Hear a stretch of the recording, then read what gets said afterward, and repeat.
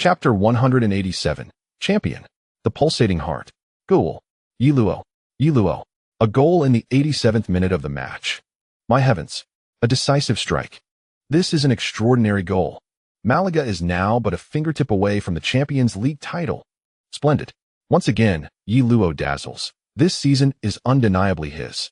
Who else? Who could possibly rival his godlike performance this season?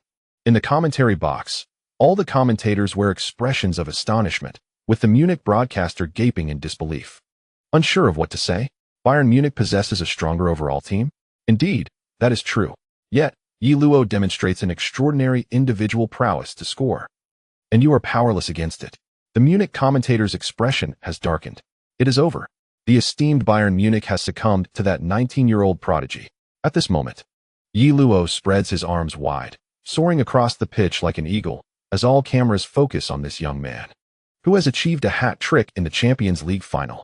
He laughs heartily, his handsome face adorned with grass and dirt, glistening with beads of sweat under the radiance of the Allianz Arena. This is his night. The gaze of the entire footballing world is fixed upon him. With this goal, the stars of Bayern Munich have once more become mere supporting characters in his narrative. Schweinsteiger, Timischuk, Alaba, Boateng, Lahm, Dante, Neuer, these players are all renowned stars in the world of football. Yet at this moment, they serve merely as a backdrop to the smile of Yiluo. Disheartened and helpless. A hat trick. A hat trick. Yiluo has performed a hat trick in the Champions League final. After uttering this statement, Andres yanked off his earpiece and shouted to his assistant behind him, "Data. Quickly. Data. A hat trick. A hat trick in the Champions League final." In Andres's memory, the players capable of achieving a hat trick in the Champions League final are exceedingly rare, truly a gem among gems. Hence, prior to the match, very few commentators would prepare such detailed historical data regarding the players who have accomplished this feat. Although Andres had some recollection of such data, this was live broadcasting. Accuracy was paramount, for any mistake would lead to ridicule. His assistant hurriedly scrambled to access the data repository on the laptop. Meanwhile, Andres donned his earpiece once more, passionately continuing his commentary. A decisive strike. We can proclaim this a final, as Malaga has triumphed over Bayern Munich. And although there are just a few minutes left in the match, I must assert, this is indeed a decisive goal. 3-2. Malaga leads. And they are but a few minutes away from the Champions League title. Yiluo's goal has dealt a devastating blow to Bayern Munich's morale. Just then, his assistant handed the hastily printed data to Andres. As Andres continued to commentate, he took the information. After a fleeting glance, he took a deep breath. For Yiluo, this marked his 26th goal in the UEFA Champions League this season. Yes, the 26th goal. He had once again shattered the record, and concurrently, he became the fourth player in Champions League history to score a hat trick in the final. The illustrious names preceding him are Alfredo Di Stefano and Ferenc Puskás of Real Madrid, alongside the legendary Michel Platini of AC Milan. However, the exploits of these three players in the Champions League final occurred several decades ago. Di Stefano and Puskás achieved their feats in the same match during the distant 1959-1960 season, the final year of Real Madrid's unprecedented 5 consecutive Champions League titles. In that final, Real Madrid triumphed over Frankfurt with a score of 7-3, where Di Stefano netted a hat trick while Puskás astonishingly scored 4 goals. Furthermore, Puskás also performed a hat trick in the Champions League final where Real Madrid faced Benfica, even amidst a loss of 3-5. Platini stands as the third player to accomplish a hat trick in the final. During the 1968-1969 season, AC Milan clashed with Ajax, who boasted the superstar Johan Cruyff.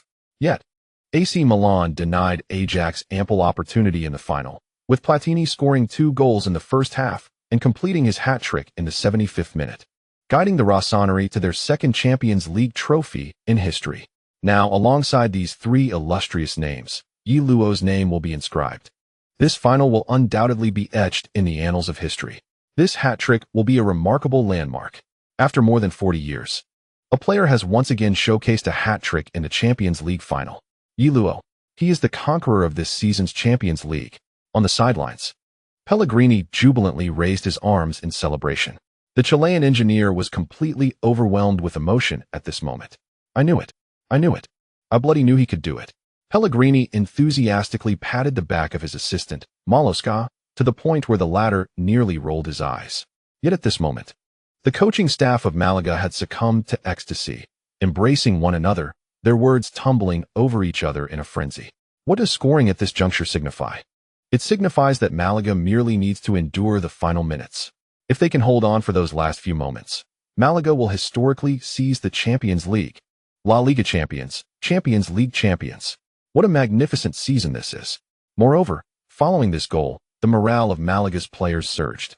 The fatigue that had enveloped them dissipated, if only momentarily. And what of Bayern Munich? They initially fell behind, then managed to turn the tide, only to be overtaken by Malaga. Such dramatic highs and lows in life are unparalleled. In the wake of such an exhilarating experience, one must ponder how much fighting spirit remains within them. After scoring, Luo found it difficult to move far, as he was soon surrounded by his Malaga teammates. Van charged in from the side, toppling Luo to the ground before pressing down upon him. A multitude of Malaga players hurried to join the fray, forming a chaotic pile. Meanwhile, the television screen was replaying Luo's recent goal, a historic moment. In such a critical final, he scored the decisive goal, completing a hat trick. This was truly remarkable. And the goal was executed with such elegance. Luo skillfully maneuvered past Template and Alaba, managing to break free even as Template tugged at his jersey. Once he surpassed the midfield defense, the subsequent actions became considerably simpler. He surged into the penalty area with sheer speed, unleashing a powerful strike with his right foot. Resolute, decisive, swift, and incisive. Andres mused that given the significance of this goal, it could certainly contend for the goal of the year. Duan Xian, in his exuberance, proclaimed it might be the greatest goal in Champions League history. Prior to this, the title of best goal had belonged to Zidane's legendary volley. That volley had become a classic. However, when considering the brilliance of the goal, the audacity of the execution, and the timing, Luo's strike stands shoulder to shoulder with Zidane's. Both goals are stunning, yet their beauty is distinct. Luo's long-distance run showcased his skill, resilience, and shooting prowess to perfection. While Zidane's volley was undeniably challenging, it lacked the enduring impact and visual astonishment of Luo's electrifying sprint. Moreover, just before this goal, Luo had executed an exquisite bicycle kick within the box, which could arguably rival Zidane's masterpiece. Thus, Duan Xian was not entirely unfounded in his fervent praise for his country's player.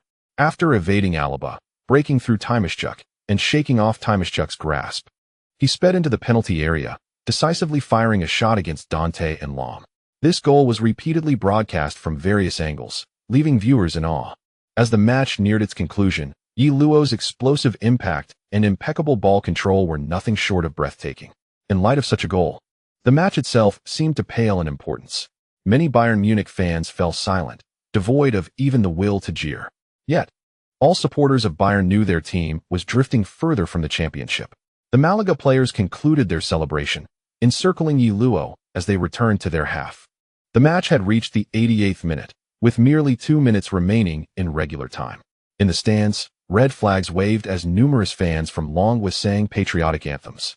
Upon witnessing this scene, Duan Xian felt a pang of emotion, for this was a moment that should have resonated on the national stage for the Longwa team.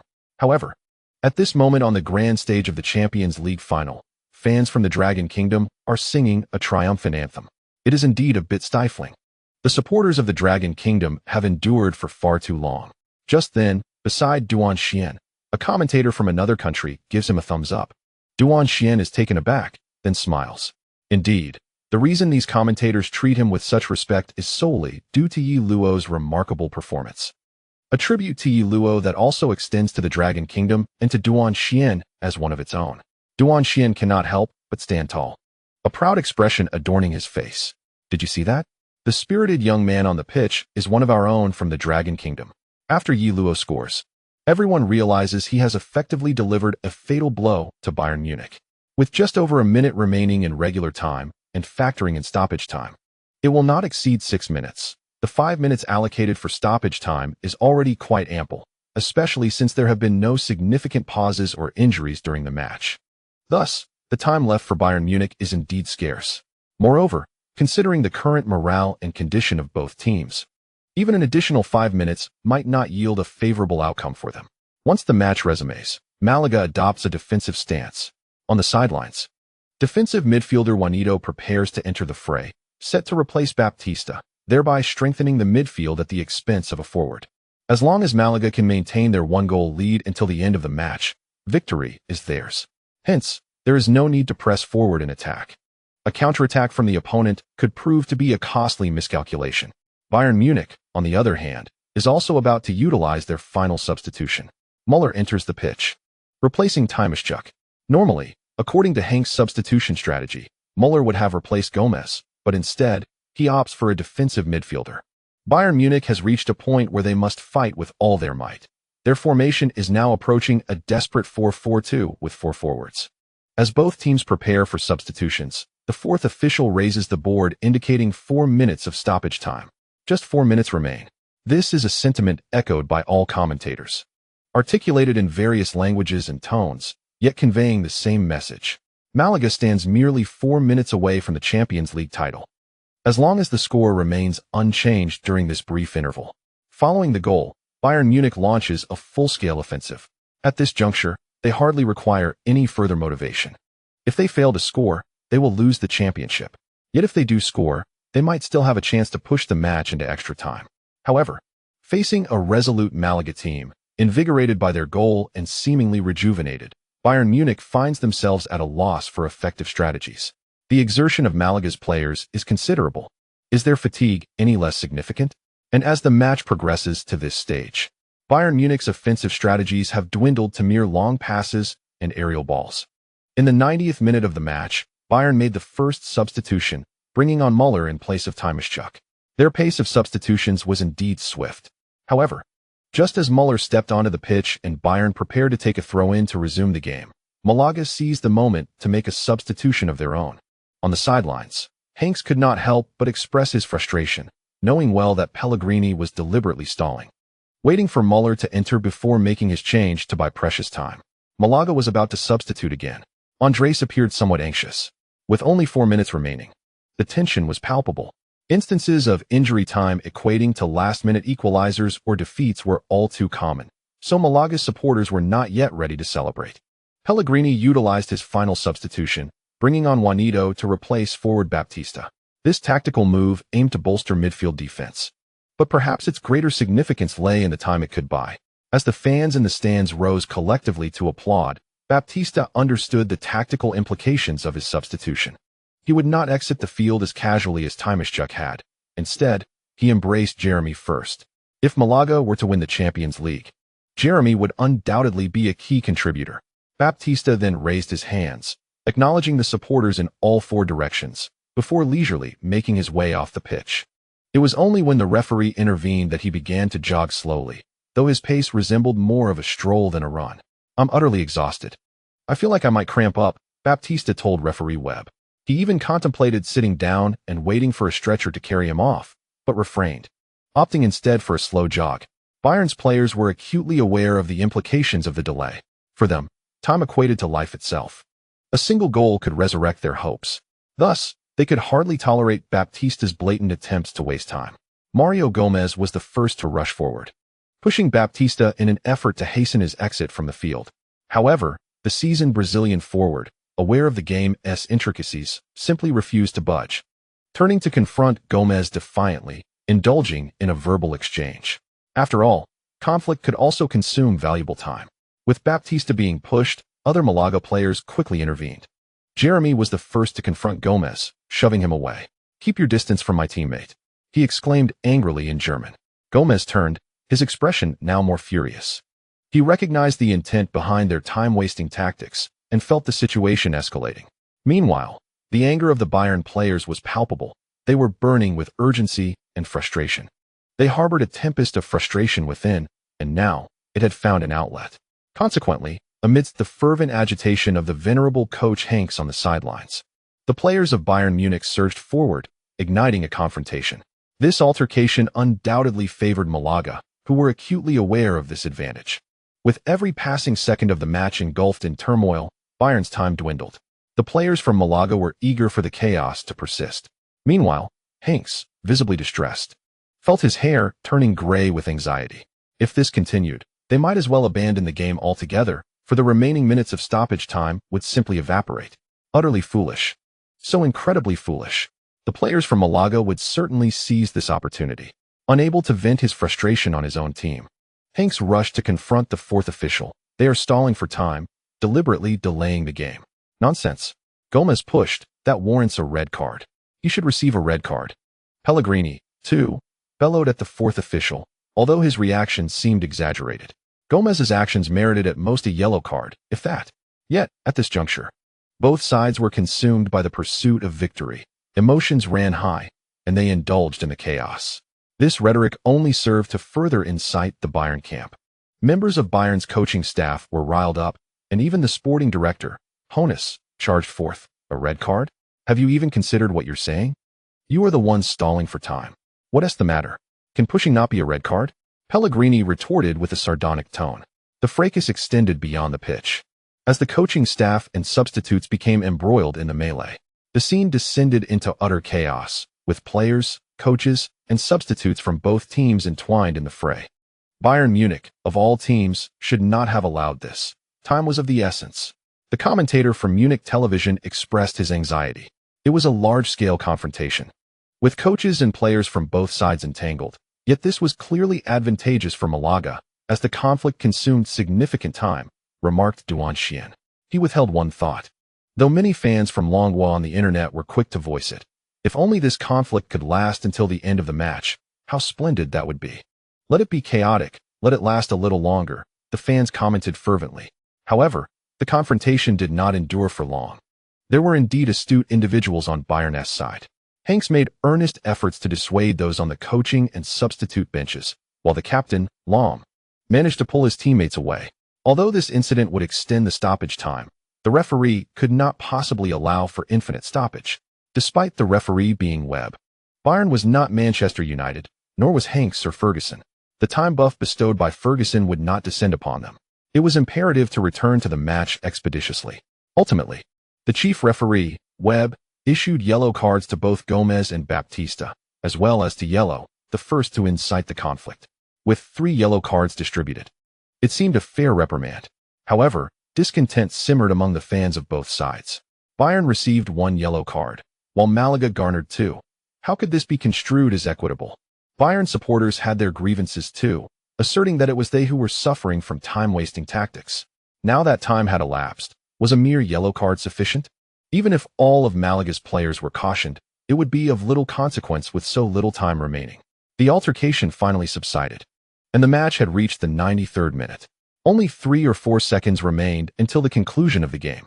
Once Webb signaled the resumption of play, Bayern swiftly executed a throw-in, followed by Lahm's long pass into the penalty area. Inside the box, Caballero leapt high to claim the ball, securing it beneath him. And only after surveying his surroundings did he rise leisurely once all players had retreated from the penalty area. By this time, 94 minutes had elapsed.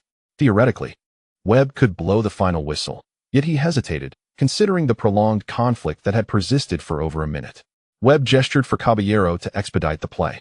However, Caballero dallied, first mimicking a long throw-in before feigning a kick, ultimately placing the ball on the ground and then kicking it away. This exasperated the Bayern supporters in the stands. The ball soared into the forward area, where Yellow managed to contain Schweinsteiger, shielding it with his foot and forcing a foul. Yellow had no intention of quickly resuming play. He retreated, and then Cazorla, in a similarly languorous manner, approached to hand the ball to Yellow, who advanced along the sideline towards the baseline. Bayern's players surged forward, finally toppling Yellow to the ground. Yet, in a crucial moment, Yellow deftly flicked the ball with his heel, sending it ricocheting off Boateng's foot and out of bounds. A corner kick, exclaimed the commentator, Duan Xian. The match had now entered the 95th minute, and the referee continued to allow time. Malaga's corner kick was executed with equal reluctance, as Yellow and Van Nistelrooy took nearly a minute to engage, and by the time possession returned to Bayern Munich, the clock had ticked into the 96th minute. In the stands, discontented Malaga players were met with jeers. Time was up, they shouted. Bayern Munich supporters, however, saw a glimmer of hope, fervently cheering for their team. The referee was still granting time. Bayern Munich still had a chance. If they could equalize in the dying moments before the final whistle blew, it would be nothing short of exhilarating. It would be reminiscent of Manchester United's dramatic comeback against Bayern in injury time to clinch the title. We had been unfortunate back then. Surely, fate would grant us a stroke of luck now? With such thoughts, many Bayern fans began to indulge in hopeful fantasies. Yet, reality can be exceedingly harsh. Neuer initiated a powerful goal kick, which was met by a header from Matthäus. While Yellow chose not to control the ball, but instead struck it directly into the air with a mighty kick. The ball soared exceptionally high, though not particularly far. All eyes were fixed on the descending football. In the tussle between Van Nistelrooy and Dante, it was Dante who made contact first. Yet he failed to direct it to his teammates, sending it out of bounds instead. After the Malaga players sluggishly resumed play, the referee, Webb, ceased any further allowance for time. He blew the whistle, 2 short and 1 long, marking the conclusion of the match. The game is over. Duan Xian erupted into joyous shouts almost instantaneously. The match concluded. Malaga has made history. They have secured their first ever UEFA Champions League trophy.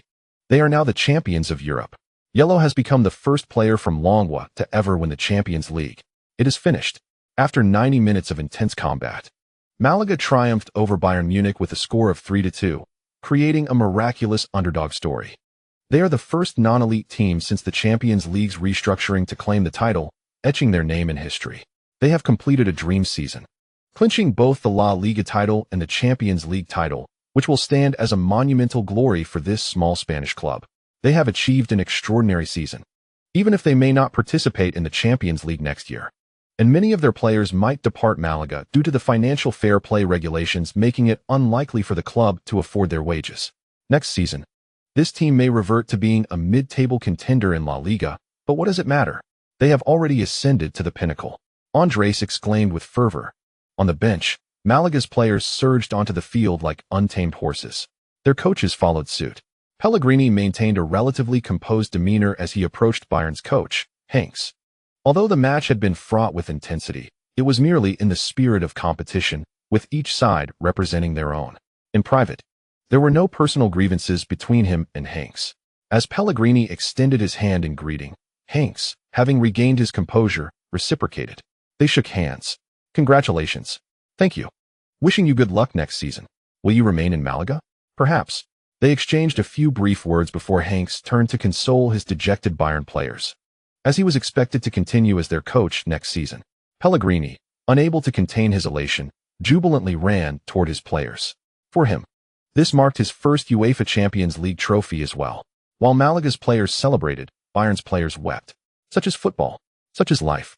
Of course, there were tears among the Malaga squad as well. Isco was in a state of uncontrollable weeping. Why are you crying? We are champions. Champions of Europe, Yellow said, embracing his shoulder. Isco, tears streaming down his face, responded, I'm crying out of joy. The European Championship, a feat I previously scarcely dared to imagine. How magnificent dreams can be. Just look at us now. We have realized our first aspiration, haven't we? Upon hearing Yeluo's words, Isco couldn't help but smile. When he transferred from Valencia to Malaga, it was precisely for the sake of joining Yeluo.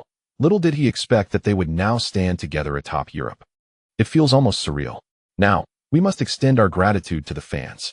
Yeluo patted Isco on the shoulder and then dashed towards the substitutes bench. Retrieving a small backpack, he rummaged through it and pulled out a vibrant red cloth. Unfolding it, he draped it over himself. It was none other than the national flag of the Dragon Kingdom. Adorned with this flag, Yeluo sprinted to the sidelines, joining his fellow players in a lap of thanks around the pitch. The sight of the Dragon Kingdom's flag moved Duan Xian deeply. The UEFA Champions League is a competition among clubs, devoid of any formal ceremonies such as raising flags or playing national anthems. Nevertheless, national flags are often seen on the football field. For instance, De Michelis was draped in the Argentine flag, while Baptista wore the Brazilian flag. Until now, the flag of the Dragon Kingdom had never graced this highest stage. As this splash of red appeared before the Dragon Kingdom's supporters, many found their eyes glistening with tears. Why are you crying? The wind is strong. Sand has blown into my eyes. Bayern's players, some standing on the field while others lay prostrate, were overcome with emotion, many covering their faces in tears. They had toiled for an entire season, runner-up in the league, runner-up in the DFB Pokal, and now, runner-up in the Champions League. Such a fate was indeed cruel for the players of Bayern Munich. Yet, there is a saying, What does not kill you makes you stronger. Hanks lifted each of his players, embracing them and patting their backs.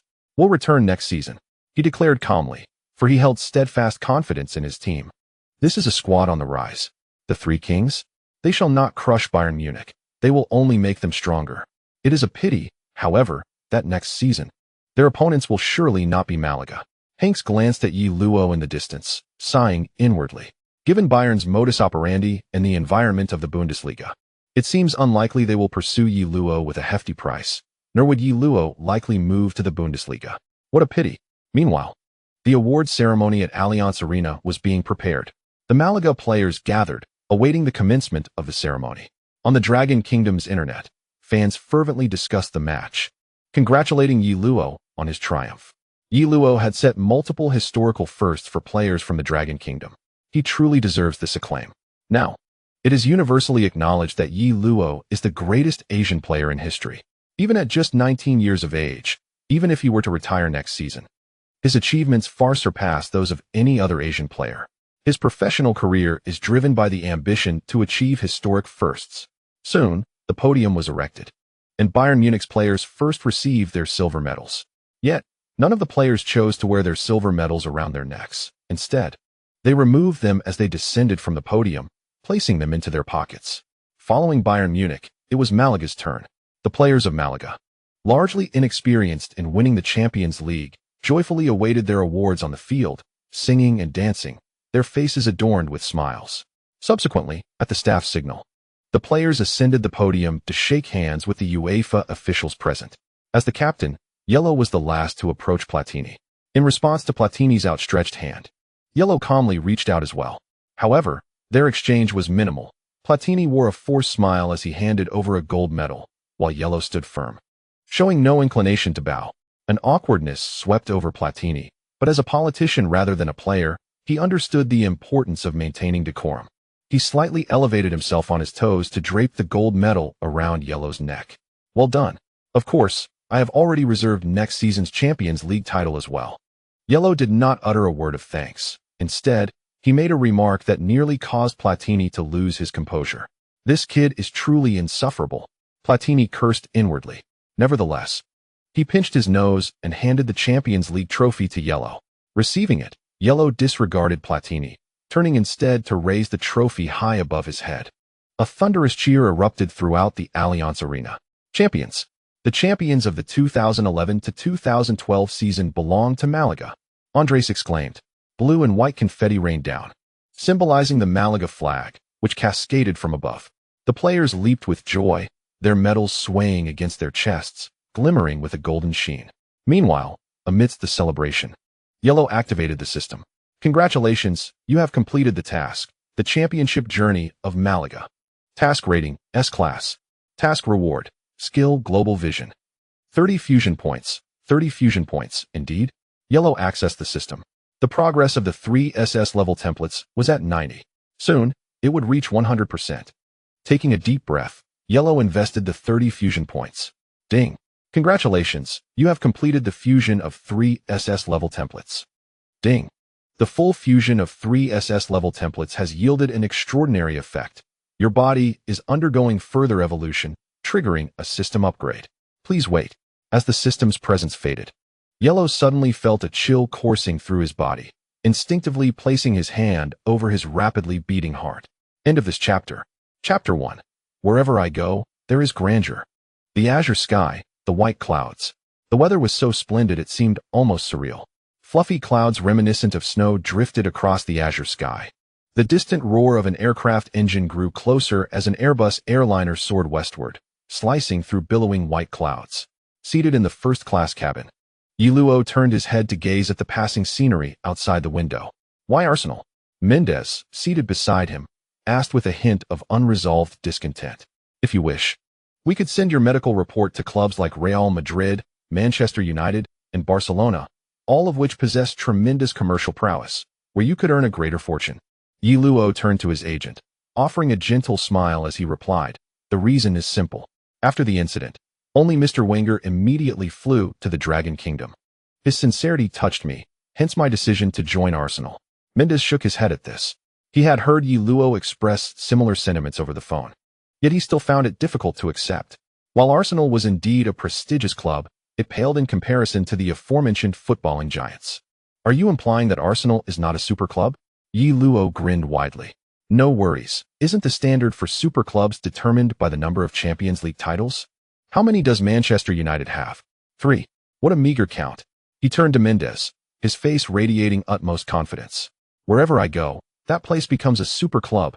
Mendes, taken aback by Yi Luo's expression, couldn't help but reminisce about events from a month prior, after the conclusion of the Champions League final. Yi Luo had been pursued by the world's elite clubs. Ultimately, Manchester City triumphed over the traditional powerhouses, securing him with a staggering weekly salary of 110,000, along with an almost altruistic approach towards the player's commercial potential. An agreement was reached between Yi Luo and Manchester City, and everything appeared to be progressing smoothly. However, complications arose during his medical examination.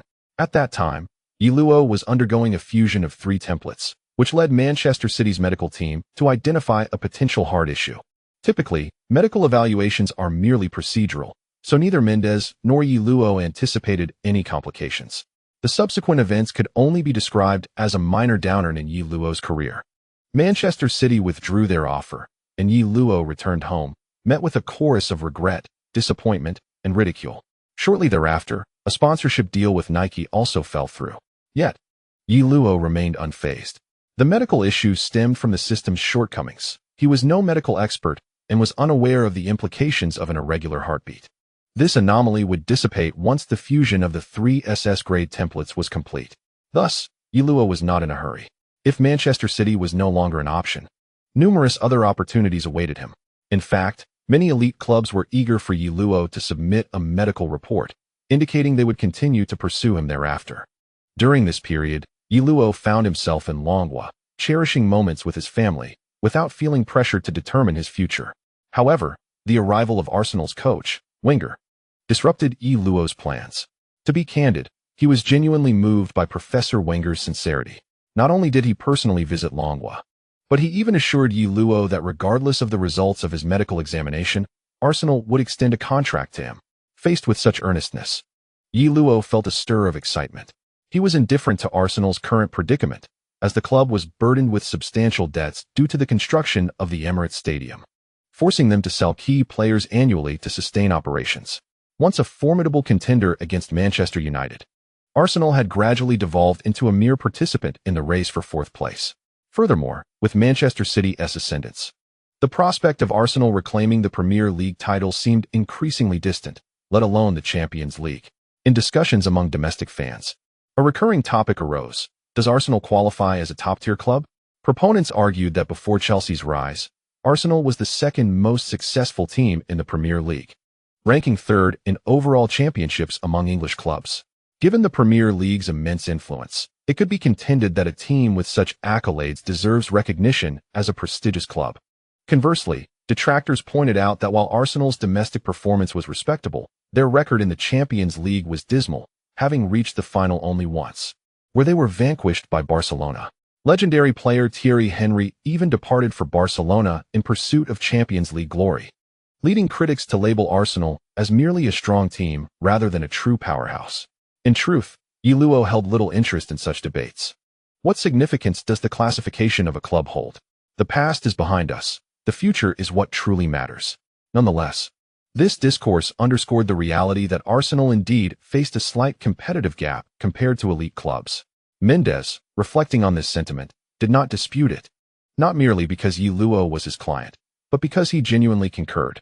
How did Malaga secure a double crown last season? It was due to Yi Luo. He had led such a modest club to triumph. Surely, joining Arsenal could not yield a worse outcome. Presently, there were numerous doubts surrounding Yi Luo, particularly concerning his physical condition. Yet Mendes was aware that these concerns were unfounded. Manchester City had missed out on one of the greatest players in history, as well as a superstar capable of transforming them into a true powerhouse. Additionally, in Longwa, the implications of Yi Luo's situation prompted many enterprises to engage with Mendes promptly. Before international giants like Adidas and Nike withdrew, several prominent domestic companies had not anticipated that a first-tier superstar like Yi Luo would consider signing with a domestic brand. After all, Even the Chinese Super League had opted not to collaborate with local sports brands, choosing Nike as their partner instead. Ultimately, Yi Luo entered into a contract with the Hongxing Group within the Dragon Kingdom, becoming the foremost ambassador for the sports industry of Hongxing Group. In addition, the group supported Yi Luo's aspirations to play in Europe. Following his decision to sign with Arsenal, Hongxing Group also became a strategic partner of the club, providing substantial support for Yi Luo's transfer. Although Arsenal could not match the salary offered by Manchester City, with the backing of Hongxing Group, they were able to offer a salary equivalent to that of the highest earner in the Premier League, Wayne Rooney, at $300,000 per week. Furthermore, various bonuses were generously provided, demonstrating a clear commitment. Yi Luo understood that to persuade the Arsenal owner, Arsene Wenger must have exerted considerable effort. After all, it is often said that Professor Wenger has a genuine affection for young talent. Wenger was undoubtedly taking a gamble, a bet on a future that belonged to him and to Arsenal.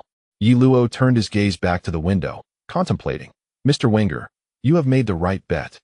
I shall usher in an unprecedented era of glory for Arsenal. He mused, a prestigious club? I am a prestige unto myself. Yi Luo's attention then shifted to the system. After the conclusion of the last season and the resolution of various tasks, he reaped significant rewards. Firstly, he acquired an SS-level skill, global vision. While it did not directly enhance his technical abilities, it effectively granted him an aerial perspective of the pitch within his mind. The sensation was extraordinarily wondrous. He could perceive the movements of all players in the football at any moment. On the field, players, particularly those in midfield, must constantly swivel their heads, striving to encompass the entirety of the pitch in their view, akin to a radar scanning its surroundings, allowing them to assess the overall situation. Among the best at this was Barcelona's midfield maestro, Xavi. However, no matter how Xavi moved his head, his perspective remained a horizontal view centered around himself. In contrast, Yi Luo now possessed what could be described as a godlike perspective. Why do fans sometimes feel that commentators possess a greater understanding of the game than the elite professionals on the pitch? It is due to differing viewpoints. This skill enables Yi Luo to make more rational and incisive movements and positioning. He can identify every available space on the field. While it does not directly enhance his technical skills or physical attributes, the significance of this skill is on par with his other abilities. Indeed, one might argue that this skill alone could elevate an ordinary midfielder to the ranks of the historical elite. In addition to this skill, Yi Luo's most substantial gain was the complete fusion of 3 SS-level templates. After achieving a perfect integration, Yi Luo not only acquired the strongest attributes of 3 Ronaldos, but also attained 3 maximum value attributes: speed, 100, shooting, 100, ball control, 100. Upon reaching these maximum values, Yi Luo received 3 badges for these attributes: the Speed Max badge, SS level; badge effect, extreme velocity, achieving an unparalleled speed to surpass the opponents ahead while trailing by no more than 2 body lengths; shooting full value badge, SS grade; badge effect, the instinct of a goal scorer. When a shooting opportunity arises, you will possess a formidable intuition; ball control full value badge, SS grade; badge effect, divine ball control. Regardless of the direction from which the ball approaches, you can most likely stop it in an ideal position. 3 attributes at full value. 3 SS grade badges.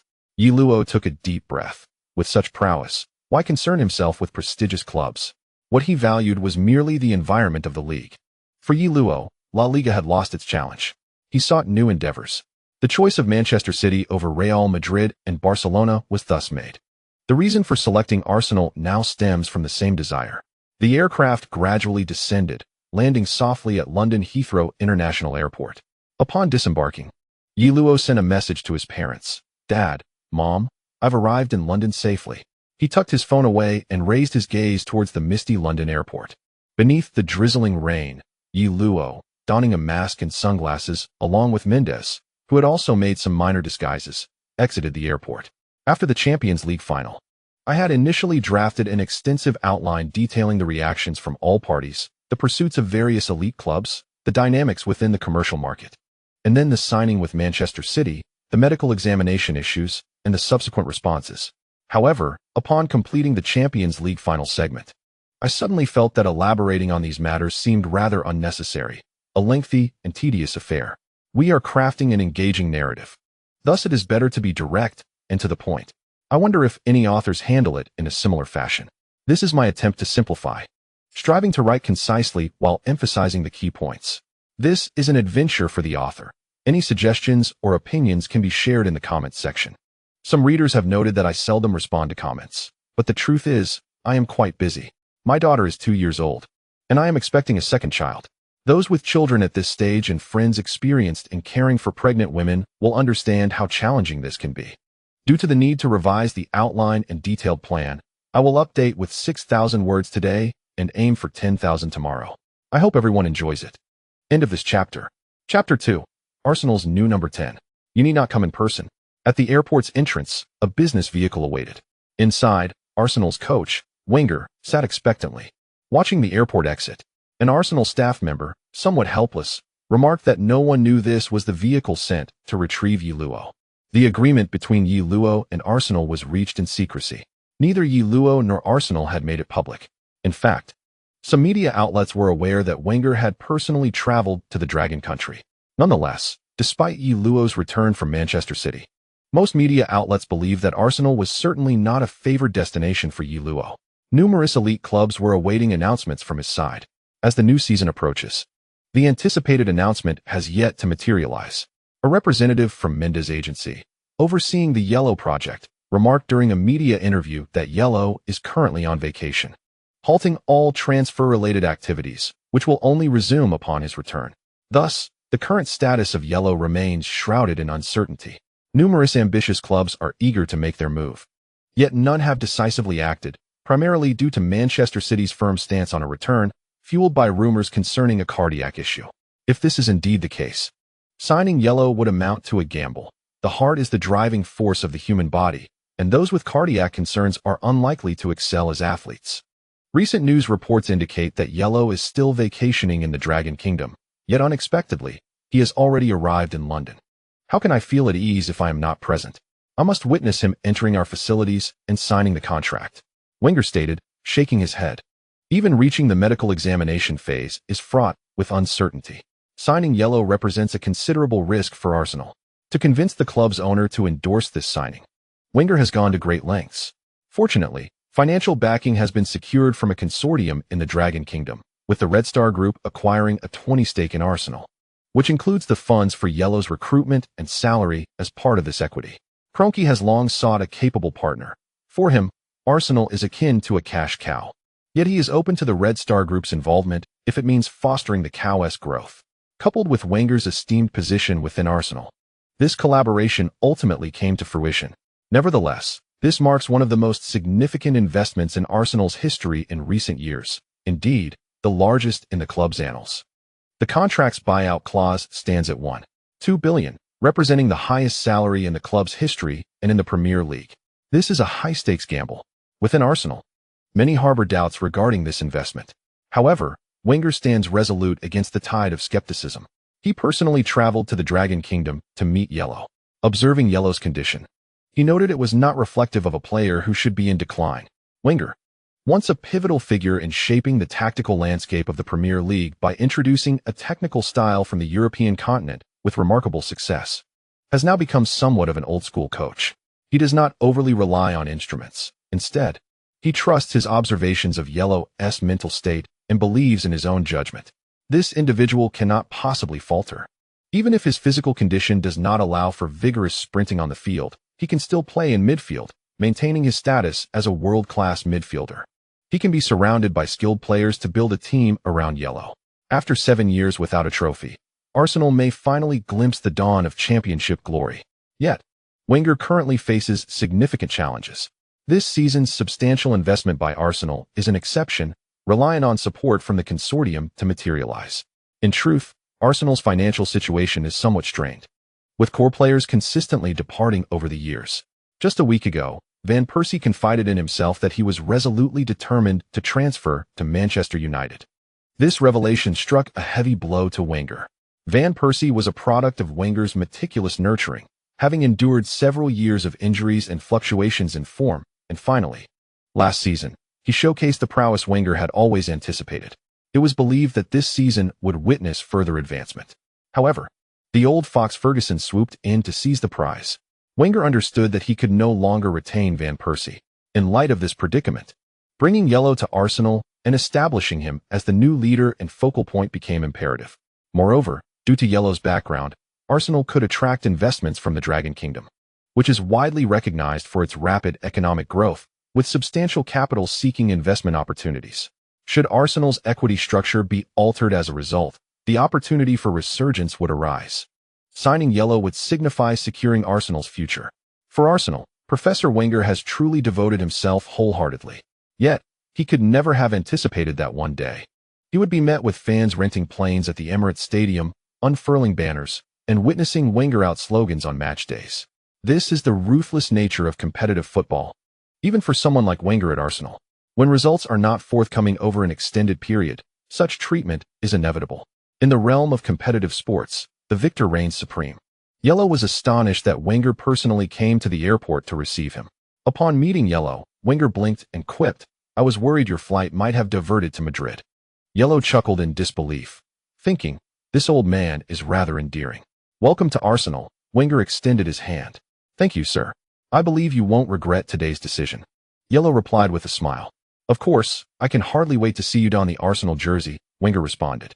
As they conversed, they entered the vehicle, which set off and arrived at Arsenal's Coney training ground after an hour. At that moment, the other players were still on holiday, with a month and a half remaining before the Premier League commenced, and they had yet to return. Nevertheless, the training center was bustling with staff. Upon seeing Yellow, their faces displayed sheer astonishment. Could it be that the old man truly secured Yellow? Yellow waved at the excited Arsenal staff and, guided by them, entered the medical examination room. Before stepping inside, Wenger reassured Yellow, stating that even if there were genuine concerns about his heart, Arsenal would still offer him a contract.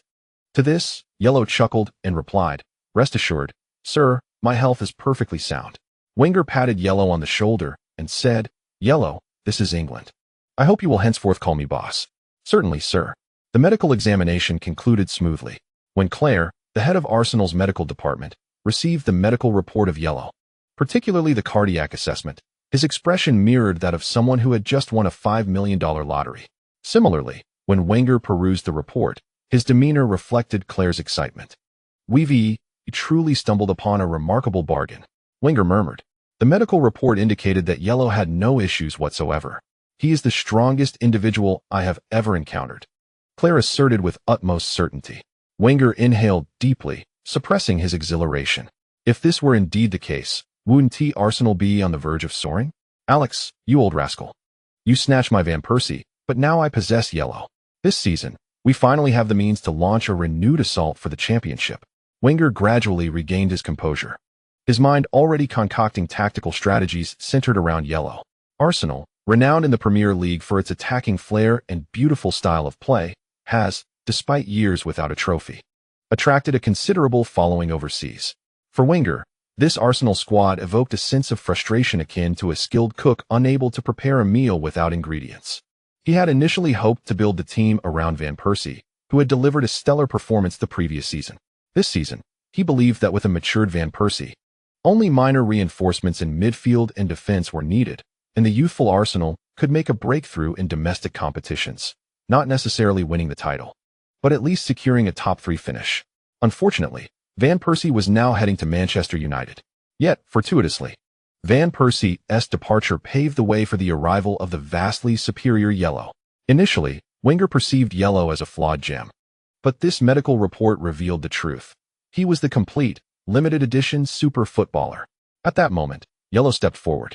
"Coach, I believe we can now proceed to sign the contract." Wenger set aside the medical report, his expression now composed. "Welcome to the Gunners," he stated. "It is my honor. I believe I will usher in a glorious era for the Gunners." Yellow replied with calm assurance. Wenger felt a surge of excitement. "This is precisely what I aspire to achieve," he remarked. The two exchanged knowing smiles.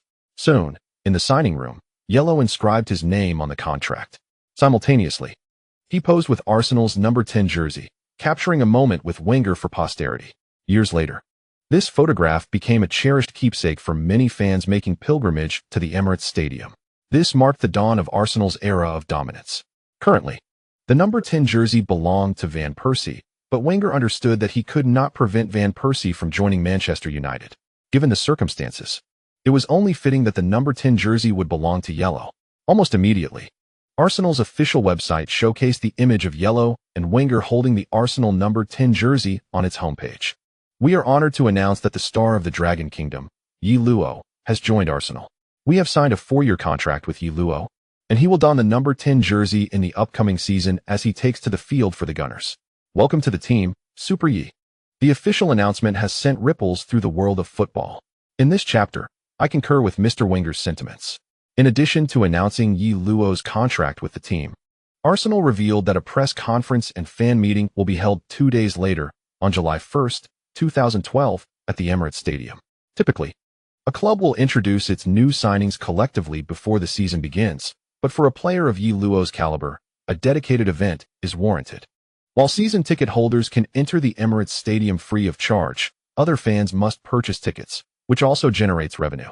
The sudden announcement of Yi Luo's signing left the English media in a state of bewilderment. It is well known that England boasts one of the most developed media landscapes in the world, largely due to the global prevalence of the English language. The influence of British media is substantial, as many of its newspapers are considered the pioneers of modern journalism, coupled with the sensationalism of certain tabloids. Players arriving in England encounter a distinctly different media environment compared to countries like Spain, Italy, and Germany. Consequently, Arsenal's discreet negotiations with Yi Luo were perceived as a humiliation for the English press. However, it was not long before they uncovered numerous insider details. The Daily Mail was the first to break the news. According to sources within Arsenal, the club had been in contact with Yi Luo as far back as a month ago, and Wenger himself had traveled to the Dragon Kingdom to engage with Yi Luo. Furthermore, due to Yi Luo's association, Arsenal secured investments and commercial partnerships from several enterprises in the Dragon Kingdom, which alleviated certain obstacles to his signing, such as the payment of a buyout clause to Malaga and Yi Luo's salary. The Telegraph's report primarily focused on Yi Luo's physical condition. Reliable sources indicate that Yi Luo is in excellent health, and his medical examination results have satisfied Arsenal's coaching staff. This suggests that the initial concerns raised by Manchester City's medical team regarding Yi Luo's health may have been unfounded, leaving them to potentially regret their decision. According to sources close to Carrington, the head of Manchester City's medical department remains steadfast in his assessment, believing that Yi Luo's heart issue is severe. The Dragon Kingdom's Red Star Group has acquired a stake in Arsenal, becoming one of the major shareholders. It is reported that next season, Arsenal's front jersey sponsorship will feature the logo of the Red Star Group. The English media were among the first to react. Meanwhile, in the Dragon Kingdom, Yi Luo's move to Arsenal has sparked considerable discussion among the press. While most media outlets express some regret over Yi Luo's choice of Arsenal, the consensus leaned towards support. As after a month of anticipation, Yi Luo's next chapter has finally been resolved. Although not a titan like Real Madrid, Barcelona, Bayern Munich, or Manchester United, nor a financial powerhouse like Chelsea or Manchester City, Arsenal still holds its ground as a competitive first-tier club in the Premier League. However, dissonant voices have emerged recently. Led by the media faction associated with the FA, reports have been rampant regarding Yellow's return from Manchester City. Now that Yellow has signed with Arsenal, it has become a cause for jubilation among these journalists. Transitioning from the reigning Premier League champions to a fourth-place team raises questions about the acceptance of such a disparity. Ma Dasheen, in a sarcastic tone on his Weibo, quickly turned his post into a gathering spot for Yellow's detractors. The speculation about Yellow's decision to join Arsenal, possibly due to a dislike for Real Madrid, has been met with mockery. It seems that the pursuit of fourth place will only intensify. However, as this Weibo post was screenshotted and circulated, a multitude of fans flocked to express their sentiments towards Ma Dasheen's family. Yellow's signing with Arsenal has trended as the hottest topic on Weibo. While many fans express regret over Yellow's choice, wishing he had joined a grander club, some have exhaled in relief, as news from England a month ago had cast doubts over his future. Now, with Arsenal confirming that Yellow's medical examination revealed no issues, many of his supporters can breathe easier. If he could lead Malaga to a double triumph, might he not also soar with Arsenal? Some players join prestigious clubs to bask in glory, while others are champions in their own right. Chinese fans brim with confidence in Yellow, though such confidence appears less prevalent in England. Many Manchester City supporters have taken to social media to deride him. After all, Yellow's return from City to Arsenal could render City somewhat foolish should he excel at his new club, while the season has yet to commence. Fans often indulge in momentary bravado. Arsenal has merely seized an opportunity. I acknowledge Yellow's considerable talent, yet it remains a fact that he was returned by Manchester City. His medical issues were concerning, as his physical condition may not support the rigors of competitive football. City fans defend their club, while fans of other Premier League teams, particularly those from Manchester United who once nearly secured Yellow's signature, express skepticism. Is it possible that Yellow's medical results were indeed flawless? This uncertainty plagues the minds of many fans. The controversy surrounding Yellow's medical examination has become a veritable enigma. Only when the season commences will it be revealed whether Yellow can showcase his true capabilities. Within the Arsenal fanbase, while a small faction harbors doubts regarding Yellow, the majority are genuinely excited about his arrival at the club. Luo is now widely recognized as one of the strongest players. He is also the frontrunner for this year's Ballon d'Or. A star of such caliber would previously never have considered joining Arsenal. What a remarkable transfer. The Arsenal fans are immensely exhilarated, eagerly anticipating Luo to rescue the club from its plight and lead them to triumph. Luo's move to Arsenal has become the most significant news in the football world over the past few days, overshadowing even the UEFA Euro final. Meanwhile, in Kiev, during a training break for the Spanish national team preparing for the 2012 Euro final, the players are also discussing this development. The members of the Spanish squad are quite familiar with Luo, including his former Malaga teammates, Schürrle and Isco. Most of the other players hail from Real Madrid and Barcelona, essentially forming two distinct circles within Spanish football. However, the relationship between these two circles has remained relatively intact at the national team level, at least for now. Part of the fallout between Casillas and Mourinho stemmed from the latter fueling absolute animosity between Real and Barca, which left Spain's captain, Casillas, concerned about the potential impact on team unity. Currently, prominent figures in the Spanish national team, such as Casillas, Ramos, Iniesta, Xavi, and Alonso, gather together. And the conversation inevitably revolves around Luo. I never expected that he would actually go to Arsenal, Ramos remarked, shaking his head. I thought he would be my teammate next season. Joining Arsenal? That's akin to self-sabotage, Casillas added, shaking his head. Is there really no issue with his physical condition? Who knows? But that guy is truly formidable. With such prowess, he should be fine, right? We will know next season. If everything is fine, why Arsenal then?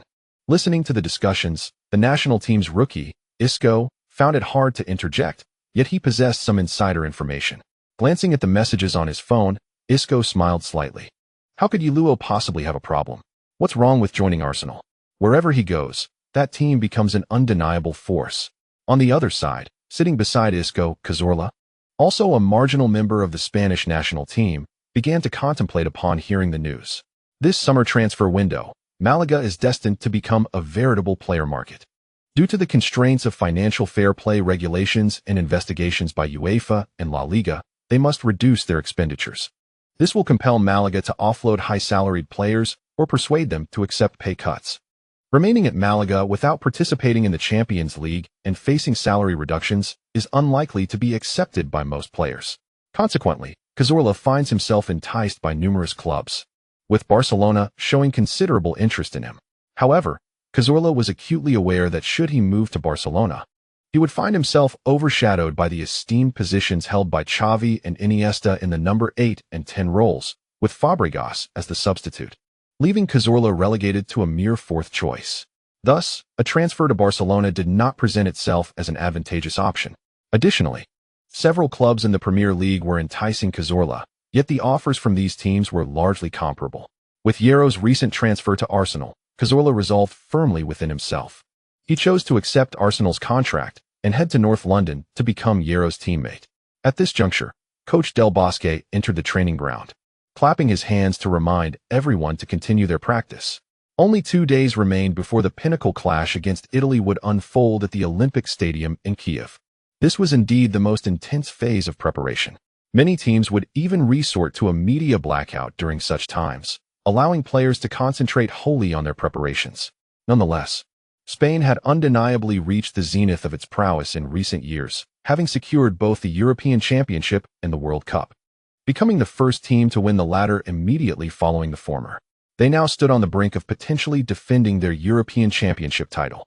Meanwhile, the Italian team, also reaching the finals, found themselves discussing Jürrle. "I thought I could be his teammate. What a pity," Balotelli remarked boldly. "Next season, he is going to come for you." "Indeed, Mario. Are you not afraid?"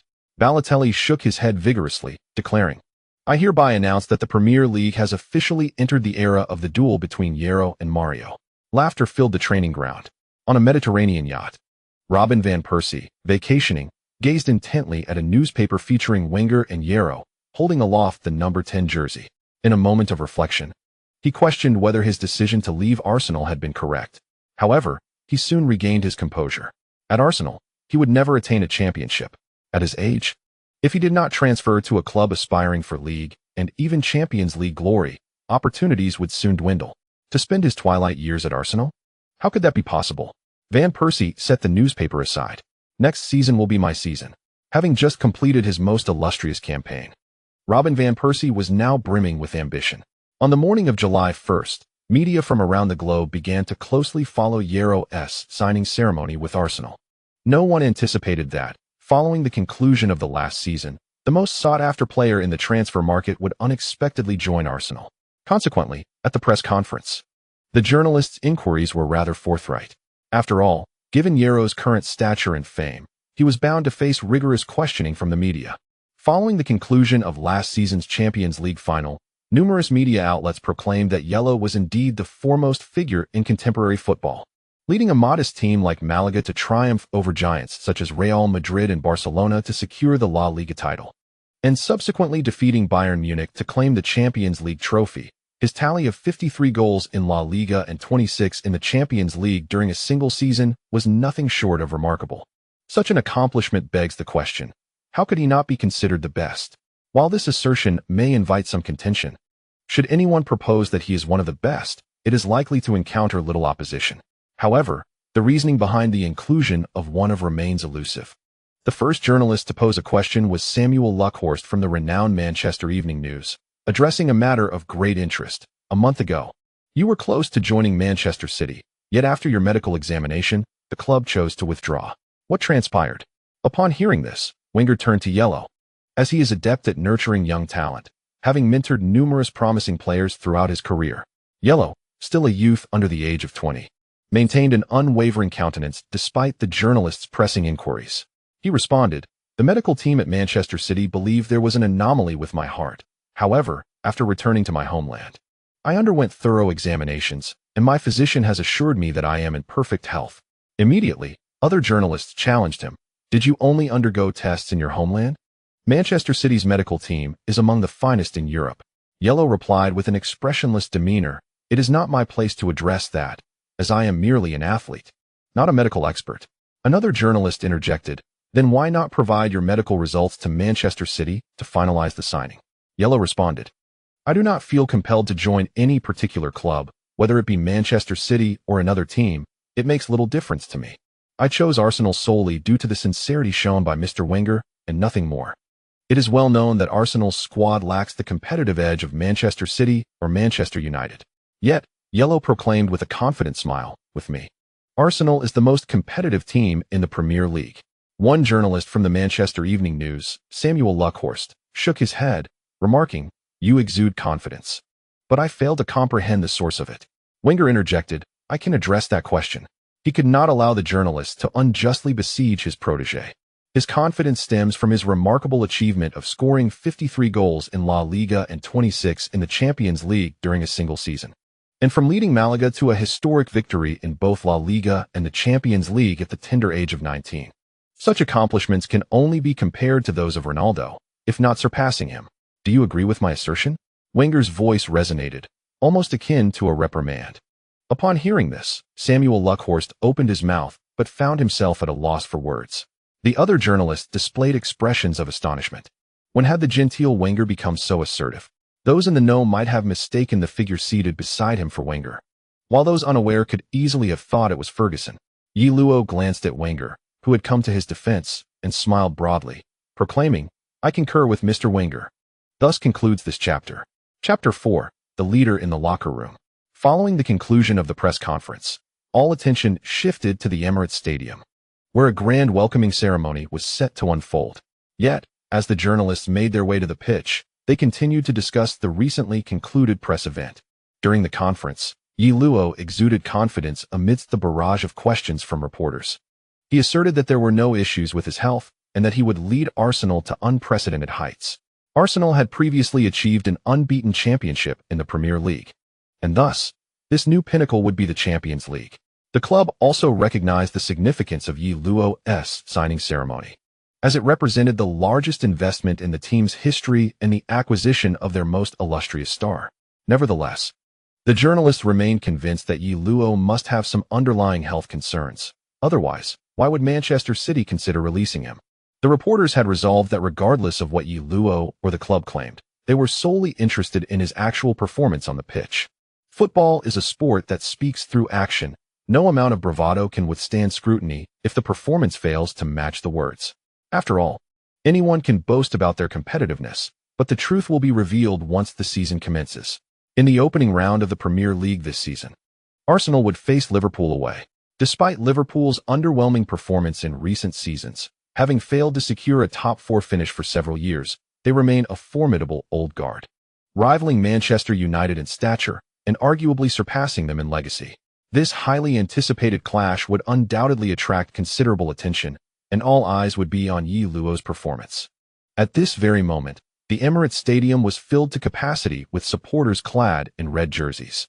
Opened in the 2006 to 2007 season, the stadium accommodates over 60,000 spectators. Although the construction of this venue burdened Arsenal with significant debt, the importance of possessing a truly modern stadium for a centennial club is self-evident. Though the club may endure years of financial constraint, the long-term benefits of this stadium for Arsenal are undeniable. Currently, the Emirates Stadium was brimming with fans. Among them, 32,000 held season tickets, with most having arrived at the venue. Additionally, nearly 30,000 fans had purchased tickets to enter. Prior to Yi Luo and Wenger's arrival at the stadium, the large screen displayed highlights of Yi Luo's remarkable performances from the previous season. As Yi Luo, clad in Arsenal's red number 10 jersey, strode down the player tunnel with a football in hand, the DJ boomed, "Arsenal fans, let us welcome our new number 10. The entire stadium reverberated with the jubilant chant of YYLU, the collective voices of the fans rising in a tidal wave of sound. The atmosphere was electric, every ear vibrating with the exuberance of the crowd. As Yi Luo strode towards the center of the field, he raised his right arm in greeting to the adoring fans. "Here he comes. Yi Luo is here," exclaimed the excited commentator Duan Xian on the national sports channel broadcasting live. Can you fathom this? This is the welcoming ceremony for a player from the Dragon Nation. Despite not having played a single minute for Arsenal, Yi Luo was met with such fervent adulation. This is what it means to be a superstar. A genuine, bona fide superstar. The fans repeatedly called out Yi Luo's name, and even those watching from afar, across the ocean, could feel the resonance of the moment. Yi Luo made his way to the center of the pitch, where Wenger awaited him. Upon his arrival, Wenger embraced him warmly and then ushered him to the microphone. As Yi Luo grasped the mic, the cheers gradually subsided. He surveyed the crowd, feeling little stirrings within. He had encountered similar scenes during his time in Malaga. He understood that the Arsenal fans were drawn by his reputation. Should he falter in performance, the very cheers that now surrounded him could turn into disdain. The arena is indeed unforgiving. Thank you all for your cheers and for your trust. Yi Luo spoke into the microphone. When I chose to join Arsenal, I heard plenty of doubts regarding my decision. But now, I wish to tell those skeptics, I have arrived, and with me, the champion shall come. As his words resonated, a tempest of applause erupted from the stands of the Emirates Stadium. Many Arsenal fans were moved to tears. This is the star we need. We require such commanding presence. For heaven's sake, get him the captain's armband. However, a wave of dissent arose at the mention of appointing Yi Luo as captain. No, perhaps not. Many Arsenal fans instinctively protested. Having witnessed a captain sold each year, they bore a touch of PTSD. Wenger, too, was applauding, his expression animated, as he seriously contemplated the captaincy. Van Persie had been the captain last season, but with his departure, who would don the armband now? Originally, Wenger had intended for the center-back Vermaelen to assume the captaincy this season, yet now he found himself wavering. Perhaps Yi Luo was indeed the more fitting choice. After all, this season was entirely structured around him. He was the unequivocal core of the team, and he possessed the qualities of a leader. Appointing him as captain could be advantageous. The only hesitation was that he had just joined the squad. Wenger pondered, but with over a month until the season commenced, he decided to observe the situation further before making a decision. The resounding cheers reverberated throughout the stadium, leaving an indelible impression on the journalists occupying the media seats. "Here I am, and with me, the championship arrives," one reporter murmured, incredulous at the audacity of such a declaration. How brazen to promise leading Arsenal to victory. Does he not fear the repercussions of such lofty claims? The reporters speculated. Their gazes were fixed upon Yi Luo at the center of the pitch, surrounded by an almost frenzied cacophony of applause. In the midst of this overwhelming adoration, Yi Luo stood proud, basking in the limelight. Yet, how long could this glory endure? It was evident that Yi Luo had already garnered the support of Arsenal's local fans, which epitomizes the essence of English football culture. When English fans take a liking to a player, their loyalty is unwavering. Winning their affection is relatively straightforward. A bold persona like Yi Luo's resonates well with them. Few players dare to make such championship promises. After all, pledges are one thing, but failing to deliver could tarnish one's career. Moreover, clinching a title is not solely within the control of a single individual. The following day, the world buzzed with discussions regarding Yi Luo's unveiling at Arsenal. The confrontation between Yi Luo and reporters at the press conference, coupled with his championship promise at the Emirates Stadium, was the talk of the town. During the welcoming ceremony, he vowed to bring glory to Arsenal. Whether he was sincere remains uncertain. Perhaps he was merely swept up in the electric atmosphere. The excitement was indeed palpable, with tens of thousands of Arsenal supporters extending their warm welcome to Yi Luo. It had been ages since Arsenal had attracted a player of such caliber. The question lingered. Could Yi Luo truly deliver a championship, even a Champions League title, to Arsenal? It is difficult to ascertain. Last season, he did lead Malaga to both the La Liga and Champions League titles, but past accomplishments do not guarantee future triumphs. The media expressed skepticism regarding Yi Luo's championship declaration, with even domestic outlets in Dragon Country hesitating to cover his bold claims, especially given the current competitive landscape of the Premier League, where winning the title poses significant challenges. Last season, Manchester City achieved a miraculous turnaround against Manchester United in the final 42 seconds to secure their inaugural Premier League title, signaling the onset of a three-way battle for supremacy among the league's elite. The triumvirate of Manchester United, Manchester City, and Chelsea are deemed the strongest contenders for the Premier League crown, while clubs like Arsenal, Liverpool, Tottenham, and Everton also possess the potential to disrupt the status quo. In such an environment, relying solely on individual prowess throughout the season is exceedingly difficult. Furthermore, the Premier League lacks a winter break, and with its swift pace and intense physicality, teams endure greater injury impacts, complicating title aspirations for those with less depth in their rosters. Consequently, the media in Dragon Country focused on the grandeur of the Emirates Stadium event. They were skeptical of Yi Luo's bravado, concerned that extensive coverage could backfire if he failed to fulfill his promises, thereby risking their own reputations. Yi Luo, however, was well aware that his statements would spark controversy. Yet he remained unfazed. He often speaks, not merely to express indifference. His words are directed towards the players of Arsenal. Following the signing ceremony, the team will only convene 3 days after the European Championship final, allowing players who participated in the tournament an additional week of leave. Thus, the team will not truly gather until July 10th. During this period, it is quite challenging for Yellow to meet his teammates. Nevertheless, veteran player Rosicky has included Yellow in the players group. Yellow's arrival was quickly met with a warm welcome from numerous players. Although his weekly salary of $300,000 significantly surpasses that of his Arsenal counterparts, it would be disingenuous to say the players do not harbor a tinge of jealousy. However, such is the nature of the football field. As long as one possesses skill, it is unlikely that the players would openly confront each other at the outset. After all, they are adults, who would foolishly offend the core players of the team for the upcoming season. Nonetheless, one player posed the question that lingered in everyone's minds. Schürrle asked, "Yellow, do you genuinely believe we can secure the championship next season? Are you referring to the Premier League or the Cup?" Yellow replied, "I mean all championships. Of course, not just next season. We can aim for the Premier League title first." I am not joking. The Arsenal players remained somewhat skeptical. They recognized Yellow's prowess. Yet to truly grasp his capabilities, they would have to wait until the team assembled. That evening, the group chat was lively. However, the focus had shifted from Yellow's welcoming remarks to the European Championship final taking place that night, with everyone making predictions about the outcome. Some asserted that Spain would emerge victorious, while others believed Italy would lift the trophy. Regardless, Arsenal had neither Spanish nor Italian internationals in their ranks. Although there were two Spanish players, the veteran Arteta and left-back Monreal, the Spanish national team primarily consisted of players from Real Madrid, Barcelona, and other La Liga clubs.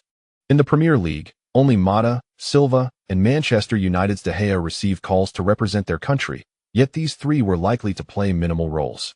The Spanish midfield was expected to feature the combination of Xavi and Iniesta. Meanwhile, veteran Arteta had never been graced with a call-up to the national team, partly due to his playing style not aligning with the traditional Spanish approach. Previous national coaches had overlooked him, and even if called, his chances of playing were slim, as Arteta did not possess the exceptional skill to secure a place among the likes of Fabregas, Mata, and Silva, the new generation of Spanish midfielders. At 30, Arteta, a relic of the previous generation, found himself with little opportunity. De Gea faced a similar predicament, despite his youth. The unique nature of the goalkeeper position meant that as long as Casillas remained active, the position was his.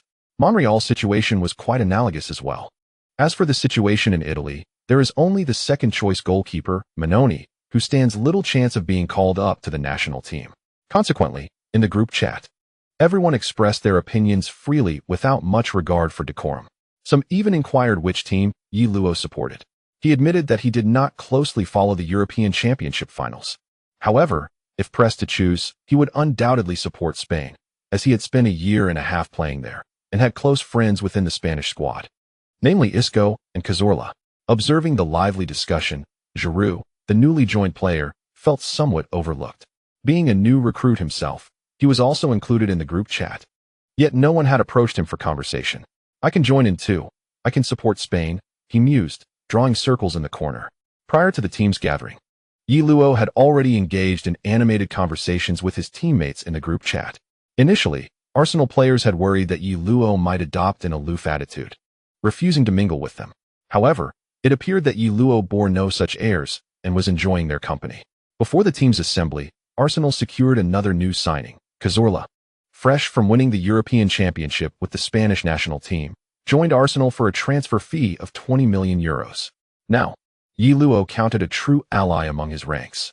Although Cazorla participated in the finals and could return a week later than Yi Luo, he arrived in London promptly after the semi-final match concluded. Unlike Yi Luo, who relished his single status, Cazorla came with his family, having rented a spacious villa in London not far from Yi Luo's hotel. For Yi Luo, residing in a hotel was far more convenient, as it offered a gym, a swimming pool, and dedicated staff managing his needs without adding to his worries. The cost of staying in a luxurious hotel was not an issue for Yi Luo. On July 6th, the day the first batch of players convened, Cazorla drove to the hotel to pick up Yi Luo. "You should really get your driver's license, Yi," he remarked as Yi Luo comfortably settled into the passenger seat. Yi Luo shrugged, replying, "We'll see about that. After all, you're here." Cazorla rolled his eyes. Upon arriving at the entrance of the Coney training facility, Cazorla felt as though he had indeed become Yi Luo's chauffeur.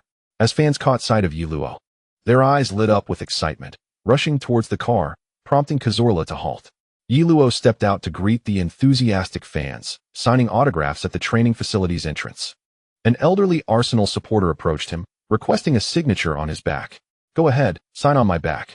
The old man turned, revealing that he wore Yi Luo's number 10 jersey. "I believe you will lead Arsenal back to greatness, Yi." Yi Luo smiled, responding, "To even greater heights." Cazorla stood by, hands in his pockets, observing the scene. Fortunately, there are Arsenal fans who have recognized him. Otherwise, Mr. Carr would have been disheartened tonight. On the first day of reporting, there would undoubtedly be no training sessions. The players simply gathered together, commencing a physical assessment aimed at evaluating their fitness after a month-long holiday. This allows the team's conditioning coaches to devise tailored recovery plans for each player. The upcoming 6 weeks of preseason training is designed to help the players shed the lethargy of their vacation and prepare mentally and physically for the new season. Within the locker room, Yi Luo naturally became the center of attention. Although conversations in the group chat were lively, face-to-face encounters rendered everyone somewhat reserved. particularly given Yi Luo's status as a prominent player. Fortunately, Yi Luo exuded no air of superiority. He proactively high-fived and embraced other players, accurately recalling each of their names. Arsenal's squad is notably youthful, with only 3 players over the age of 30, Czech midfielder Rosicky, Russian winger Arshavin, and Spanish midfielder Arteta. The rest of the team comprises players predominantly under the age of 26, rendering Arsenal the youngest squad in the Premier League. The young players, upon hearing their names called by Yi Luo, displayed a delightful surprise, as if to say, "Wow, Yi Luo knows my name." This endeared him further to his teammates. Yi Luo also noticed Olivier Giroud in the corner. "Hey Olivier, how are you?" Yi Luo greeted in French, reaching out to exchange a high-five with Giroud. "Look at how strong you are," he remarked, playfully patting Giroud's thigh with a smile. This scene did not go unnoticed by Wenger, who had just arrived at the door. Yi Luo's outgoing personality and linguistic talent positioned him as an apparent leader in the locker room almost immediately. It seems that the captain's armband for this season may indeed find its way onto Yi Luo's arm. As this chapter concludes, we transition to Chapter 5, the first step towards competing for the Premier League title. If Yi Luo has already garnered the goodwill of his Arsenal teammates, what lies ahead for him is a startling revelation. The physical assessments concluded swiftly, and Yi Luo ranked first in speed, endurance, and strength. Although some players had yet to return, the Arsenal squad understood that, based on Yi Luo's performance metrics, even those returning players would struggle to surpass him. What manner of beast is this? Is he some extraterrestrial entity? After the physical assessments, the gaze of the Arsenal players towards Yi Luo transformed entirely. They now regarded him as a marvel. While ranking first in any one of these 3 categories is not particularly surprising, achieving the top position in all 3 is truly extraordinary. Yet, Yi Luo's assessment data lay plainly before them, irrefutable and undeniable. During the 410-meter shuttle run, Yi Luo completed his final lap, while most of the players had yet to finish another round. Faced with such impressive data, the Arsenal players were thoroughly convinced. Initially harboring doubts about Yi Luo's physical condition, they now realized they had underestimated him. He was in superb health. After obtaining the players' physical assessment data, the coaching staff convened to discuss tailored training plans for each athlete. Colin Muller, a member of the coaching team and a sports scientist, marveled at Yi Luo's metrics, stating, "I believe he is fully prepared physically for the new season. We can significantly reduce his fitness training, retaining only the essential recovery exercises. This adjustment would allow him to participate more in team practices, helping his teammates adapt to his pace more quickly," remarked Chief Assistant Coach Steve Black. "Indeed, as long as Yi's health remains intact, he will be the focal point of our lineup, regardless of the formation we employ in the upcoming season," mused technical analyst Pierre Carobe, stroking his chin thoughtfully. Wenger gazed at Yi Luo's assessment report with the reverence one might reserve for a treasure, suppressing his excitement. Regarding Yi Luo's training regimen, he proposed minimizing most of the endurance and strength training, focusing instead on exercises that promote teamwork, fostering synergy and understanding among the players. He set aside the report and declared, "In the coming days, we will pair Yi Luo with various teammates to explore different midfield combinations." The Arsenal players understood the significance of this initiative. Those who could establish a connection with Yi Luo would secure more opportunities to play in the new season. As a result, Yi Luo's status in the Arsenal locker room was nearly transcendental. He had become the very core of the team's tactical framework on the pitch.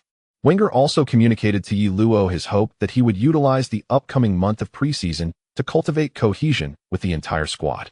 This was evident during the training matches, where Yi Luo began to engage more with passing and positioning, allowing his teammates to acclimate to his rhythm while simultaneously deepening his understanding of their playing styles.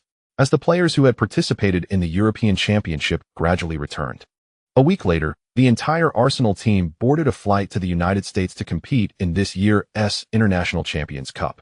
This tournament, which has gained prominence in recent years, attracts many prestigious teams and is divided into North American and Asian venues.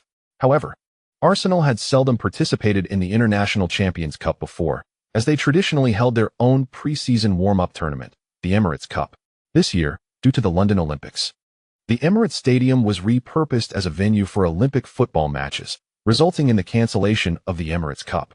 Consequently, Arsenal received an invitation to partake in the International Champions Cup, joining this commercial event alongside numerous elite clubs. This year's International Champions Cup has invited numerous prestigious teams, among which, in the North American region, are Real Madrid, Inter Milan, and Juventus. Arsenal will face Bayer Leverkusen, Real Madrid, Juventus, and the local team LA Galaxy in succession within North America. As Arsenal's plane touched down in New York, a throng of fans had already gathered around the airport, with the majority drawn by the allure of the star player, Yellow. In addition to the local Chinese fans, a considerable number were native supporters. Although the popularity of soccer in the United States does not rival that of sports such as American football or baseball, the influx of Latin American immigrants has contributed to the sport's rising prominence. Over the years, the International Champions Cup has garnered significant attention in the U.S. Last year's match between Real Madrid and Manchester United in Los Angeles attracted over 80,000 fans, marking an impressive box office success. However, it can be argued that the number of true soccer enthusiasts in the U.S. may not be as high as it seems. In many ways, sports in America serve primarily as a social activity. Spectators entering the stadium may not possess a deep understanding of soccer. Rather, they are there to partake in the excitement. Naturally, the bigger the name, the larger the gathering. This explains why the commercial match between Real Madrid and Manchester United managed to sell more than 80,000 tickets. As Arsenal players exited the airport, they were astonished by the scene before them. While Arsenal enjoys considerable recognition, they had never encountered such a fervent reception. Numerous fans donned the Arsenal jersey emblazoned with Yellow's number 10, fervently chanting his name. Some exuberant fans even removed their jerseys, lights flashing in the excitement. Subsequently, local media reported that Arsenal received an even warmer welcome in the U.S. than Real Madrid, solely attributed to Yellow's presence. His remarkable performance last season, coupled with his striking appearance, has swiftly established him as a new generation soccer idol, allowing Arsenal to garner treatment akin to that of elite clubs like Real Madrid. Upon arriving in the U.S., Arsenal, in addition to training, must also partake in various promotional activities. This is one of the reasons many coaches are hesitant about participating in overseas commercial matches, as it can disrupt preseason training to some extent. However, the intertwining of soccer and commercialism has become deeply entrenched, leaving no professional team able to escape such obligations. Fans, naturally, are primarily concerned with the team's competitive form. Arsenal's first match in the U.S. is against the Bundesliga team Bayer Leverkusen. Many fans anticipated Yellow's performance in this match. However, it was evident that Yellow did not exert himself significantly. He merely moved around the midfield, receiving and passing the ball. He played only the first half, failing to score but providing one assist. In the second half, both teams made extensive substitutions, a hallmark of commercial matches where the rules are mutually agreed upon, and there are virtually no restrictions on substitutions. The final score of the match was 2-2, resulting in a draw between Arsenal and Bayer Leverkusen. Following this encounter, numerous media outlets engaged in discussions regarding Yellow's performance. Was Yellow simply not exerting himself, or was he genuinely unable to do so? Could there be an underlying physical issue? This match saw Yellow record the highest number of passes on the field, yet he scarcely engaged in any proactive physical confrontations. It was evident that he was avoiding challenges, a conclusion drawn by many journalists. Samuel Luckhorst from the Manchester Evening News remarked on Twitter that an intriguing statistic emerged during the previous 2 seasons. Yellow was the king of dribbling, yet in this match, he did not manage a single successful dribble. Indeed, not one. His comments brought a sigh of relief to many Manchester City fans, who felt vindicated in their view that returning Yellow was the right decision. Surely, there must be an issue with his physical condition. Otherwise, why would the dribbling king refrain from dribbling? One must acknowledge the remarkable capacity of journalists for speculation. The reason behind Yellow's playing style was entirely dictated by the coaching staff's instructions, urging him to swiftly build rapport with his teammates through increased passing and to cultivate a sense of collaboration during the match. Thus, Yellow's approach was not indicative of an inability to dribble. Rather, it was a strategy for acclimating to his teammates' receiving and positioning habits. After the match, however, upon reading the reports, Yellow felt a surge of inspiration and sought out Wenger. "You mentioned surprising the media, didn't you?" "Indeed. I am eagerly anticipating the first match of the season," Yellow said with a wink. Wenger chuckled in disbelief. In the inaugural round of the Premier League, their opponent would be Liverpool. What had Liverpool done to deserve this? If they were to believe the media's fabrications, they would likely face dire consequences. The second match in the International Champions Cup was against Real Madrid, a familiar adversary for Yellow. Nevertheless, he continued to hold back, opting instead to orchestrate the team through adept positioning and passing. This strategy allowed Arsenal to hold their own against Real Madrid, leading 2-1 at the halftime break. However, in the second half, both teams replaced their starting players with substitutes and youth team members, revealing the disparity between the squads. In the end, Real Madrid scored 2 goals, turning the match around, and Arsenal succumbed to a 3-2 defeat, with 1 draw and 1 loss in these 2 warm-up matches. Doubts crept in not only from the media, but also from Arsenal's own supporters. Yet, could one truly claim that Yellow had performed poorly? During his time on the pitch, Arsenal had managed to press Real Madrid effectively. However, was this the spectacle the fans yearned to witness? Certainly not. The image Yellow had cultivated in the minds of the supporters was that of incisive breakthroughs and an uncanny scoring ability. Now, he had gone 2 matches without finding the net, although he provided 2 assists and displayed a commendable number of passes, creating a semblance of cohesion and order for Arsenal on the pitch. This is not the Yellow that fans yearn to witness. Is it possible that Yellow is grappling with physical issues? This notion lingers in the minds of many Arsenal supporters. Initially, he was perceived as a potential game-changer, a prolific scorer, yet he has seemingly transformed into a mere playmaker. While passing is undeniably significant, it does not evoke the same exhilaration as having a true goal-scoring maestro. Even Arsenal fans share this sentiment. It is no surprise that supporters of rival teams and the media are rife with speculations. In the subsequent 2 matches, Yellow continued to play in the same manner. Arsenal's results comprised 1 draw and 1 victory, culminating in a pre-season record of 1 win, 2 draws, and 1 loss from 4 matches in the United States, with the solitary win against the MLS side, LA Galaxy. Such performance has indeed raised concerns among Arsenal's faithful. Following these 4 encounters, the team boarded a flight back to London, with only a week remaining before the commencement of the Premier League's opening round. The squad is required to enter the final phase of pre-season adjustments, as preparations for the new season begin in earnest. As the new season approaches, the media buzz is palpable. First and foremost are the transfer dealings. Manchester United has reached an agreement with Arsenal for the transfer of Robin van Persie at a fee of $24 million. Additionally, they have secured the services of Borussia Dortmund's midfield linchpin, Shinji Kagawa, for $17 million. While Manchester United's transfer activity may not be extensive, Van Persie's move to their rival undoubtedly ranks as one of the most significant transfer stories of the season. The captain of Arsenal joining the ranks of competitors Manchester United has become a prime topic for Manchester United fans to ridicule Arsenal. Historically, Arsenal and Manchester United have not been fierce enemies. However, their intense rivalry during the 1990s and early 21st century has fostered a less-than-friendly relationship between the 2 fan bases. Manchester United supporters are certainly not inclined to miss any opportunity to unsettle their competitors through transfer dealings. Meanwhile, the reigning Premier League champions, Manchester City, have also engaged in modest transfer activity, acquiring Rodwell, Maicon, Richards, Nastasic, and Javi Garcia, all around the $10 million mark. However, given Manchester City's already luxurious squad, these signings serve merely as minor enhancements.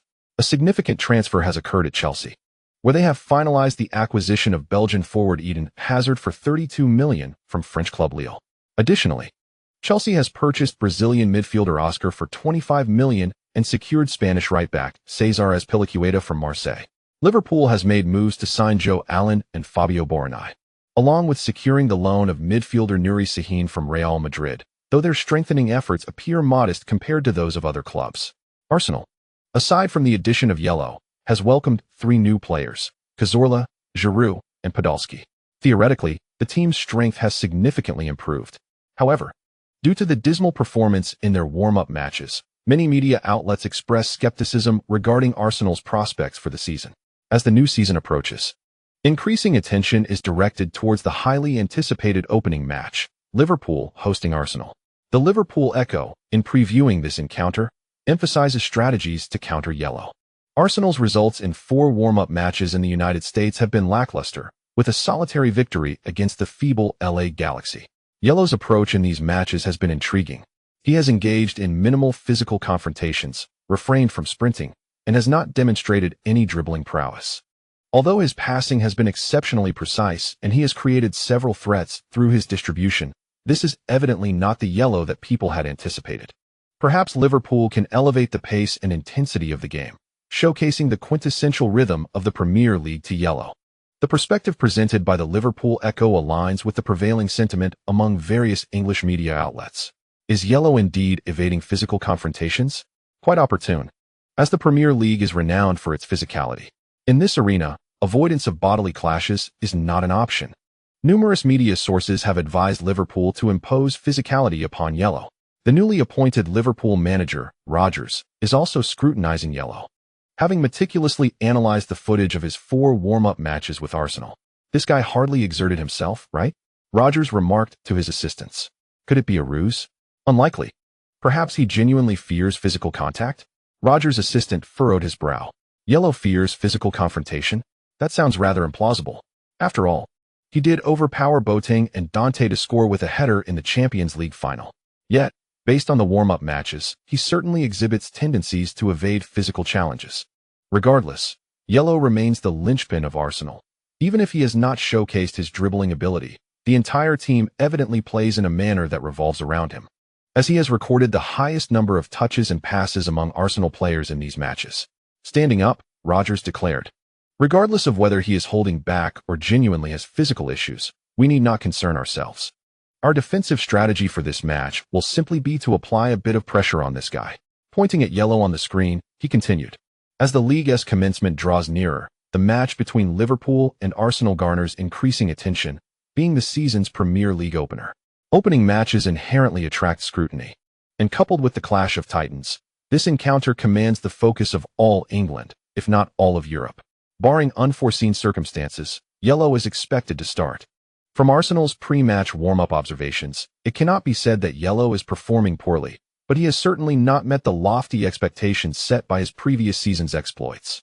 This lends robust support to the notion that Yluo's physical condition is problematic. However, Wenger staunchly defended Yluo during the pre-match press conference. Preseason matches do not signify much. Their purpose has never been to secure victories, but rather to foster team cohesion. His true form will be revealed when the new season commences. Alongside Wenger at the press conference, Yluo also faced scrutiny from the media. Logically, the captain and the head coach should jointly attend the press conference for the season's inaugural match. Now, with Yluo and Wenger appearing together, does this imply that Yluo is the captain this season? In response to reporters' inquiries, Wenger provided an affirmative answer. Of course, he will be the Anfield captain. He is currently the leader of the Arsenal locker room, and the players all support Yluo wearing the armband, Wenger stated. Becoming the Anfield captain without having played a single official match for the team, do you not feel the pressure? A journalist inquired. Pressure? It is omnipresent. Yet I never fear it. For me, pressure is a source of motivation. I am delighted to don the captain's armband for Arsenal and am grateful for my teammates' support. As for tomorrow's match, I hold Liverpool in high regard, but we are here to claim 3 points. This will be the first step in our pursuit of the Premier League title this season, Yluo declared. Wait, the Premier League title? A journalist interjected. Unable to contain himself. Do you believe Arsenal can surpass Manchester City, Manchester United, and Chelsea, placing ahead of these 3 teams? Why not? Yluo retorted. Within his mission panel, the primary task had already emerged, an unprecedented pinnacle for the Gunners. End of chapter. Chapter 6, here at Anfield. This is our first step towards the championship. Naturally, the media seized upon this statement as a headline, coupled with a candid shot of Yluo's smirk. It appeared rather audacious. Liverpool, of course, had to respond. During a media interview, Gerrard issued a challenge to Yluo. This summer, everyone has been talking about Yluo. He has garnered more attention than the European Championship and the Olympics combined. However, it is time to end this spotlight. I acknowledge Yluo's excellence and respect his abilities, but I must convey to him that La Liga and the Premier League are entirely distinct. We will welcome him in the manner of the Premier League. Welcome to the Premier League, ye. Gerrard stated before the cameras, his words dripping with intensity. The competitive atmosphere thickened immediately. Yet, this is the Premier League, this is England. Here, fans relish these confrontational exchanges. After all, what is the point of a vibrant media scene if it cannot stoke the flames? Liverpool supporters cheered loudly for their captain's assertive stance. Facing a formidable opponent like Arsenal, responding directly is the epitome of manliness. English fans particularly admire such forthright players, those who do not shy away from challenges, especially against strong adversaries. Is Arsenal indeed a formidable rival? For Liverpool, it is indeed a significant match. After all, they finished third in the league last season, while Liverpool ended up in eighth. Moreover, Arsenal has acquired the extraordinary talent of Yellow this season. Regardless of what the media may assert, Yellow's achievement of leading Malaga to victory in both La Liga and the Champions League last season is undeniable. He is also the frontrunner for this year's Ballon d'Or. Who could possibly rival him? While Iniesta and Xavi showcased their brilliance in the European Championship, their votes may not even surpass that of their own teammate, Messi. Cristiano Ronaldo's Portuguese team was eliminated early, meaning that neither Messi nor Ronaldo can match the astonishing statistics Yellow has amassed at the club level. Facing the absolute core of last season's double champions, who is the leading candidate for this year's Ballon d'Or, it is not an exaggeration to say that Liverpool is up against formidable opponents. Arsenal fans did not react strongly to Gerrard's remarks. In England, it is rather common to exchange some sharp words before a match. However, the fans from the Dragon Country were quite displeased. They interpreted Gerrard's comments as an indication that they would physically target Yellow, intending to issue a warning through rough tactics. This incited considerable concern among Dragon Country fans who feared for Yellow's safety. Other fans, aside from the Liverpool supporters in the Dragon Country, have been vociferously criticizing Gerrard, highlighting the cultural differences within football. Fortunately, this season, fans from the Dragon Country are relieved as they no longer need to scour the internet for intermittent free streaming sources. The national television station has acquired the broadcasting rights for the new season of the Premier League.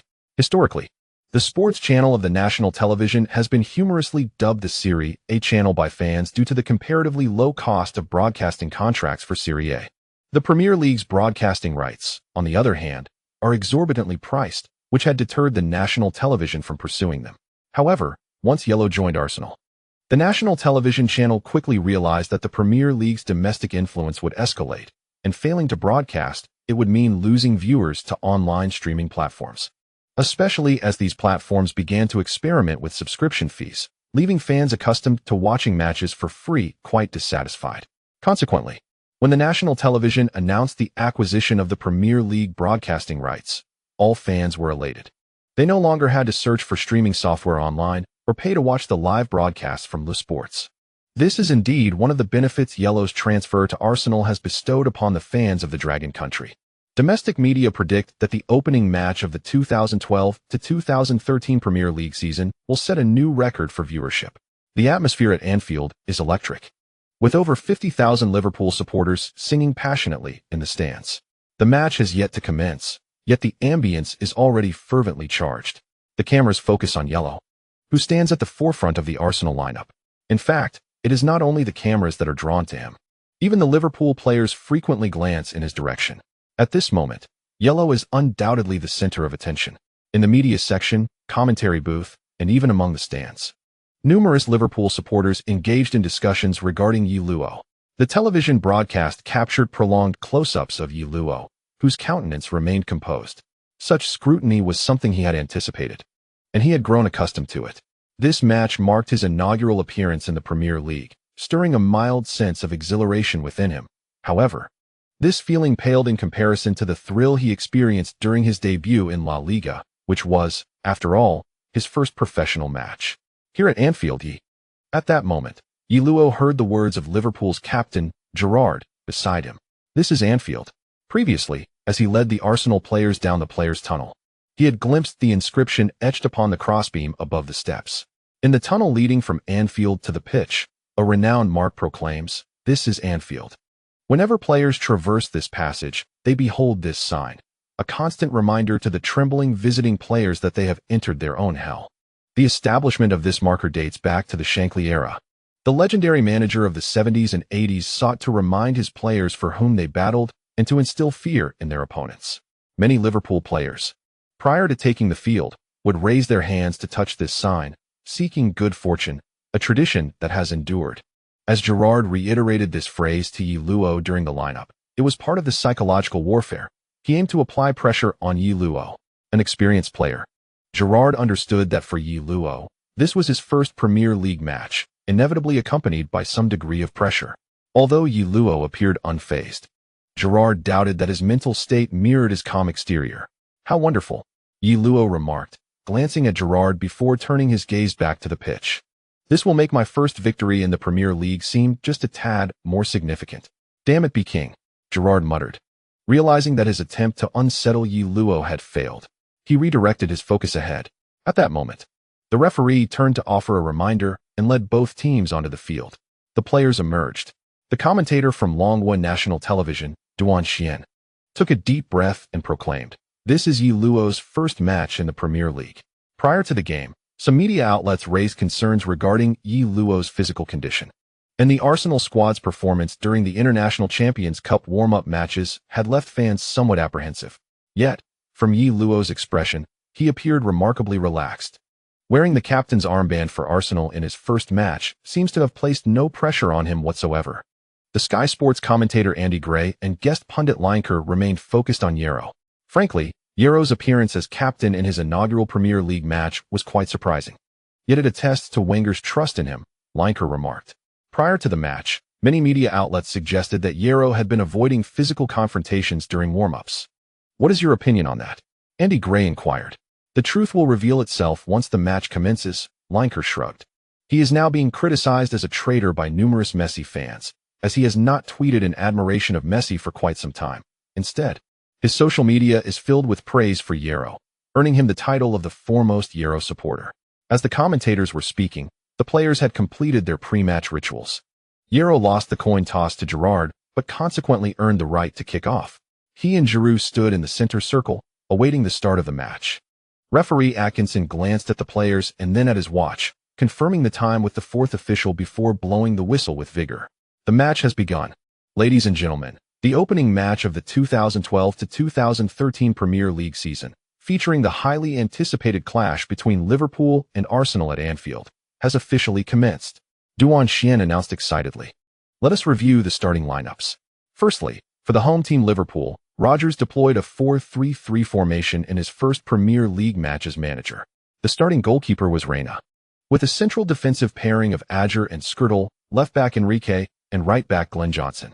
The midfield trio consisted of Joe Allen, Sahin, and Gerard, while the forwards included Sterling on the left, Borini on the right, and Suarez as the central striker. On the visiting side, Arsenal also fielded a 4-3-3 formation, with Szczesny as the goalkeeper, a central defense of Vermaelen and Mertesacker, left-back Gibbs, and right-back Jenkinson. The midfield comprised Arteta, Diaby, and Cazorla, while Yero was positioned on the left wing, with Wenger opting for the more defensively adept and passing-capable Oxlade-Chamberlain on the right instead of the speedy Walcott, and Giroud as the center forward. Just as the commentators were speaking, the match had already commenced.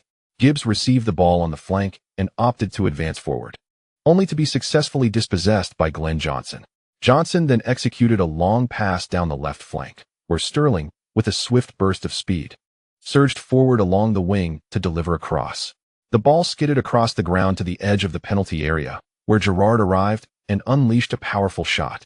Fortunately, Szczesny was alert, leaping high to palm the ball out of play. Gerard, Liverpool's first shot of the match, posed a threat, resulting in a corner kick. Andy Gray exclaimed. After taking the shot, Gerard glanced at Yero nearby, before proceeding to take the corner. A tremendous cheer reverberated, shaking the entire stadium. Here is Anfield. Chapter complete. Welcome to the Premier League. With Gerrard's long-range shot posing an immediate threat, the home side Liverpool quickly lifted their spirits, propelled by the cheers of their fans. In the third minute of the match, Yellow found himself on the receiving end of a fierce tackle. As Joe Allen turned to confront Yellow, he showed no hesitation in executing a sliding challenge. Such a foul would likely warrant a yellow card in other leagues. However, here at Anfield, amidst the fervent atmosphere, referee Atkinson offered no warning. This tackle effectively set the tone for the match, one that would be lenient in its officiating. Joe Allen rose expressionless, neglecting even a friendly gesture towards Yellow. Yellow, getting back on his feet, cast a glance at Allen not far away. Welcome to the Premier League. As Borini passed by Yellow, he commented, and Yellow's lips curled into a slight smile. This is indeed the Premier League. What an exhilarating experience. Liverpool had evidently adopted a strategy targeting Yellow, yet the efficacy of such tactics remained uncertain, as noted by the commentators. In the 5th minute, Liverpool mounted another offensive, with Suarez's attempt to dribble within the penalty area thwarted by centre-back Vermaelen, who deflected the ball out for a corner. Liverpool earned a corner kick. Yellow chose not to return to the penalty area to defend, instead positioning himself near the edge of the box to cover the area and potentially seize a counterattack opportunity. Right back Glenn Johnson, eager to participate in the corner kick, reconsidered upon noticing yellow. Glenn Johnson was the quintessential English fullback, boasting remarkable speed, exceptional physical attributes, and impressive ball-carrying abilities, although he occasionally lacked defensive positioning. He stood close to yellow, confident in his own pace. The fans in the stands at Anfield were chanting for a goal. Sahin took the corner, but his delivery failed to threaten Szczesny's goal. The ball did not reach the near post and was cleared by the German centre-back Mertesacker. The ball fell to midfielder Arteta, who, upon receiving it, was immediately pressured by Liverpool players, leaving him with little time to react. He could not even lift his head, relying solely on instinct to turn and kick the ball forward. Rather than a pass, it resembled a desperate clearance. As he executed the hurried turn, his standing foot slipped, and he sent the ball rolling along the ground. As Arteta fell to the ground, he caught sight of a swiftly advancing figure, the back of the number 10 Arsenal away jersey racing forward. Arteta let out a sigh of relief. He had just been anxious about a potential slip that could have resulted in an opponent intercepting the ball and launching a counterattack, an undoubtedly precarious situation. However, in that moment, all his concerns about the upcoming offensive dissipated. As long as he could pass the ball to yellow, everything would unfold favorably. Despite the myriad doubts circulating regarding whether yellow could replicate his prowess from the previous season. Yet, as a teammate who had trained alongside yellow for over a month, Arteta found those doubts to be utterly ludicrous. Glenn Johnson was quick to react. In fact, he recognized the possibility of an Arsenal counterattack the moment the ball was deflected from the front post. He immediately closed in on yellow. Prior to the match, the coaching staff had advised the players to engage in physical confrontations to test yellow, as the Liverpool coaching team might not genuinely believe, like the media, that yellow feared such encounters. But whether or not he did, they felt it was worth a try. Thus, Glenn Johnson charged toward yellow's back with formidable force. Bang! The intensity of the collision caused many fans in the stands to instinctively squint, envisioning a scenario where both players would tumble to the ground in a chaotic heap. However, the anticipated scene did not materialize. Yellow had already sensed Johnson's movements before receiving the ball, not by merely observing, but through his unique ability to perceive the entire field. It was a remarkable sensation. He had initially thought it akin to a small map in his mind, but it was far more profound, a 360-degree awareness that was indescribable. In short, Glenn Johnson believed he could outsmart yellow. Even if he failed to intercept the ball, he presumed that yellow would be unable to gain possession. With Walcott not starting, yellow was the only player on Arsenal with notable speed, while Chamberlain, though quick, did not possess elite pace. Therefore, preventing yellow from acquiring the ball was crucial to thwarting Arsenal's counterattack. Just as Glenn Johnson prepared for a forceful collision, yellow suddenly pivoted to the side, evading the charge. Simultaneously, he flicked the ball with the instep of his right foot, propelling it into the air and over Johnson's head. A deft turn and flick to evade. Johnson had completely missed his mark. Oh my, did yellow possess eyes in the back of his head? He had hardly glanced back, yet was fully aware of the situation behind him. Johnson's rash approach had backfired. If he had successfully collided, it would have been a commendable defensive maneuver, but missing his target rendered it reckless. Johnson abruptly halted, nearly losing his balance. Frankly, the ability to maintain such equilibrium under those circumstances showcased his formidable physical prowess. However, by the time he turned to pursue, yellow was already 10 meters ahead. The counterattack. Arsenal's counterattack. Arteta's clearance resembled more of a blunder, yet yellow's leap over the opponent was executed with remarkable finesse, effortlessly evading Glenn Johnson. Judging by his acceleration, his physical condition appears to be exceptional, showing no signs of trouble, remarked Andy Gray. However, yellow faces challenges ahead. Liverpool has not completely committed their forces forward, maintaining sufficient defensive personnel at the back, noted Lineker. As they spoke, yellow surged towards the vicinity of the center circle, confronting none other than Liverpool's captain, Gerrard. Gerrard, a top-tier box-to-box midfielder, is a physical marvel. While his footwork may not be particularly intricate, his passing is reliable, long balls precise, and his defensive positioning impeccable. He excels in confrontations, embodying the traditional English youth training system. As Gerrard swiftly approached Yellow, intending to deliver a customary welcome from England, he was taken aback. Goodness! Gerrard was astonished. To him, Yellow's speed seemed extraordinarily rapid. Even as Glenn Johnson strained to catch up from behind, Yellow suddenly accelerated. Is it even possible to accelerate further? Gerrard, seasoned and worldly, had encountered the likes of Peak Kaka during his time in Istanbul, so it was natural for him to assume that Yellow had reached his maximum velocity. But who could have anticipated that Yellow would push the ball forward and continue to accelerate? In Gerrard's eyes, Yellow's speed was such that it appeared to leave behind a series of afterimages on the ground. The speed boost badge was indeed remarkably effective. As Yellow zipped past Gerrard, he even had the leisure to savor the look of astonishment on Gerrard's face. Was this truly his limit? In fact, it was close enough. If he were to accelerate further, accomplishing it within such a brief time frame would be improbable. Yet, the effect of the speed boost badge granted him the ability to surpass the opposing player without trailing by 2 body lengths. In other words, he merely needed to nudge the ball ahead, and as he approached Gerrard, he could naturally accelerate and overtake his rival. To everyone watching, Yellow's method of bypassing Gerrard appeared simple. Push the ball forward, accelerate, and glide past him. Meanwhile, Glenn Johnson, perplexed, pressed forward. He had great confidence in his own speed, comparable even to that of the young Tiger Walcott within the England squad. Now, he realized the distance between himself and Yellow was widening, indicating that Yellow's speed far surpassed his own. How could this be possible? Glenn Johnson, bewildered, continued to charge ahead, catching a glimpse of his captain Gerrard, who seemed utterly astonished. However, Glenn Johnson had no time to appreciate the look of disbelief on his captain's face, especially since he had not brought his phone. Otherwise, capturing this moment to share in the England team chat would surely provide ample amusement. Alas, the arena forbids the presence of mobile phones, and even gold chains are disallowed. In a moment of distraction, Glenn Johnson realized that Yi Luo had opened up a considerable lead. Astonishing. This fellow is remarkably swift. Here he comes. The speed of Yi Luo. Duan Xian exclaimed with uncontainable excitement. The fans from Longhua were equally exhilarated. This is the true Yi Luo. By heavens, I no longer wish to witness the lethargic Yi Luo of the International Champions Cup, who seemed to ambulate leisurely on the pitch. Yi has finally unleashed his power. His leisurely style of play during the International Champions Cup had drawn ridicule from many domestic critics, who derisively referred to him as Yi. Now, however, Yi is in full throttle, his legs alternating with the grace of a whirlwind, leaving ephemeral traces as he hurtles across the grass. Such speed, such a familiar rhythm, ignited the fervor of the fans. Charge forth. In Longhua, in Malaga, in the away stands of Anfield, the fans erupted in a fervor as they witnessed this spectacle. The breathtaking velocity stirred their very souls.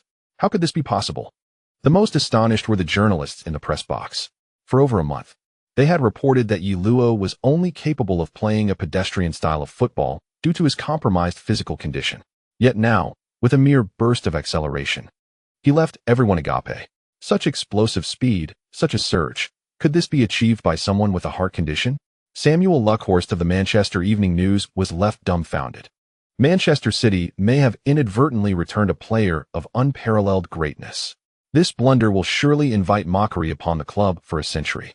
Amidst the astonished gazes of the reporters, Yi Luo charged forward with the ball, resembling a cheetah in pursuit of its prey, his body undulating as if embodying the essence of a fierce beast. This kind of explosion demands not only immense power, but also exceptional resilience from the heart, knees, ankles, and muscular strength. Crucially, the heart must be capable of sustaining such energy. The heart is the pump of life, the source of bodily vigor. If the heart falters, can one truly execute such instantaneous bursts of speed? Certainly not. As for the most disconcerted expression, it belonged to Mancini, who was also following the match closely. The Manchester City manager had believed he would acquire a world-class player, and with Yi Luo's arrival, he could lead the team to contend for the UEFA Champions League title. However, when the medical team informed him of Yi Luo's cardiac issues, a profound sense of regret washed over him. Firstly, for Yi Luo himself, it is a tragedy for a player with potential to be among the greatest to falter due to health concerns. Secondly, for Manchester City, they had been tantalizingly close to securing a player of historic caliber, yet were forced to relinquish a weekly salary of $110,000. The accountants at Manchester City must be tearing their hair out over this conundrum. The calculations are exceedingly complex. Yet now, witnessing Yi Luo's explosive speed at Anfield, Mancini was overwhelmed by an almost uncontrollable urge to strangle every member of his medical staff. Surely, they must have made a grievous error. The Italian muttered curses under his breath, his countenance darkening with dismay. Meanwhile, Liverpool's centre-back Schürrle had initially intended to advance and maintain a suitable distance, seeking an opportunity to intercept the ball as Gerrard rushed to defend Yellow. However, upon witnessing Yellow elegantly maneuver past Gerrard, Schürrle promptly retreated, continuously backing away to evade being directly bypassed by Yellow. Yet, he found himself retreating to the very edge of the penalty area. Was he to continue his retreat?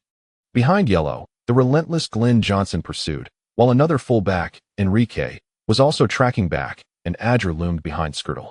Recognizing this predicament, Schürrle resolved to cease his retreat and confront Yellow instead. If he could merely disrupt Yellow's momentum, his defensive endeavor would be deemed successful.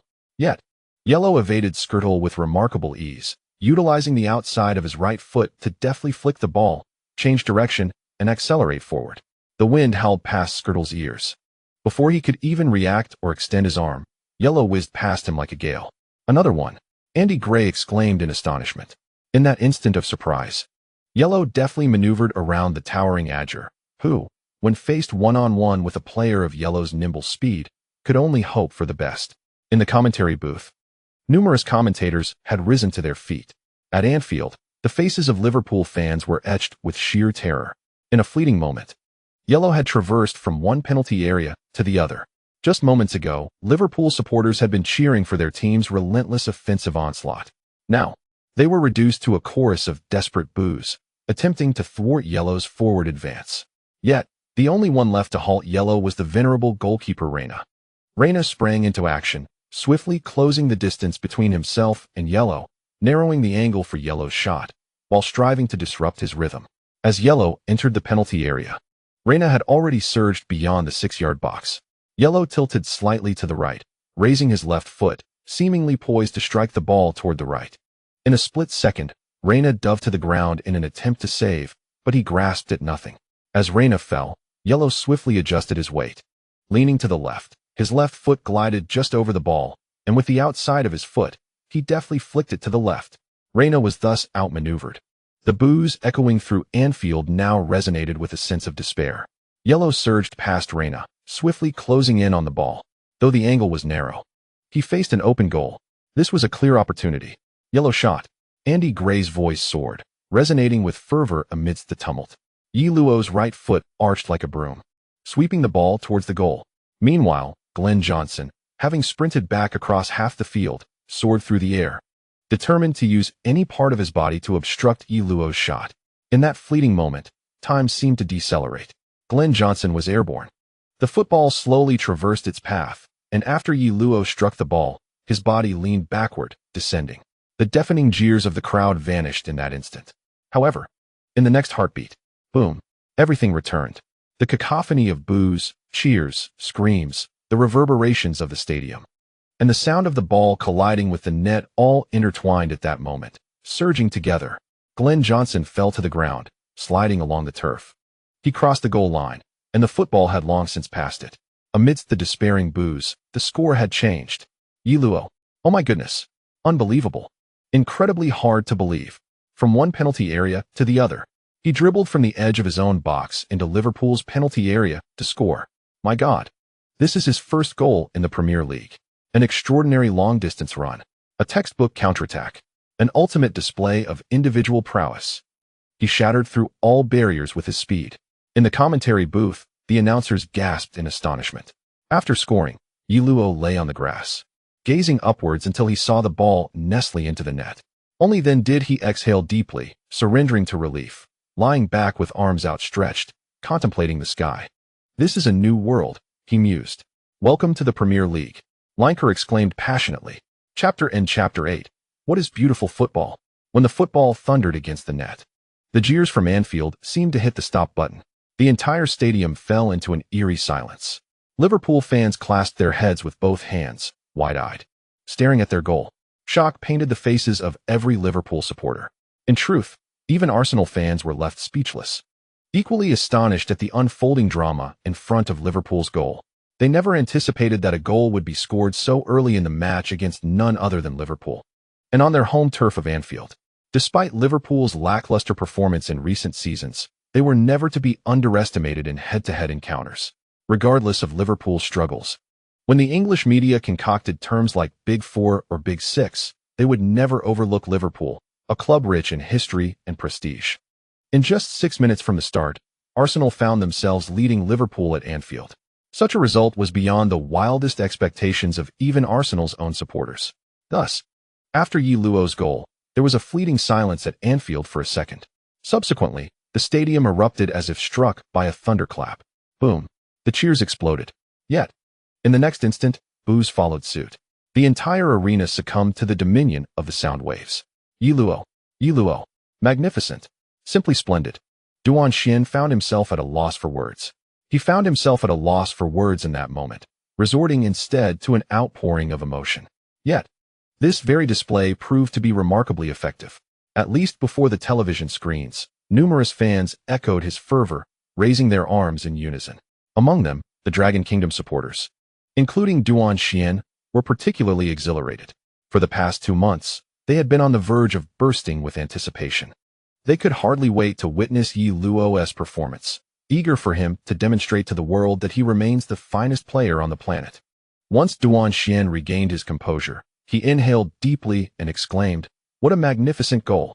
From one penalty area to the other, Yi Luo shattered all doubts with his speed. He is still at his peak. Even if he doesn't transfer to a super club or join a wealthier team like Manchester City, he is undeniably at the pinnacle of his career. He can lead Malaga to victory, and he can lead Arsenal to triumph. I have no doubt about that. He is the best player in the world right now, Duan Xin proclaimed, abandoning all pretense of modesty. Indeed, he is the world's best. The Dragon Kingdom fans cheered in unison. On many screens, phones and computers alike, the slow-motion replay of Yi Luo's goal was captivating viewers. Meanwhile, a flurry of comments flooded the screen. What does it mean to be the best in the world? In the media section, the journalists who had confidently asserted over the past month that Yi Luo could never match last season's peak were left dumbfounded after his goal. They watched in astonishment as Arsenal fans celebrated within the Liverpool penalty area. The cheers from the Dragon Kingdom reporters served as the perfect backdrop for their English counterparts. Many journalists began to realize that although their previous reports might come back to haunt them, the ones truly facing the consequences would be Manchester City. One could only imagine the expressions on Mubarak and Mancini's faces. The chairman of Manchester City, Mubarak, stared in disbelief at the replay of the goal on the television screen, his somber expression gradually morphing into one of anger. Just then, his phone rang. Mubarak picked it up and instinctively stood. "Mr. Mansour," he began, but before he could finish, a thunderous roar erupted from the other end, causing him to instinctively pull the receiver away from his ear. Yet, even at that distance, his eardrums vibrated with the intensity of the voice. Fire that entire group of incompetent medical staff. All of them. Every single one. At the moment Yi Luo scored, the returning Gerrard had just reached the edge of the penalty area. He halted, panting heavily, his wrinkled face reflecting sheer astonishment. Throughout this sequence, he had become nothing more than a backdrop. As Yi Luo whizzed past him, the scene replayed in his mind like a film. The speed was indelibly etched in his memory, impossible to erase. He had previously mentioned wanting to give Yi Luo a taste of English shock. And now? It was he who had astonished the entire Anfield. Gerrard approached the goal, lifted Glenn Johnson, and entered the net, cradling the ball in his arms. He cast a glance at the Arsenal players celebrating nearby. As he walked towards the center circle, he bellowed, "Enough of this days. This is Anfield." The previously petrified Liverpool players were jolted to life by Gerrard's commanding shout. Indeed, conceding a goal was never anyone's desire, but now that it had happened, lamenting was futile. Instead, they ought to contemplate how to reclaim the game. The Liverpool players instinctively glanced towards their coach on the sidelines. Rodgers, having just taken the helm of the team, had yet to establish his own authority. However, in this moment, the players subconsciously hoped for some brilliant strategy from him. "That guy is terrifying." Rodgers muttered a curse, then turned to his assistant with an open palm. "In the face of such a goal conceded and an opponent like that, what can we possibly do?" He admitted he felt powerless against the pressure brought by the opponent. "This match is indeed challenging," his assistant remarked. Rodgers shook his head. "No, we are merely powerless against them. But that does not mean we are incapable of overcoming Arsenal." The assistant paused, looking at Rodgers, who was already scribbling notes in his little notebook. "Arsenal has but one player like that, yet football is a team sport. We may not be able to thwart counterattacks like the one just witnessed, but how many such opportunities can they create? Moreover, they cannot possibly score every time they counter. Therefore, our inability to stop them does not imply we cannot breach Arsenal's defenses. Defending against their star player and attacking Arsenal's goal are two entirely different matters. Are they not? Separating the individual from the collective. Truly, you are a genius, coach." The assistant silently mused. Yet, it appeared that this was the only course of action Liverpool could take. Not far away, the Arsenal coaching staff and substitutes were in a state of exuberance. The usually composed Professor Wenger celebrated with rare fervor, pumping his fists and shaking his arms, then turned to embrace his assistant, exclaiming, "Damn it. We now have the means to challenge for the Premier League title. Indeed, we are once again in contention against those wretched Manchester United." His longtime partner Steve Bold shouted. "Our list of rivals this season may just have expanded," Mike Phelan, Ferguson's assistant, remarked gravely in front of the somber Ferguson at Carrington training base. Ferguson, upon hearing this, remained still for a moment before giving a slight nod. This season, he had lured Van Persie away from Arsenal with the aim of pursuing the 13th Premier League championship, the 20th top-flight league trophy in Manchester United's history. In truth, Ferguson had already established an extraordinary empire for the club, boasting 12 Premier League titles and 2 Champions League trophies. When he ascended to the role of Manchester United's head coach, he boldly declared his intent to dethrone Liverpool from their undeserved pedestal. He succeeded. At the onset of his tenure, Manchester United boasted a mere 7 top-flight league titles, while Liverpool held an impressive 18. Consequently, his proclamation became a source of amusement for many Liverpool supporters, who scoffed, "Give Manchester United another 50 years, and they'll still be unable to catch up."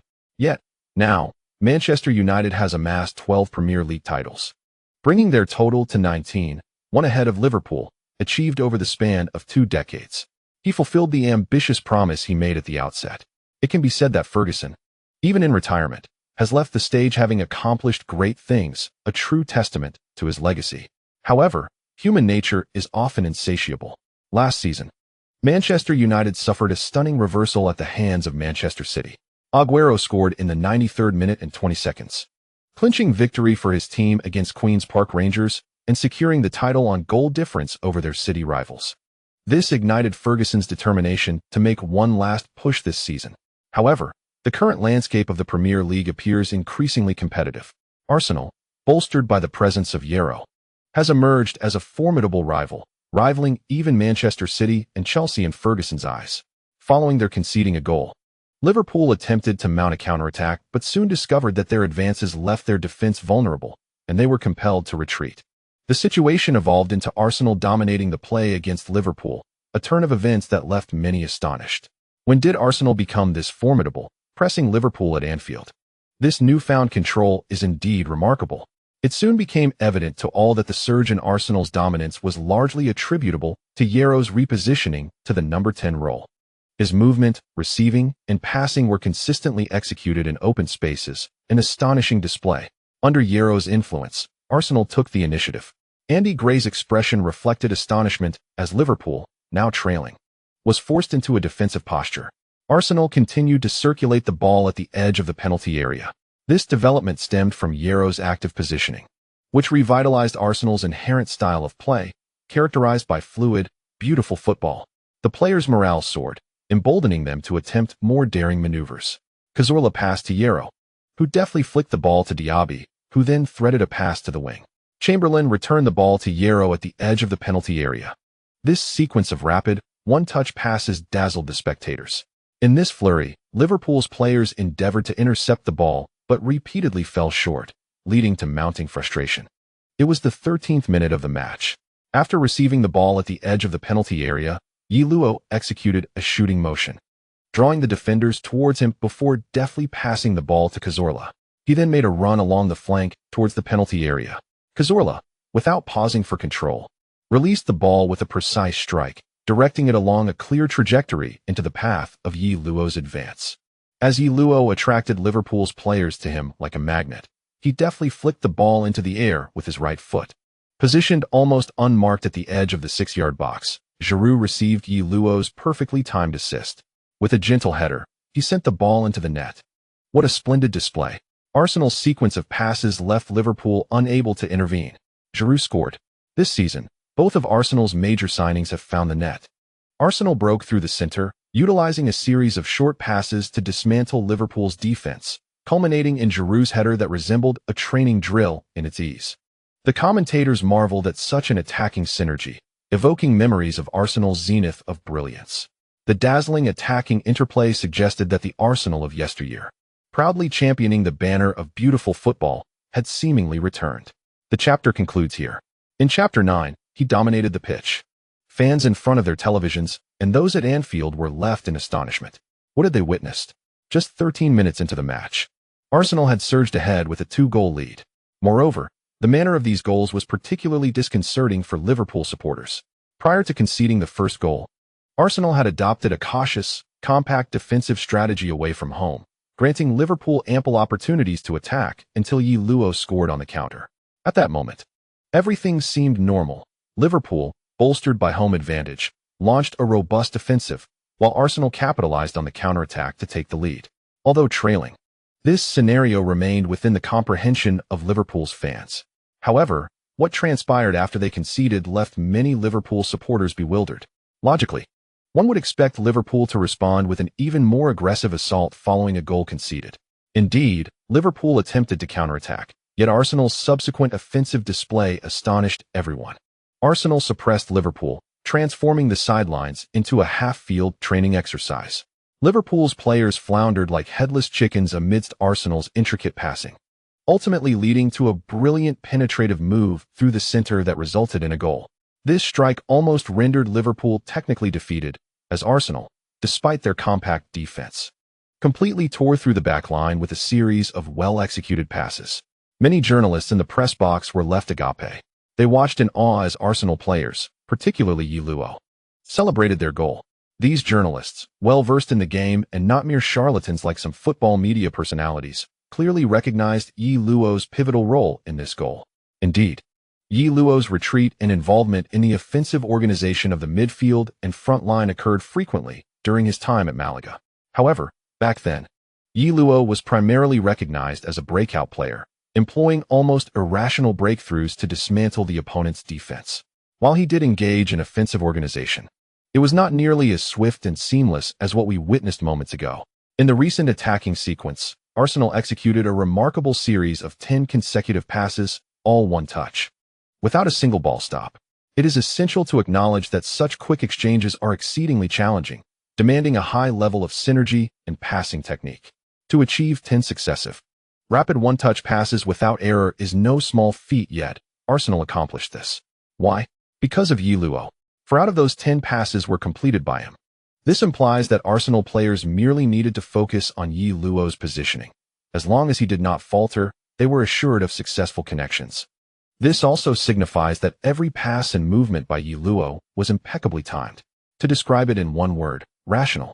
Yet, the public's perception of Yi Luo is often that of a player who scores outrageously remarkable goals. The term rational seems utterly incongruous when applied to him. Nevertheless, the reality is as such. Every run and pass from Yi Luo appears to be the optimal decision, the most sensible choice. Subsequent slow-motion replays further validated this point. Wenger was so exhilarated that he nearly leapt from the sidelines. What defines a core player? This is the essence of a core player. At critical moments, he not only finds the net, but also elevates the performance of his teammates. There is a reason Yi Luo led his team to a double championship last season. Upon closer observation, Wenger discovered that Yi Luo was even stronger than he had anticipated. Significantly stronger. Gerrard stood transfixed, watching the football spin around his own goal. This time, he was utterly devoid of retort. Previously, he had been overwhelmed by individual prowess. Now, he found himself outmatched by cohesive teamwork. The television broadcast even captured a close-up of Gerrard. The harsh words he had spoken before the match now felt like a bitter pill to swallow. The formidable Yi. Andy Gray was left in awe. He even contemplated rising to applaud Luo. 1 goal, 1 assist, 2 contrasting offensive strategies. It is impossible to determine which is superior. For the essence of football lies in scoring, whether through a header, a foot, or any means to send the ball into the net. What matters is that it results in a valid score. 2 distinct styles, 2 different modes of scoring, yet Luo excelled at the highest level in both. His passing and positioning on the edge of the penalty area left Liverpool's defenders struggling to keep pace. He remains the indomitable Luo. Incredible. I never imagined I would one day utter these words. That goal was astonishingly rational. Rationality belongs to Luo. On the screen, the replay of this goal played endlessly. Arsenal's quick and orderly interplay at the edge of and within Liverpool's penalty area, with continuous one-touch passing and rapid movement, was a sight to behold. The beauty of football manifests in various dimensions, each with its unique allure. If Luo's long-distance runs previously stirred the blood. The sequence of this goal is truly a testament to those with obsessive tendencies, providing a sense of serene delight. The blow dealt to Liverpool's players may indeed be the most profound. They were struck down by Arsenal in 2 distinct manners. Within a mere 13 minutes, they conceded 2 goals, finding themselves 2 down on their home turf.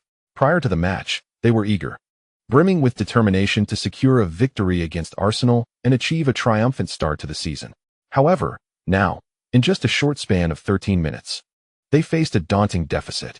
The players of Liverpool found it exceedingly challenging to recalibrate their spirits from the depths of frustration and dismay.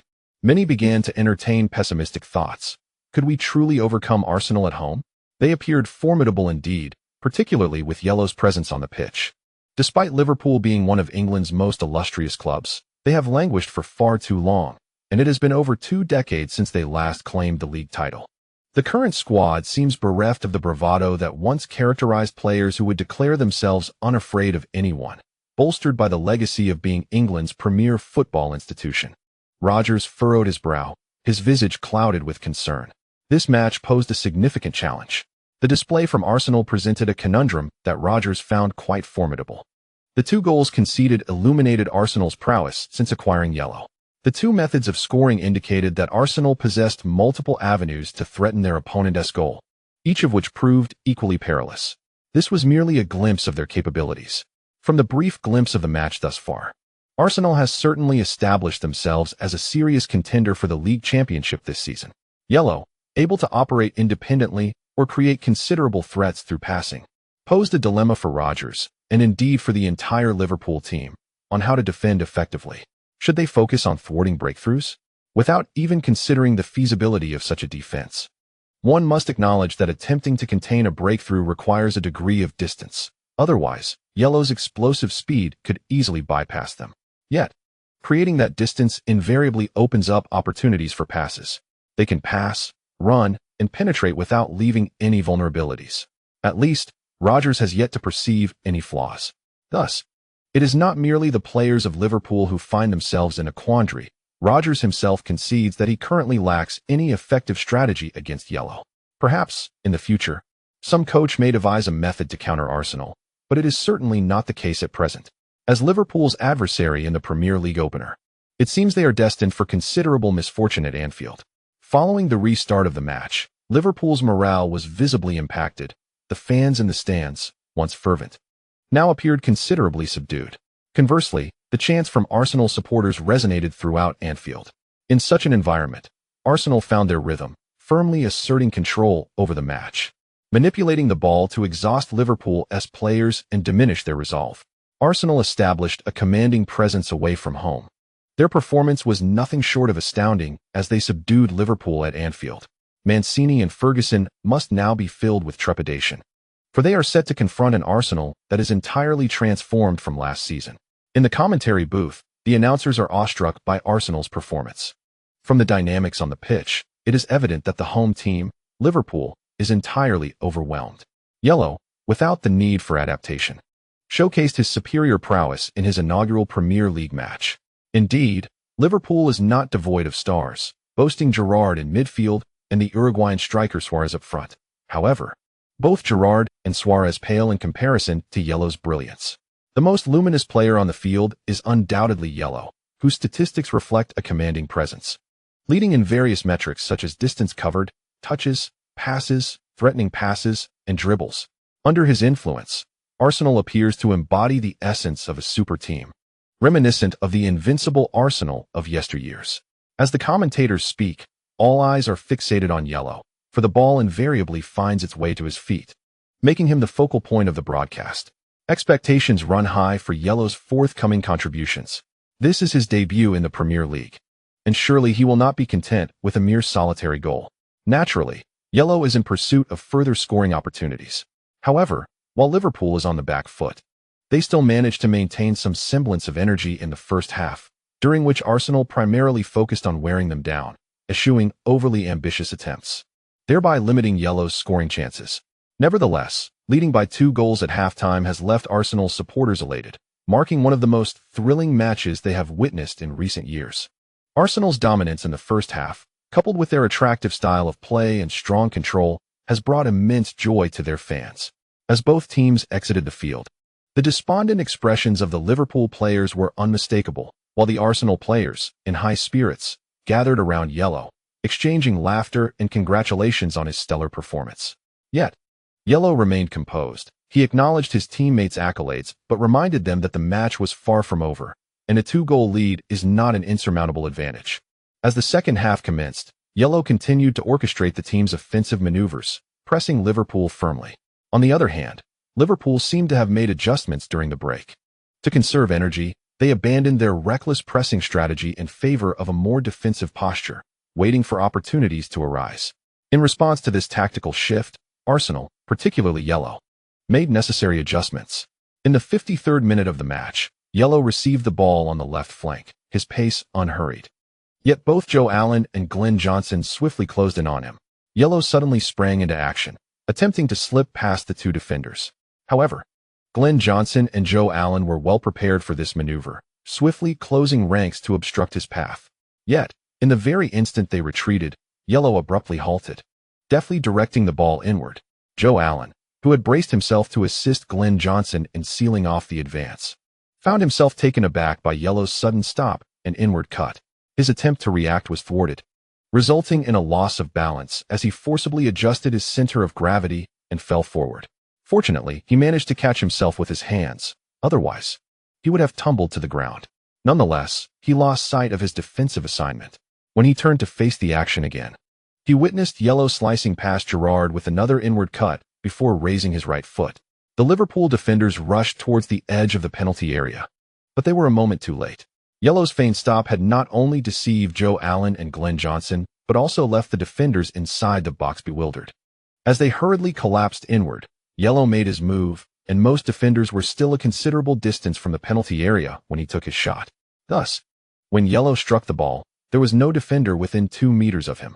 Gerrard was rendered powerless, watching helplessly as Yellow's right foot connected forcefully with the ball.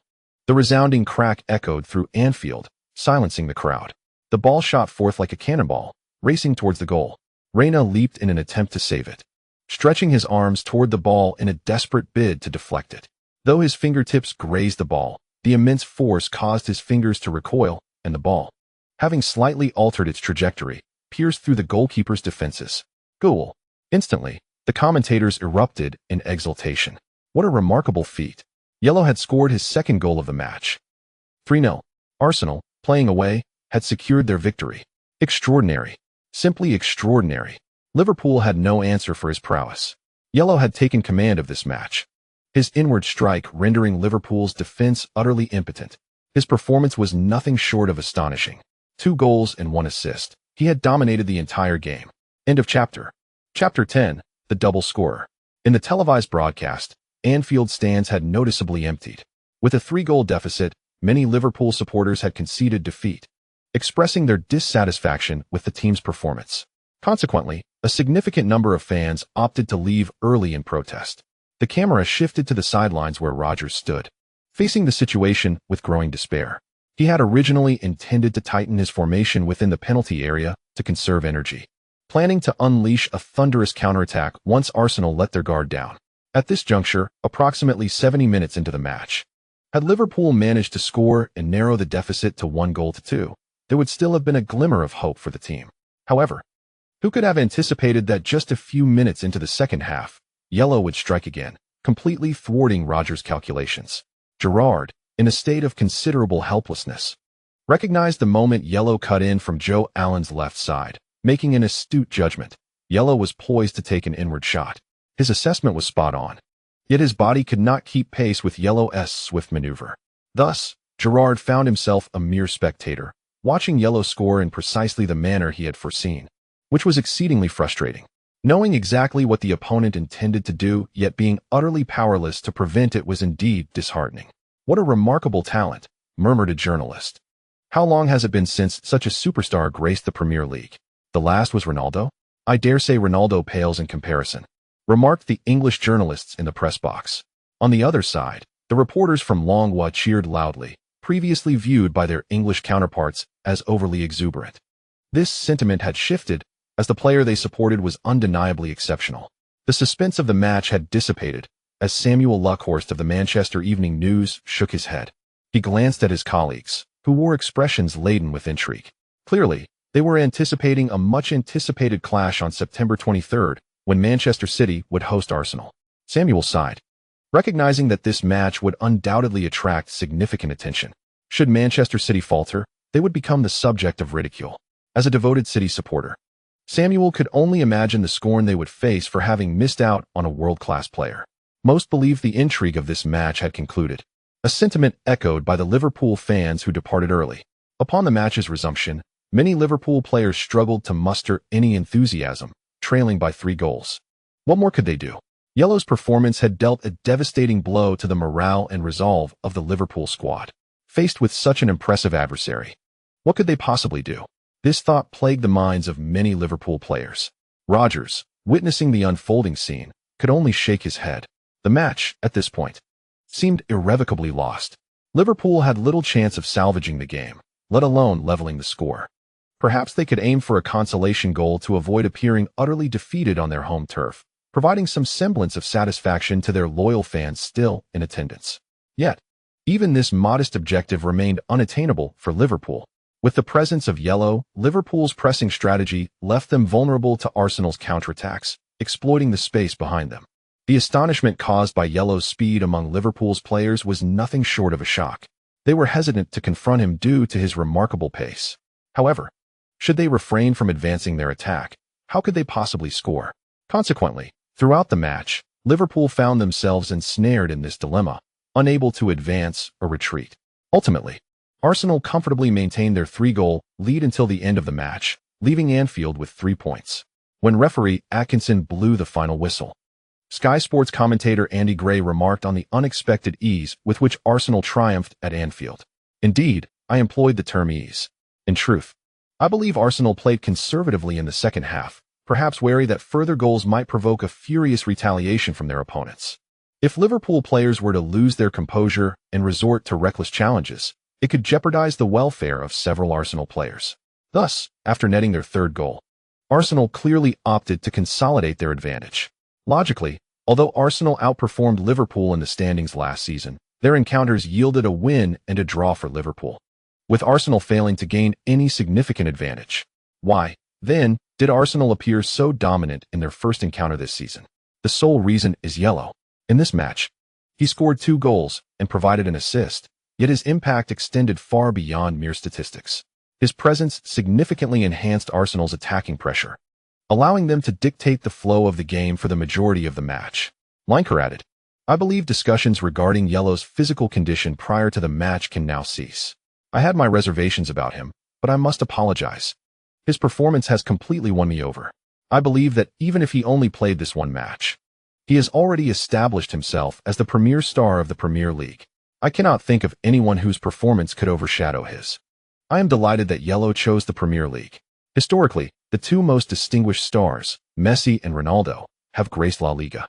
But now yellow's arrival has introduced a player whose brilliance eclipses even theirs, thereby affirming the Premier League's capacity to attract world-class talent." Andy Gray took the conversation further, acknowledging that yellow was indeed the sole focal point of the match. As soon as the game concluded, reporters surged towards yellow like sharks pursuing prey, leaving other players in a state of neglect. The Liverpool players felt disheartened and disgruntled, but they were powerless to alter the situation. Reporters rushed past them, with no one pausing to interview a Liverpool player. Those who might have wished to slow down for an interview knew that yellow would likely monopolize the attention. However, players like Gerrard preferred to avoid the media frenzy at that moment, fearing they might be compelled to respond to awkward questions. What are your thoughts on losing this match? What sentiments arise from such a defeat? Surely, one cannot be elated. At the post-match press conference, Wenger's smile was unabated, radiating the joy of a liberated serf. I was not at all surprised by this outcome. I am well aware of Ye's prowess. Throughout this summer's preseason, our primary focus has been on team cohesion. And from our regular training sessions, we were already cognizant of Yi Luo's form. Thus, his performance in this match came as no shock to me. Those who doubted Ye's condition can now find themselves at a loss for words. I am thrilled that Arsenal has once again acquired a world-class star. He will guide us toward our ambitions. What exactly are Arsenal's ambitions? A reporter inquired. Wenger chuckled. Do I need to articulate that? Last season, we secured fourth place without Yi. Can we claim we are merely vying for fourth again this season? A confident smile graced Wenger's face. The following day, the entirety of the English media was in a frenzy over the match between Arsenal and Liverpool, with all attention firmly on Yi Luo. Every moment he spent on the pitch became fodder for the media. Television stations even compiled highlights of Yi Luo's every touch of the ball, his dribbling, his passing, his shooting, all of which were astonishing displays of skill. Those reporters who had previously asserted that Yi Luo must have physical issues have now changed their tune entirely. The ones who may now regret their decisions are Manchester City, who once had Yi Luo in their ranks. His remarkable performance has contradicted Manchester City's medical team. According to internal sources, Mansour personally ordered the dismissal of all personnel within the medical department. They cannot be unjustly blamed, as their misjudgments have indeed caused the club significant losses.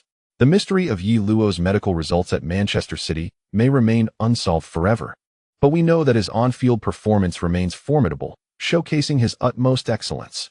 Arsenal has commenced the season with an impressive victory. With Yi Luo, Arsenal has emerged as a leading contender for the Premier League title, as evidenced by the adjusted odds from various bookmakers. Arsenal now ranks third in the title odds, trailing only Manchester City and Manchester United by a narrow margin. Almost every media outlet is discussing Yi Luo's performance and the transformation he has brought to Arsenal. The fans are equally satisfied with the match. In the aftermath, many supporters are eagerly anticipating the next game. Arsenal will host Sunderland in their next league match, where fans will have the opportunity to witness Yi Luo's brilliance up close at their home ground. They firmly believe that the team will triumph over the Black Cats with ease. In fact, their optimism may very well be justified. In the second round of the league, Arsenal will play their first home match of the new season at the Emirates Stadium against Sunderland. This marks Yi Luo's inaugural appearance at the Emirates, and fans are eager to witness the star's splendor. The Emirates Stadium was filled to capacity, a true spectacle of fervor and enthusiasm. Tickets for the home games have become exceedingly scarce, with many lamenting their inability to procure them online. Consequently, the sale of Arsenal season tickets has surged, as they are among the most expensive in the Premier League. Arsenal supporters greeted Yi Luo with unparalleled zeal as the players took to the pitch. Leading the charge was our new captain, our superstar, Yi, accompanied by the resonant sounds of the stadium's DJ. The crowd erupted in a deafening chorus chanting Yi Luo's name, a cacophony that reverberated through the ears of all present. At that moment, commentators fell silent, for their voices were drowned out by the overwhelming roar of the fans. In his inaugural match, Yi Luo had already dazzled with 2 goals and an assist against formidable opponents Liverpool, elevating the spotlight on him to unprecedented heights. Indeed, his performance at the Emirates had not disappointed the home fans. Sunderland was acutely aware of their objective, to secure at least a point, which they deemed a victory. Thus, they adopted a defensive posture from the outset, hoping to execute counterattacks via set pieces. However, from the very beginning, Arsenal dominated the rhythm of the game. By the 20th minute, Yi Luo opened the scoring for Arsenal with a superb strike. After a breakthrough at the edge of the penalty area, he deftly maneuvered past 2 defenders before unleashing a low shot with his left foot, the ball deflecting off a defender and leaving the goalkeeper helpless. At that moment, the Emirates erupted into an even greater cheer than that which welcomed Yi Luo. Commentators strained to compete with the volume of the home supporters, their voices hoarse from the effort. Having scored in consecutive matches, with 3 goals in total, Yi Luo showcased an extraordinary level of form. Undoubtedly, Arsenal had struck gold. As commentator Andy Gray paused momentarily, he added, "Arsenal has unearthed a priceless treasure." Following Yi Luo's goal, the dynamics of the match shifted irrevocably, leaving Sunderland unable to respond. In the second half, Sunderland attempted a counterattack, but Arsenal swiftly capitalized on the opportunity. Yi Luo tore through Sunderland's defense with his speed, unleashing a powerful shot from the edge of the penalty area that pierced the net. 2-0. Arsenal secured their victory shortly after the start of the second half. Yi Luo. Andy Gray exclaimed, "Another brace. He has performed this feat in both matches of the new season." Yes, Yi Luo had scored again. The fans at the Emirates were euphoric, singing and dancing in the stands. Many turned their backs to the pitch, linking arms and jumping in celebration. Embodying the renowned Poznan-style jubilation, a celebration frequently adopted by Manchester City supporters, now a hallmark of their presence in the Premier League. Fans turned their backs to the pitch, leaping and chanting in a display of mockery towards their rivals, asserting the excellence of their team without the need to witness the goals. This celebratory gesture traces its roots back to the 1960s with the Polish club Lech Poznan. In 2010, supporters of Manchester City adopted this manner of celebration during a Europa League match against Lech Poznan, and subsequently, it became a frequent sight in the stands as City fans celebrated their team's goals in such a fashion. Now, Arsenal supporters have embraced a similar approach to their celebrations, the intent of which is unmistakable. In this match, Arsenal's fans had little to fret about. In the 83rd minute, substitute Schürrle struck a long-range shot, sealing the score at 3-0, which would ultimately stand as the final tally.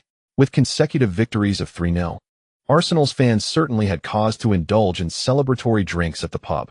This season, Arsenal's performance has instilled hope in all their supporters. With 2 consecutive double goals and 4 league goals across 2 matches, one might even dub Yarrow as the gentleman of double strikes, as noted by Linker from the commentary box. Thus concludes this chapter. Chapter 11. My assessment is that it pales in comparison to the allure of the Ballon d'Or. Arsenal commenced their league campaign with 2 victories, and their 2 successive 3-0 triumphs propelled them to the summit of the league table following the conclusion of the second round. This season's Premier League has taken on a semblance of chaotic rivalry. Astonishingly, only Arsenal and Chelsea have achieved 2 consecutive victories in the opening rounds, with Chelsea winning both matches by a score of 2-1. However, they lag behind Arsenal significantly in goal difference, placing them in second on the league table. Meanwhile, the Manchester clubs, United and City, find themselves in mid-table obscurity after 2 rounds. United suffered a disheartening defeat in their season opener, falling 1-0 to Everton at Goodison Park. Fortunately, in the second round, they faced their proverbial punching bag, Tottenham, triumphing 3-0 to secure 3 points. City concluded the first 2 rounds with 1 win and 1 draw, amassing 4 points, but were held to a draw by Stoke City in the second round. In the upcoming third round, City will venture to Anfield to face Liverpool. Many media outlets have expressed concerns that if City arrives at Anfield in the same form as they displayed against Stoke, they may face dire consequences. This apprehension is underscored by Liverpool's 6-1 thrashing of Southampton in the second round, dispelling the notion that Liverpool was simply weak. Rather, it was Yarrow's prowess that shone through. As the second round concludes, a significant event looms on the horizon. On the Friday evening before the commencement of the third round, UEFA will host the group stage draw and award ceremony for this season's Champions League and Europa League in Monaco, Monte Carlo. The highlight will be the draw itself, while the awards ceremony will celebrate last season's best teams, best lineups, and best players. Indeed, Platini, following the merger of the FIFA World Player of the Year and the Ballon d'Or, sought to establish a UEFA Ballon d'Or with considerable fanfare. Ultimately, however, the award was not designated as the UEFA Ballon d'Or, perhaps out of concern for confusion with the FIFA Ballon d'Or. It is possible that Platini harbored intentions of blurring the lines between the two. Nevertheless, UEFA is not solely dictated by Platini's aspirations. Consequently, the accolade was officially named the UEFA Best Player in Europe Award, inaugurated in 2011. The selection process involves voting by sports journalists from 53 nations and regions across Europe, with the top 3 players emerging as candidates for the final round of competition. Subsequently, these 53 journalists cast their votes on-site to determine the final rankings of the 3 contenders. The inaugural recipient of the award in 2011 was Lionel Messi. This year marks the second presentation of the award. Media consensus suggests that this year's accolade is unequivocally destined for Euro, given his outstanding performance in the previous season. Alongside Euro on the shortlist for the UEFA Best Player Award are Messi and Frank Ribery, the winger from Bayern Munich, who finished as the runner-up in the UEFA Champions League last season. Beyond the terrifying goal statistics of Messi and Euro, Ribery's achievements are also remarkable. He netted 6 goals and provided 7 assists in the Champions League last season. Such statistics, coupled with his pivotal role within the team, indeed qualify Ribery for inclusion in the final roster of this award, humorously dubbed the UEFA Ballon d'Or by fans.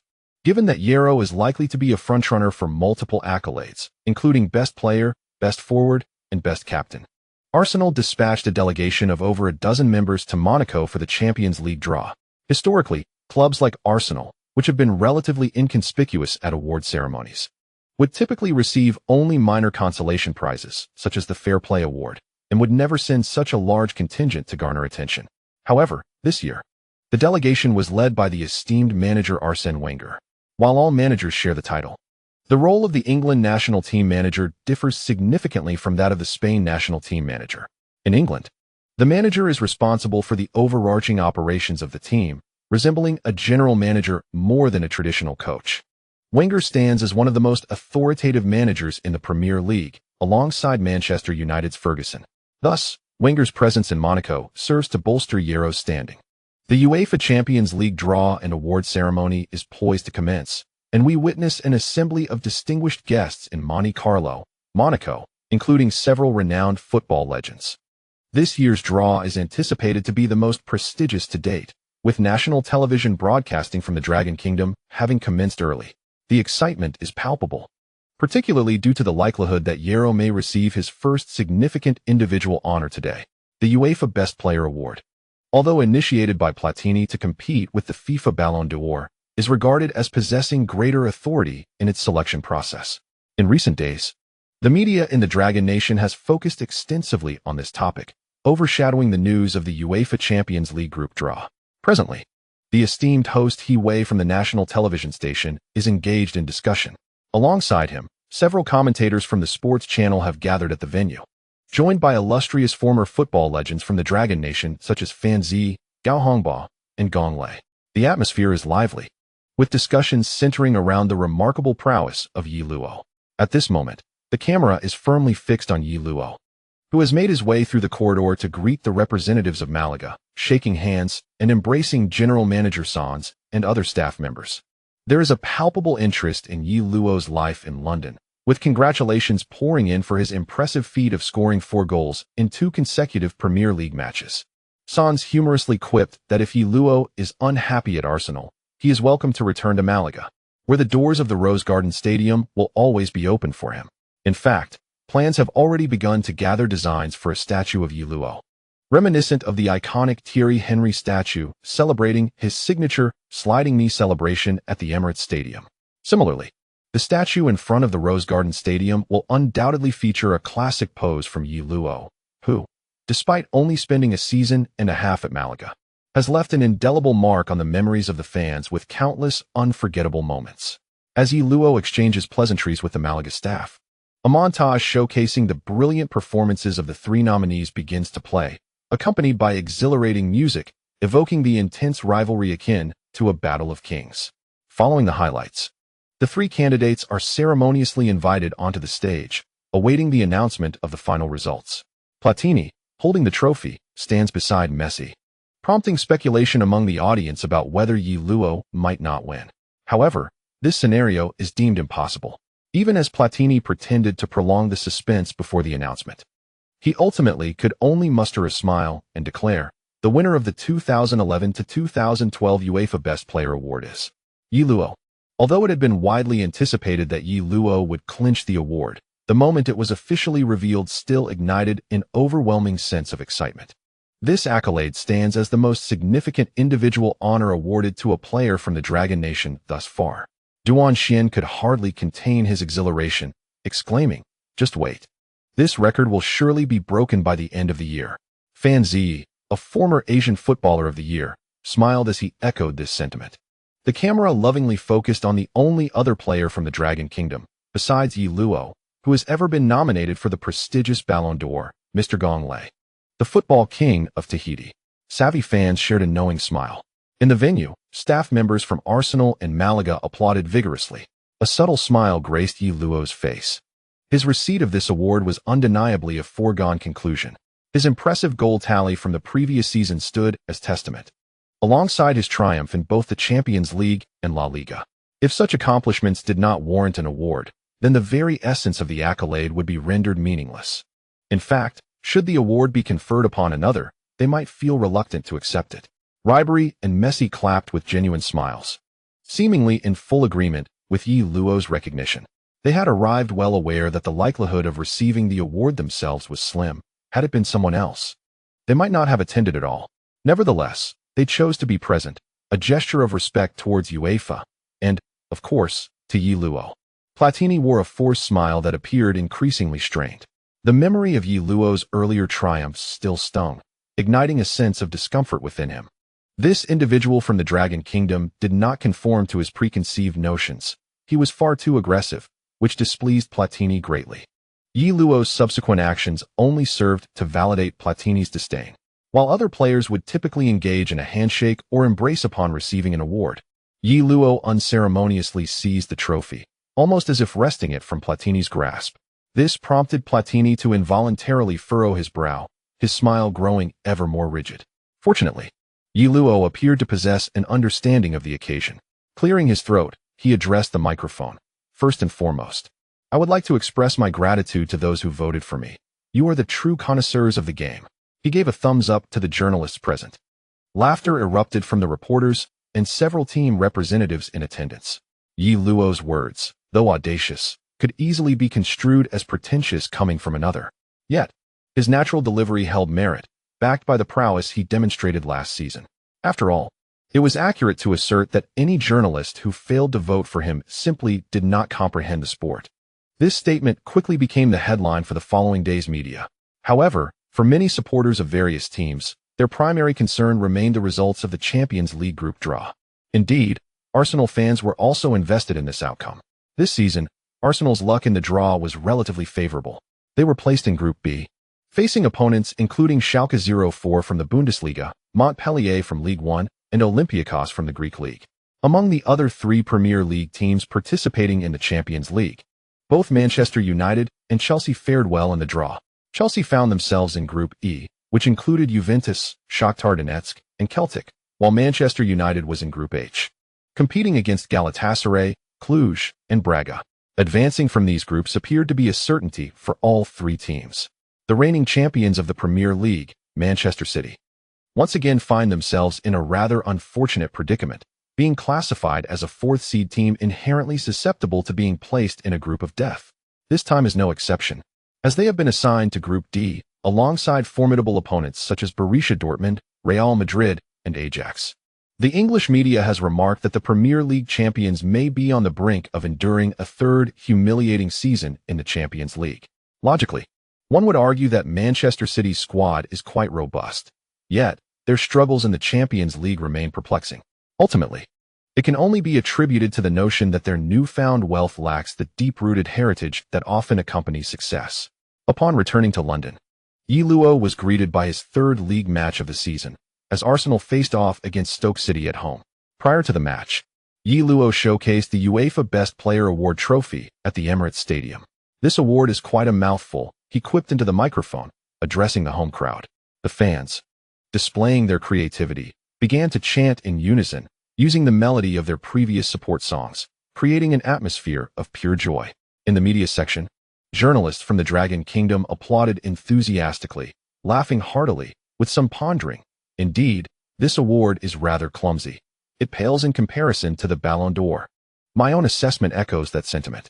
It seemed as though Yi Luo could read their thoughts as he continued, eliciting a wave of laughter from the crowd, who understood his meaning perfectly. Firstly, the UEFA Best Player Award was conceived by Platini to rival FIFA's Ballon d'Or. Yi Luo's comments were undoubtedly a subtle jab at the UEFA president, reflecting their strained relationship. On the other hand, it conveyed his ambition for the Ballon d'Or. Surely, He is destined to claim this year's prestigious accolade. I cannot fathom who could possibly rival him. In the commentary booth, Andy Gray chuckled, and Lineker nodded in agreement. From the outset, the atmosphere at the Emirates Stadium was jubilant.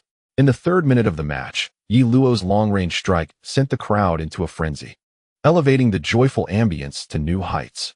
With an early goal and the advantage of home ground, the outcome of the match seemed inevitable. Yi Luo went on to score twice, leading the team to a 2-0 victory over Stoke City. Arsenal achieved a remarkable feat, securing 3 consecutive clean sheets, while Yi Luo celebrated his 3rd consecutive match with 2 goals. Such explosive performances are truly astonishing. However, some fans expressed their grievances towards Lineker, who had dubbed Yi Luo the Mr. Brace following the last match. In hindsight, this title felt more like a curse, as Yi Luo had ample opportunities for a hat trick, only to strike the post twice. Ultimately, he had to accept the outcome of scoring just the 2 goals. With 6 goals in 3 Premier League matches, Yi Luo rightfully occupies the top position in the league's scoring chart, followed closely by Van Persie and Aguero, both of whom have netted 3 goals. Following the 3rd round of the league, the international match day arrived, which held little relevance to Yellow. After the conclusion of the international fixtures, Arsenal was not adversely affected by the FIFA virus. In the 4th round of the league, the team faced Southampton away from home. The match proved to be somewhat challenging, yet ultimately, thanks to Yellow's goal in the second half, the team secured a 1-0 victory, marking a splendid 4 consecutive wins to start the league season. Subsequently, the team journeyed to France for the inaugural round of the Champions League group stage. This highly anticipated match featured Yellow representing Arsenal in his Champions League debut. The outcome, of course, did not disappoint the Arsenal supporters, as Yellow contributed with a goal and an assist, enabling the team to claim a 2-0 victory away from home. Just 3 days after returning from France, the team was set to face a crucial clash, the 5th round of the league, where Manchester City would host Arsenal. In this chapter, titled The Focused Battle, everything returns to football. Leading up to the match, nearly all media outlets were abuzz with speculation about the rivalry between Yellow and Manchester City. However, neither party chose to elaborate on the matter. For Manchester City, missing out on Yellow was perhaps the greatest regret in the club's history. Conversely, Yellow felt no need to harbor resentment towards Manchester City, as the situation was beyond his control. How could he possibly explain it? Oh, I possess a system that is currently overloaded, hence the complications. Who would believe such a claim? Thus, he opted for silence. Consequently, both parties refrained from discussing the early season events, leaving the English media at a loss and forcing them to redirect their focus elsewhere. For Arsenal, facing the reigning champions Manchester City at the Etihad Stadium was undoubtedly a daunting task. Even though Manchester City did not acquire Yellow during the summer transfer window, they still boasted an exceptionally talented squad. The likes of Kompany, Yaya Touré, David Silva, Dzeko, Aguero, and Tevez were all world-class stars in their own right. For City's manager, Mancini, his thoughts were consumed by a singular focus: how to counter Yellow. In regard to this dilemma, the entire Manchester area, along with numerous media outlets across England, were inundated with suggestions for the Italian manager. Journalists and pundits, appearing knowledgeable about the game, passionately debated on newspapers, television, and online platforms, proposing various strategies to combat Yellow. Strategies such as positional exchanges, possession play, high pressing, counterattacks, and direct confrontations were all discussed. While these theoretical approaches seemed plausible on paper, Mancini, upon reviewing these media suggestions, could only think 4 words: what nonsense. As an Italian, Mancini certainly had a plethora of tactical ideas. Many could speak eloquently about strategies, but when it came to understanding one's own capabilities and those of the opponent, while also considering feasibility and risk, few could truly measure up. In Mancini's view, in the match against Arsenal at home, any hasty alteration to Manchester City's accustomed tactical approach would pose an even greater risk. Mancini has scrutinized the strategies employed by formidable teams to counter Yellow. Ultimately, he reached a conclusion: it is impossible to completely neutralize Yellow. A team that overly focuses on how to defend against Yellow often finds itself facing defeat. Instead, maintaining composure and showcasing one's own strengths may lead to victory. Moreover, only weaker teams tend to undertake the perilous gamble of temporarily altering their tactical style when confronting stronger opponents. But is Manchester City truly the underdog when hosting Arsenal? Perhaps not. At the pre-match press conference, Mancini made it clear to the media, "I am well aware of Yellow's greatness, but this match is between Manchester City and Arsenal. Our opponents are Arsenal. There are 11 players on the field." Mancini hopes his players will retain a calm mindset. However, for the players of Manchester City, this match undoubtedly differs from the usual encounters. It is not merely the fact that they are facing Arsenal, currently at the summit of the league table after just 5 rounds, making it premature to declare them champions, as the league cannot bestow 538 championship trophies upon Arsenal. What unsettles Manchester City's players is solely Yellow. In fact, prior to the commencement of this season, several City players had their agents negotiate salary increases with the club.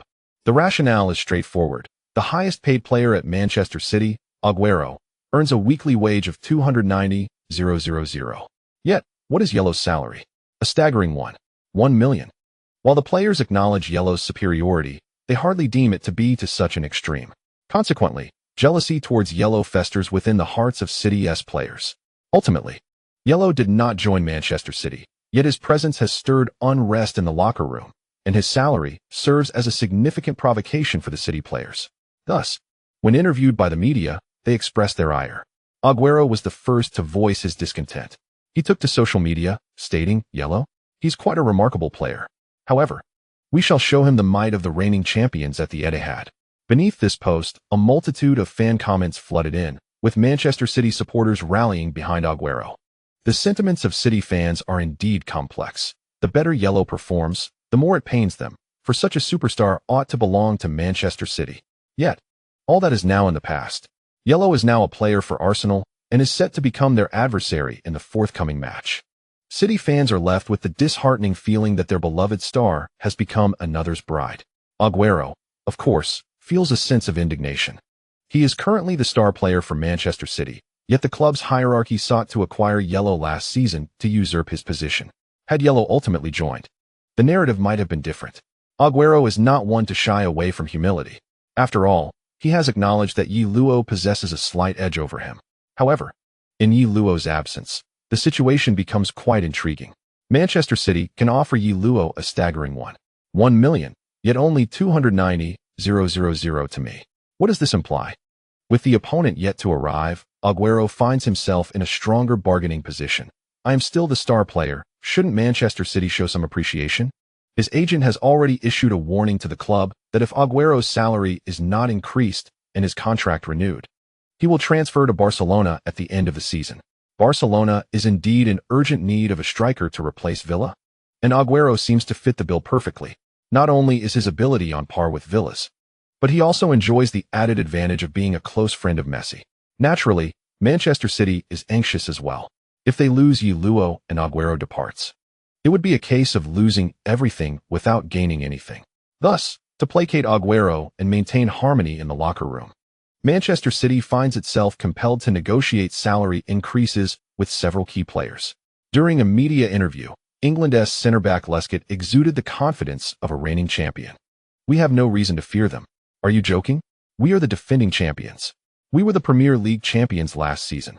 Lescott's facial expression was one of exaggerated disbelief, as if to say, "Do you even know what you're talking about? Manchester fearing Arsenal?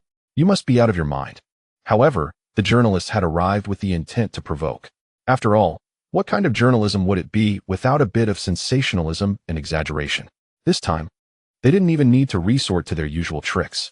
A charming female reporter from the Daily Mail, with sparkling eyes and a tilted head, inquired, "But last season, Yi Luo scored 2 goals at the Etihad Stadium in your defensive zone." Lescott momentarily faltered. In the previous season's Champions League group stage, Yi Luo, leading Malaga, had secured a comfortable victory at the Etihad. This left Lescott at a loss for words. Arsenal is Arsenal, and Malaga is Malaga. They are not to be conflated. Yet he stammered on, only managing to utter vague reassurances about being the defending champions and our fighting spirit. Such is the prowess of the journalist's craft. Since neither side was keen to delve further into the return saga, the reporters turned their attention to the fans. In Manchester, a television reporter took to the streets. A tall English woman, clad in a sky-blue summer outfit, expressed her disappointment before the camera. "We actually missed out on Yi Luo. My God. This might be the greatest regret for Manchester City in over a century. Did you know that he is remarkably handsome and incredibly strong? He possesses an enchanting allure that captivates all. Oh, dear God, every time the night grows quiet. Ladies, we are broadcasting a sports program, and we have numerous underage viewers. The interviewing reporters were visibly anxious, beads of sweat forming on their foreheads. If this woman, who appeared to be immersed in a profound experience, continued, this segment would surely be cut from the broadcast. Okay. The English lady also realized she might have veered too far off course. Do you think anyone from Manchester City can compare to Yellow? The reporter inquired. No, replied the local Manchester City fan decisively. The sentiments of Manchester City supporters towards Yellow are indeed complex. Regret is certainly the prevailing emotion. However, Yellow now dons an Arsenal jersey, which leaves a sour taste in the mouths of City fans. They feel as though they are confronting an ex-girlfriend who has moved on. Yet they understand that Yellow cannot be blamed for this. Consequently, this sentiment is reflected on the pitch, as the boos directed at Yellow from City fans are markedly fewer than those from other Arsenal supporters. When the stadium DJ announced the names of both teams, Yellow was met with only scattered jeers. Many City fans opted for silence, which further fueled the players' frustration. They were determined to showcase their prowess in front of the City supporters. Hey, wake up. He is now someone else's, while we are your steadfast partners. With this mindset, Manchester City players exhibited exceptional vigor from the outset of the match. Just as the game commenced, they executed high pressing to reclaim possession, launching a counterattack. Aguero unleashed a fierce shot from the edge of the penalty area, which was parried out by Szczesny. This offensive display ignited the Etihad Stadium, causing all external matters to fade into oblivion for the fans. At this moment, football was of utmost importance. Aguero, having taken the shot, fervently waved his arms to rally the crowd's spirits. After the match commenced, Manchester City supporters, much like the players, fully immersed themselves in the moment. Chapter 13. A shift from full offense to focused defense. Danger. The match had scarcely begun when the home team, Manchester City, appeared electrified. In the studio of Longwa National Television, Duan Xian was so astonished that he nearly dropped the match materials he was holding. Aguero had stated before the game that they would demonstrate the defending champions' prowess to Arsenal. In reality, this match also held significance for the standings. Although the season had just begun, many of the Premier League's strong teams had not started well. The only unbeaten teams were Arsenal and Manchester City, with Arsenal achieving 4 consecutive wins and Manchester City recording 3 victories and 1 draw. Only a 2-point gap separated them. In fact, Manchester United and Chelsea trailed Arsenal by just 3 points. Su Yang added, I am beginning to worry, as it is well known that Manchester City will undoubtedly be highly motivated. Indeed, this match poses a significant test for Arsenal, or rather for Yellow, Duan Xian concluded. The match has just commenced, and before we even had the opportunity to announce the starting lineups for both teams, Manchester City launched an aggressive press and offensive strategy, perhaps setting the tone for the encounter. Indeed, that proved to be the case. As the game began, neither coach could remain seated, both swiftly making their way to the sidelines. Mancini, standing at the edge of the pitch with his hands in his pockets, appeared calm. Yet his hands betrayed a slight tremor. His forward-leaning posture and tense shoulders revealed that the Italian manager was, in fact, anything but composed. Although he projected an air of confidence before the media, internally he was quite anxious. This anxiety stemmed not from fear of Arsenal, but rather a concern regarding Yellow's form. In 4 league matches, Yellow had netted 7 goals, whereas his closest rivals, Van Persie and Aguero, had only managed 4 each. Moreover, mere goal-scoring does not encapsulate Yellow's substantial influence on the matches. From a purely numerical standpoint, Aguero and Van Persie seemed to trail by just 3 goals, and one explosive performance could easily narrow that gap. Yet, Mancini understood that such a comparison was overly simplistic, for the impact on the game cannot solely be measured by goal statistics.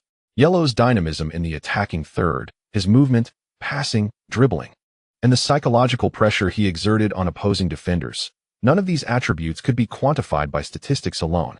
Mancini was acutely aware of this, which left him uncertain about Manchester City's ability to contain Yellow.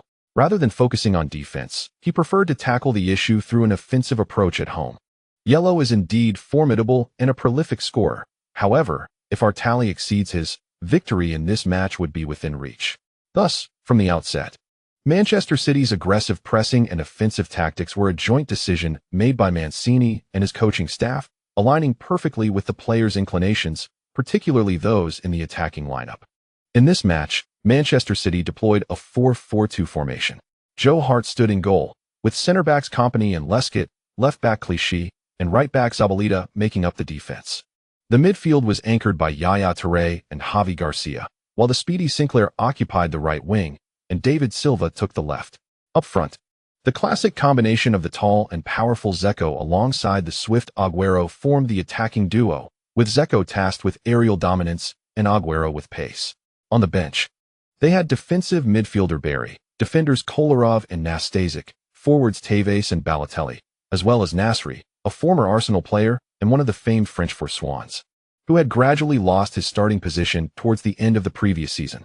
This lineup could be deemed quite formidable. Conversely, for Arsenal, excluding Yellow from consideration, their squad may not be stronger than last season's and could even be weaker, primarily due to the departure of Van Persie. Currently, the average age of the Arsenal squad stands at a mere 22 years. The youthfulness of the squad presents a considerable challenge in the fiercely competitive arena of the Premier League. The aspiration for consistent performance from such a young team is undeniably ambitious. Prior to the match, Mancini underscored this notion. Arsenal's youth signifies volatility, emotional fluctuations, and a potentially fragile mental fortitude. However, youth also carries its advantages, as evidenced when they unleash their exuberance, resulting in extraordinary performances, just as we witness now. Manchester City's aggressive start failed to intimidate Arsenal. Instead, it invigorated their resolve. The current scenes of the match elicited a frown from Mancini. Yellow, with skillful dribbling, penetrated the defense, delivering a precise cutback to Cazorla, who unleashed a shot. Joe Hart executed a pivotal save. Arsenal earned a corner. Cazorla delivered to the far post, where Giroud connected with a header. It narrowly missed the target. Arsenal seemed poised to seize the initiative, crafting several attacking opportunities within minutes, prompting the commentators to speak with the rapidity of machine guns, reflecting the brisk pace of the game. Manchester City quickly resumed play, but Hart's long clearance sailed out of bounds, eliciting a collective sigh of disappointment from the spectators. Hart, now regarded as England's first-choice goalkeeper, showcases the traditional traits of an English keeper, yet his footwork remains conspicuously lacking. Before he could even apologize to his teammates, Arsenal swiftly executed a throw-in. Amidst the jeers from the Etihad crowd, Yellow received the ball, cutting into the center and unleashing a powerful shot from nearly 30 yards. Hart reacted swiftly, leaping with his height advantage to deflect the ball out of play. Despite his shortcomings with the ball at his feet, Hart's shot-stopping abilities remained commendable.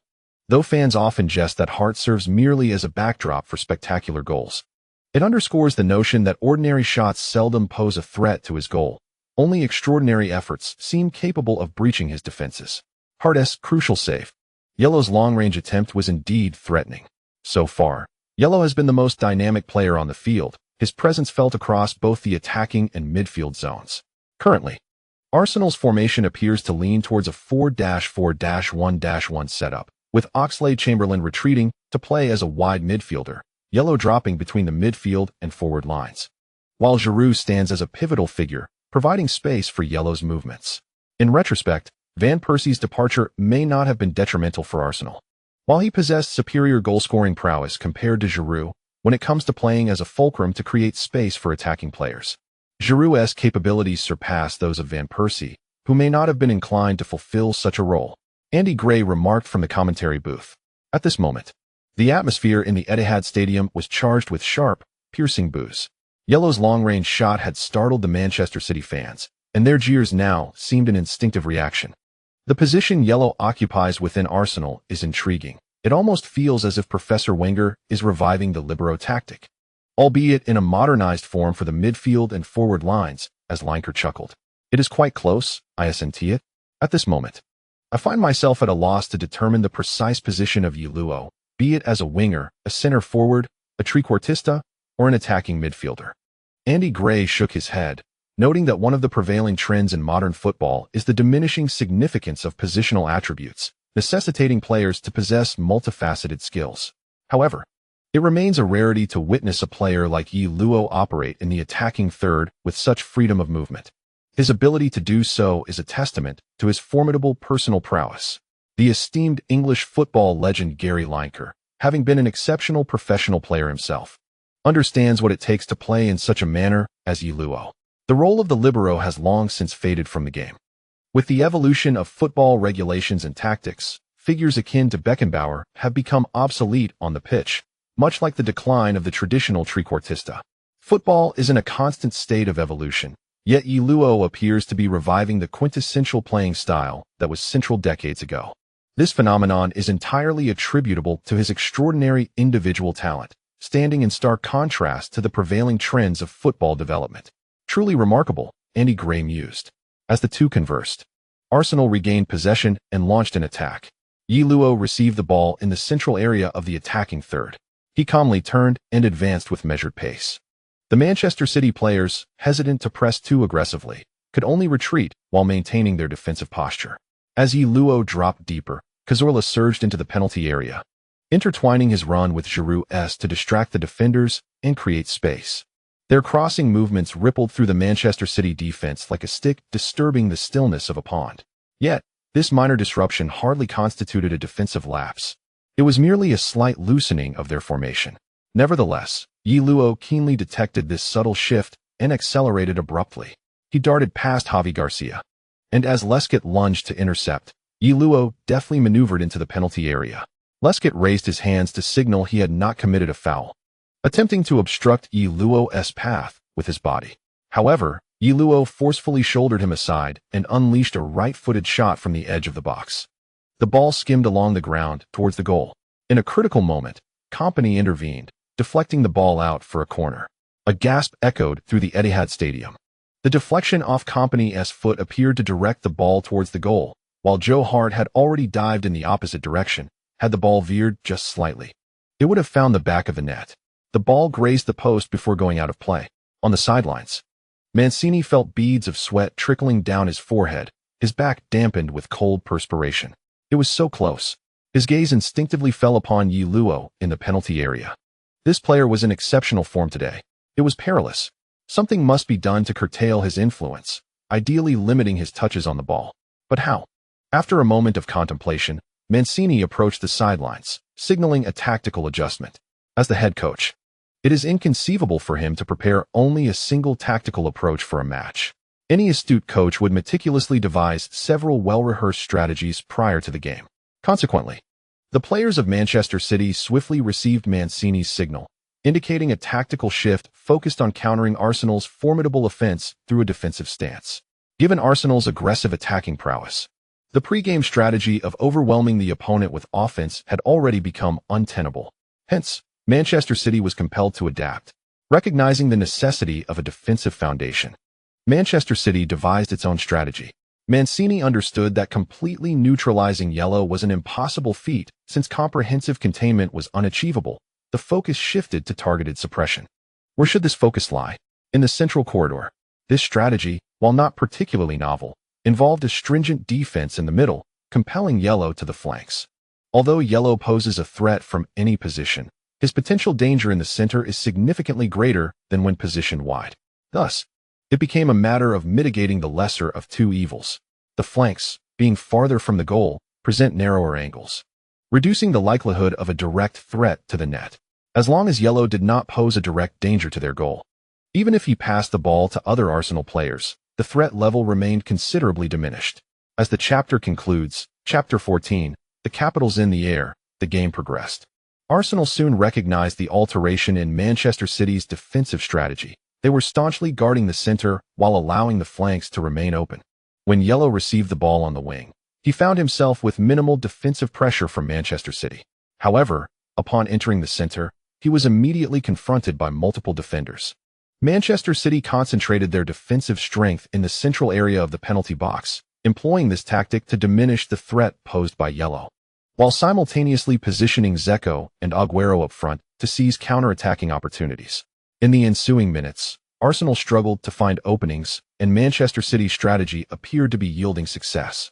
Yellow indeed drifted to the wings, where his attempts on goal diminished significantly, leading him to opt for passing more frequently. On the sidelines, Mancini finally relaxed, settling back into his coaching position. This defensive strategy had been honed over time, and now it was proving effective. With a solid defense in place, Expectations mounted for Manchester City's counterattack.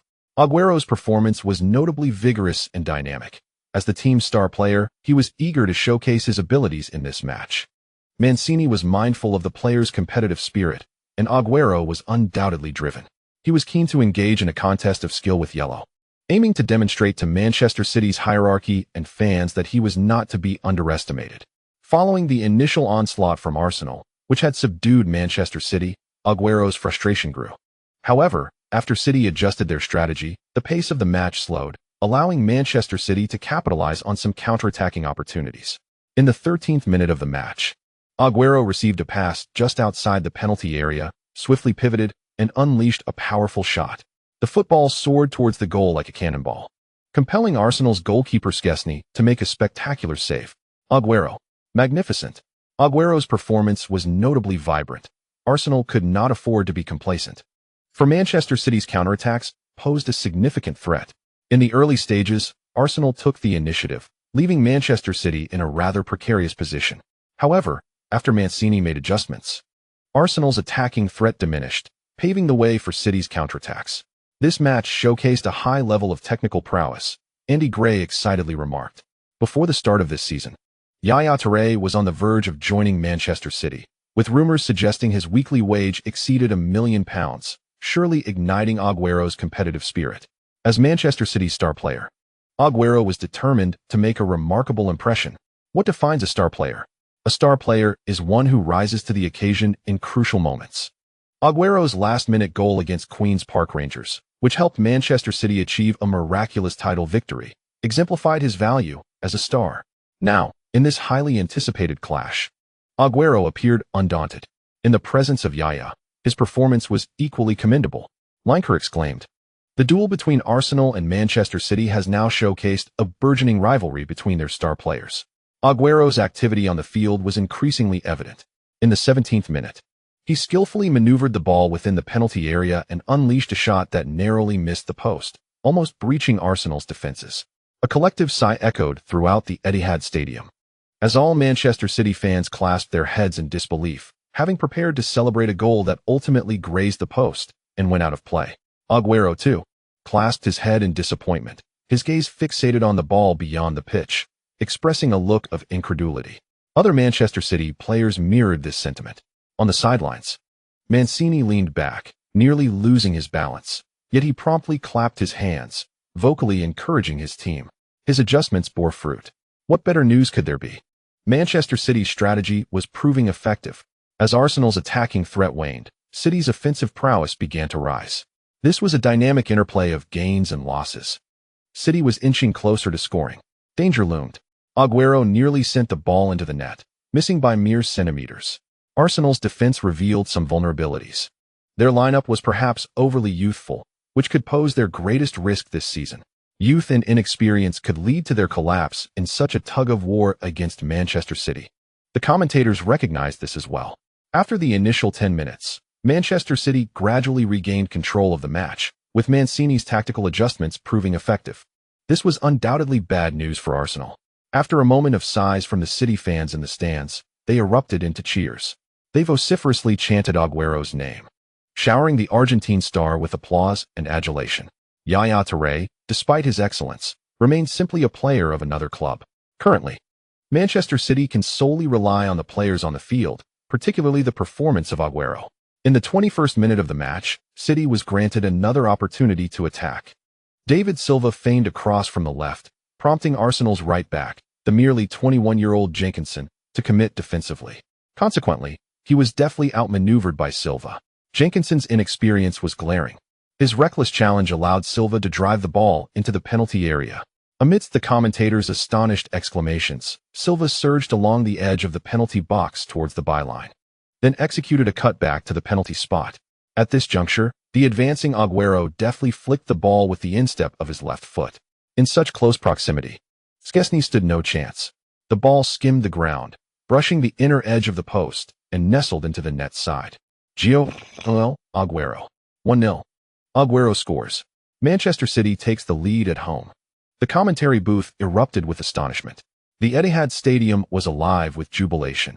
Every City fan leapt to their feet, raising their arms in exuberance. causing the entire stand to sway and tremble, as if a minor earthquake had struck. Mancini also sprang from the bench, racing to the sidelines, fists clenched in triumph, turning to embrace his assistants in celebration. A delighted smile adorned his face as he cast a self-satisfied glance at the distant figure of a glum Wenger. After initially being on the back foot, Mancini's tactical adjustments had turned the tide, culminating in an early goal. This was a tactical victory for him, a triumph that brought Mancini unparalleled joy. Wenger, on the other hand, was far from pleased. He was acutely aware of the underlying issues. The team's lineup was still too youthful. Jenkinson's impulsive challenge was a clear manifestation of youthful inexperience.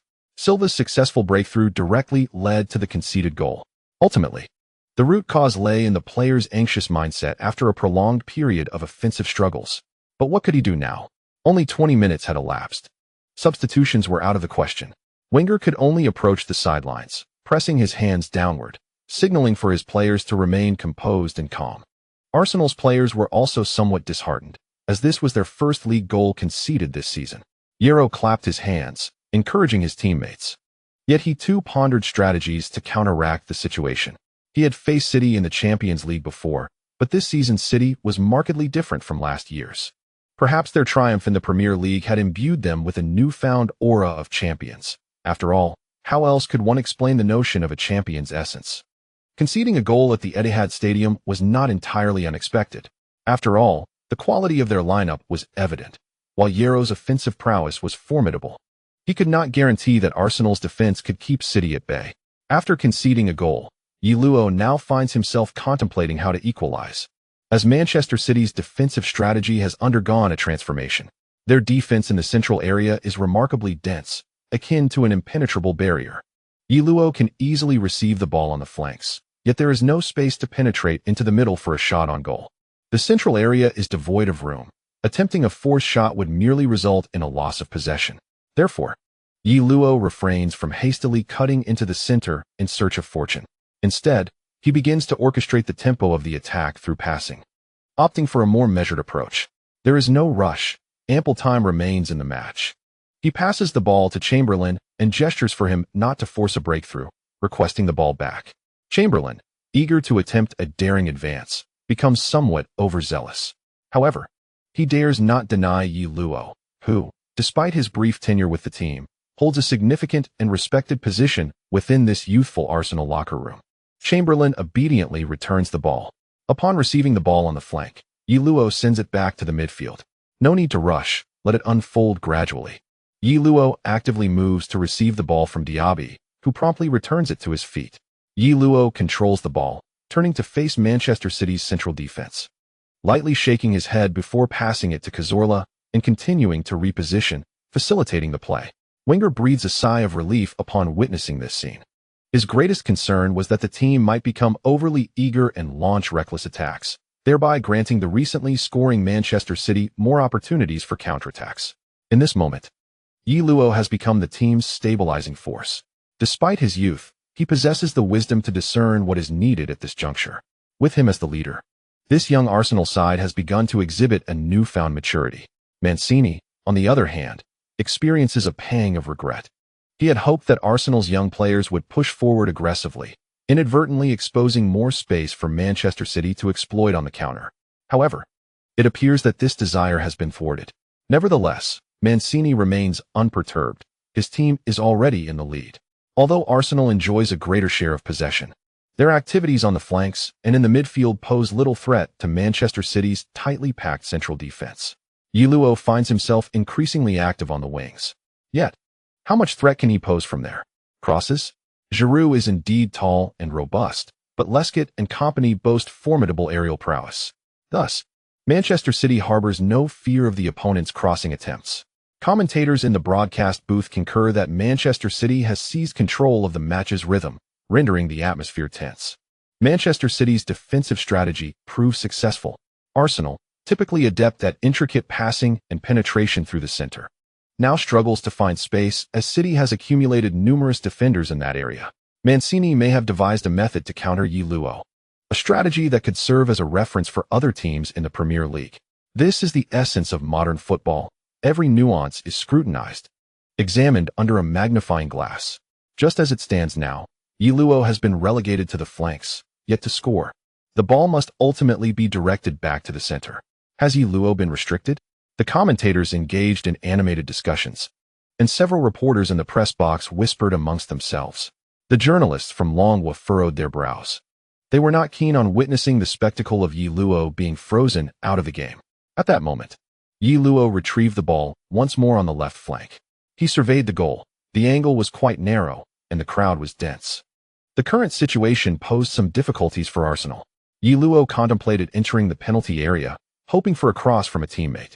However, this could potentially grant Manchester City an opportunity to intercept and counterattack. The chances were evenly matched for both sides, which did not bode well for Arsenal. It remained uncertain whether they would score first or their opponents would. Furthermore, Luo recognized that his young teammates were in dire need of confidence. They might struggle to withstand several counterattacks from the opposition. It would be wiser for him to take matters into his own hands. Luo glanced toward the penalty area. What if he shot from here? He weighed his options. Although the angle in the corner of the penalty area was somewhat restrictive, the distance from the opposing defenders provided a greater likelihood of circumventing them to strike at the goal.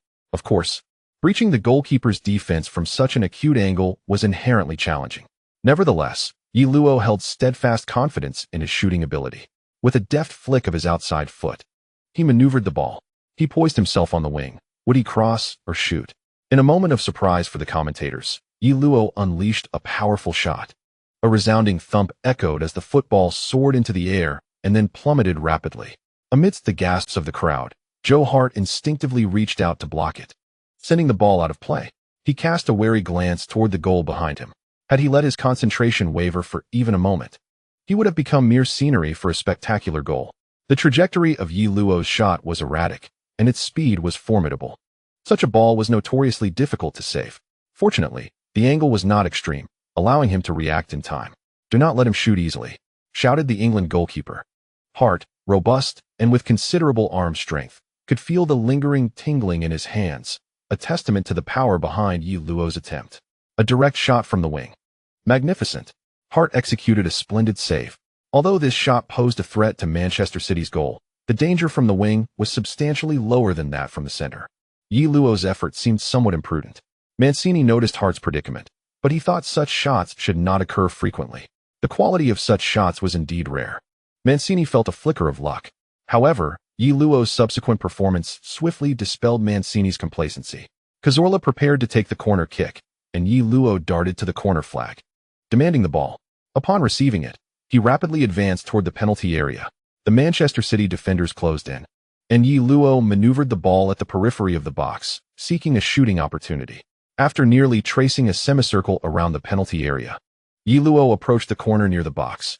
Suddenly, he halted, not gazing at the goal, but instead drew back his bow and aimed to shoot.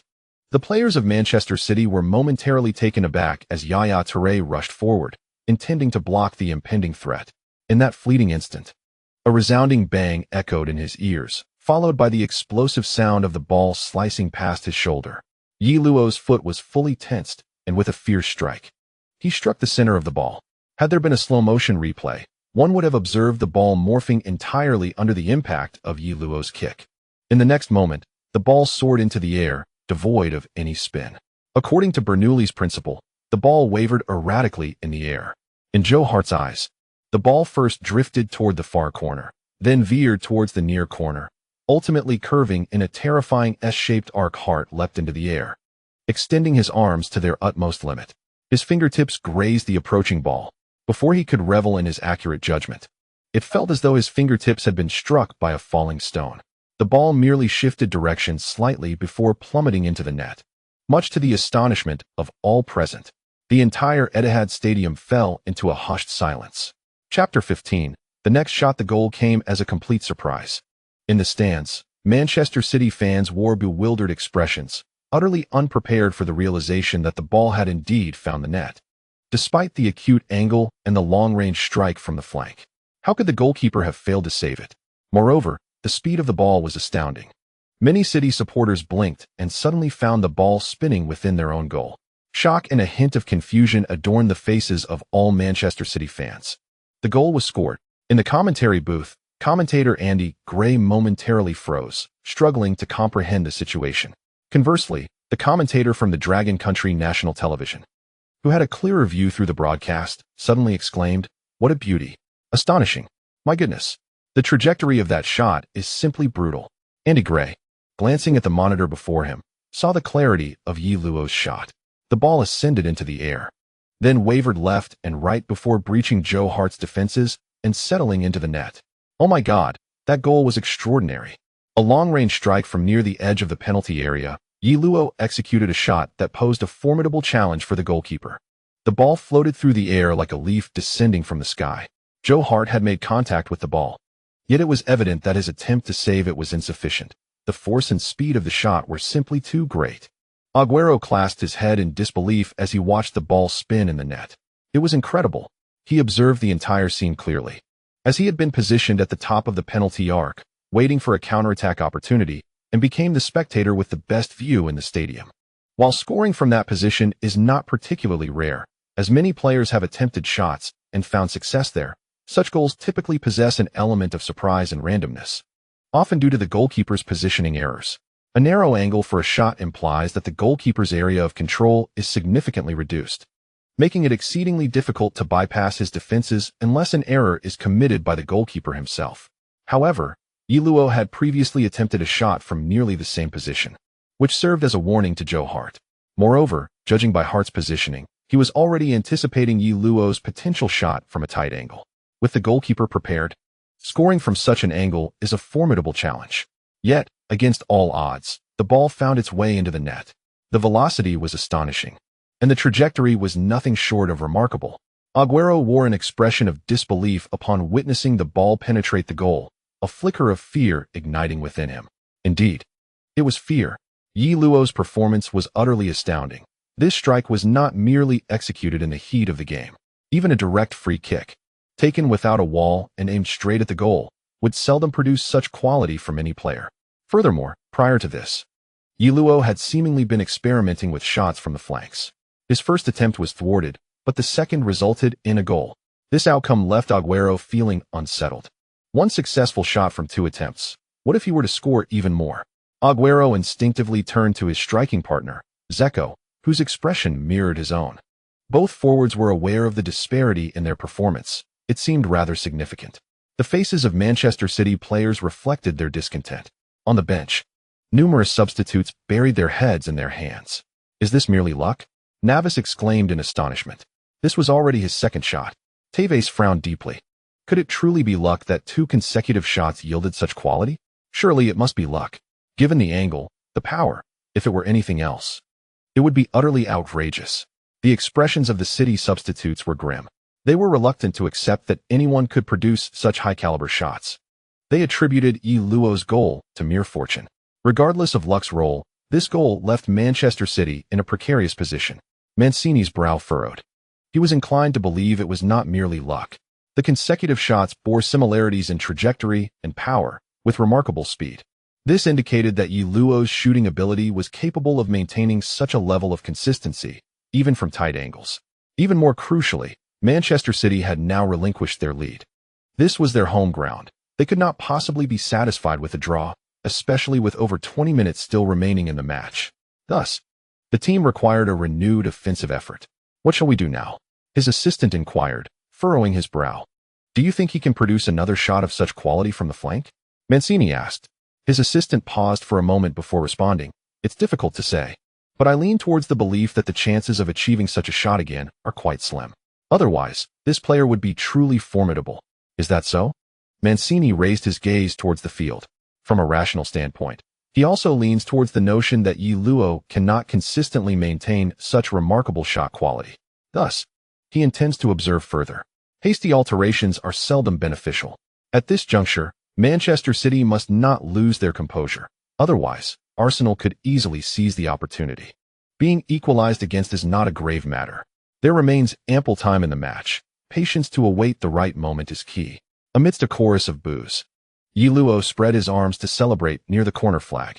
The Arsenal substitutes, who were engaged in their customary warm-up in that vicinity, greeted the approaching Yi Luo with incredulous outstretched arms. Wilshere's eyes sparkled with excitement. Is this sheer luck? Is this sheer luck? He exclaimed in disbelief. Certainly not. 2 consecutive shots of such caliber. Ramsey echoed, equally astonished. Soon, several substitutes rushed over, enveloping Yi Luo in jubilation, followed by the other players on the field. Whether it is luck or not, we shall find out by trying again, Yi Luo remarked with a smile. Yes, yes. Let us try again. The excited Arsenal players chimed in. What a magnificent goal. Poor Hart has once again become merely a backdrop. Andy Gray lamented, turning to Lineker. Do you believe this was a lucky goal? Luck? Lineker shook his head. You may assert that if you wish, but beyond luck. The primary reason for this goal lies in Yi Luo's prowess. He must possess the capability to strike with such speed and precision. That is true. Yet it appears Manchester City has resolved to staunchly defend the center. Perhaps Yi Luo might still find space for a shot along the flanks. Do you think he could achieve another goal from the wing? It seems rather unlikely, as it is already a rarity to witness a world-class strike in a single match. Lineker replied, shaking his head. After the match resumed, the Arsenal players, buoyed by their explosive morale post-goal, quickly initiated a pressing game that proved excruciating for Manchester City. Young players possess various flaws, yet when they are in form, their fighting spirit can be remarkably formidable. It is a double-edged sword, possessing both advantages and disadvantages. Under Arsenal's relentless pressing, Manchester City had no choice but to retreat.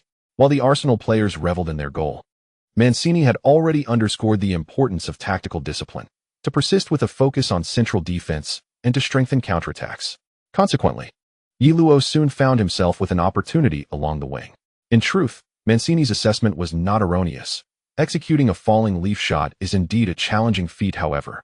For Yi Luo, it merely meant attempting a few more times. He felt that his form was particularly favorable today. After all, how else could one explain the fluctuations in a player's performance? When in form, even the most challenging shots seemed to find their target.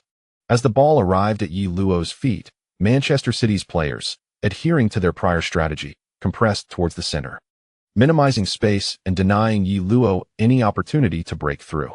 At that moment, the player tasked with defending Yi Luo was the returning winger, David Silva. David Silva possesses formidable offensive capabilities. However, when it comes to defense, the slender Spaniard appears almost as ineffectual as a mere wooden post in the presence of Yellow. Confronted by Silva, Yellow feels no pressure whatsoever.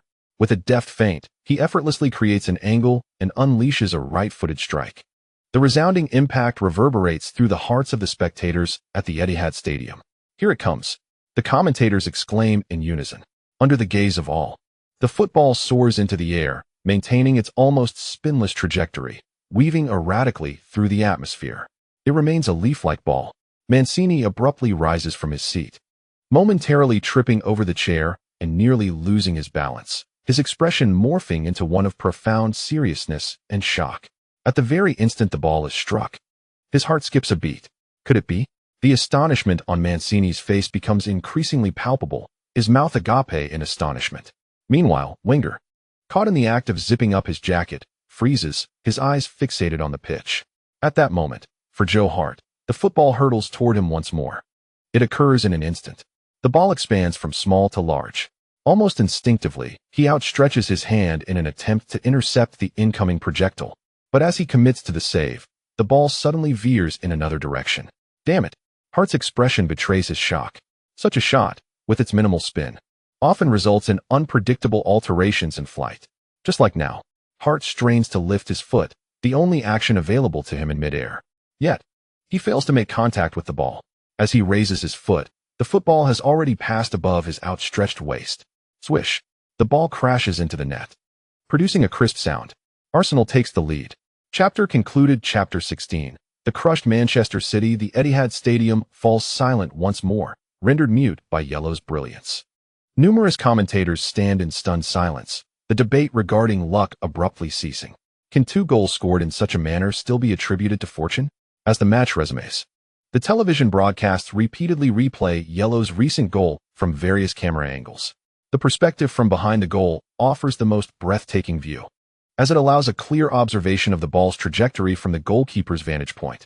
The football dances through the air, oscillating laterally twice. It rapidly enlarges, leaving the goalkeeper with scant time to react.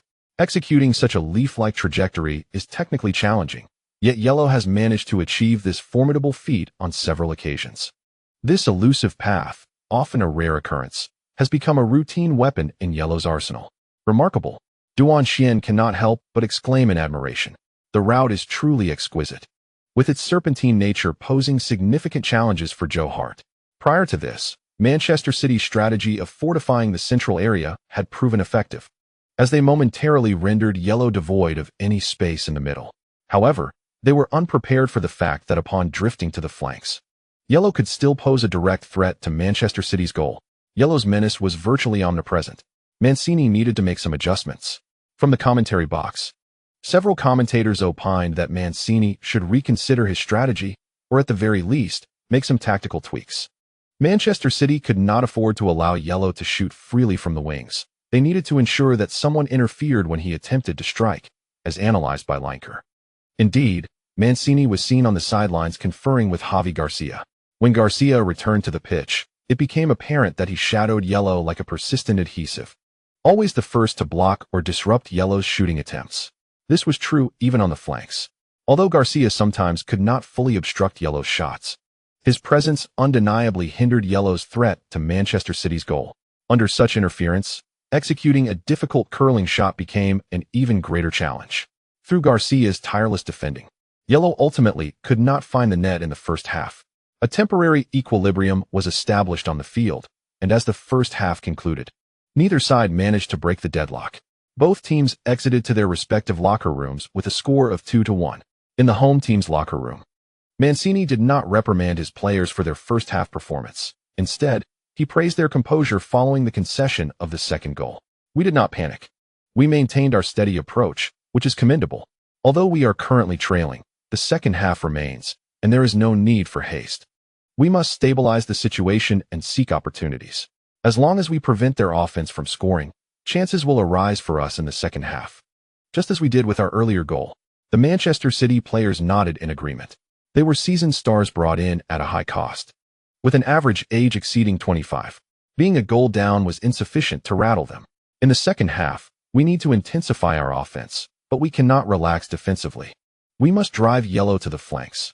I admit I underestimated him in the first half, but in the second half, if we simply interfere when he shoots, the difficulty of scoring from the wing will increase exponentially compared to the 2 goals he netted in the first half, Mancini stated, surveying his surroundings. "Gentlemen, although we conceded 2 goals in the first half, I am not in the least bit alarmed. Do you know why? Because those 2 goals were unforeseen. We failed to anticipate yellow's shooting capability from the flanks. Now that we are sufficiently alert to his shooting, he will find it challenging to threaten our goal from the wings." Upon hearing Mancini's remarks, the players of Manchester City displayed expressions that suggested they found his words to be profoundly insightful. Mancini, observing their countenances, proceeded to alleviate their pressure, informing them that this match was merely the commencement of the season and bore no significant implications for the pursuit of the league title. In truth, the contest for the championship hinges not on clashes between titans, but rather on the ability to secure points against less formidable opponents. The more stable a team is, the greater their advantage in the marathon of league fixtures. Given the age structure of Arsenal, Mancini harbors doubts regarding their capacity to maintain consistency throughout the entire season. Turbulence is inevitable for them. With a player of Yellow's caliber, Arsenal remains a contender for the league title. However, Manchester City need not succumb to panic. Mancini possesses unwavering confidence in the stability of his team. A victory over Arsenal yields 3 points, just as a triumph over Sunderland does. Both are points with no fundamental distinction. Thus, the true test of the league lies in a team's stability and their ability to earn points against weaker sides. On the Arsenal front, Wenger has also made tactical adjustments, urging Yarrow to be bolder in penetrating the penalty area, thereby creating opportunities for set pieces in the attacking third. Arsenal still boasts some towering players. Although Vermaelen is sidelined, his replacement, Koscielny, is also of significant height, alongside Mertesacker and Giroud, both exceeding 6 feet 3 inches, which complements Yarrow's aerial prowess. Therefore, breakthroughs in the creation of set pieces constitute one of Arsenal's offensive strategies. Should the opposition crowd the central areas, they may exploit set pieces. Conversely, if the opponents push forward, Arsenal can leverage their passing capabilities to capitalize on the spaces exposed. Both head coaches have made tactical adjustments. Yet the crux of their duel lies in the execution of their players. As the second half commenced, Hierro began opting for dribbling more frequently, actively engaging along the flanks where space was more abundant. He found himself up against Javier Garcia and other defenders in that region. For instance, in the 48th minute, he faced three players, Zabaleta, Sinclair, and Javier Garcia on the left flank. Sinclair closed in, while Zabaleta and Garcia provided support. Zabaleta's one-on-one defensive skills are commendable. Yet when confronted by Hierro, he appeared apprehensive, instinctively retreating as Hierro lifted his foot.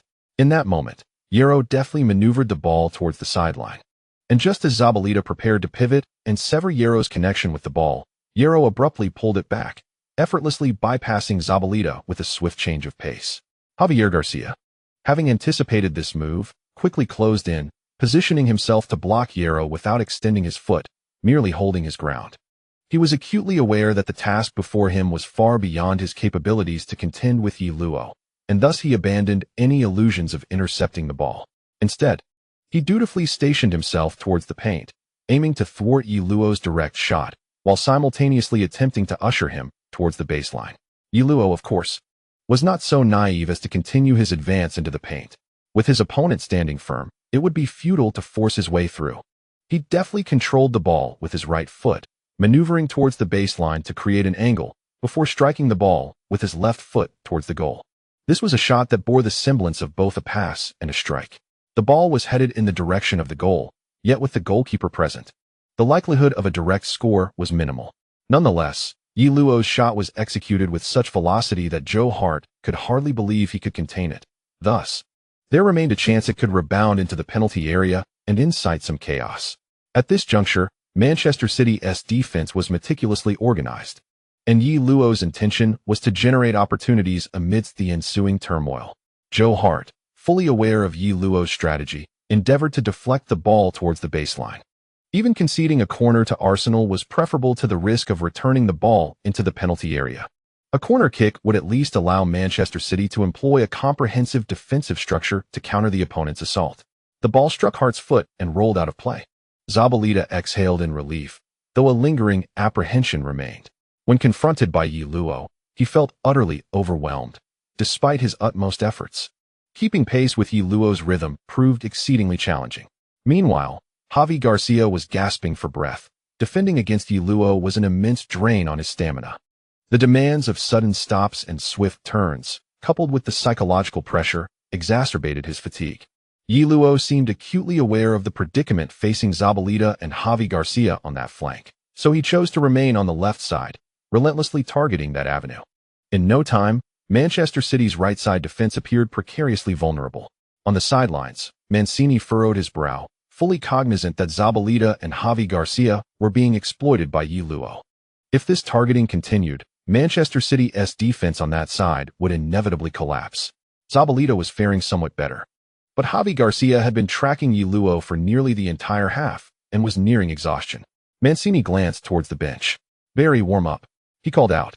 The England international, Barry, promptly shed his jacket, donned a warm-up vest, and made his way to the sidelines. A substitution was imminent for Manchester City. Though one had to wonder if it was slightly premature, the second half had only just commenced 5 minutes prior. Andy Gray, astonished, looked towards Barry warming up on the sidelines, realizing that Manchester City was poised to make a midfield adjustment, likely substituting Barry for Javi Garcia.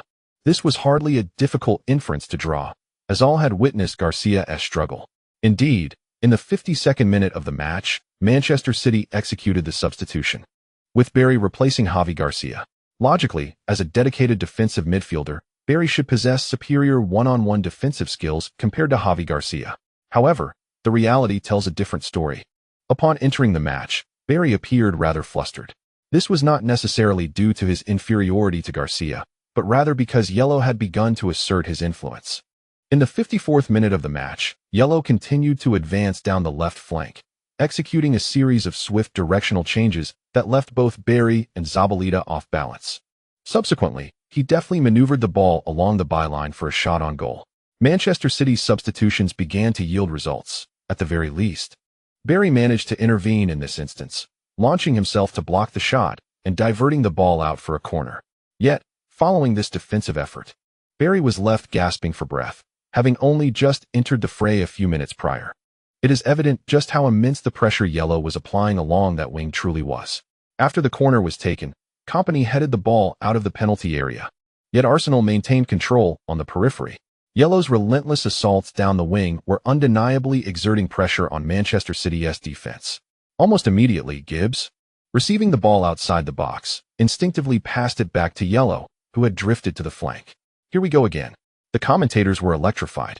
Yellow's consecutive dribbles, facing two opponents, created a captivating spectacle. Yellow, magnificent.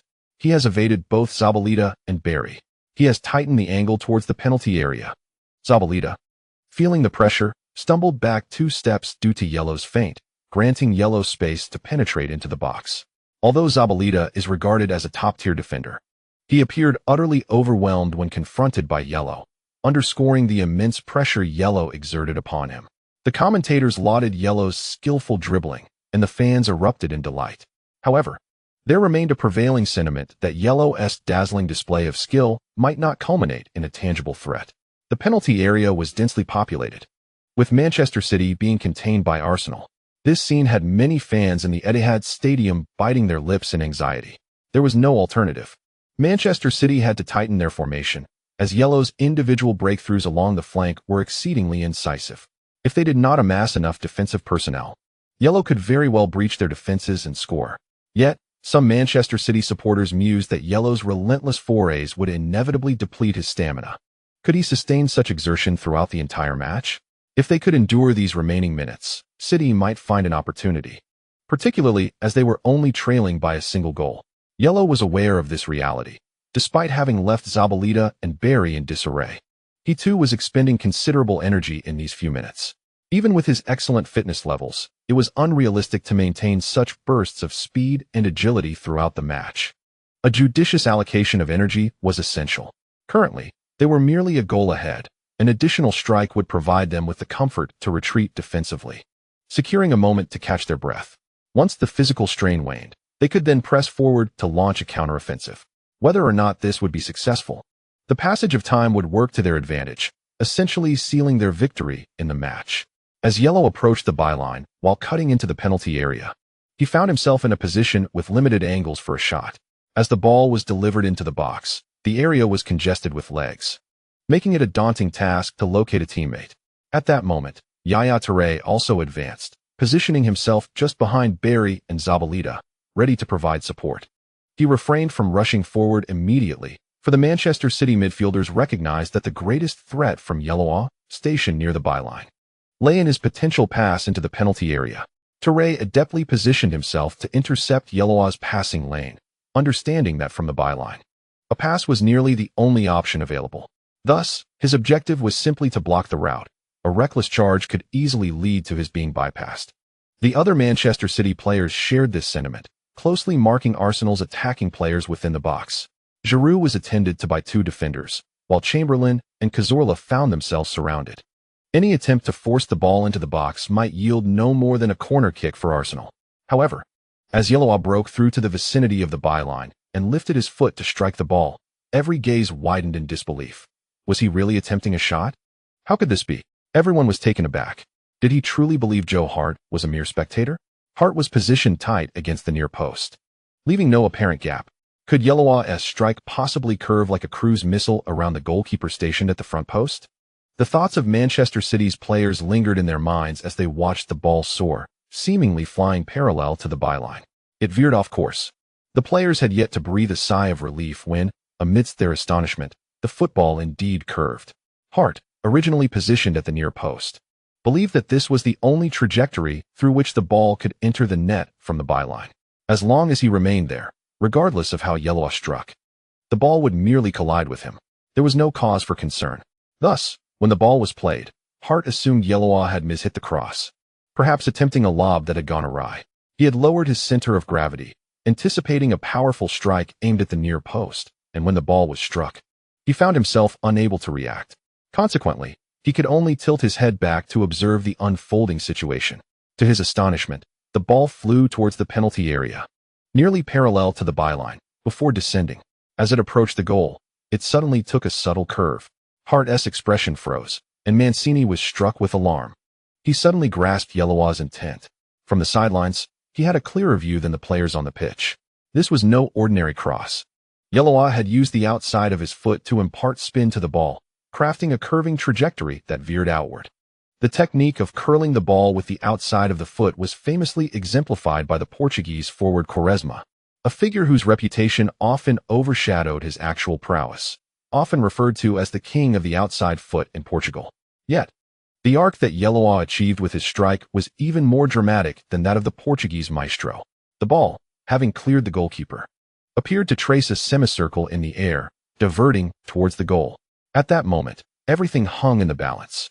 All the Manchester City players were momentarily taken aback, their eyes wide as they watched the ball curve unexpectedly. Bang! The football struck the far post. It hit the upright. The Manchester City fans, filled with anticipation, felt their hopes extinguished in an instant. The ball collided with the inner edge of the post and ricocheted into the net. As the ball soared into the goal, the once boisterous Etihad Stadium fell into a profound silence for the third time during the match. A shot taken from an impossibly tight angle with the outside of the foot, such a goal left one at a loss for words. While the Arsenal players celebrated jubilantly, all Manchester City players bowed their heads, unable to comprehend the situation. Were they performing poorly? Not at all. Their efforts could hardly be deemed lacking. Yet, their opponents had managed to score 3 extraordinary goals. 1-3. The home team trailing behind. The mentality of the Manchester City players was on the verge of exploding. The unluckiest among them was Joe Hart, whose performance could hardly be classified as poor, and in fact, was commendable. Nevertheless, he found himself retrieving the ball from his net 3 times, each resulting from jaw-dropping world-class strikes, rendering him a mere backdrop in this unfolding drama. Chapter 17. His name shines in Britain. Ye Luo. Andy Gray leaped from his commentary seat, as did the other commentators, equally exhilarated. A hat-trick, Lineker exclaimed, hands clasped atop his head. Now Arsenal fans can't blame me, for he is no longer merely the man of 2 goals, but the lord of the hat-trick. A hat-trick. Ye Luo netted an incredible goal from nearly zero angle. 1-3. Arsenal, playing away, led by 2 goals. 1-3. A 2-goal advantage. Could this be the decisive blow in the match? Observing the expressions of the Manchester City players, it was evident that the defending champions were on the brink of collapse thanks to Arsenal. This goal was nothing short of a humiliation for the reigning champions. What does it matter if the central space was blocked? He could score from any angle. Amidst the commentators' exclamations, many Arsenal fans watching on television clasped their heads in disbelief at this remarkable goal. The difficulty of this goal surpassed even Van Basten's classic strike from a tight angle. Duan Shin exclaimed, 3 goals, 3 world-class strikes. It was utterly unbelievable. Manchester City was shattered by these 3 goals. Duan Shin declared loudly, incredible. Almost simultaneously with Ye Luo's goal, in the Dragon Kingdom, expressions of astonishment echoed repeatedly. The passion of the Dragon Kingdom fans was ignited by this goal. Awesome. Amazing. Incredible. Incredible. Incredible. While television viewers were left astonished by this goal, on the sidelines of the Etihad Stadium, Balotelli was prepared to come on as a substitute. Mancini's expression was far from pleasant, but he managed to maintain his composure, earnestly advising Balotelli. Mario, do you see that goal?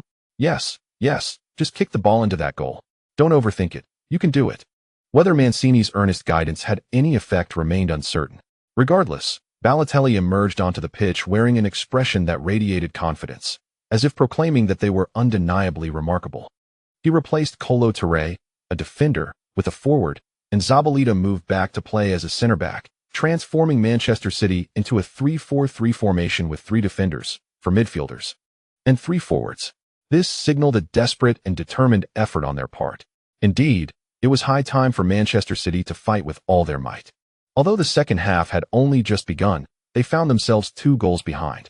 On Arsenal's side, amidst the joy of scoring, there was a slightly discordant note. Diaby sustained an injury while celebrating the goal, and when the medical staff signaled for a substitution, Wenger seemed at a loss for words. Diaby possessed considerable talent, yet he was far too fragile. Consequently, Arsenal made their first substitution, bringing on Coquelin to replace the injured Diaby. Both teams made changes in the 50-something minute of the match. Manchester City introduced a forward, and it was evident that the coach's intention in bringing on Balotelli was to bolster the attack. Could they possibly have considered placing this eccentric genius in a defensive role? Even if he volunteered, few would dare to trust him in their penalty area. On the other hand, Coquelin's entrance brought fresh tactical instructions for Arsenal. Oxlade-Chamberlain slightly withdrew to play as a right midfielder. Arteta took a central position, Coquelin occupied the left, Cazorla played as an attacking midfielder, and Giroud partnered with Yilmaz as dual forwards. This arrangement resembled a 4-3-1-2 formation, with 3 players in front of the back line to shield against Manchester City's counterattacks, while still maintaining 3 players in the front line to support Yilmaz during breaks. Cazorla's ability to deliver threatening passes was formidable, and Giroud could use his robust physique to create space for Yilmaz to exploit. This tactical arrangement appeared to be quite sensible. With a 2-goal lead, Wenger could experiment with new combinations. As the match resumed, the substitutions made by both sides began to influence the dynamics of the game. Manchester City could not persist with their previous defensive strategy. They had to strengthen their attacking front to suppress Arsenal. This was crucial for the defending champions to uphold their honor on home soil. Conversely, Arsenal adopted a defensive counter-attacking stance, fielding 4 defenders, 3 defensive midfielders, and allowing Cazorla and Giroud to retreat in front of the 3 defensive midfielders, thereby forming a barrier, while leaving Yilmaz as the sole forward. There has long been a belief that the principal difference between Wenger and Ferguson lies in Wenger's adherence to the ideal of beautiful football as an idealist, while Ferguson is regarded as a pragmatist. However, in reality, Professor Wenger's early Arsenal teams featured a robust midfield capable of relying on defensive solidity and the speed of forward players for counterattacks. He was not a mere devotee of a singular tactical approach. In the past, Arsenal, with the illustrious Henry, showcased a remarkable prowess in counterattacking football. Now, with the more adept Euro at their disposal, it is only reasonable for them to adopt a counterattacking strategy when in the lead. Manchester City, in a bold display, revealed their strength as the reigning champions of the Premier League. Before long, Balotelli's header within the penalty area compelled Szczesny to execute a spectacular save. Prior to that, their relentless assaults had already rendered Arsenal's defense perilous. Aguero withdrew to receive the ball, pivoted, and distributed. David Silva delivered a precise cross. Koscielny intervened. Yaya Touré unleashed a long-range shot. It struck Arteta and veered out of play. Manchester City quickly took the throw-in, with Balotelli holding off Gibbs as he surged into the box for a direct strike. Oh dear, that was close. Balotelli was in excellent form during this match.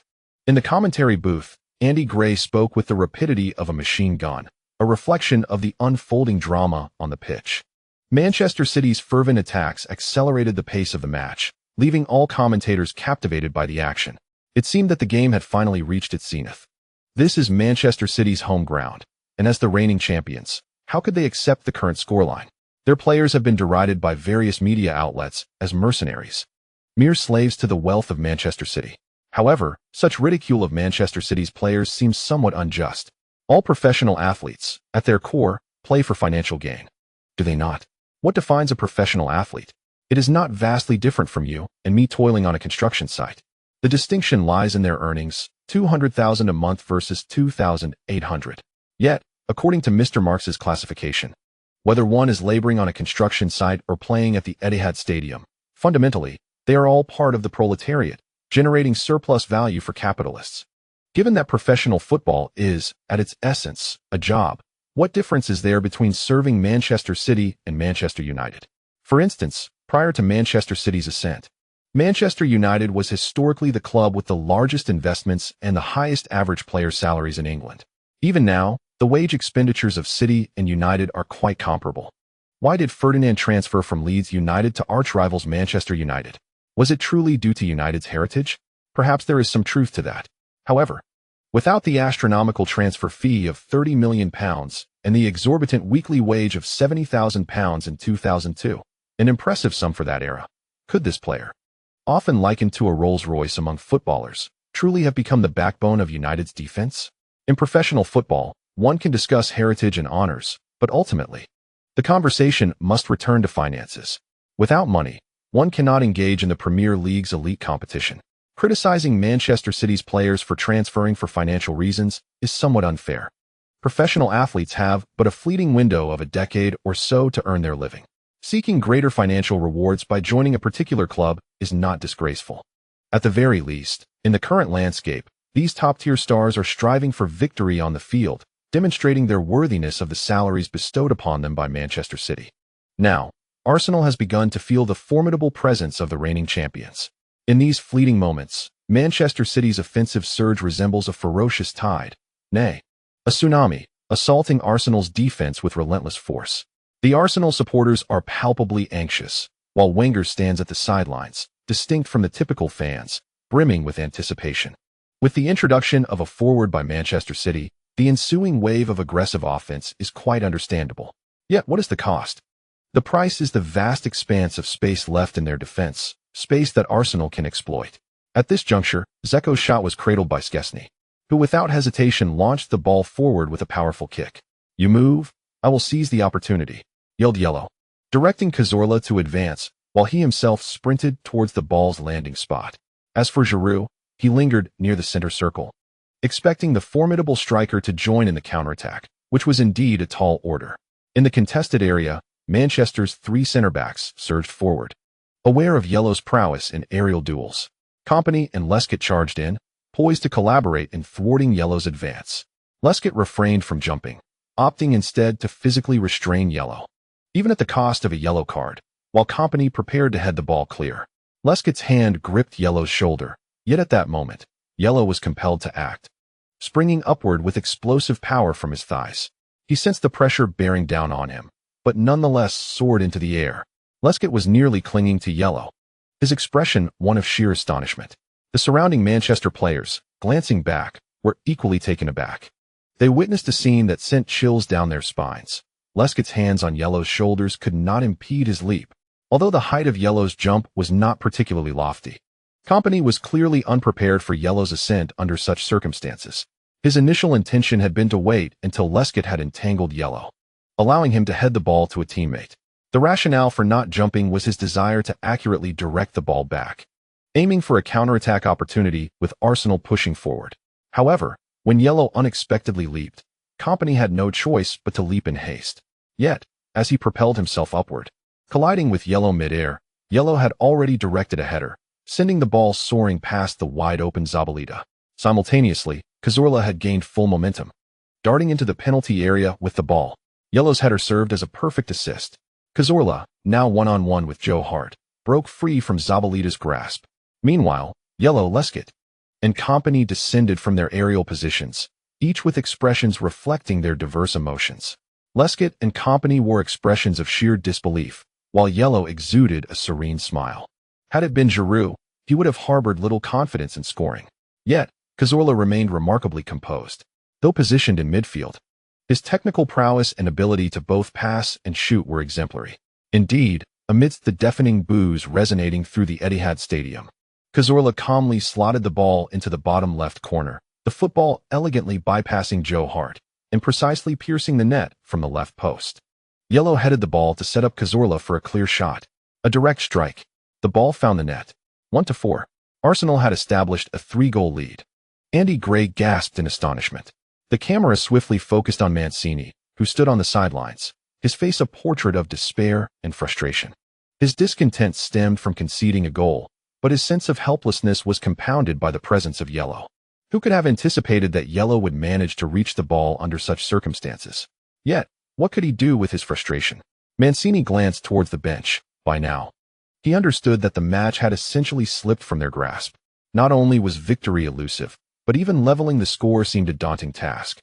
Given that Manchester City was already trailing by 3 goals, he contemplated the possibility of maintaining some dignity in defeat, perhaps scoring 1 or 2 goals, leaving the score at 3-4 or even 2-4, which would sound far more palatable than 1-4.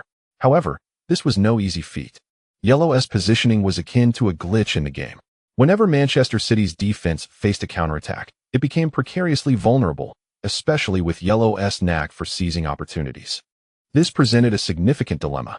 Arsenal's tactics were hardly sophisticated. They merely capitalized on Yellow's individual brilliance, failing to showcase the coach's ingenuity. Yet, this rudimentary strategy, when paired with Yellow's exceptional skill, proved insurmountable. Without pushing forward to bolster their attack, how could they hope to score? But if they overloaded their offensive ranks, their defensive unit would be left exposed, rendering them susceptible to Yellow's explosive capabilities. Conversely, enhancing their defense meant diminishing their attacking prowess. After falling behind, Manchester City found themselves in a precarious position. To contain Yellow, they could only rely on sheer numbers in defense. Any notion of thwarting him with just one or two players was fanciful. Yet, increasing defensive personnel would inevitably reduce their offensive strength. Conversely, if Arsenal faced insufficient pressure in attack, their defensive burden would lighten, allowing them to consolidate their advantage and potentially score yet again. The tide had irrevocably turned, and Mancini reluctantly acknowledged this reality. Following Arsenal's lead, the unfolding situation aligned closely with Mancini's expectations. Manchester City's players were intimidated by Yellow, hesitant to push forward. Their previously aggressive offense had dissipated, replaced by a tense stalemate in midfield. The match became fiercely contested. Arsenal could endure this tension, but Manchester City could not. Ultimately, Mancini resolved to take a gamble. He substituted Tevez for Dzeko, though he refrained from unleashing a reckless formation of four strikers. He exerted himself tirelessly, yet not excessively. Tevez is a player shrouded in controversy. Known as Tevez the Nostalgic, his transition from Manchester United to Manchester City incited considerable ire among United supporters. Nevertheless, his ability is commendable, as evidenced by his presence on the pitch for Manchester United and the attention he garnered from the affluent city. He possesses a robust physique, solid technical skills, and an impressive shooting ability. Replacing Dzeko, he was part of Mancini's tactical shift in attack, fundamentally hoping that the brilliance of the frontline stars would yield goals. Upon witnessing Tevez's substitution for Dzeko, Wenger returned to the coaching bench, secure in the knowledge of a 3-goal lead. With Yellow still on the field, what was there to fear?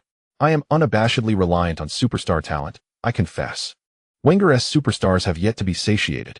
This is not due to any lingering resentment Yellow harbors against Manchester City, but rather his relentless pursuit of goals, a desire more fervent than that of any other player. For Yellow, scoring is a joy incomparable to any other delight. Meanwhile, the morale of the City players was somewhat diminished. Even after their substitutions, they struggled to assert dominance over Arsenal's offense. In this ebb and flow, Yellow scored his 4th goal of the match in the 83rd minute, marking the 5th goal for Arsenal. He advanced along the wing, drawing the City defenders towards him like magnets. Cutting inwards, he prepared for a shot. In that fleeting moment, the City players collectively assumed a defensive posture, evidently intimidated by Yellow's prowess. Thus, when Yellow deftly maneuvered into the small box from the byline, despair washed over the faces of nearly all City players and fans. Joe Hart, arms outstretched and center of gravity lowered, lunged towards Yellow. However, Yellow's sudden shift forced Hart into an early reaction, causing him to lose his balance and helplessly watch as Yellow deftly lifted the ball over his head. The football descended slowly into the net behind him. The City supporters were left dumbfounded by this spectacle, as the only sound resonating within the Etihad Stadium was the jubilant chorus of the traveling Arsenal fans. Their cheers dominated the arena, while the reigning champions bowed in submission before them. 1-5. 1-5. Yellow had utterly extinguished the contest. A magnificent quadruple. Yellow scored 4 goals at the Etihad Stadium. This marked his 10th league goal of the season. Prior to Yellow's arrival in the Premier League, many media outlets doubted his ability to replicate his scoring feats from La Liga. Yet he has now netted 10 goals in just 5 matches. Will such skepticism persist? Undoubtedly, Arsenal has emerged as a formidable contender for the league title this season. They have finally returned to their rightful place. In the stands, many Arsenal supporters were moved to tears, reminiscent of the past. Manchester City was not historically a dominant force in the Premier League. However, the situation has changed dramatically. They have become the 5th team in the history of the Premier League to clinch the championship. Since the reformation of the Old English First Division into the Premier League, only 5 teams, Manchester United, Arsenal, Blackburn, Chelsea, and Manchester City, have ever secured the Premier League title. Notably, Manchester City achieved their first championship last season. To triumph over the reigning champions with a resounding score of 5-1 at their own ground sparked a glimmer of hope among Arsenal fans, the hope of contention for the title. Once, Arsenal was the sole competitor capable of challenging Manchester United in the Premier League, yet they have remained trophyless for several years now. This season, Arsenal's performance has awakened a realization among their supporters that this season holds great promise. Yellow's decisive goal extinguished Manchester City's fighting spirit entirely. Many players from Manchester City appeared bewildered, their eyes betraying a hint of fear as they gazed at Yellow. This individual, regardless of their endeavors, consistently shatters their hopes with his goals. The situation is indeed disheartening. With a flurry of shots and a single assist, Manchester City found themselves overwhelmed, conceding 5 goals. Under such circumstances, the players of Manchester City felt that their efforts were almost laughable. What team could possibly defeat someone like Yellow? They pondered. Their morale plummeted at a visibly rapid pace, collapsing before their very eyes. Mancini found himself powerless in the face of this predicament. Had there been more time left in the match, they might have conceded even more goals. Therefore, when the final whistle blew, amidst the songs and cheers of Arsenal fans, the Manchester City players left the field with their heads bowed, a sense of relief washing over them. The Etihad Stadium was already half empty, with the majority of Manchester City supporters having exited early. Even those who remained sat in stunned silence, lost in thought, rendering the entire arena a territory belonging to Arsenal fans. In the aftermath of the match, it became the focal point of discussions. Kompany, in a post-match interview, expressed his frustration. "We couldn't stop him. We found little means on the pitch to halt his progress." The disappointment of the Manchester City captain was palpable. In contrast, Yellow, when interviewed after the game, remarked, "A score of 5-1 signifies little. It was merely one match, one set of 3 points." During the post-match press conference, Mancini placed the entirety of the spotlight on Yellow, stating, "This was the sole distinction between us and Arsenal in this match." His tone resonated with many journalists from the English media, who discerned the profound regret Manchester City felt in missing out on Yellow. Consequently, the match became a topic of heated debate among the media. Yellow undoubtedly emerged as the centerpiece of attention, particularly for his remarkable goals, each one a masterpiece. Rather than stating that Manchester City lost to Arsenal, it would be more accurate to say they succumbed to Yellow alone. This was not unexpected, as Yellow single-handedly dismantled their defenses. With 4 goals and 1 assist, Yellow shone brightly at the Etihad Stadium, leaving the reigning champions, Manchester City, utterly defeated at their own home ground. A score of 1-5 marks Manchester City's most significant defeat in recent years. Arsenal has achieved 5 consecutive victories at the onset of the season, accumulating a total of 15 points, which constitutes their finest league start in the last 2 decades. Perhaps they are indeed on the path to contending for the Premier League title. Following this match, it is unlikely that anyone would dispute Arsenal's status as a frontrunner in the league competition. With a leader at the helm, the youthful Arsenal squad is exhibiting increasingly commendable performances. While it may be premature to speculate on the league championship, given the multitude of teams vying for the title, the race for the Golden Boot seems to be devoid of uncertainty. The only remaining question is how many goals Yellow will score in his debut season in the Premier League. Immediately following the conclusion of the match, all English media outlets provided extensive coverage. From that moment onward, the name Yellow has assumed a true superstar aura in England. The reigning Premier League champions were sunk by Yellow's 4 goals, his performance leaving an indelible mark on the British football scene. This chapter concludes with the sentiment that to wear the crown, one must bear its weight.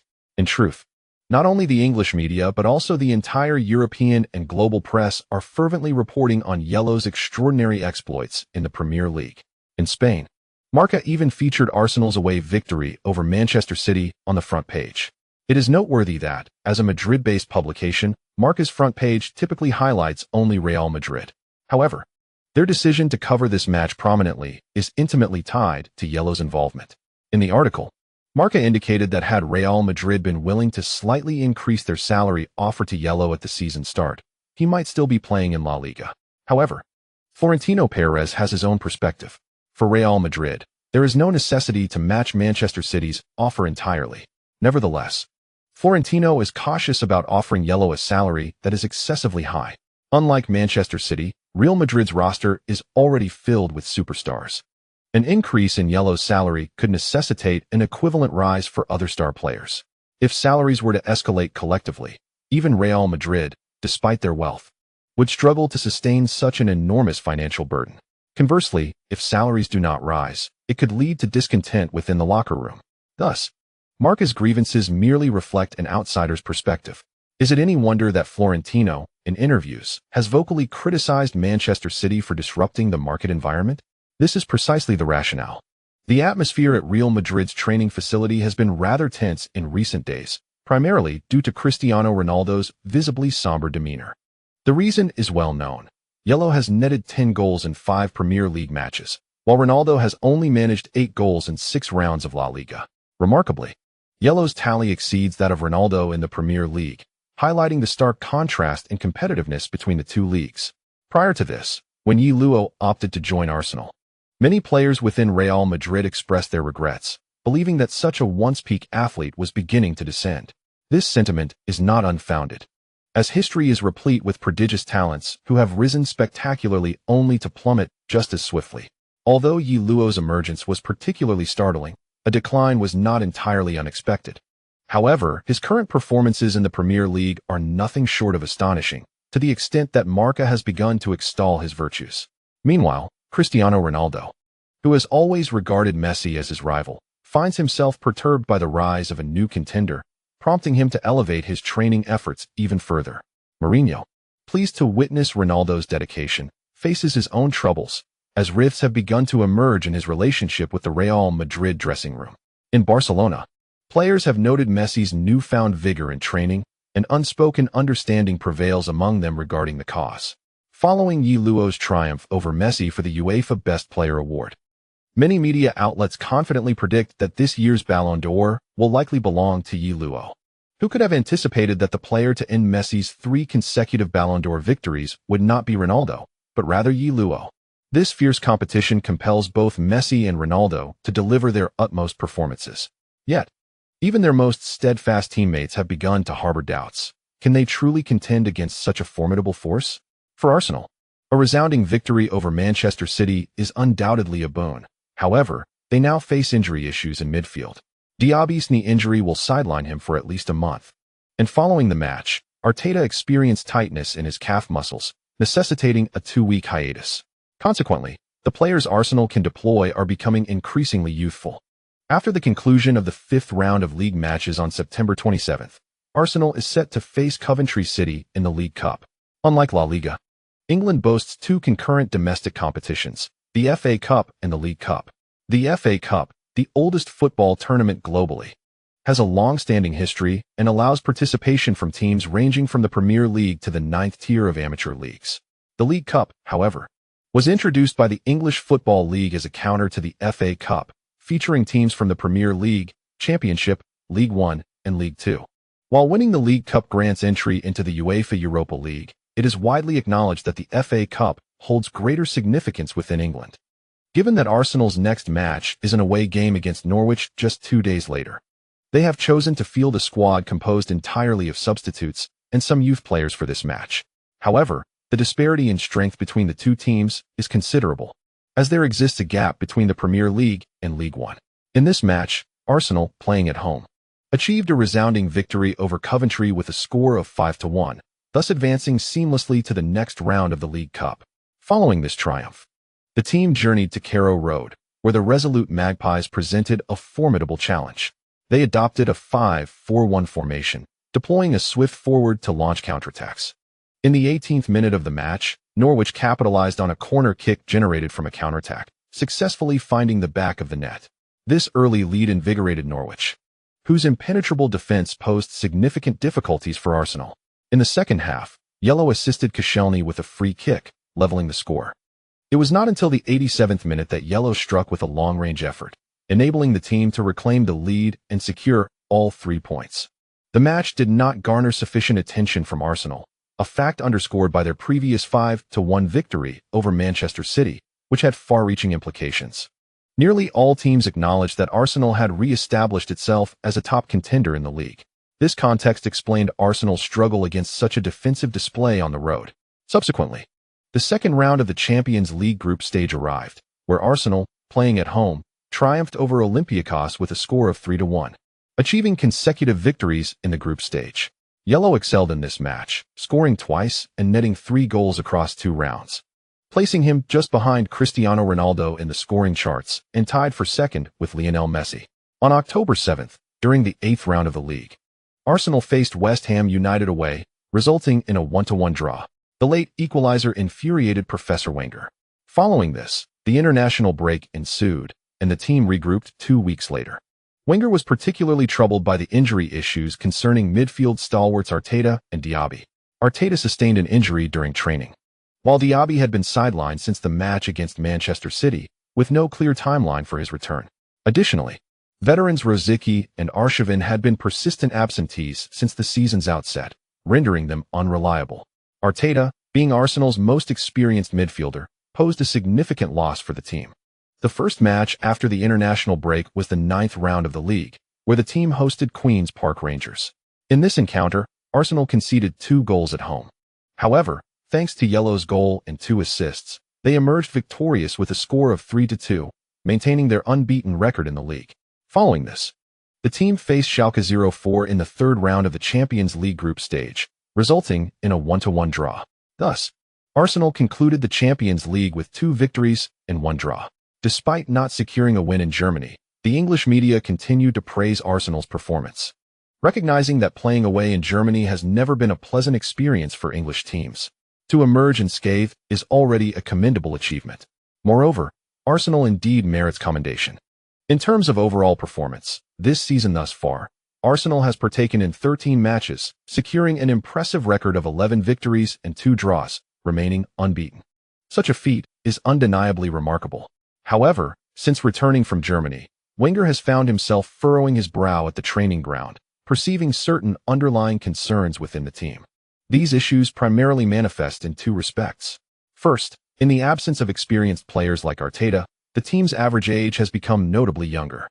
The lack of experience has led to a conspicuous decline in Arsenal's midfield control and rhythm management during this period. Following their resounding 5-1 victory over Manchester City, the team's winning streak was halted, resulting in draws against West Ham and Schalke 04, with each match witnessing goals conceded. This serves as direct evidence of the team's diminished capacity to manage the rhythm of play. Second, the media's fervent praise of Arsenal, in Wenger's view, is not necessarily advantageous. As Arsenal ascends to the status of a prime title contender, an increasing number of teams scrutinize them as focal points of analysis. Under such scrutiny, many teams adopt a mindset of considering any point gained against Arsenal as a significant achievement. Consequently, the challenges Arsenal faces in matches will intensify. For instance, in their encounter against Norwich, the opposition employed a formation of 5 defenders and 4 defensive midfielders. Such scenarios are likely to recur for Arsenal. This exemplifies the disparity in the environments faced by title contenders versus ordinary teams. To wear the crown, one must bear its weight. When Arsenal was not deemed capable of contending for the league title, other teams approached them with a sense of normalcy. However, following their decisive 5-1 triumph over Manchester City, doubts regarding Arsenal's prowess have dissipated. The pressure they now confront is markedly different from before. Yet, Wenger perceives several areas where the team lacks maturity. The issues exposed by Arteta's absence reveal that the team is indeed overly youthful. While Yarrow is exceptionally talented, he is a forward. And what the team truly lacks is the ability to manage the tempo of the match. Schürrle may possess the ability to fulfill this role, yet he requires time to integrate into the squad. Prior to achieving that, Arsenal may have to pay a price. The goals conceded in recent matches have already raised Wenger's alertness. He takes a deep breath and shifts his focus to the next encounter. After all, matches must be approached one at a time. Arsenal's upcoming opponent is Tottenham Hotspur, a fact well known to all regarding the significance of this match. This is the North London Derby, one of the most fervent rivalries in England. There are numerous historical grievances among teams in England, such as the Red Devils versus Liverpool, the clash between Chelsea and Fulham, and the Roses Derby between Manchester United and Leeds United, among others. The North London Derby, characterized by the fierce rivalry and intense atmosphere between the two teams, rivals the famed clash between Manchester United and Liverpool. For Andre Villas-Boas, the manager of Tottenham Hotspur, the pressure has been particularly immense of late. Since his dismissal from Chelsea, he has taken the helm at Spurs this season. In the Premier League, Tottenham has played 9 matches, resulting in 3 victories, 3 draws, and 3 defeats. Among the losses, they suffered an opening round defeat to Newcastle, a 2-3 away loss to Manchester United in the 5th round, and a 3-5 away defeat to Chelsea in the 7th round. To be frank, Losing to Manchester United and Chelsea is not entirely unexpected given Spurs' lineup. However, the recent string of matches has seen them unable to secure a win, with 6 consecutive games yielding either draws or losses. This streak encompasses 3 league matches, 2 Europa League group games, and 1 League Cup match. In terms of league standings, with 12 points, Spurs currently sit in 7th place, not far from the top 6. Despite 3 consecutive draws in the Europa League, 2 of which were away games. The situation is not overly dire, and Villas-Boas still has room for adjustment. However, the media landscape in England is less than forgiving. Almost all media outlets are questioning the wisdom of having appointed Villas-Boas, a perceived failure at Chelsea, to lead Spurs. Late into the night, the training facility remains illuminated as Villas-Boas diligently works. As a manager in his 30s overseeing a top-tier team, he is undoubtedly a workaholic. Having once served as an assistant to Jose Mourinho, he took charge of Porto after Mourinho's departure and ultimately led the team to triumph in the Europa League. It was this reputation as Mourinho's successor that garnered him the favor of Roman Abramovich, granting him the opportunity to manage Chelsea. Yet, the youthful Villas-Boas has struggled to command the respect of Chelsea's star players, possibly due to their already established careers. At this moment, Villas-Boas' office is aglow. On the large screen, edited footage of Arsenal's defensive lapses this season is being displayed. Their defense is rather shaky, is it not? Villas-Boas remarked suddenly. Assistant coach Tim Schürrle nodded in agreement, stating, "They are too young. Without Arteta and Diaby, they lack the experience to control the rhythm in midfield." Schürrle, while not a direct ally of Villas-Boas, serves as a vital communication bridge between the board and the coaching staff. Having joined Tottenham as an assistant coach in 2008, he has supported several managers. It is worth noting that he is no lightweight. During his playing career, he captained Blackburn to a Premier League title. In terms of championship accolades within the Spurs squad, only Villas-Boas, who has won the Primera Liga and the Europa League, can compare. Moreover, Sherwood's emotional intelligence is notably high, as he has managed to collaborate harmoniously with all previous head coaches. Even the obsessive Villas-Boas has accepted working alongside this esteemed figure, who now serves as Villas-Boas' principal assistant at Tottenham. Thus, what we require is a counterattack. Villas-Boas pressed a button on the remote, bringing forth the video recording of the match between Arsenal and Norwich. This match holds significant reference value.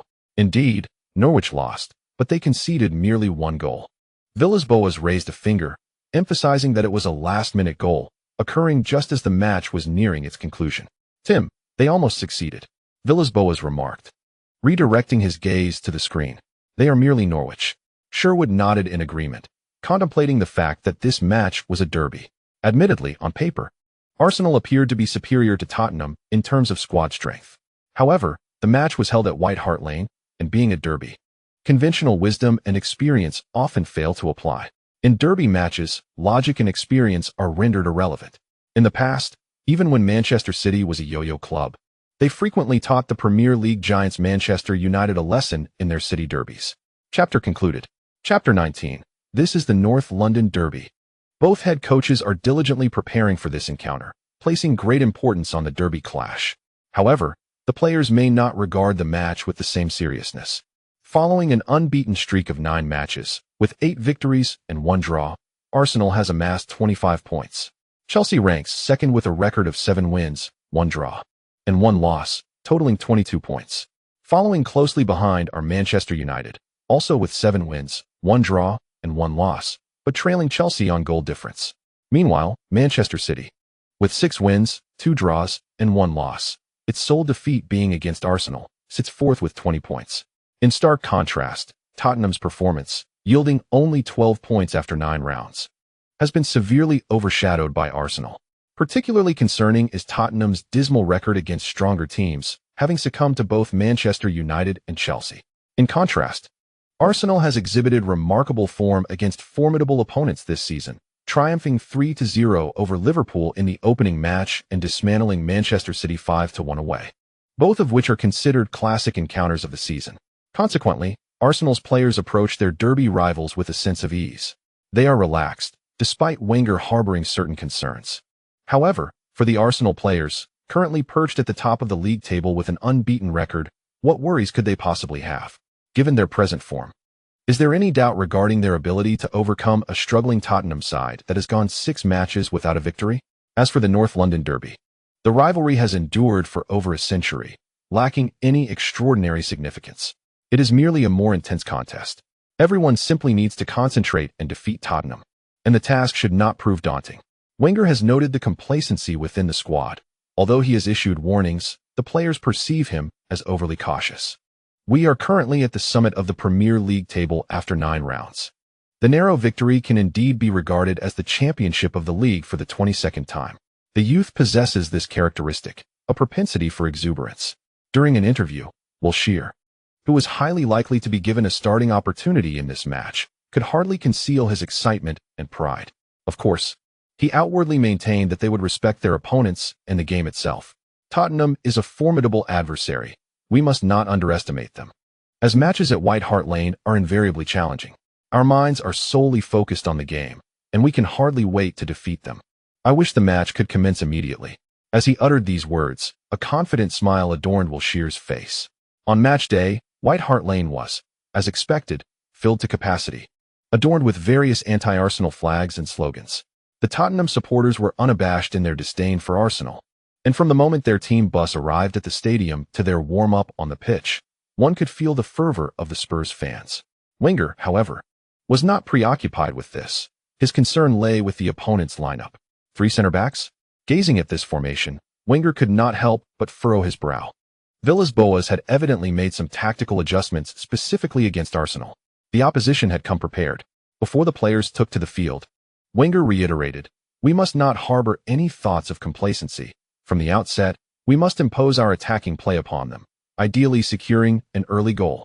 Yet, unexpectedly, at White Hart Lane, Arsenal encountered an unprecedentedly resilient challenge from Tottenham. It was indeed a very arduous match. Gareth Bale. Oh, what a stunning move. A marvelous outside acceleration.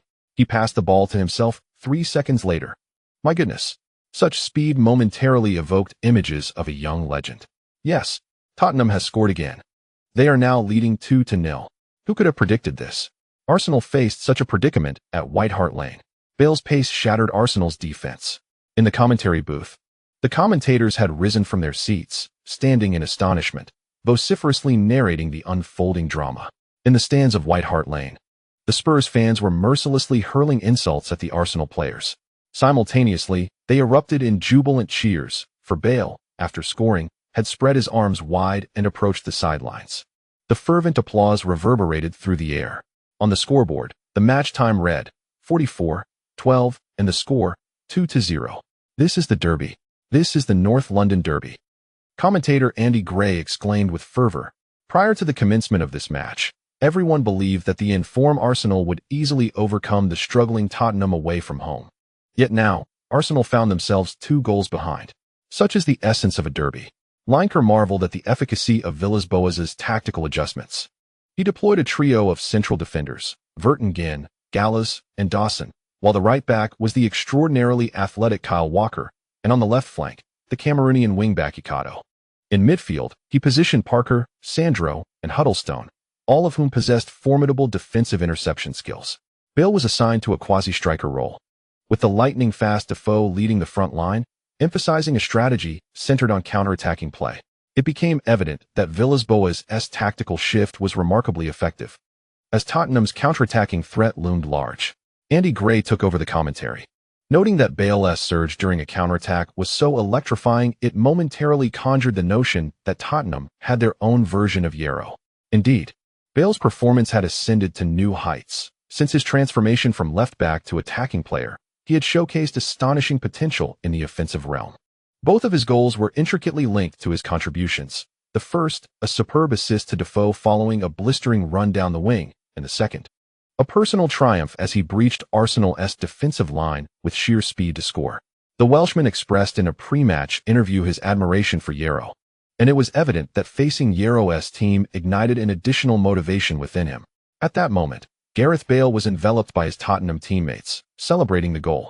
He glanced over at Euro, excitement flickering in his eyes, scoring a goal and providing an assist in front of his idol, while leading Euro's team by 2 goals, filled Bale with exhilaration. He began to ponder the expression on Schürrle's face when they exchanged jerseys after the match. On the sidelines, Wenger wore a furious expression as he gestured toward his players on the pitch. What could he possibly say? In the lead-up to the match, he had relentlessly emphasized the importance of not underestimating their opponents. Yet, the result was glaring. In the span of 90 minutes, Arsenal failed to find the net, conceding 2 goals on counterattacks instead. If this wasn't a case of underestimating the opposition, then one wonders what would qualify as such. Shortly after Bale's goal, the first half came to a close. As the whistle blew, the contrasting expressions of the players as they exited the field were stark. Arsenal's players trudged off, heads bowed, hastening through the tunnel, all the while enduring the taunts of the home crowd. The scoreline left them profoundly disheartened. Their performance in the first half was woeful, particularly in defense, as Tottenham capitalized on 2 counterattacks to score. Liverpool had also failed to find the back of the net in the first half, and it seemed Schürrle had forgotten to don his shooting boots for this encounter. The television screen captured a close-up of Schürrle, his brow furrowed, reflecting his evident dissatisfaction. Since the commencement of the new season, Arsenal had performed admirably, yet it seemed they had enjoyed their success too easily, a consequence of their overconfidence. It was time for the young Arsenal squad to pay their dues, sighed Duan Xian, as the halftime break commenced. Arsene Wenger, usually known for his calm temperament, transformed into a figure of fury, unleashing a torrent of criticism upon the entire squad. "I will not make any adjustments in the second half," he declared vehemently. "Our tactics are flawless, and our capabilities surpass theirs. If we rectify our mindset, equalizing is certainly within reach. Reversing the score is also a possibility. However, if you persist in this complacent attitude, the outcome of this match will serve as a grim lesson. We may even jeopardize our entire season." His stern gaze swept across each player. Within this team, apart from a select few like Yellow and Schürrle, who possessed championship experience, though not specifically in the Premier League, most players are relatively inexperienced. Although individuals like Arshavin, Rosicky, and Arteta have valuable experience, they are absent due to injury. Wenger understands that in the fiercely competitive atmosphere of the Premier League, mindset is paramount. The intensity of the matches leaves little time for the team to adjust and build psychological resilience. A single fluctuation in performance could lead to a series of disappointing results. Therefore, he must ensure that the players recognize the gravity of the situation. In this league, no match can be approached without total commitment. Reflect upon this. In the second half, I expect to see a markedly different team. Wenger cast a glance at Yellow before departing. At this moment, he chose to leave the locker room in the hands of the players. After all, he is the coach, and there exists an inherent distinction in their roles. Perhaps it is at such times that the players' initiative will facilitate a shift in the team's psychological state. Moreover, it reflects Wenger's trust in Yellow, whom he believes to be the true leader of the team. This is a moment when a player's leadership is essential. Any team vying for the championship requires a guiding figure. In the past, Arsenal boasted stalwarts like Thierry Henry and Patrick Vieira. However, for several years, they have lacked such formidable characters, leading many rival fans to deride Arsenal's style of play as overly soft. Wenger exited the locker room, but as the door slammed shut behind him, the atmosphere shifted. The players, left in silence, exchanged glances. Yellow rose to his feet and addressed his teammates. "I owe you all an apology." He raised his hand and continued, "In this match, I indeed underestimated our opponents, and we collectively failed to regard them with the respect they deserve. This is a grave mistake. This is football. Underestimating the opponent will always bear consequences. I do not wish to dwell on the significance of this derby. Rather, I refuse to lose to any adversary. Therefore, in the second half, I implore everyone to rally our spirits. There are still 45 minutes left, and if we apply ourselves, a 2-goal deficit is hardly insurmountable. Now, let us deliberate on our strategy for the second half." As Schürrle, the foremost supporter of Yellow in the locker room, immediately rose to express his allegiance to the captain, vowing to make a statement against their opponents in the second half. The other Arsenal players, encouraged by Schürrle's enthusiasm, likewise voiced their commitment. Wenger, who had not truly departed but lingered at the doorway, could not help but let a smile creep onto his lips. He perceived that even in defeat, this match held value. Certain trials were essential on the path to championship glory. As the second half commenced, the players of Tottenham emerged first, their faces alight with palpable joy, clearly buoyed by praise from their coaches during the break. Brimming with confidence, They intended to replicate their first-half strategy, retreating to defend while seizing opportunities to counterattack and score again, leveraging Bale's speed to penetrate Arsenal's defense. In contrast, Arsenal's players were delayed in their exit, not out of intention to leave Tottenham waiting, but rather engrossed in strategizing for the second half. Nearly a minute after Tottenham's players had taken the field, Arsenal finally made their entrance, their countenances no longer bearing despair, but a serene composure. Wenger, seated on the bench, resolved to see this drama through to its conclusion, ensuring that the players remained unaware of any underlying tensions. Even if defeat were to befall them, it would not be catastrophic. In the long, arduous league, it was unrealistic to expect a flawless record, and if this loss could prove meaningful, then it would not be in vain. As these thoughts occupied Wenger's mind, the referee's whistle signaled the commencement of the second half. Chapter 20. The Fierce Derby. A last-minute goal. As the referee blew the whistle to start the match, the fans at White Hart Lane erupted in song and dance, seemingly celebrating victory prematurely. Commentators heaped praise on Villas-Boas's tactics, and the camera panned to the sidelines where he stood, evidently having devised a strategy to counter Arsenal. 5 defenders coupled with 3 midfielders. Complemented by the blistering pace of strikers like Bale and Defoe, 2 counterattacks yielding 2 goals. Now, with Tottenham in the lead, they could afford to retreat and seek further counterattacking opportunities with greater confidence. From the commentary box, Andy Gray exclaimed loudly. In the stands close to the pitch, Tottenham supporters collectively jeered at the Arsenal players, shouting, "Sissies, we've already fired 2 shots right up your backside." The volume was such that many broadcasting stations failed to mute it in time, prompting mothers watching the match at home to hastily cover their children's ears. However, in the realm of football, coarse language is sometimes unavoidable. This outburst incited a collective cheer among the Tottenham fans. Yet, in the next moment, they were silenced. Yellow received the ball when still 40 meters from the goal, with Arsenal players making runs both centrally and on the flanks. Yet, Luo stepped forward, unleashing a powerful shot from approximately 38 meters away. He took aim directly at the goal. The commentators erupted in astonishment. Amidst a chorus of derisive jeers, the football soared through the air like a cannonball, traveling in a straight line with almost no spin, swaying slightly as it traversed the sky. Such a long-range attempt is typically deemed a mere formality, and thus, the Tottenham fans remained unconcerned, continuing their revelry. It wasn't until the ball ascended high that their raucous cheers began to wane. Bang! When the football struck the crossbar with a resounding thud, all noise abruptly ceased. Luo shook his head slightly, not feeling regret for his shot hitting the bar. He turned towards the stands, raised his right hand, and placed his index finger to his lips. "Quiet down, you fools." He gestured unapologetically to the Spurs supporters. Naturally, this elicited a chorus of sharp boos in response. Yet Luo was unfazed. He bore no particular animosity towards Tottenham, but as the captain of Arsenal, he felt compelled to act in accordance with his role. Luo. Danger!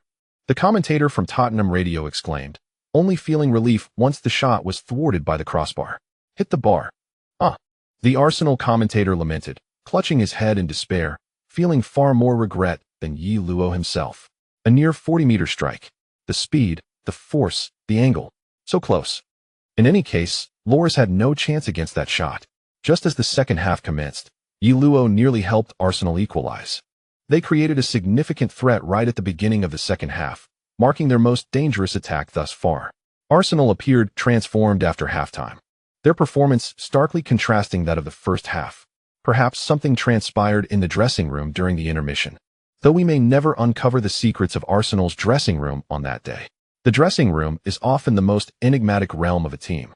Whatever occurs within its confines typically remains undisclosed. Even conflicts are seldom permitted to leak outside. Players who divulge secrets from the dressing room often find themselves ostracized by their teammates. Commentators speculated about what transpired in Arsenal's dressing room, simultaneously lamenting Luo's audacious long-range shot being thwarted by the crossbar. Had that ball found the net, it would surely have contended for the year's best long-range goal. White Hart Lane fell silent for several seconds as many Tottenham fans felt as though their hearts had momentarily ceased beating upon witnessing the ball strike the crossbar. Cold sweat trickled down the backs of numerous supporters, their earlier expressions of triumph morphing into sheer terror. They had narrowly escaped disaster. Many have forgotten to continue their jeers and shouts in response to Luo's provocations. Thus, When Yi Luo turned to celebrate with his teammates, numerous Tottenham fans lamented, slapping their thighs in frustration. Cursed be it, he has deceived us. However, the Tottenham supporters understood the wisdom of remedying the situation before it was too late. As the match resumed, whenever Yi Luo acquired the ball, the cacophony of boos from the entirety of White Hart Lane was piercing enough to rattle the eardrums of many journalists in the press box, compelling several to open their mouths in an attempt to alleviate the discomfort caused by the overwhelming din. Even the spectators in the stands were similarly affected. It is easy to imagine the sharpness and intensity of the jeers directed at the players encircled by the stands. Yet, Yi Luo remained unfazed. Perhaps the Tottenham fans believed that the atmosphere they had conjured was sufficient to intimidate all players present. However, this did not include Yi Luo. He was no stranger to high-stakes environments. Camp Nou, Bernabeu, Allianz Arena, San Siro. None of these venues paled in comparison to White Hart Lane. Yi Luo had thrived in those arenas. Thus, the jeers from the Tottenham supporters bore little effect on him. It was merely an outlet for their discontent. What audacity! They were still 2 goals behind, celebrating merely for striking the crossbar. Such folly. A hit on the crossbar does not equate to a goal. They still trailed. If the previous jeers were a release of frustration, the subsequent ones were a manifestation of anxious urgency. Though the sound was the same, the emotions conveyed were distinctly different. Yi Luo penetrated the penalty area. Was he passing? No. It was a shot. Goal. Accompanied by the commentator's thunderous exclamation, Yi Luo skillfully maneuvered between Vertonghen and Dawson, executing a precise strike. At that moment, Yi Luo resembled a master craftsman, navigating through the dense crowd, the ball gliding along the ground, slipping through the gaps between the players' legs. By the time Loris realized, the ball had already collided with the post. Unlike the earlier strike that rebounded off the crossbar, Yi Luo's shot struck the inside of the post, ricocheting into the net. The goal was scored. The goal was scored. Magnificent. Yi Luo has brought one back for Arsenal. His sudden breakthrough altered the tempo of the match. Vertonghen and Dawson were too slow to close him down, allowing Yi Luo to weave through them and execute a deft shot. Arsenal now trailed by only 1 goal. Yi Luo has opened his scoring account. The maestro of multiple goals would surely not be satisfied with just one.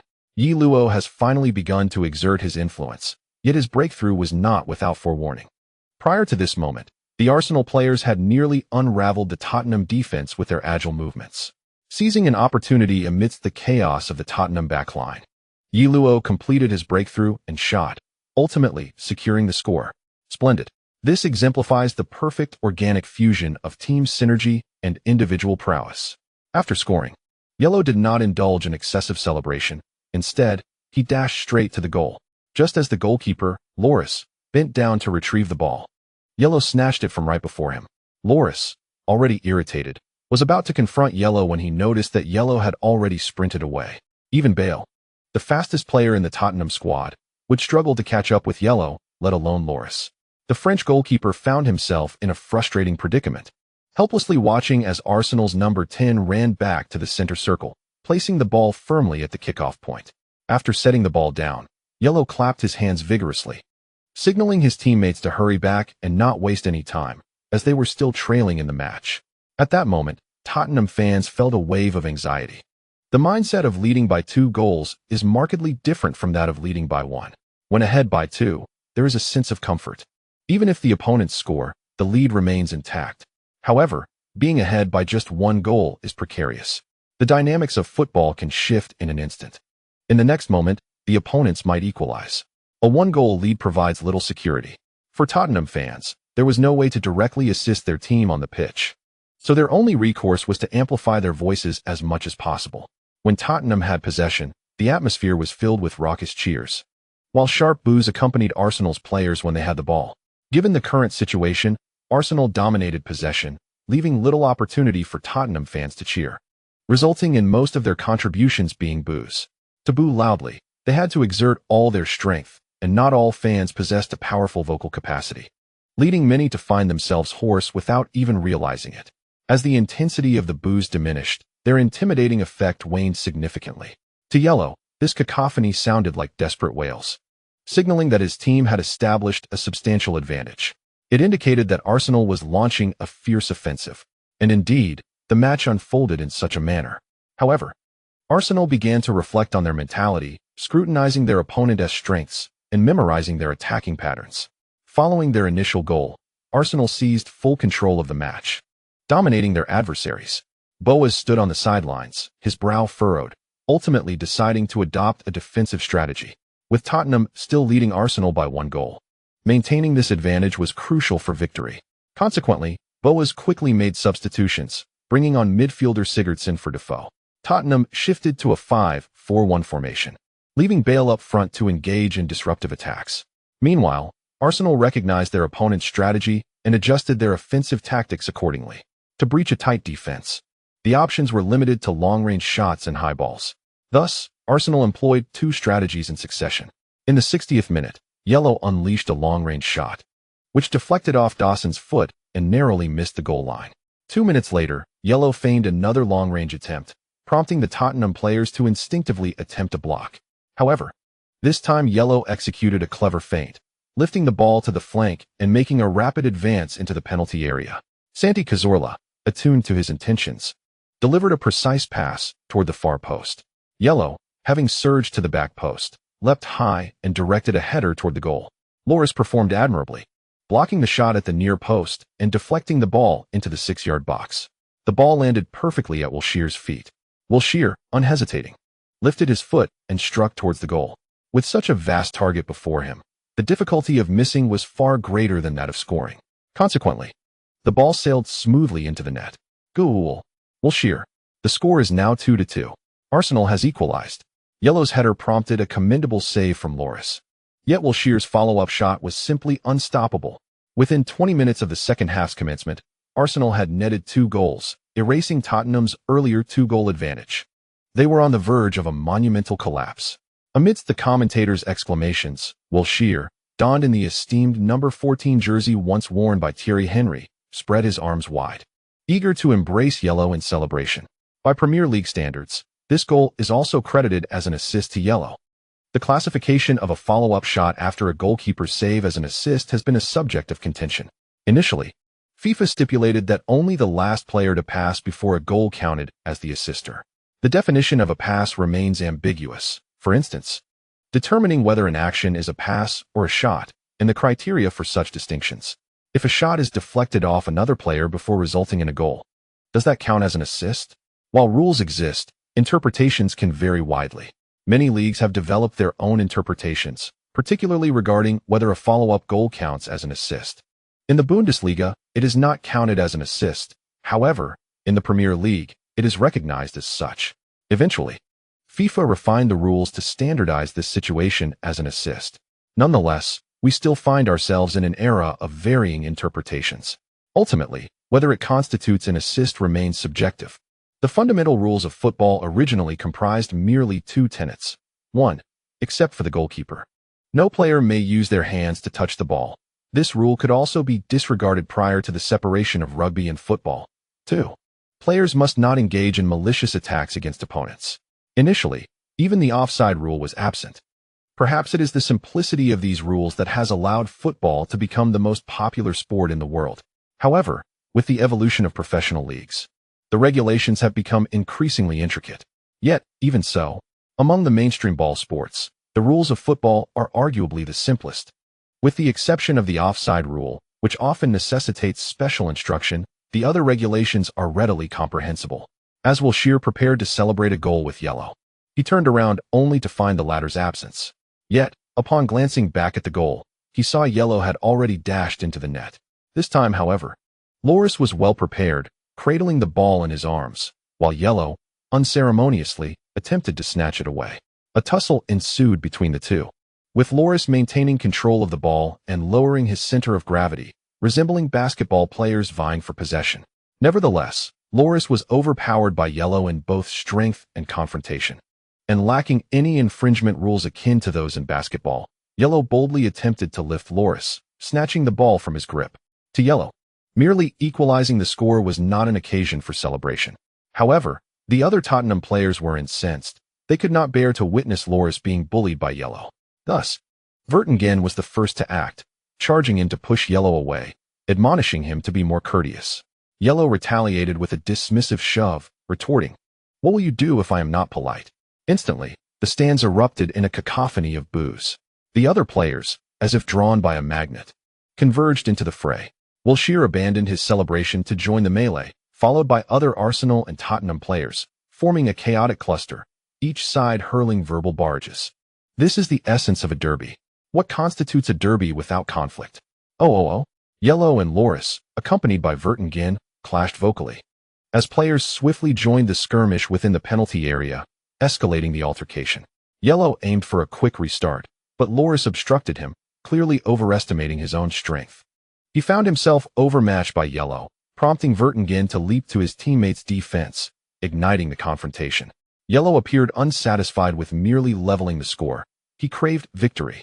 Although Arsenal's comeback from a 2-goal deficit was indeed commendable, the referee blew his whistle and rushed over. The sharp sound of the whistle mingled with piercing boos.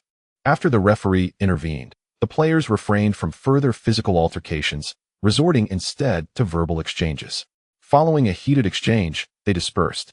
Although Yellow could not swiftly execute the restart, the time spent in conflict would be accounted for in stoppage time, while the time he wasted celebrating would likely not be compensated. Thus, Arsenal emerged with an advantage, provided no red cards were issued. Despite the chaos, the players remained rational, aware of the actions that could incur a red card. As expected, once the tumult subsided, the referee issued yellow cards to Yellow, Vertonghen, and Loris, effectively quelling the situation. The commentator, brimming with excitement, proclaimed, "This is the North London Derby." Indeed, derbies are unlike any other. Following the altercation, the match continued. The players on both sides intensified their actions, fueled by fervor as they engaged in the game. The North London Derby is regarded as one of the most fervent rivalries in England, where clashes and the issuance of red and yellow cards are far from uncommon. The antagonism between the two teams is exceedingly sharp, with players harboring mutual disdain. A mere spark can ignite the pent-up anger within them. And this particular conflict evidently served as the catalyst. Throughout the ensuing match, reckless fouls became a frequent occurrence, compelling the referee to issue cards with regularity. The physicality of the contest rendered it both intense and gripping. To outsiders, the scoreline would seem unacceptable for Tottenham, as it was not only their home ground, but they had also once held a 2-goal lead. For many, relinquishing a 2-goal advantage is a bitter pill to swallow. Conversely, for Arsenal, this scoreline might be deemed acceptable, having once trailed by 2 goals and managing to equalize. However, the reality was that neither side was content with the outcome. Tottenham, having once led by 2 goals, found no rationale to accept a draw at home after such a commanding position. Meanwhile, Arsenal certainly did not believe that a mere draw would suffice to appease their supporters. Thus, both teams continued to strive for threatening attacks. In the 83rd minute, Tottenham seized a counterattack opportunity, with Bale being brought down by Mertesacker just outside the penalty area, earning a free kick. Bale took the free kick himself, striking the crossbar and sending the ball out of play, sending a chill of apprehension through the Arsenal supporters. However, Santi Cazorla quickly responded with a long-range shot. Following a triangular pass from Yellow near the baseline, Cazorla unleashed a powerful strike that skimmed the ground, narrowly missing the left post. Both sides had their chances, yet it seemed that they were always just a fraction away from scoring. Many spectators began to believe the match would conclude in a stalemate. But in the 89th minute, Arsenal launched an offensive. The ball was swiftly advanced to the front, with Schürrle dribbling forward before distributing to Cazorla, who delivered a precise through ball to Yellow, making a diagonal run into the penalty area. Yellow was flanked by defenders, including Kyle Walker, Sigurdsson, and Gallas, yet at the moment Cazorla passed, Yellow surged forward with astonishing speed. His acceleration was so remarkable that even the quick and powerful Walker could not keep pace. He intercepted the ball ahead of everyone and charged into the penalty area. Yellow. In the commentary booth, nearly all the commentators stood up in that instant, leaning forward to gaze onto the pitch, for before Yellow stood only Vertonghen and Dawson. In fact, including Loris, Tottenham still had 3 players on the field, a 3-on-1 situation, which should theoretically have been a secure position. However, one must recognize that they are up against Yi Luo. The jeers from the stands of White Hart Lane grew sharper. The Tottenham supporters seemed acutely aware of what the current situation entailed. The Belgian centre-back, Vertonghen, is notably robust and possesses a wealth of experience, ranking among the elite defenders in the Premier League. Beside him, veteran Dawson, a former England international, brings considerable experience to the backline. As for Lloris, he was the starting goalkeeper for Lyon last season and was left bewildered by Yi Luo's strike during the round of 16 in the Champions League. Naturally, he is somewhat familiar with Yi Luo's capabilities. All attention from the three Tottenham defenders is now fixated on Yi Luo. Without hesitation, Vertonghen charges towards him, arms raised, using his torso to collide. Were it another player advancing with the ball, he might not have dared to act so boldly. After all, should there be any contact, and if the opponent were to dramatically collapse to the ground, the referee could unhesitatingly award a penalty. Yet, with Yi Luo, Vertonghen is not apprehensive of such theatrics. Prior to the match, he surely studied his primary defensive target and understands that Yi Luo is not the type to easily fall. Indeed, as Vertonghen collides, Yi Luo chooses to spread his arms, maintaining his balance, shielding the ball, and engaging in the confrontation. Everything thus far has been correctly assessed by Vertonghen. Yi Luo does not cry out in agony, nor does he writhe on the ground clutching his ankle. However, what transpires next is entirely unforeseen by Vertonghen. His impact fails to alter Yi Luo's center of gravity. In fact, Yi Luo hardly budges. Instead, Vertonghen finds himself rebuffed, landing flat on his back. Of course, Vertonghen's collision is not without effect. Although he misjudged the aftermath of the impact, he at least bought time for his teammates. Seizing the opportunity, Dawson rushes forward, extending his foot, nearly managing to prod the ball away. In this critical moment, Yi Luo takes a step forward, deftly separating the ball from Dawson and using his body to suppress him, skillfully guiding the ball towards the 6-yard box. However, as he turns, Lloris has already surged forward, diving toward the ball, appearing on the verge of success. At that moment, with astonishing agility, Yi Luo flicks the ball with the tip of his left foot. Realizing Yi Luo's intent the instant he sees the ball being nudged forward, Lloris swiftly adjusts his approach from a dive to a block, extending his arms and legs, sprawling across the grass to maximize his defensive reach. The ball strikes his thigh and ricochets away. At that instant, the Tottenham supporters nearly erupt in cheers for Lloris's brilliant save. Yet, Yi Luo remains undeterred. Observing the ball bouncing to his right, he pivots and sprints towards it. As he had just turned around, the midfielder Parker lunged forward, swinging his right leg. Upon witnessing this scene, Yi Luo was instantly consumed by fury. The opportunity was right before him. How could he let it slip away? He retaliated fiercely, executing a sweeping kick aimed at the football, intent on propelling it towards the goal. Parker, with a mighty kick meant to clear the ball, made contact. However, the football did not soar away.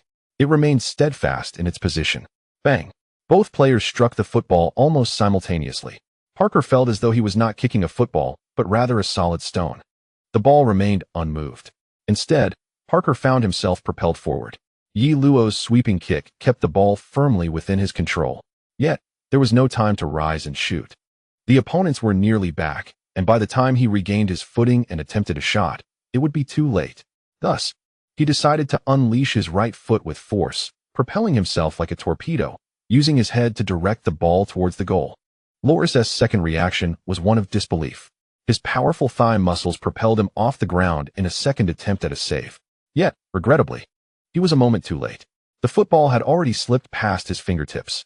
The left-back Sandro, who had retreated to the goal line, was unable to use his hands. Consequently, he resorted to a sliding tackle, attempting to block the impending goal. Unfortunately, had he been the goalkeeper, he might have had a chance to scoop the ball away with his hands, but his foot's control was simply insufficient. The ball grazed his studs, spinning as it rolled into the goal line.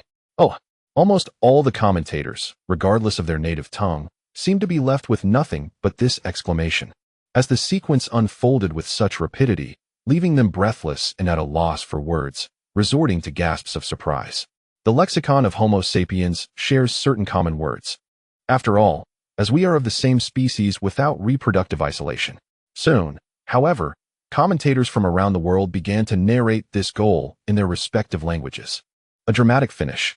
A dramatic finish. In the 89th minute, Yi Luo scores again. He netted the decisive goal for Arsenal, casting Tottenham into the abyss. A splendid goal.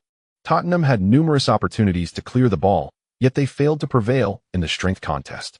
Their entire defensive line could not thwart Yi Luo. This was a goal imbued with individual heroism. Yi Luo once again dominated the match. On the sidelines, The Arsenal bench erupted in jubilation. This time, Luo did not rush in to claim the ball, nor did the Tottenham players cling to it. Loris stared blankly at the football circling behind him.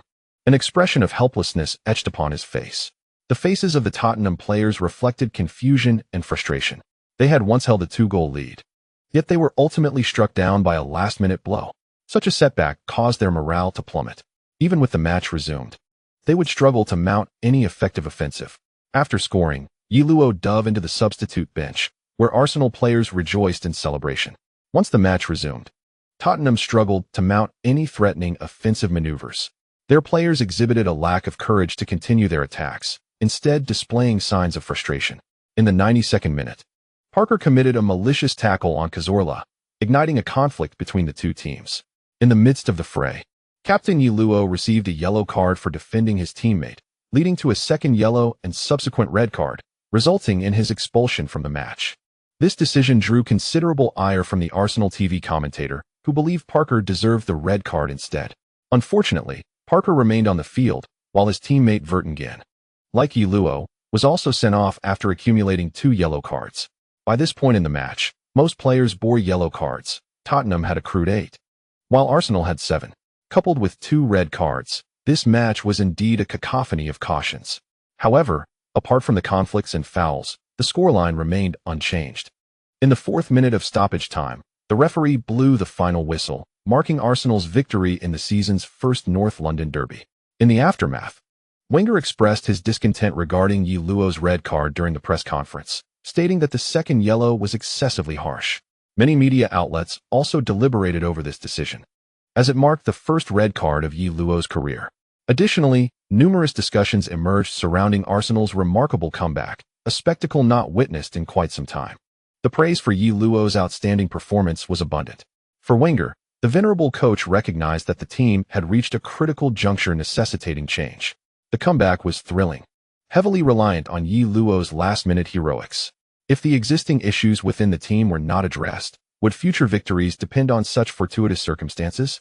For a team aspiring for championship contention, these underlying vulnerabilities, if left unresolved, could eventually lead to a catastrophic collapse at pivotal moments. Since facing Manchester City, the team had played 8 matches, 5 in the league, 2 in the Champions League, and 1 in the League Cup, conceding goals in every single match. This issue was grave. The consistent leaking of goals indicated significant defensive shortcomings.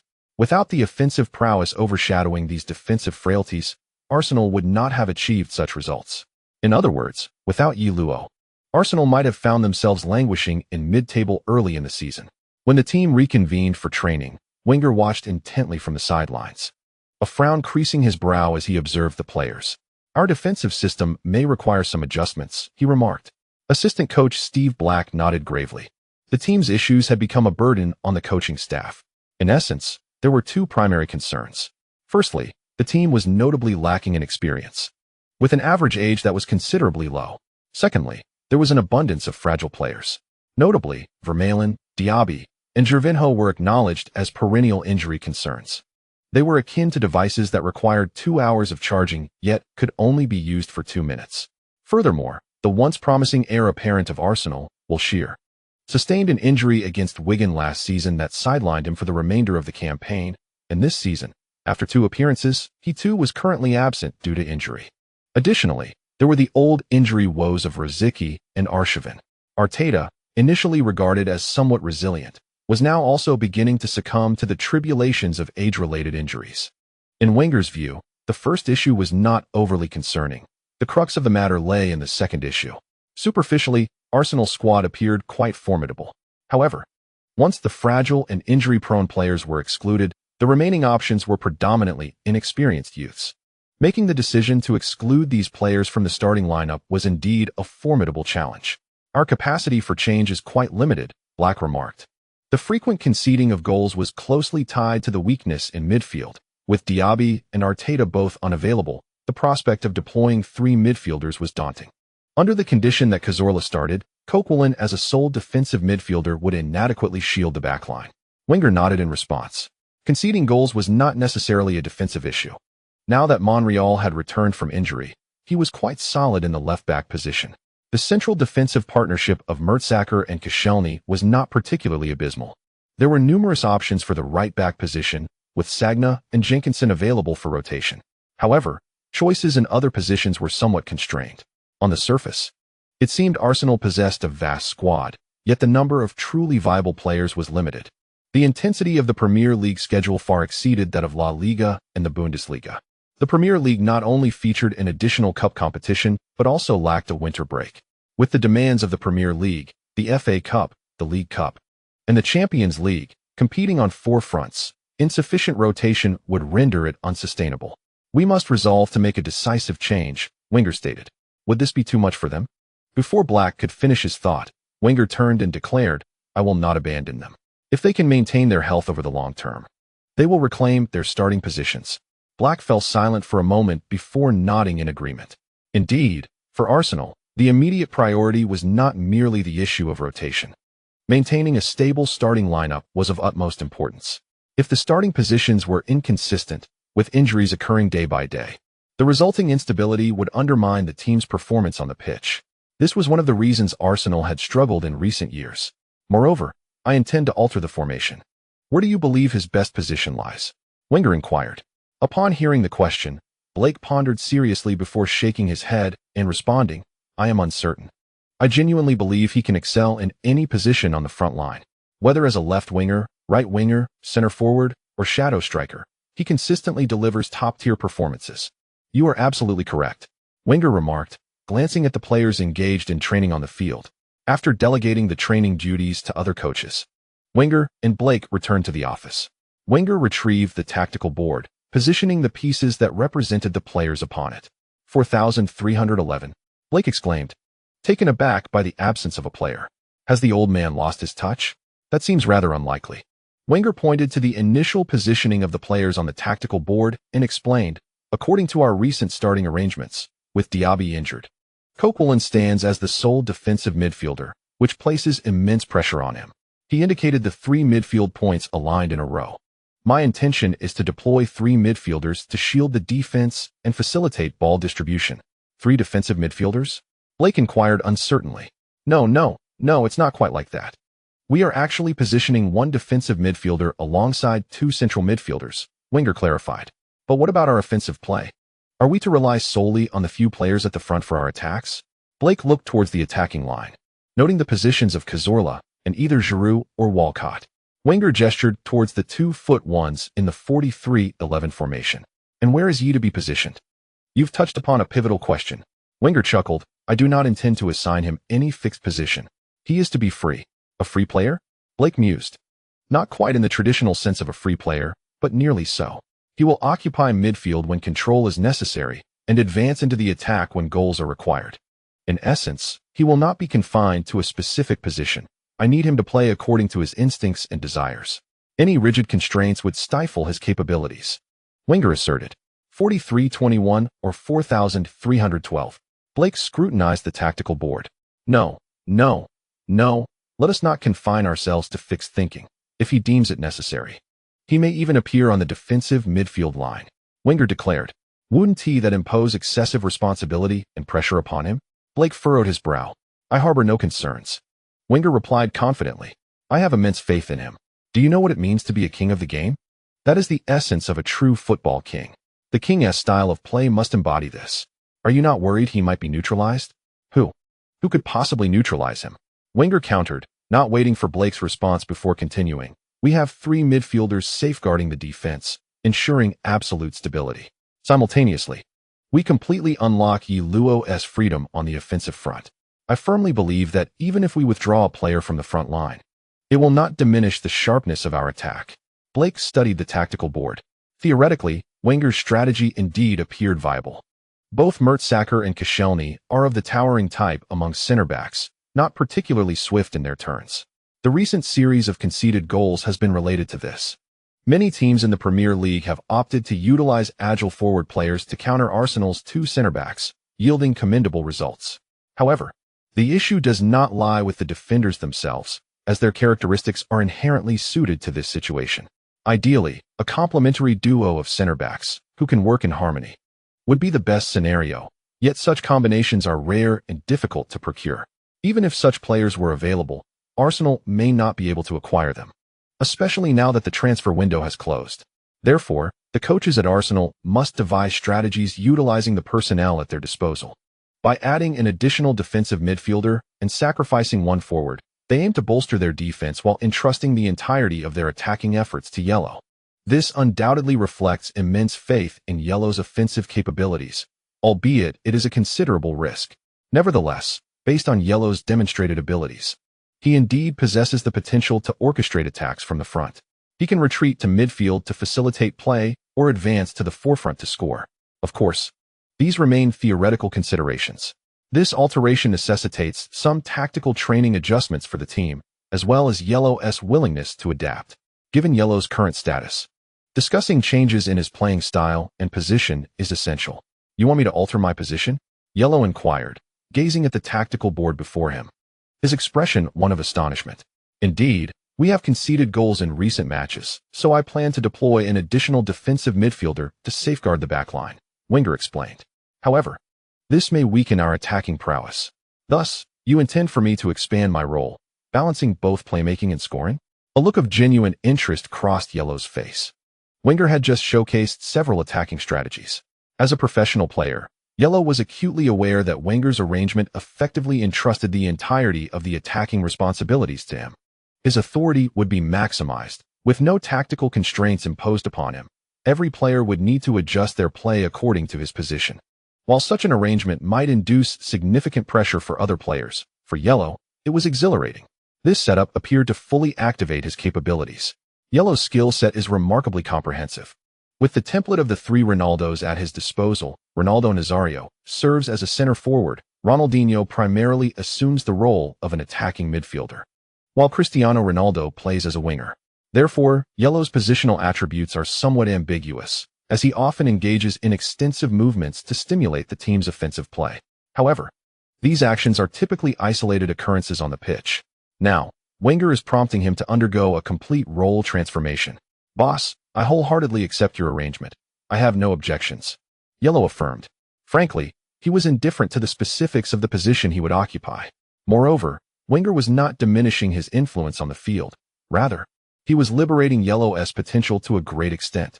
Henceforth, he could even be regarded as the team's on-field manager. The strategy of the team, the execution of offensive maneuvers, the timing of retreats and advances, all of these decisions rested solely upon Yellow. Such trust profoundly moved him. Following his agreement, Wenger began to outline the tactical training content for the star players. For the Arsenal squad, this arrangement was quite surprising. However, given Yellow's personal capabilities, no one dared to voice dissent. Moreover, the team's performance during training was commendable. Due to Yellow receiving a red card from 2 yellow cards, he was required to serve a one-match suspension. Although Arsenal could have filed an appeal, likely resulting in a postponement of the suspension rather than its cancellation, the club ultimately decided against it. This decision stemmed from the fact that in the 11th round of the league, they were set to face Everton at home, followed by a challenging match against Chelsea, currently ranked second in the league, in the 12th round. Furthermore, after the encounter with Chelsea, they were to challenge Manchester United at Old Trafford in the 13th round. Facing formidable opponents consecutively, all away, Arsenal preferred to have Yellow fulfill his suspension in the 11th round to ensure his availability for the subsequent matches. However, a suspension in the Premier League does not extend to the Champions League. Thus, on November 7th, during the 4th round of the Champions League group stage, Arsenal hosted Schalke 04, and Yellow took to the field. Schalke 04 was no weak adversary. They were considered Arsenal's most formidable opponent in the group stage. After 3 rounds of matches, Arsenal had secured 2 victories and 1 draw, accumulating 7 points and ranking second. Schalke 04 also had 2 wins and 1 draw, leading the group on goal difference. Consequently, this match was a critical contest for the top position in the group standings. This season, Yellow had scored 4 goals in the Champions League group stage, a noticeable decrease compared to the previous season, leading many media outlets to suggest he had returned to a more standard performance level.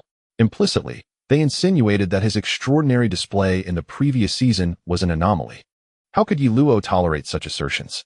Furthermore, this match significantly influenced the group standings, and following this encounter, He would endure a 10-day wait before being able to play in the 12th round against Chelsea. Thus, in this match, Luo was brimming with motivation, seemingly intent on unleashing all his pent-up energy. In recent seasons, Schalke 04 had performed admirably in the Bundesliga, frequently finishing in the top 4. However, they were acutely aware that they lacked the upper hand in strength against this season's Arsenal when playing away.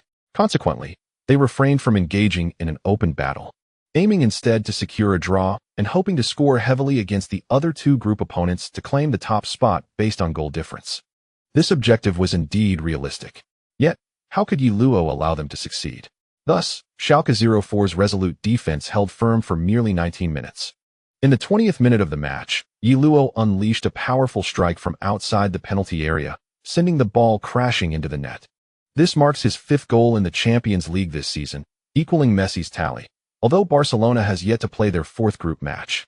Thus, Yellow must remain vigilant. This conceded goal has left Schalke 04 somewhat unsettled. They had hoped their defensive strategy would withstand Arsenal's relentless attacks, but were caught off guard less than 20 minutes into the match. Amidst the chaos following the goal conceded by Schalke 04, Yellow seized the opportunity. In the 23rd minute, he received the ball from Monreal at the edge of the penalty area, surged into the box, and headed the ball into Schalke 04's net. Arsenal leads 2-0. With this 2-goal deficit, Schalke 04 realized their defensive strategy had completely collapsed. It was not merely the 2-goal lag that placed them in a challenging position, but their disheartening realization that their defense was futile against Yellow. Should they continue to defend, hoping for luck to prevent further goals? Or should they daringly push forward, hoping to claw back a point? After a moment of hesitation, Schalke 04's Dutch coach, Stevens, made his decision to continue defending but to enhance their counterattacks. This meant that when in possession, Schalke 04 should still seek to attack. This decision was astute, demonstrating that he had not lost his composure and did not recklessly commit to an all-out attack. Otherwise, given Yellow's form in this match, Schalke 04 could face a disastrous defeat. Moreover, to continue with a purely defensive stance would be somewhat undignified for a prominent Bundesliga team like Schalke. Therefore, they needed to maintain their defense, but with an offensive inclination. However, despite initiating some attacks, Schalke 04 posed little threat. In fact, they conceded another goal in the face of Yellow's relentless assault. Just before halftime, Yellow's breakthrough earned a free kick, which he took himself, scoring his first direct free kick for Arsenal. Yellow, the commentators exclaimed with fervor. A beautiful curve, a magnificent goal. The ball nestled into the corner. A hat trick, a hat trick. Before halftime, Yellow had already completed a hat trick. He had scored his 7th goal in the Champions League this season, surpassing Messi by 2 goals. He is still the same Yellow, the one who makes all of Europe tremble beneath his feet. Amidst the commentators' ecstatic cries, the first half concluded. The Schalke 04 players felt a sense of relief. Yet, the thought of another 45 minutes in the second half caused them to furrow their brows. Indeed, it proved true that Schalke 04 struggled to find any clear scoring opportunities in the second half. Fortunately, Yellow did not continue to score. Instead, he retreated to the midfield to regain his rhythm, preparing for the remainder of the match. Nevertheless, even so, Yellow provided 2 assists in the second half, setting up goals for Schürrle and the substitute Walcott.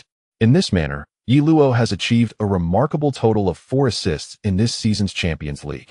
He currently occupies the top position in both the goal-scoring and assist charts, a testament to his consistent performance over 3 consecutive seasons.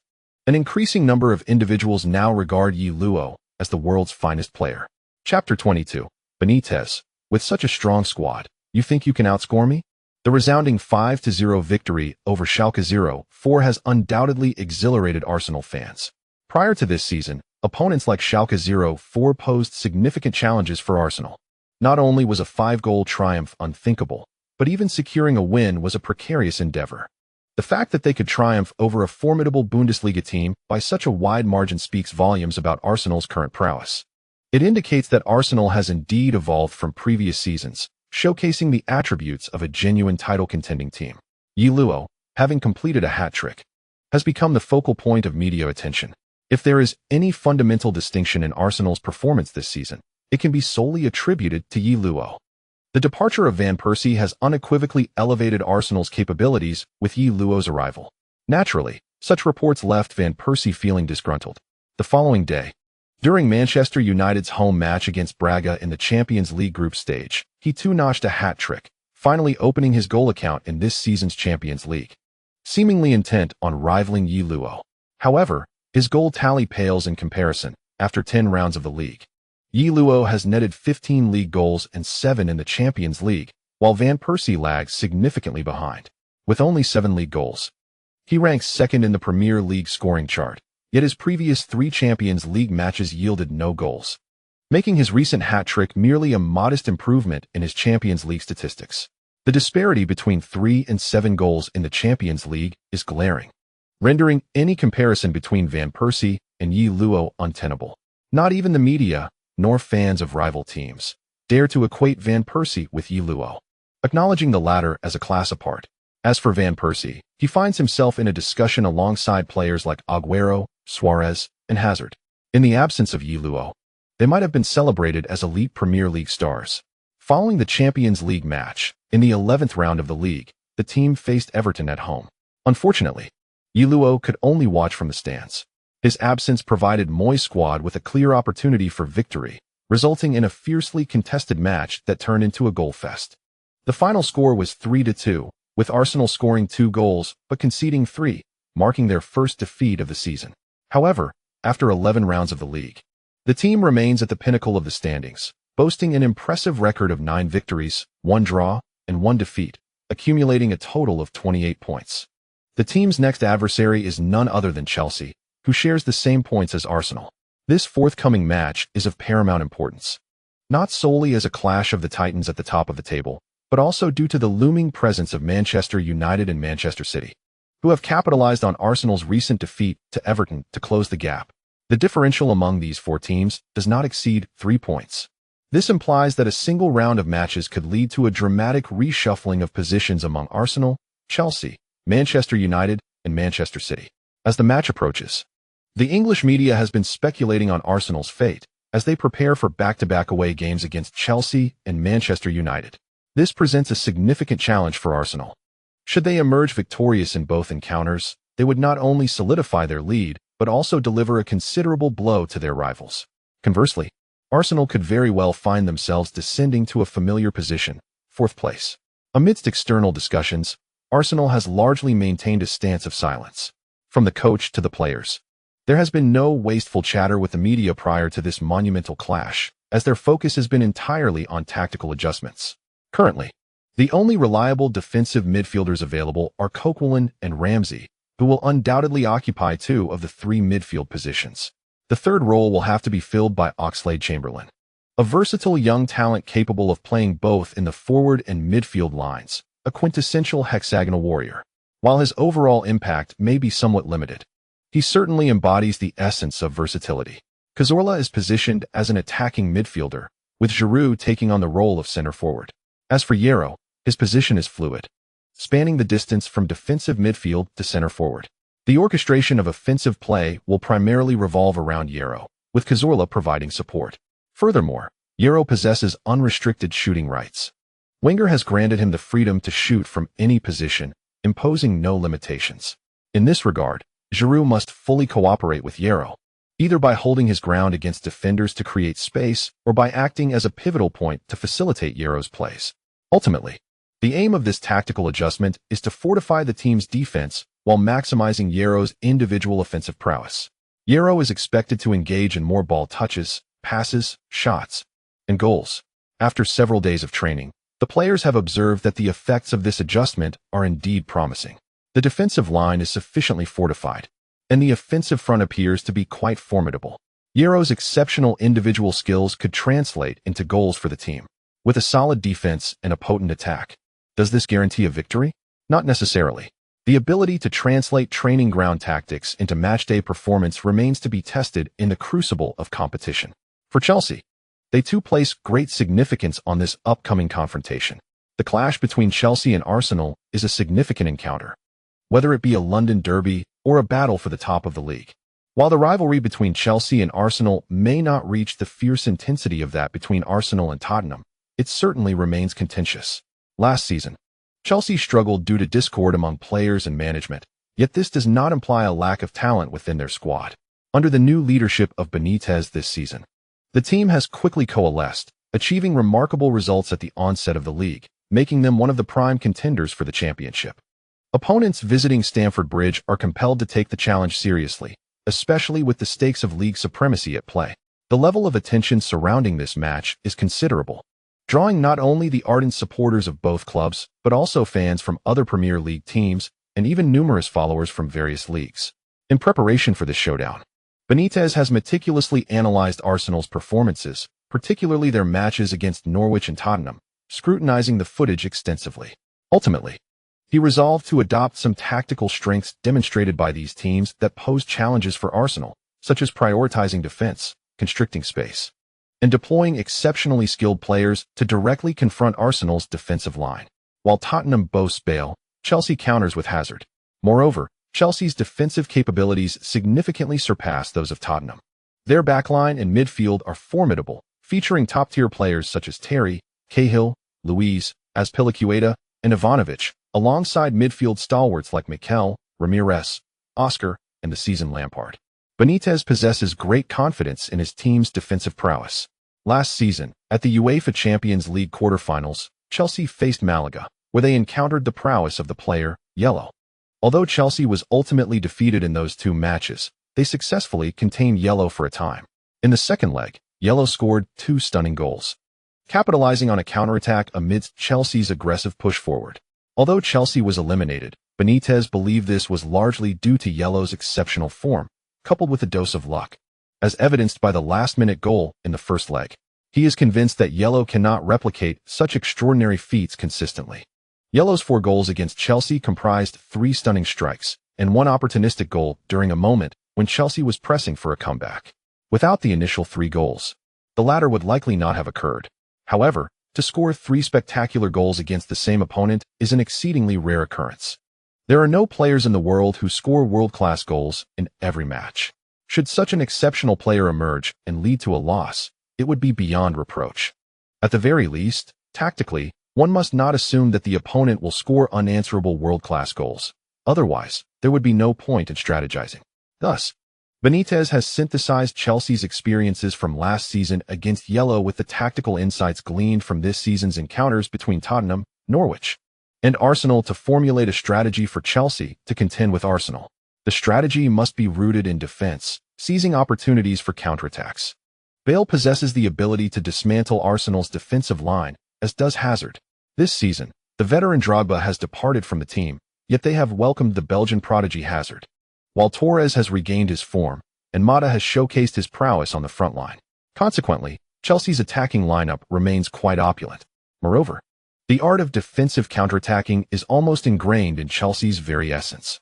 Playing at home, Chelsea has every reason to believe they can hand Arsenal their first consecutive defeats of the season. As time marches on, the anticipation for the monumental clash intensifies. At the pre-match press conference, both coaches maintained a humble demeanor. Benitez expressed that Chelsea would take Arsenal very seriously, particularly keeping an eye on Yarrow.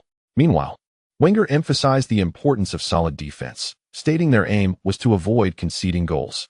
Both sides were notably reserved, reluctant to divulge much regarding the impending match. An hour before kickoff, however, when the starting lineups were revealed, Benitez furrowed his brow at Arsenal's selections. A tactical shift? Gazing at the names on the list, he felt a twinge of uncertainty. Ramsey's inclusion was surprising. In his view, if Arsenal intended to continue with their 4-3-3 formation, deploying the returning veteran Rosicky alongside Cazorla as dual attacking midfielders would have been quite reasonable. But with Ramsey starting as one of the 2 defensive midfielders, was Wenger shifting to a 4-2-3-1 formation? Benitez could only speculate on Wenger's intentions. As the match approached, the unexpected changes from the opponent left Benitez feeling somewhat anxious. Yet he understood that, despite knowing the potential for alterations on the opposing side, there was little he could do at this stage but adhere to his pre-match strategy. To discern what new tactics Arsenal might employ, one would have to await the unfolding of the game. At this juncture, Benitez possessed the patience to observe the developments. He was skeptical that Arsenal could generate significant attacking pressure against Chelsea's defense, especially with Ramsey and Coquelin, who leaned more towards defensive duties on the pitch rather than Arteta and Wilshere. Meanwhile, Stamford Bridge was abuzz with excitement. the cheers and chants resonating throughout the stadium. The impending clash loomed large, with the fans of both sides engaging in a pre-match rivalry, naturally dominated by the home supporters. Chelsea's fans filled every corner of the stadium with their exuberant cheers and songs, leaving no room for Arsenal's followers. This was to be expected, as the numerical strength of the fans often sways the atmosphere in favor of the home team. However, winning the support of the stands does not guarantee triumph on the field. Ultimately, the contest is determined by the players' performances and on the pitch. Both teams are evenly matched, theoretically fielding 11 players each. While it is often said that fans are the 12th man, we all recognize that the true 12th man on the pitch will never be found in the stands. Amidst the cacophony of Stamford Bridge, players from both teams line up in the tunnel, and Chelsea's players unconsciously cast glances towards yellow. Last season, it was this individual who halted Chelsea's progress in the Champions League at the quarterfinals, and this season, he unexpectedly joined Arsenal in the Premier League. The two encounters in the Champions League last season left an indelible impression on most Chelsea players, a memory they will carry for a lifetime. As Yellow prepares to face them once more this season, both sides have maintained a silence in the media, refraining from elaborate discussions. However, behind closed doors, the prevailing sentiment in Chelsea's dressing room is one of vengeance. Rather than mere retribution, it is a quest for redemption. To oust Villas-Boas, Chelsea's core players deliberately underperformed for much of the previous season, culminating in their elimination from the Champions League and a fifth-place finish in the league, which meant they would miss this season's Champions League. Fans and media alike have criticized the players for their actions. Nevertheless, the players harbor their own beliefs, feeling that their exit from the Champions League quarterfinals was an unfortunate fluke, entirely due to the presence of this formidable figure at the forefront of Arsenal's lineup, who they believe has made them scapegoats. This season, they are resolute in their mission to defeat Yellow and vanquish Arsenal, to provide their fans with a sense of closure. Benitez is acutely aware of this sentiment, which bolsters his confidence. Despite not being particularly favored as a coach within the dressing room, the Spaniard, though obstinate, is not foolish. Thus, he has resolved to cultivate good relations with the Chelsea hierarchy, especially given that the atmosphere of vengeance within the dressing room could positively influence Chelsea's performance in this match. A group of stars, fueled by a desire for retribution, is one of Benitez's sources of assurance as he approaches this encounter. With the referee's team leading the way, both sets of players emerge onto the field. Ladies and gentlemen, welcome to the live broadcast of the 13th round of the 2012 to 2013 English Premier League season, a focal battle for the top of the table. Currently sitting atop the standings, Arsenal is set to challenge Chelsea, who are in second place. The voice of Duan Xian resonates from the television, invigorating all Dragon Kingdom fans eagerly awaiting the match. The screen displays the starting lineups for both teams. Before the match commences, let us examine the formations they have chosen. Chelsea appears to adopt a 4-2-3-1 formation, with the stalwart Petr Cech in goal, John Terry and David Luiz forming the central defensive partnership, veteran Ashley Cole at left back, and Branislav Ivanovic at right back. John Obi Mikel and Ramirez pair up as the double pivot, with Oscar positioned as the attacking midfielder, Eden Hazard on the left wing, Juan Mata on the right, and Fernando Torres as the central striker. Subsequently, the television transitions to present Arsenal's starting lineup, with the broadcasting agency indicating a 4-3-3 setup. After all, it appears that Arsenal has merely substituted Ramsey for the injured Arteta in this round of the league. The visiting team, Arsenal, has deployed its strongest available lineup, featuring goalkeeper Szczesny, a central defensive partnership of Mertesacker and Koscielny, left-back Monreal, right-back Sagna, and a midfield trio comprising Coquelin, Ramsey, and Cazorla. The precise positioning remains to be seen, particularly regarding Ramsey's role. Whether he will retreat alongside Coquelin to form a double pivot or align parallel with Cazorla as part of a double central midfield setup will only be revealed post-match. The forward line continues to include Yaya, Giroud, and Chamberlain. The long-term absences of Gervinho and Arshavin have afforded the young Englishman Chamberlain ample opportunities to feature. He is a versatile player capable of occupying various positions. According to the broadcast formation graphic, he is likely to play as a right winger. Thus far, everything seems quite normal. It is not just the pundits. Commentators from around the globe would struggle to discern any significant alterations in Arsenal merely from the starting lineup. Even Benitez would have thought that Arsenal was merely employing a double pivot. However, Once the match commenced, Benitez realized something was amiss.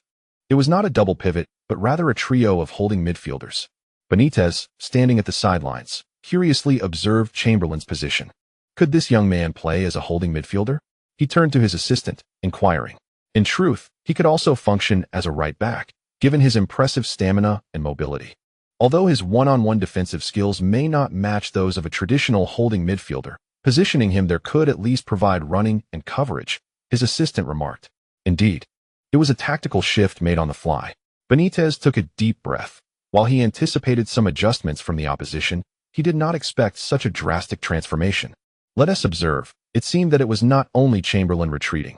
Benitez cast his gaze towards another player of greater concern, Arsenal's number 10.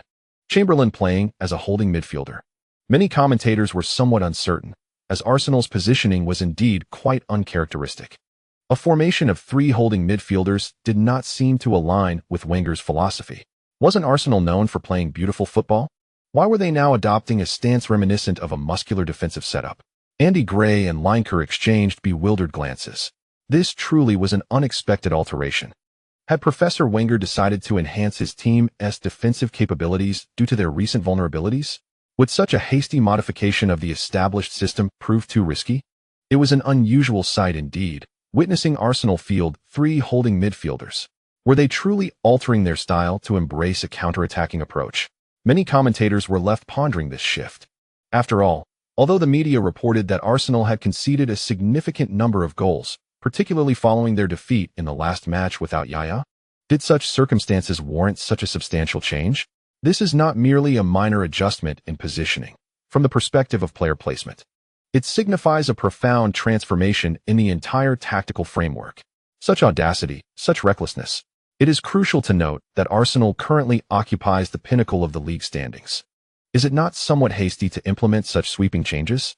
Although Arsenal suffered a defeat in their last match, this was largely due to the absence of their pivotal player. Yellow. Furthermore, with the season being so protracted, which team can confidently assert that they will not experience losses? Indeed, Arsenal once achieved the remarkable feat of an unbeaten season. But since it was a miracle, it is improbable that such extraordinary occurrences can be expected with regularity. Losing a single match is not catastrophic.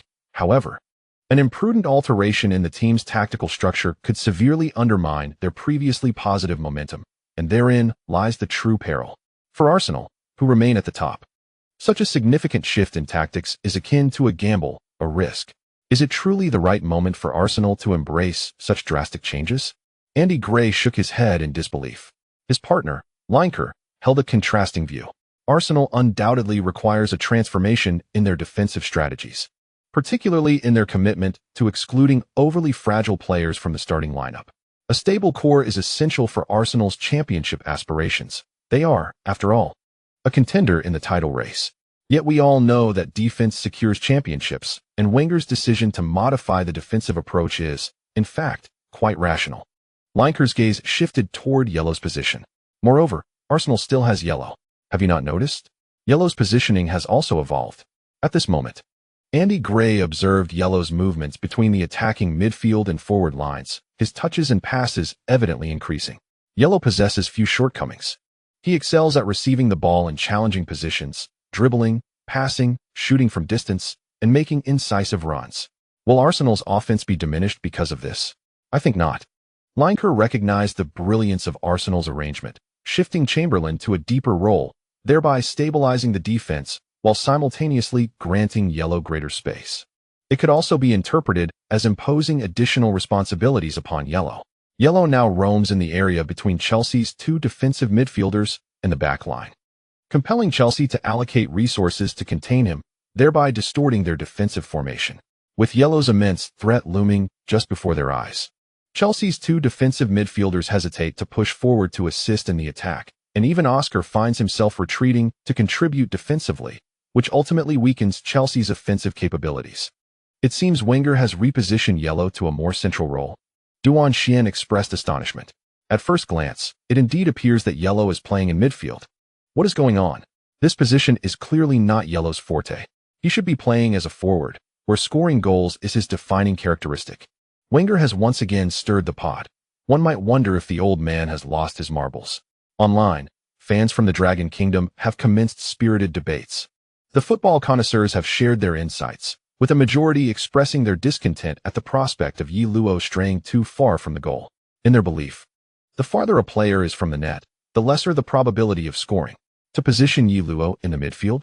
Is this not a case of forsaking the near for the distant, a folly of losing the watermelon while picking up a sesame seed, thereby undermining Yi Luo's goal-scoring statistics? What a muddle. Wenger seems to be in a fog. The football aficionados lament in anguish. Chaos ensues. Everywhere on various platforms, voices of reproach towards Professor Wenger resonate. Chapter 24. The relaxed battle for the top spot, however, while Yi Luo's fans indulge in fanciful notions of him sacrificing personal gain for the collective good. Yi Luo himself perceives Wenger's strategy as remarkably sensible. He has entirely cast aside the shackles of positional constraints. Furthermore, his teammates have seamlessly adapted to his positioning. As he retreats, Schürrle advances to the front line alongside Giroud, pressuring the opposing defenders. Now, Yi Luo finds himself with an abundance of space, akin to a fish in water. He enjoys easier access to passes, ample time to scrutinize the opponent's vulnerabilities, and increased room to maneuver the ball. Defensively, with three midfielders bolstering the backline, stability has been achieved. The expansion of Yi Luo's operational range allows the team to maintain possession and control in the attacking third, akin to their previous style. This positional shift has benefited Arsenal on both offensive and defensive fronts, although Yi Luo's influence on the team's attack has already manifested during training. Whether this strategy will yield results in a competitive match remains uncertain. After observing for a while from the sidelines, Wenger returned to the coaching seat. Satisfied with Yi Luo's performance in this new system, that fellow Benitez must be utterly flabbergasted, he mused, sharing a smug smile with his assistant, Black. While Benitez may not be entirely dumbfounded, he certainly finds himself in a quandary. He recognizes Yi Luo's pivotal role within this system. In other words, Wenger has engineered a framework that hinges entirely on Yi Luo, with him as the fulcrum. Since the match commenced, Arsenal's control has been remarkably steady. They have strung together passes in the midfield for 2 to 3 minutes, while Chelsea struggles to intercept, gradually being forced back into their own half to defend. This is Chelsea's home ground. Although Benitez intended to employ a defensive counterattack, he had hoped to showcase some assertiveness at the outset. Yet, who could have anticipated that Chelsea's initial thrust would falter before it even began? The atmosphere at Stamford Bridge has noticeably dimmed. Theoretically, if Yi Luo is neutralized, Arsenal's current strategy would falter. However, this is merely a theoretical matter, as freezing yellow has already become a globally recognized challenge. Moreover, Benitez was caught off guard and had to devise a solution on the spot. How could he possibly come up with a quick answer?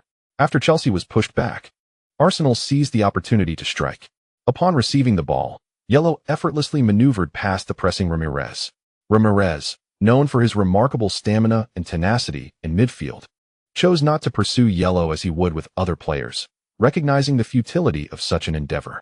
Instead, he opted to retreat to the penalty area and assume a defensive position.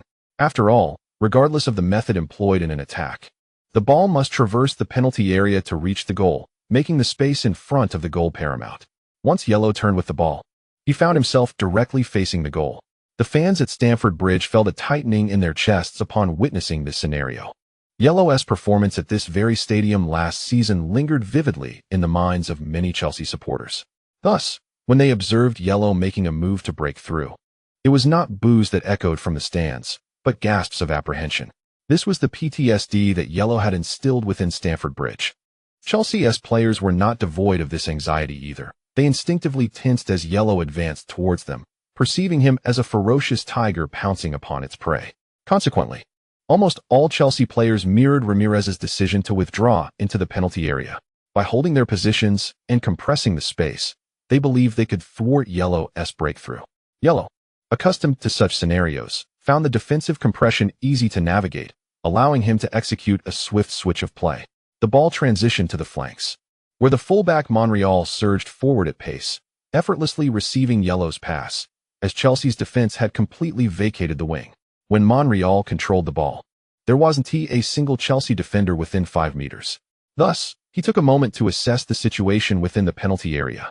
At that moment, the attacking players included Yellow, who was making a forward run, along with Schürrle and Giroud, who pressed against the opposing backline.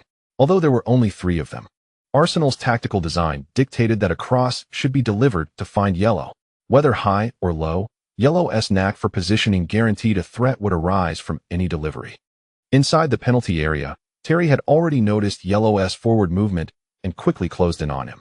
As Yellow leapt to meet the ball, Terry followed suit, employing various tactics to impede him.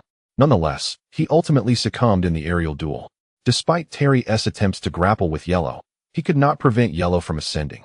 And when they both leaped into the air, Yellow eclipsed Terry by a significant margin. In the end, Terry could only watch in despair as Yellow executed a powerful header, directing the ball into the far corner of the net. Czech's reaction was swift, yet the ball was struck with such precision and velocity that, as he attempted to make the save, it had already ricocheted off the ground and soared into the net. Goal. Yellow scores with a header. Arsenal takes the lead. Yellow. It's Yellow once again. Arsenal has surged ahead away from home. 1-0. Yellow has found the net again, marking his 16th league goal of the season. No matter the circumstances, Yellow consistently delivers. In the commentary box, all the commentators leaped to their feet, as the Chelsea supporters in the stands collectively clasped their heads in disbelief. At that moment, the jubilant cheers of the visiting Arsenal fans finally erupted, albeit quickly subdued by sharp jeers. Yet the Arsenal supporters remained unfazed. Arsenal is in the lead. In this top-of-the-table clash, they have taken the advantage. Following their first defeat of the season, facing a formidable opponent away from home, it was impossible for Arsenal's fans to feel entirely at ease. After all, in recent seasons, the team had often faltered in high-stakes encounters. Stamford Bridge is considered one of the most challenging away venues in the Premier League. To be candid, even if they were to lose at this ground, Arsenal's fans were prepared for such an outcome. However, having seized control of the match early on and scored, it provided a reassuring balm to all the supporters of Arsenal. The celebration was short-lived, as the game resumed shortly thereafter. Despite playing away, Arsenal took command and continued to assert their dominance.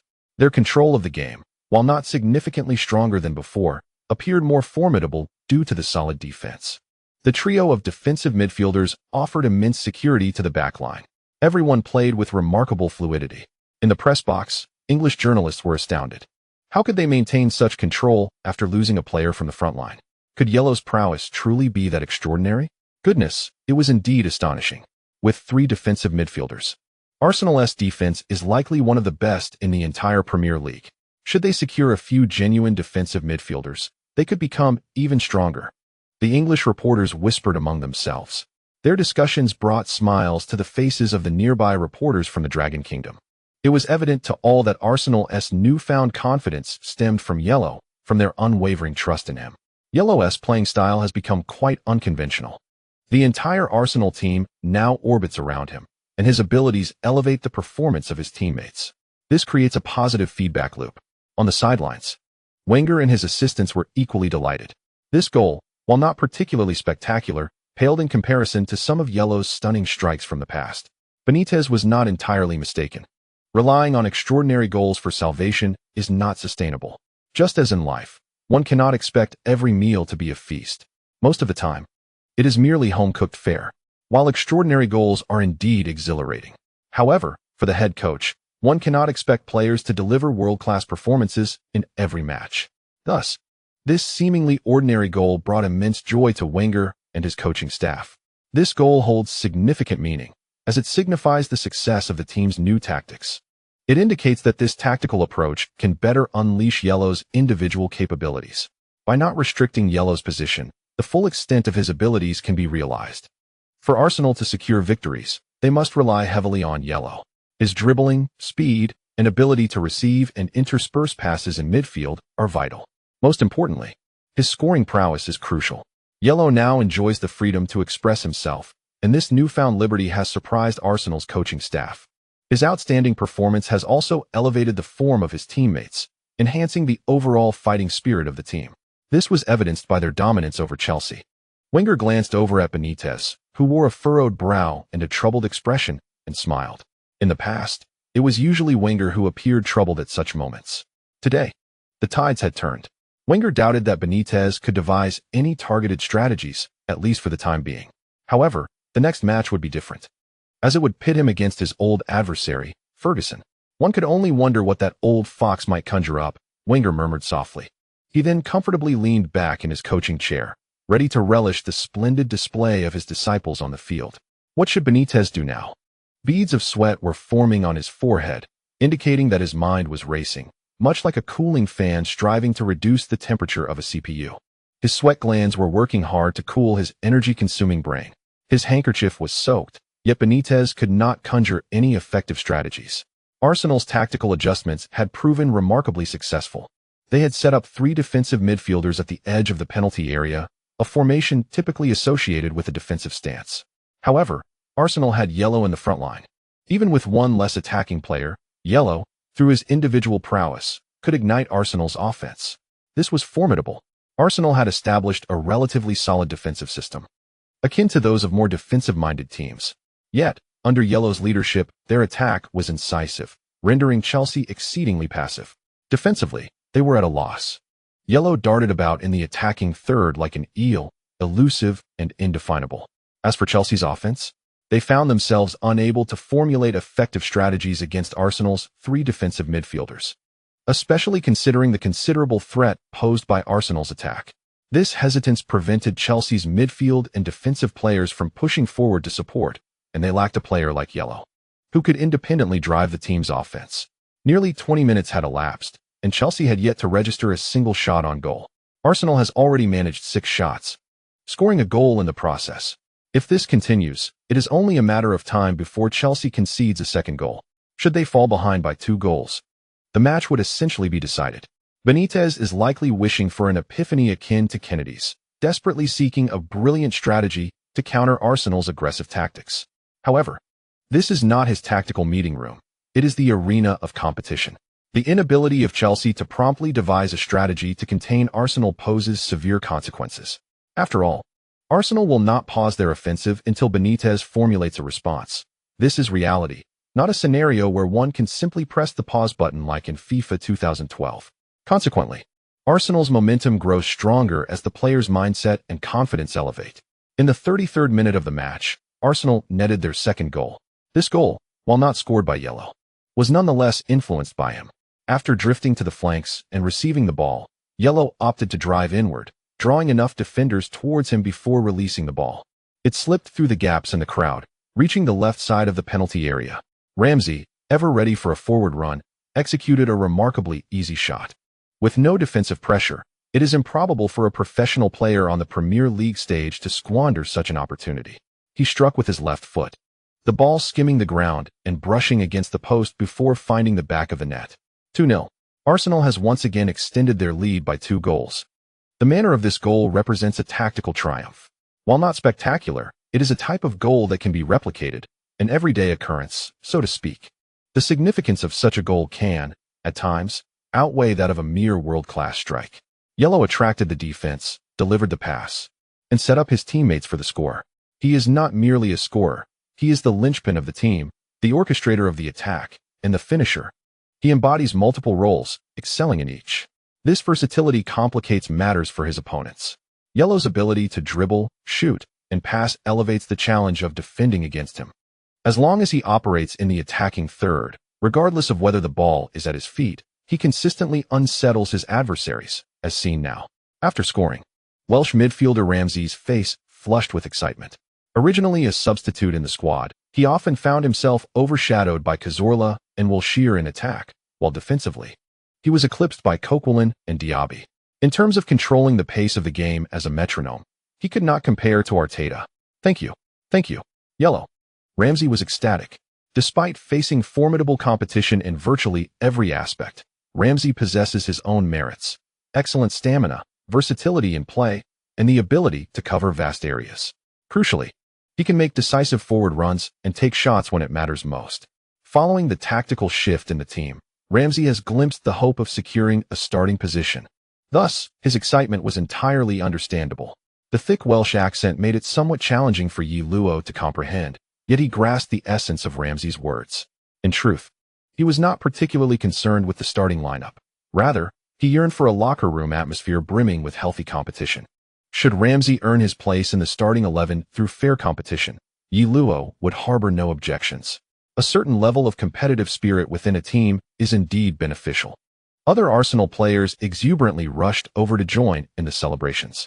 Everyone had anticipated a grueling battle for this match, yet who could have foreseen such an effortless 2-0 lead?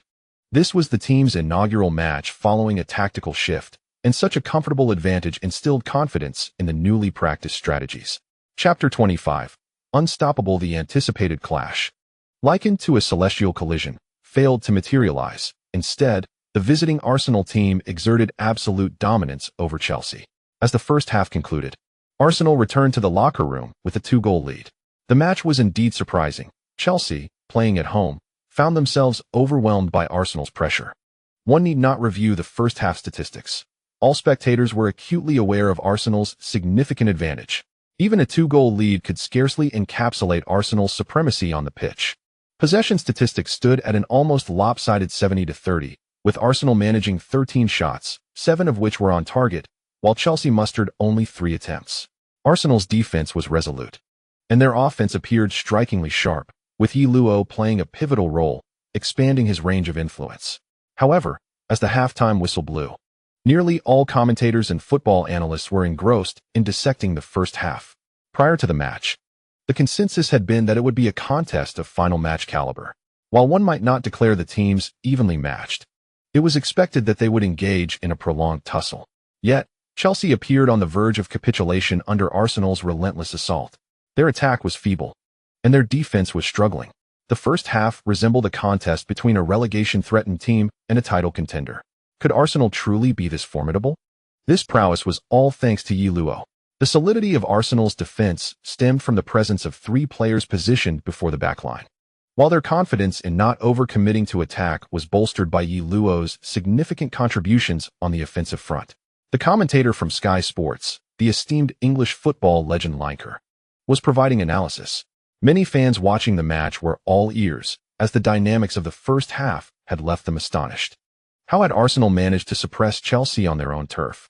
As Lineker articulated his insights, the audience displayed expressions of agreement, acknowledging the validity of his observations. Yellow's personal prowess is so formidable that it emboldens Wenger to employ a 3 defensive midfielder formation while simultaneously pursuing an attacking style of football. Yellow recorded the highest number of touches in the first half, an impressive 67, a staggering figure for a single half, thereby underscoring the efficacy of Arsenal's tactics. Theoretically, if Chelsea could neutralize Yellow, they might stifle Arsenal's offensive maneuvers.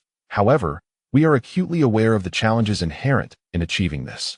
Indeed, Arsenal seems to exploit Chelsea's inability to contain Yellow, relying entirely on his exceptional individual skills to orchestrate their play. This is a blatant strategy, with everyone cognizant of its inherent vulnerabilities, yet paradoxically, that very weakness has become Arsenal's greatest strength.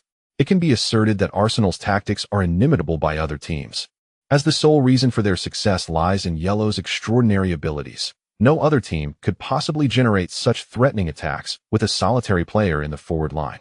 Football commentators and experts reiterate a singular sentiment. Yellow is remarkable.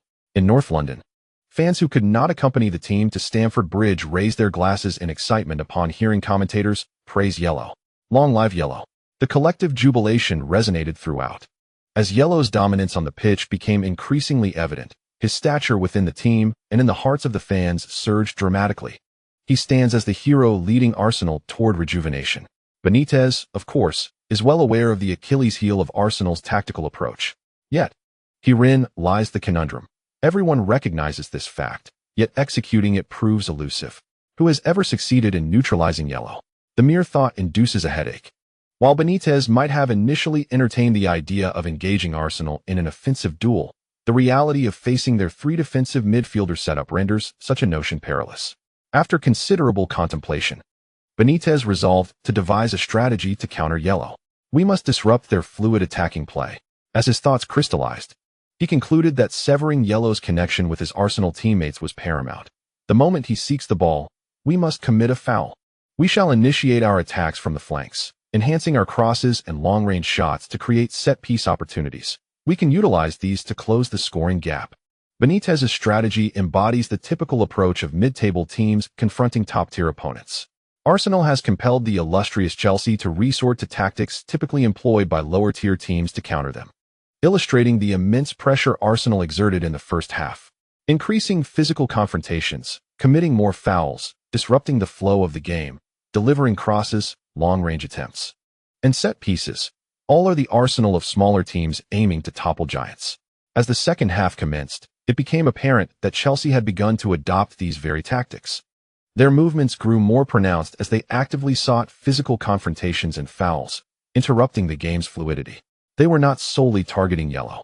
Similar tactics were applied against other Arsenal players as well. Their objective was to fragment the match, preventing Arsenal from executing their fluid, continuous passing and disrupting their attacking rhythm. In the 50-minute mark, Ramirez executed a reckless tackle that sent Schürrle sprawling, igniting a fierce confrontation between the players. Both teams surged into a chaotic melee. At this juncture, the intensity of the match began to reflect that of a top-of-the-table clash. The referee refrained from issuing a card to Ramirez, much to Wenger's dismay. The lack of a yellow card for such a foul emboldened the Chelsea players, prompting them to escalate their physicality in confronting Arsenal's attacks. In the 53rd minute, as yellow received the ball, Mikel executed a wrestling-style tackle, fully aware that conventional means would not suffice to bring yellow down. This foul finally compelled the referee to brandish a yellow card. However, Wenger was even more agitated, exclaiming, "That was a red card offense. Hey, do you think you're officiating a wrestling match?" His outburst resulted in a yellow card for him, yet he continued to voice his frustrations upon returning to the sidelines, having recognized the threat Chelsea's tactics posed to Arsenal's mindset. Nonetheless, yellow remained composed, viewing it merely as a tactical foul, having encountered such situations numerous times before. If the opposition believed that fouling him would thwart his performance, they were sorely mistaken. Now, with Benitez resorting to this strategy against him, it only underscored one point: Chelsea was running out of ideas.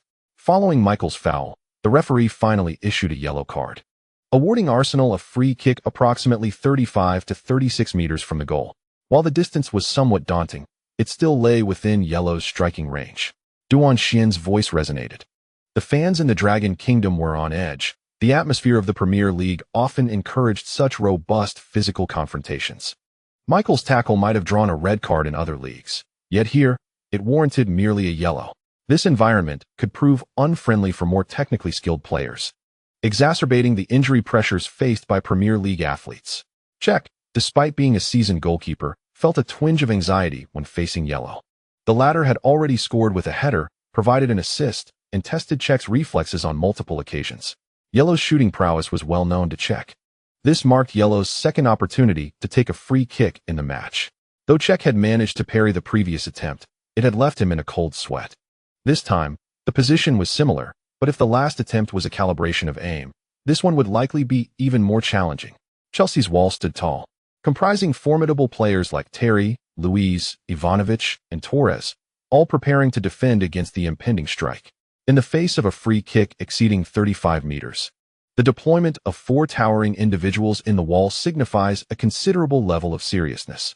The players within the wall are equally tense, instinctively protecting their vulnerable areas. Yiluo begins to measure his steps backward, and upon seeing that everyone is prepared, the referee blows the whistle. Yiluo sprints forward to strike the ball. As the trajectory of the shot becomes apparent, nearly all commentators can't help but brace themselves. Amidst the astonished gazes of onlookers, the football soars into the sky, then swiftly descends after clearing the wall. Cech appears as though immobilized by an incantation, frozen in place as he watches the ball plummet into the net from a sharp angle on his left. Goal. An exquisite elevator shot. Magnificent. 3-0. Arsenal has sealed their victory. Cech hardly reacts. The quality of the free kick is simply extraordinary. While the commentary booth erupts in jubilation, the atmosphere at Stamford Bridge feels as though a bucket of cold water has extinguished a roaring fire. All Chelsea fans gaze in disbelief at the ball nestled in the net. The speed of the shot is staggering. Many barely blink before realizing the ball has already crossed the line. Cech helplessly stares at the goal behind him. He had anticipated diving to his right. Yet just as he prepared to spring, he noticed the ball curving unexpectedly to his left. By the time he sought to react, he found himself battling against his own momentum, which had shifted towards the right, rendering him seemingly frozen in place. It was not a lack of response on his part. Rather, Luo's shot was too swift and erratic. Even Cech found it impossible to make a save. Several Chelsea players wore expressions of bewilderment.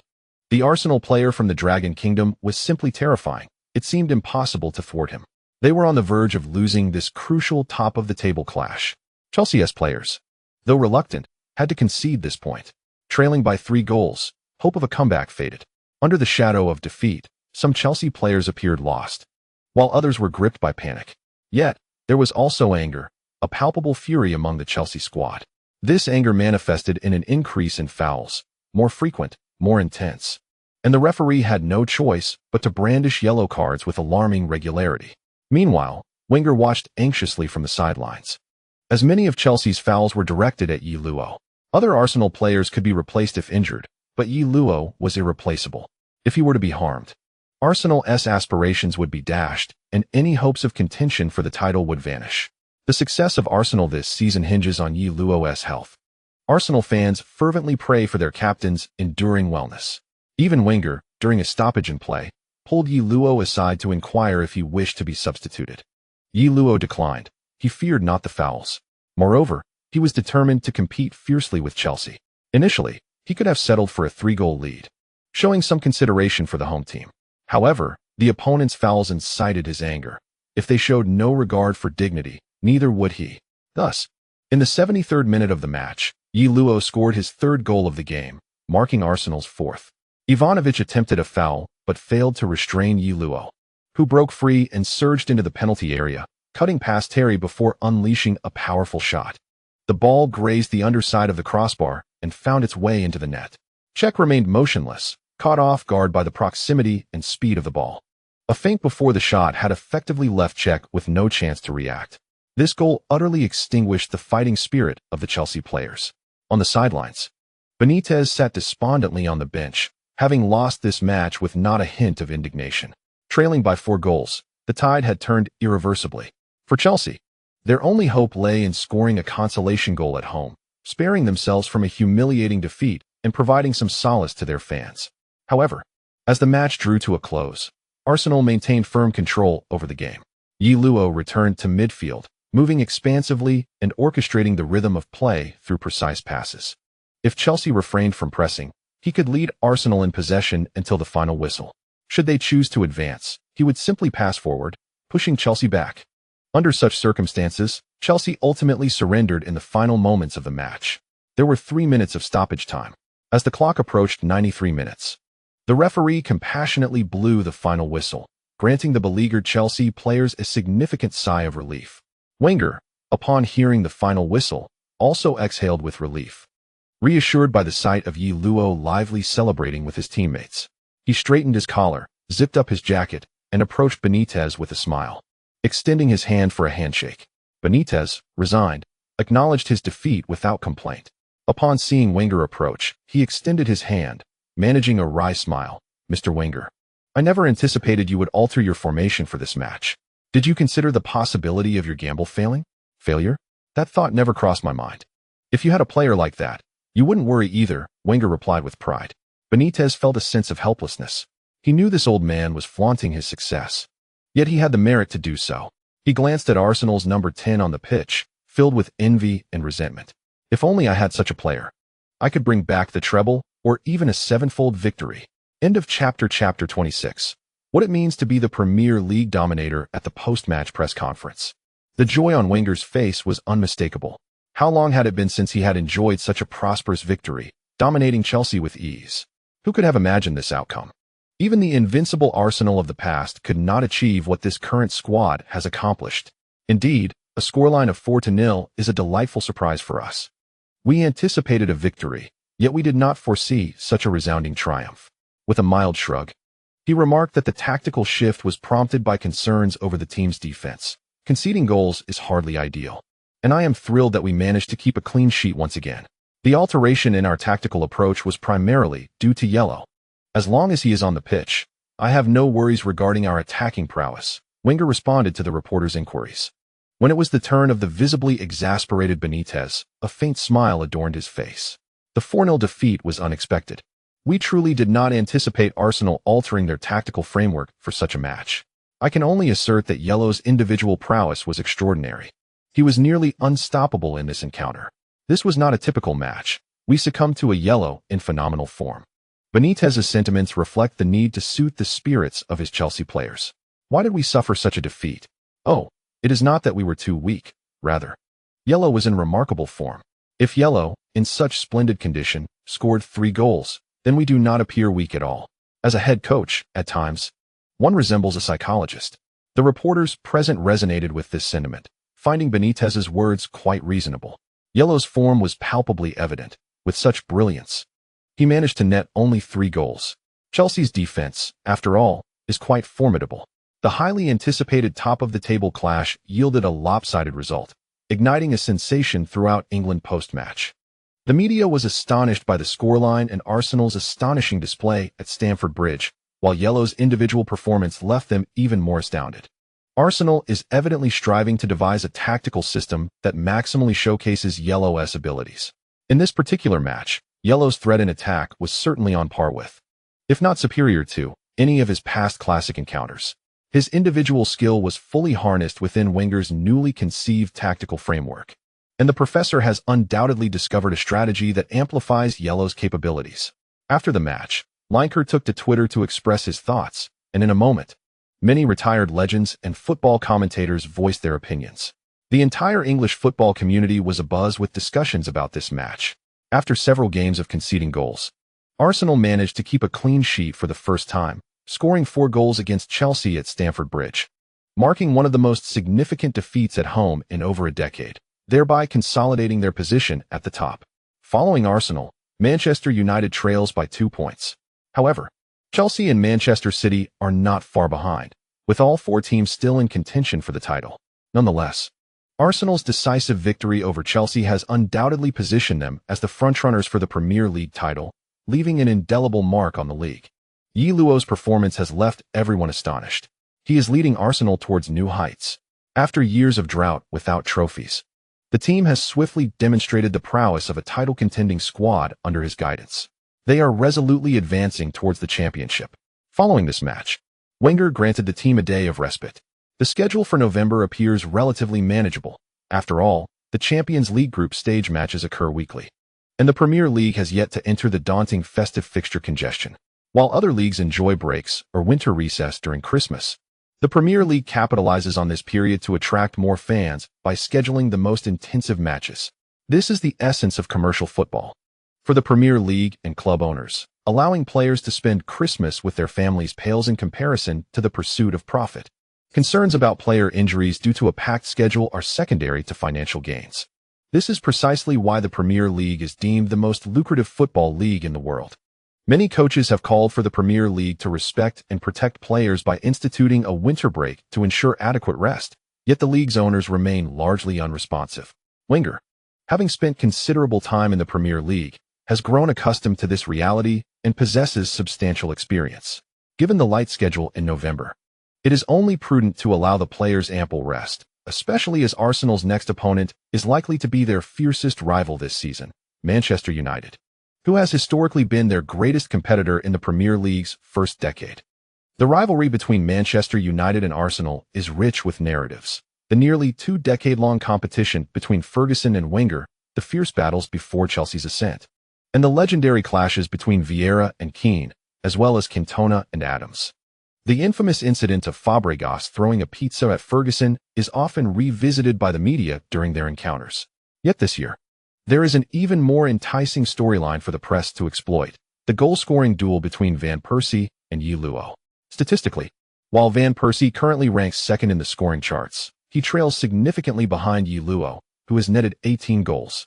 After 11 league matches, Van Persie has scored 9 goals, a commendable feat that reflects his peak performance. During his earlier seasons at Arsenal, Van Persie struggled with inconsistency and injuries, resulting in underwhelming statistics. It wasn't until last season that he enjoyed a complete season, showcasing explosive talent.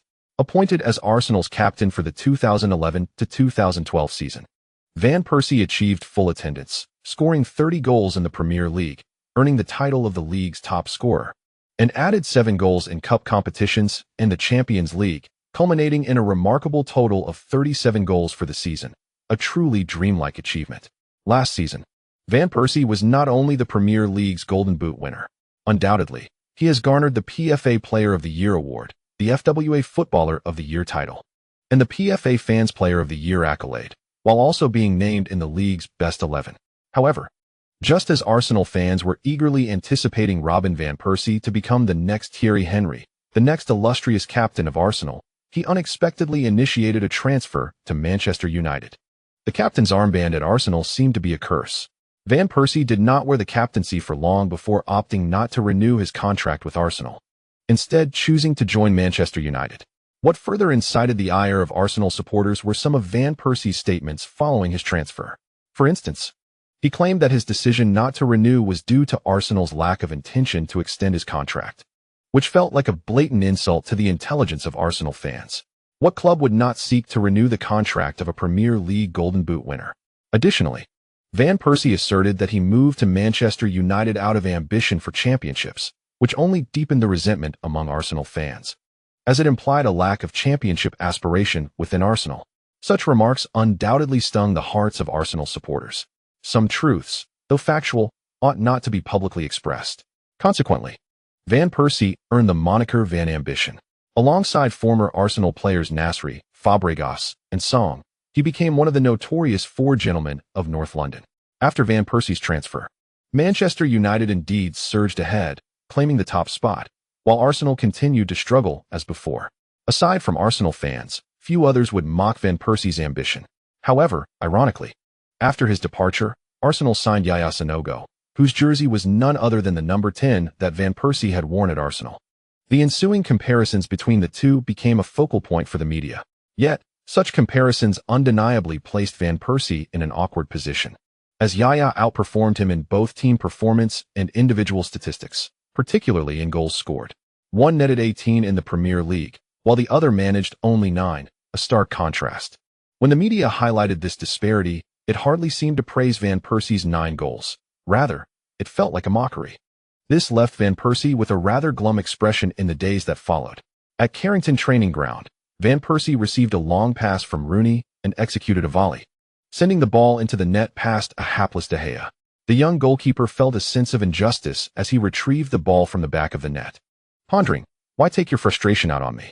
Rooney, embracing Van Persie's shoulders, reassured him, "Robin, there's no need to compare goal tallies with that guy. We just need to win. That lad is a monster. Competing with him for goals is just inviting trouble." Rooney comforted him with the wisdom of experience, recalling his own moments of similar feelings when a certain monster played alongside him in the same team. Other Manchester United players also joined in offering their consolation. "The media are nothing but sycophants. Once we vanquish Arsenal, they will immediately prostrate themselves before us. I concede that the lad is quite formidable. But for Arsenal to triumph at Old Trafford, that is mere fantasy." The players of Manchester United are brimming with confidence. Although the current squad may not seem as formidable as it was a few years ago, they remain the sovereigns of the Premier League. What does it mean to be the sovereign of the Premier League? Over the span of 20 years in this league, Manchester United has secured 12 Premier League trophies, while all other clubs combined can only boast 8. What does this dominance signify? Bayern Munich is regarded as the undisputed monarch of the Bundesliga, with virtually no team capable of challenging their supremacy. In the past 2 decades, how many Bundesliga titles have they claimed? 10. Astonishingly, Manchester United has amassed 2 more league titles than the Bavarian Giants over the same period. This level of dominance is indeed formidable.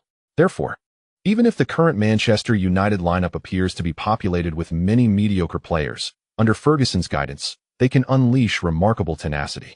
Additionally, the players of Manchester United still possess the spirit of champions. Even after Arsenal's recent 4-0 victory against Chelsea, they harbor no fear of this opponent. Chapter 27. The tension is quite palpable. Although training has been frustrating, Van Persie cannot express such sentiments in front of the media. They are eager to glean his thoughts on the upcoming match. Van Persie begins by congratulating his former club on their current form. "I am pleased to see them performing well."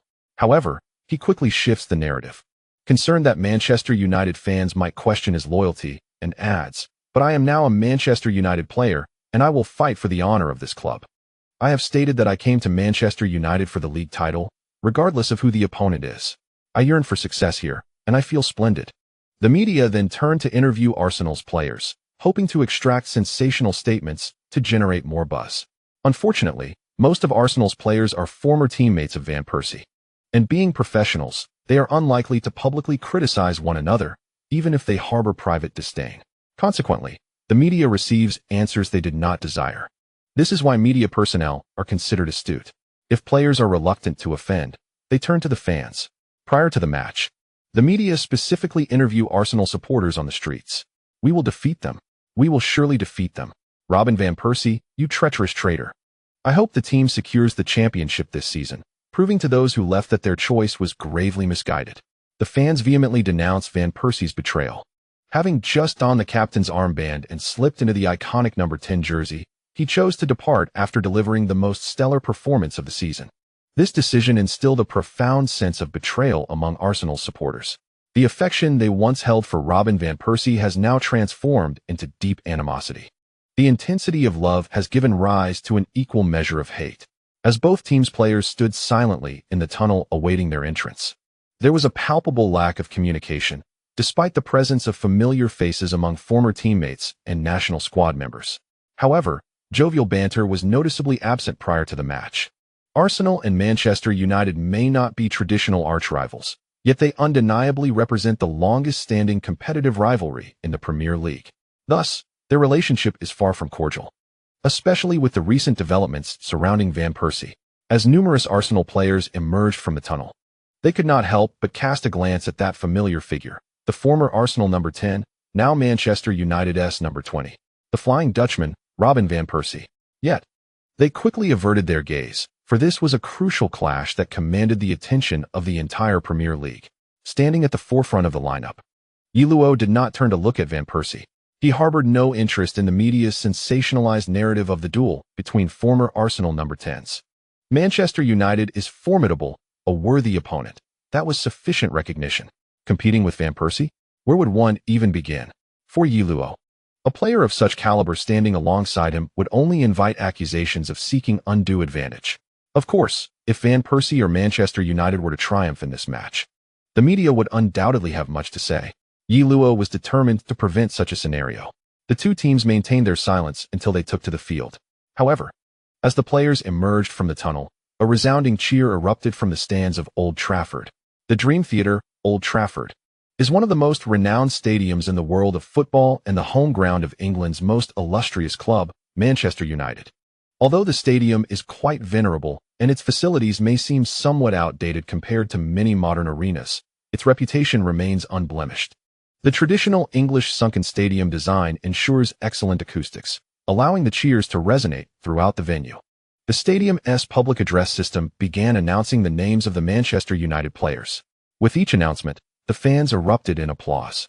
Typically, the volume of the cheers reflects the popularity of each player. However, there are exceptions, such as the present moment, when the announcer elongated the name Robin, a thunderous, synchronized shout of Van Persie erupted from the Manchester United supporters. To achieve this effect, many fans may have deliberately muted their cheers for other players.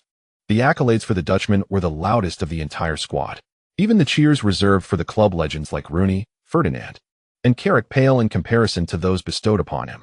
However, such adulation is clearly not the norm at Old Trafford, for despite Van Persie's undeniable prowess, he has only been a member of Manchester United for a little over 2 months, making it implausible for him to garner the same level of admiration as Rooney and others.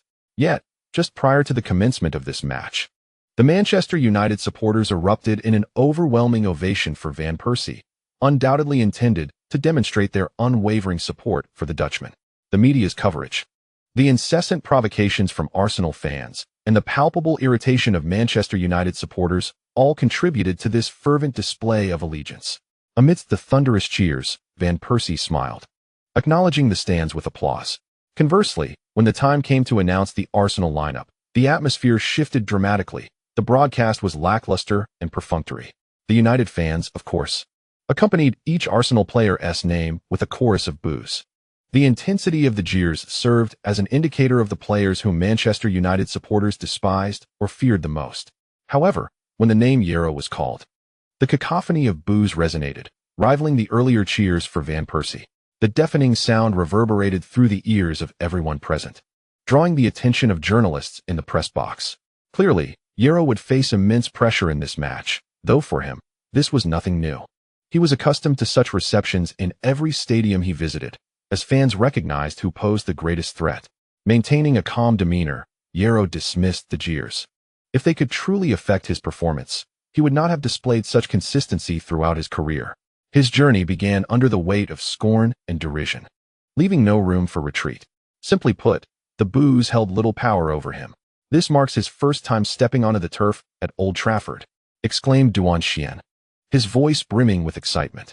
Manchester United stands as the premier force in the Premier League, and this match could be viewed as Jero's showdown against the reigning champions.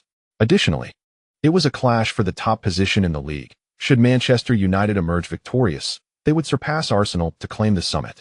Both sides fielded their strongest lineups, unwilling to take any chances. As the commentators spoke, the players from both teams entered the pitch, followed by a series of pre-match rituals. Arsenal won the coin toss, granting them the choice of which half of the field to occupy during the first half, allowing them to attack in the area they had previously acclimated to during warm-ups. Meanwhile, Manchester United secured the kickoff, enabling them to launch an assault from the very outset of the match.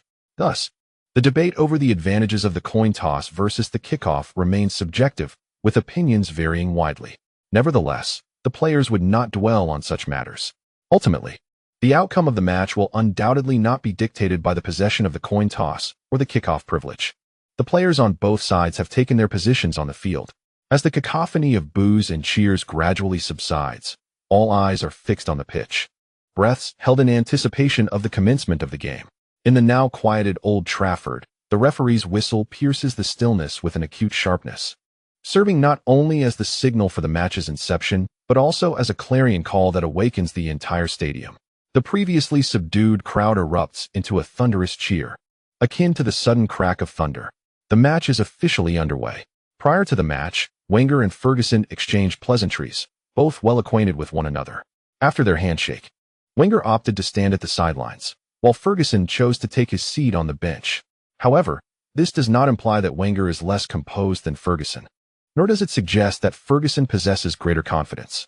In truth, Ferguson is quite tense, as evidenced by the frenetic pace at which he chews his gum. His jaw moves rhythmically, his gaze unwaveringly fixed on the field. Even while seated, he leans forward, barely resting his back against the chair. To date, Yellow has netted 18 goals in 12 league matches, an astonishing scoring efficiency. However, Ferguson is not the least bit surprised. Before the season commenced, Manchester United was among the frontrunners vying for Yellow's signature. Ferguson even personally traveled to Malaga to entice Yellow to join. Yet, in a twist of fate, Yellow ultimately signed with Arsenal, a development that caught many off guard. Simultaneously, Ferguson harbors a sense of regret when rumors surfaced that Yellow had failed his medical examination. He hesitated for a few days. It was during this brief window that Wenger seized the opportunity. "That old fox is quite swift," Ferguson mused, glancing at Wenger standing on the sidelines. Both teams have fielded their strongest lineups, as this match is a focal point of the league, leaving little room for reservations. For the home team, Manchester United, aside from their injured captain Vidic, the remaining positions are filled by starters. In goal is De Gea, with Ferdinand partnering Evans in central defense, and Raphael and Evra occupying the fullback positions. In midfield, the duo of Carrick and Cleverly commands the center, while the veteran Scholes, who had previously retired and returned, along with the legendary winger Giggs, now sees participation in the midfield largely occupied by younger players like Wang Laoji, with the two veterans temporarily seated on the bench. The wide midfielders are Valencia and Ashley Young, while the forward line consists of the partnership between Van Persie and Rooney. On the bench, Manchester United boasts the Portuguese winger Nani and the Mexican striker Chicharito Hernandez. As for Arsenal, in a formation of 4-3-1-2, the sole distinction lies in the return of Arteta, who has taken over Chamberlain's position, with the midfield trio comprising Arteta, Coquelin, and Ramsey. The defense appears notably more robust. As this marks the first encounter between the teams this season, neither side immediately launched an aggressive offensive. Instead, they engaged in a tentative phase lasting nearly 10 minutes, with both teams exchanging attacks and defenses. At the 10th minute, the dynamics of the match began to shift. Arsenal orchestrated an offensive play, with Yellow retreating to receive a pass, subsequently curling the ball to the left. Schürrle, upon receiving the ball on the left flank, executed a feint before preparing to cross. However, he was brought down by Manchester United's right back, Raphael. Raphael found himself in a predicament, having intended to challenge for the ball as Yellow received it, but Yellow, without halting or even turning, deftly flicked the ball forward. Raphael was convinced that Yellow had not glanced back while passing. Thus, it was understandable that Raphael made a misjudgment, leading to Schürrle gaining possession. By the time Raphael repositioned himself, he was significantly behind, and even though Schürrle lacked pace, it was improbable for Raphael to recover his position, leaving him with no choice but to commit a foul. At the 10th minute, Raphael pulled Schürrle down, earning a yellow card for his reckless defense. If one were to identify Manchester United's most vulnerable point, it would perhaps be on Raphael's flank. This Brazilian fullback harbored the heart of a winger, making his defensive duties the most concerning aspect for the team. Andy Gray remarked that receiving a yellow card within the first 10 minutes as a defender would be detrimental to Manchester United's prospects in the ensuing match. Sir Alex Ferguson finally rose from the bench, cautiously descending the steps of the Old Trafford coaching area, raising his arms in frustration towards the fourth official. He believed it was unjust to issue a yellow card for what he perceived as Manchester United's first foul of the match. It was excessively harsh, especially on their home ground. The home advantage seemed to have dissipated. Chewing gum, the venerable manager raged at the fourth official. Had it been any other coach, the fourth official might have already summoned the main referee to issue a card. Yet, this was no ordinary man, and the fourth official could only endure, signaling for Ferguson to calm down. However, Ferguson persisted, drawing the attention of Arsenal's coaching staff. The television broadcast captured Ferguson's furious visage, his face flushed with anger as he returned to his seat. Wenger, meanwhile, resumed his position on the bench, feeling somewhat anxious. "Why?" he inquired. "The match has only just begun." His assistant, Black, expressed his bewilderment. It was evident that Ferguson had initially planned to lure Robin away from them, envisioning a striking partnership between Van Persie and Rooney to reclaim the Premier League title. He likely perceived Manchester City as the sole competitor, given their near triumph the previous season. Wenger shrugged. But who could have anticipated that we would witness the emergence of Yellow? Blackburn turned to gaze into the distance, where Ferguson, resembling a furious fighting cock, was intent on securing one final Premier League title before his illustrious retirement. Yet, unexpectedly, a formidable competitor emerged, intensifying the pressure. Merely contemplating this scenario elucidates Ferguson's mindset. However, it also implies that this match against Manchester United would be anything but easy. A contest approached with such meticulous scrutiny by Ferguson is undoubtedly a challenging affair. As the two conversed, Manchester United launched an offensive. Evra, dribbling along the touchline, executed a 1-2 with Rooney before advancing, only to be thwarted by the right-back Sagna, who sent the ball out for a corner. In the opening moments of the match, Manchester United played with considerable caution, undoubtedly influenced by Arsenal's recent victory over Chelsea. They prioritized their defensive strategy. Meanwhile, Arsenal refrained from overwhelming their opponents immediately, instead probing the depths of their defenses. The match appeared rather uneventful. However, with Raphael receiving a yellow card and Ferguson engaged in a dispute with the fourth official, it seemed to trigger a shift in the game's momentum. The tempo suddenly escalated. Prior to Evra winning the corner, Manchester United had already begun to quicken their passing and increase their forward momentum. Evra took charge of the corner kick, but instead of delivering it directly into the box, he sent it to the edge of the penalty area. Van Persie had somehow drifted into that space. As the ball descended from the air, Van Persie unleashed a powerful volley. In the midst of the commentators' astonished exclamations, Yellow instinctively surged forward. Having anticipated the opponent's intentions the moment Evra played the ball towards the edge of the area, Van Persie's shot was met with a desperate deflection from Yellow's foot, redirecting the ball into the air before it ultimately sailed over the goal line. Manchester United earned another corner. Oh, the stands erupted in gasps from United's supporters. Subsequently, all Manchester United fans applauded Van Persie's attempt. The television broadcast immediately replayed Van Persie's audacious volley. The interplay between Evra and Van Persie suggested that this corner had been meticulously rehearsed, designed to create an opportunity for Van Persie from distance. His striking ability was remarkable. The ball from the corner was struck without a touch, and had it not been for Yellow's intervention, it would have surely sailed into the far corner. Duan Xian marveled at Van Persie's shot, singing his praises. Numerous fans from Longwo were equally astonished by Van Persie's striking prowess. After all, executing a volley without bringing the ball down first is a highly challenging feat. To handle it with such finesse requires both skill and touch. In the commentary box, Sky Sports commentator Andy Gray also celebrated Van Persie's remarkable attempt. Van Persie showcased his exceptional form. In the lead-up to the match, nearly all media attention was fixated upon him. His transfer from Arsenal to Manchester United undoubtedly represented the most significant transfer news of the summer transfer window, aside from Yero's move to Arsenal. The scrutiny surrounding Van Persie in this match was immense, and the pressure upon him was palpable. However, if he could guide Manchester United to victory in this crucial encounter, all his burdens would dissipate, and the challenges he faced would be effortlessly resolved. Upon witnessing his shot blocked by Yero, Van Persie regretfully clasped his head in despair. Yero glanced at Van Persie, a hint of astonishment in his eyes. The quality of that shot was undeniably high. One must not underestimate their opponent. Noticing Yero's gaze upon him, Van Persie offered a fleeting smile, yet his words were anything but congenial. They were a declaration of war. "I shall triumph over you," he proclaimed. Yero paused momentarily, perplexed. "What is this? Are you Dutchmen also prone to such theatrics? You hail from the Low Countries, not an island nation. And with an average height so lofty, one would think you'd be far removed from such antics." Without waiting for Yero's response, Van Persie advanced into the penalty area, preparing for the second corner kick.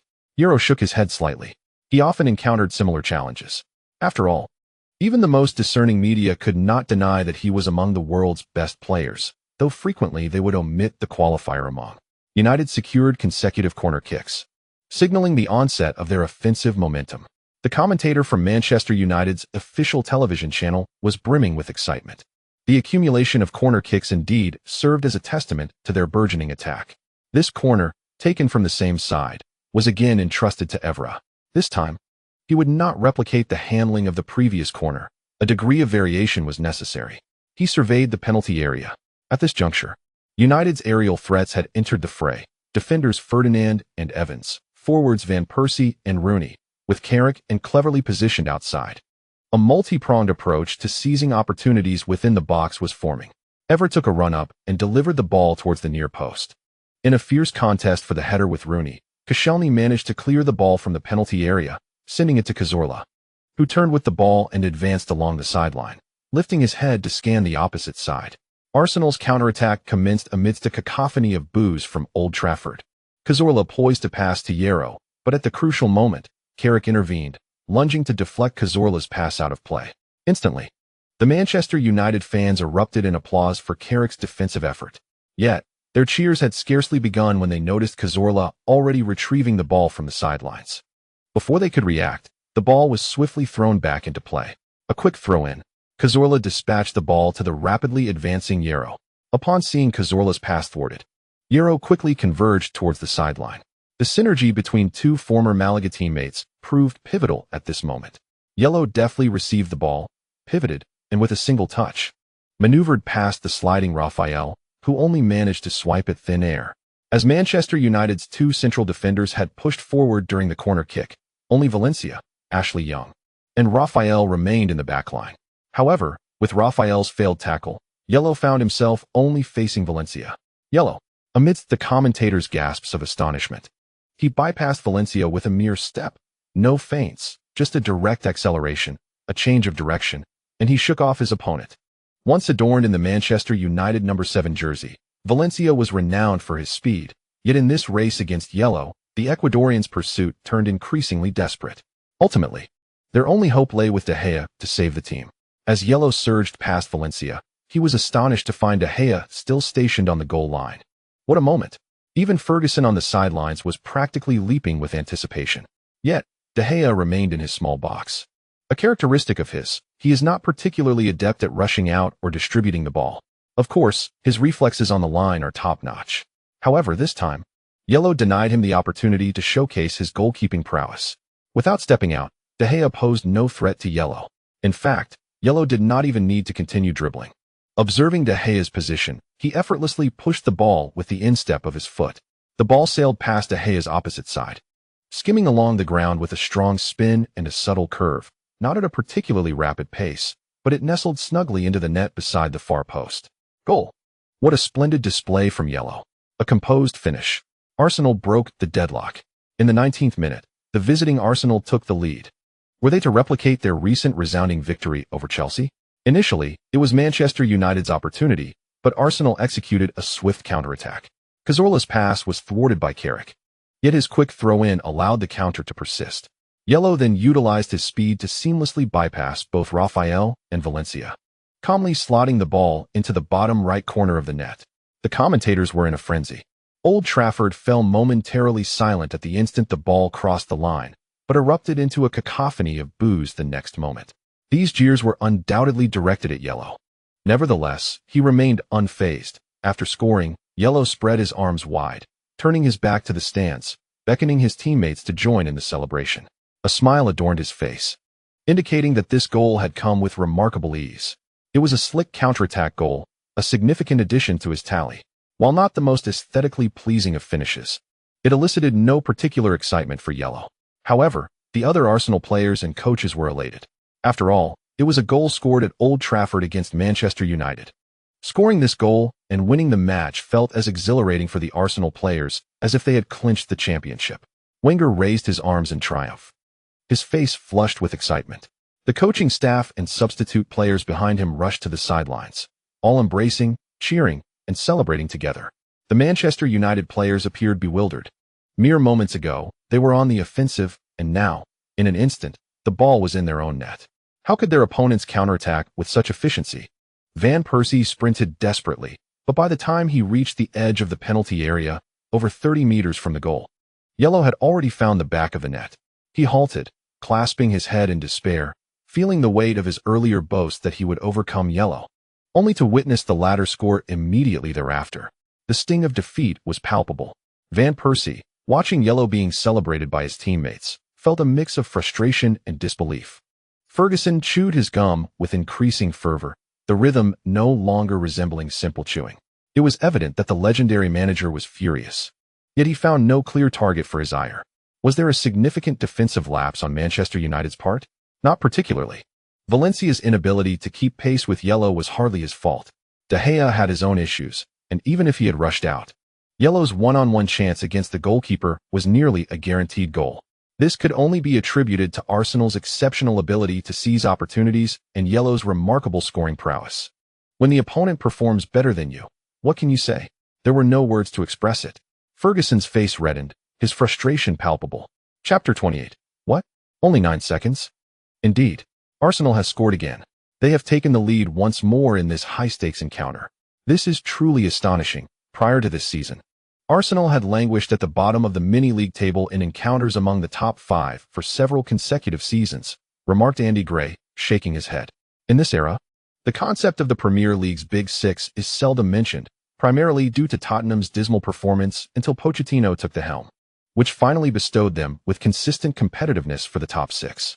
Before Manchester City's rise, the Premier League was typically dominated by the traditional Big Four: Manchester United, Arsenal, Liverpool, and Chelsea.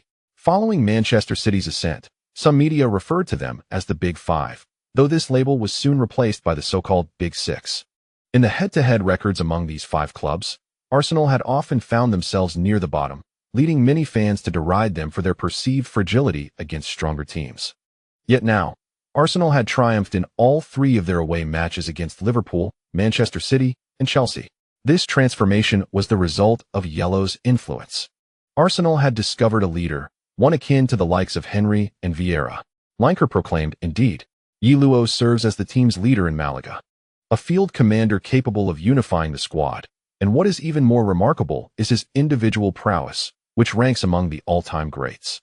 Andy Gray added that the current situation is quite unfavorable for Manchester United, who had previously displayed a vigorous offensive strategy. However, a single counterattack from Arsenal resulted in a goal. This was Arsenal's very first shot of the match. Their ability to capitalize on opportunities is nothing short of extraordinary, leaving the Old Trafford fans utterly stunned, as if doused with a bucket of ice-cold water. Indeed, it was more than mere cold water, it was frigid. The Manchester United players appeared bewildered, as the opponent's attack pierced through their defense like an armor-piercing round in the blink of an eye. Upon the resumption of the match, Manchester United's players seemed hesitant, reluctant to press forward offensively, wary of Arsenal's rapid counterattacks. With Manchester United unwilling to advance, Arsenal took full advantage. In no time, Arsenal initiated another offensive maneuver. Yi Luo dribbled past the midfield line. Advancing cautiously against Manchester United's seemingly apprehensive defense, he boldly pressed forward, compelling the United defenders to respond.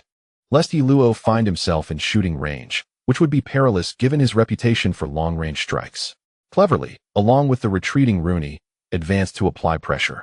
It is no wonder Rooney is regarded as a commendable player. He embodies responsibility on the pitch and displays relentless movement. Although a forward, he does not shy away from the grueling tasks of pressing and defending. During his partnership with Cristiano Ronaldo, he played the role of a supporting striker. And even after becoming Manchester United's star, he remained a versatile asset, always ready to fill any gaps. Under Ferguson, Rooney has played as a center forward, left winger, right winger, wide midfielder, attacking midfielder, central midfielder, and even defensive midfielder. Now, partnered with Van Persie as dual center forwards. He is responsible for retreating to aid in both team organization and defensive pressure. Faced with the duo's tight marking, Yi Luo opted to pass the ball to the right flank, where Sagna waited. Meanwhile, Ramsey and Arteta advanced their positions towards the midfield line. With both fullbacks pushing up into midfield, Arsenal presented an overwhelming offensive posture. Upon receiving the ball, Sagna did not hesitate, delivering a diagonal pass forward to the retreating center forward, Giroud. Using his robust physique to shield the ball, Giroud, though facing away from the goal, was wary of the United defenders who dared not make a rash challenge. Everyone understood the threat Yi Luo posed with direct free kicks from that area. Giroud, too, did not linger on the ball. As he received it, he noticed Yi Luo's run and, after holding off Evans, delivered a diagonal pass into Yi Luo's path. As the moment arrived when Giroud made the pass, Yi Luo instantaneously accelerated from a steady run, cleverly evading the defender trailing behind him. He met the football that Giroud had returned with a powerful strike from his right foot. The ball soared towards the goal with almost no spin, traveling in a straight line. De Gea, however, executed a remarkable save, showcasing his exceptional goal line abilities. He leaped gracefully, using his left hand to deflect the ball onto the crossbar. "What a spectacular shot from Yi Luo!" exclaimed Andy Gray. The shot was unexpected, struck without a touch to set it up, and of high quality, with impressive speed. Any other goalkeeper might have struggled to react as swiftly. This shot also served to awaken the Manchester United players. As the reigning champions of the Premier League, a team that consistently garners titles each season, the players naturally possessed a champion's mentality. Those who start for a team like Manchester United have a well-developed psychological resilience. With encouragement and reminders from several team leaders, the United players began to adjust their mindset and focus their attention. Schürrle took the corner kick, which was cleared by Ferdinand. Arsenal continued to control the ball outside the box.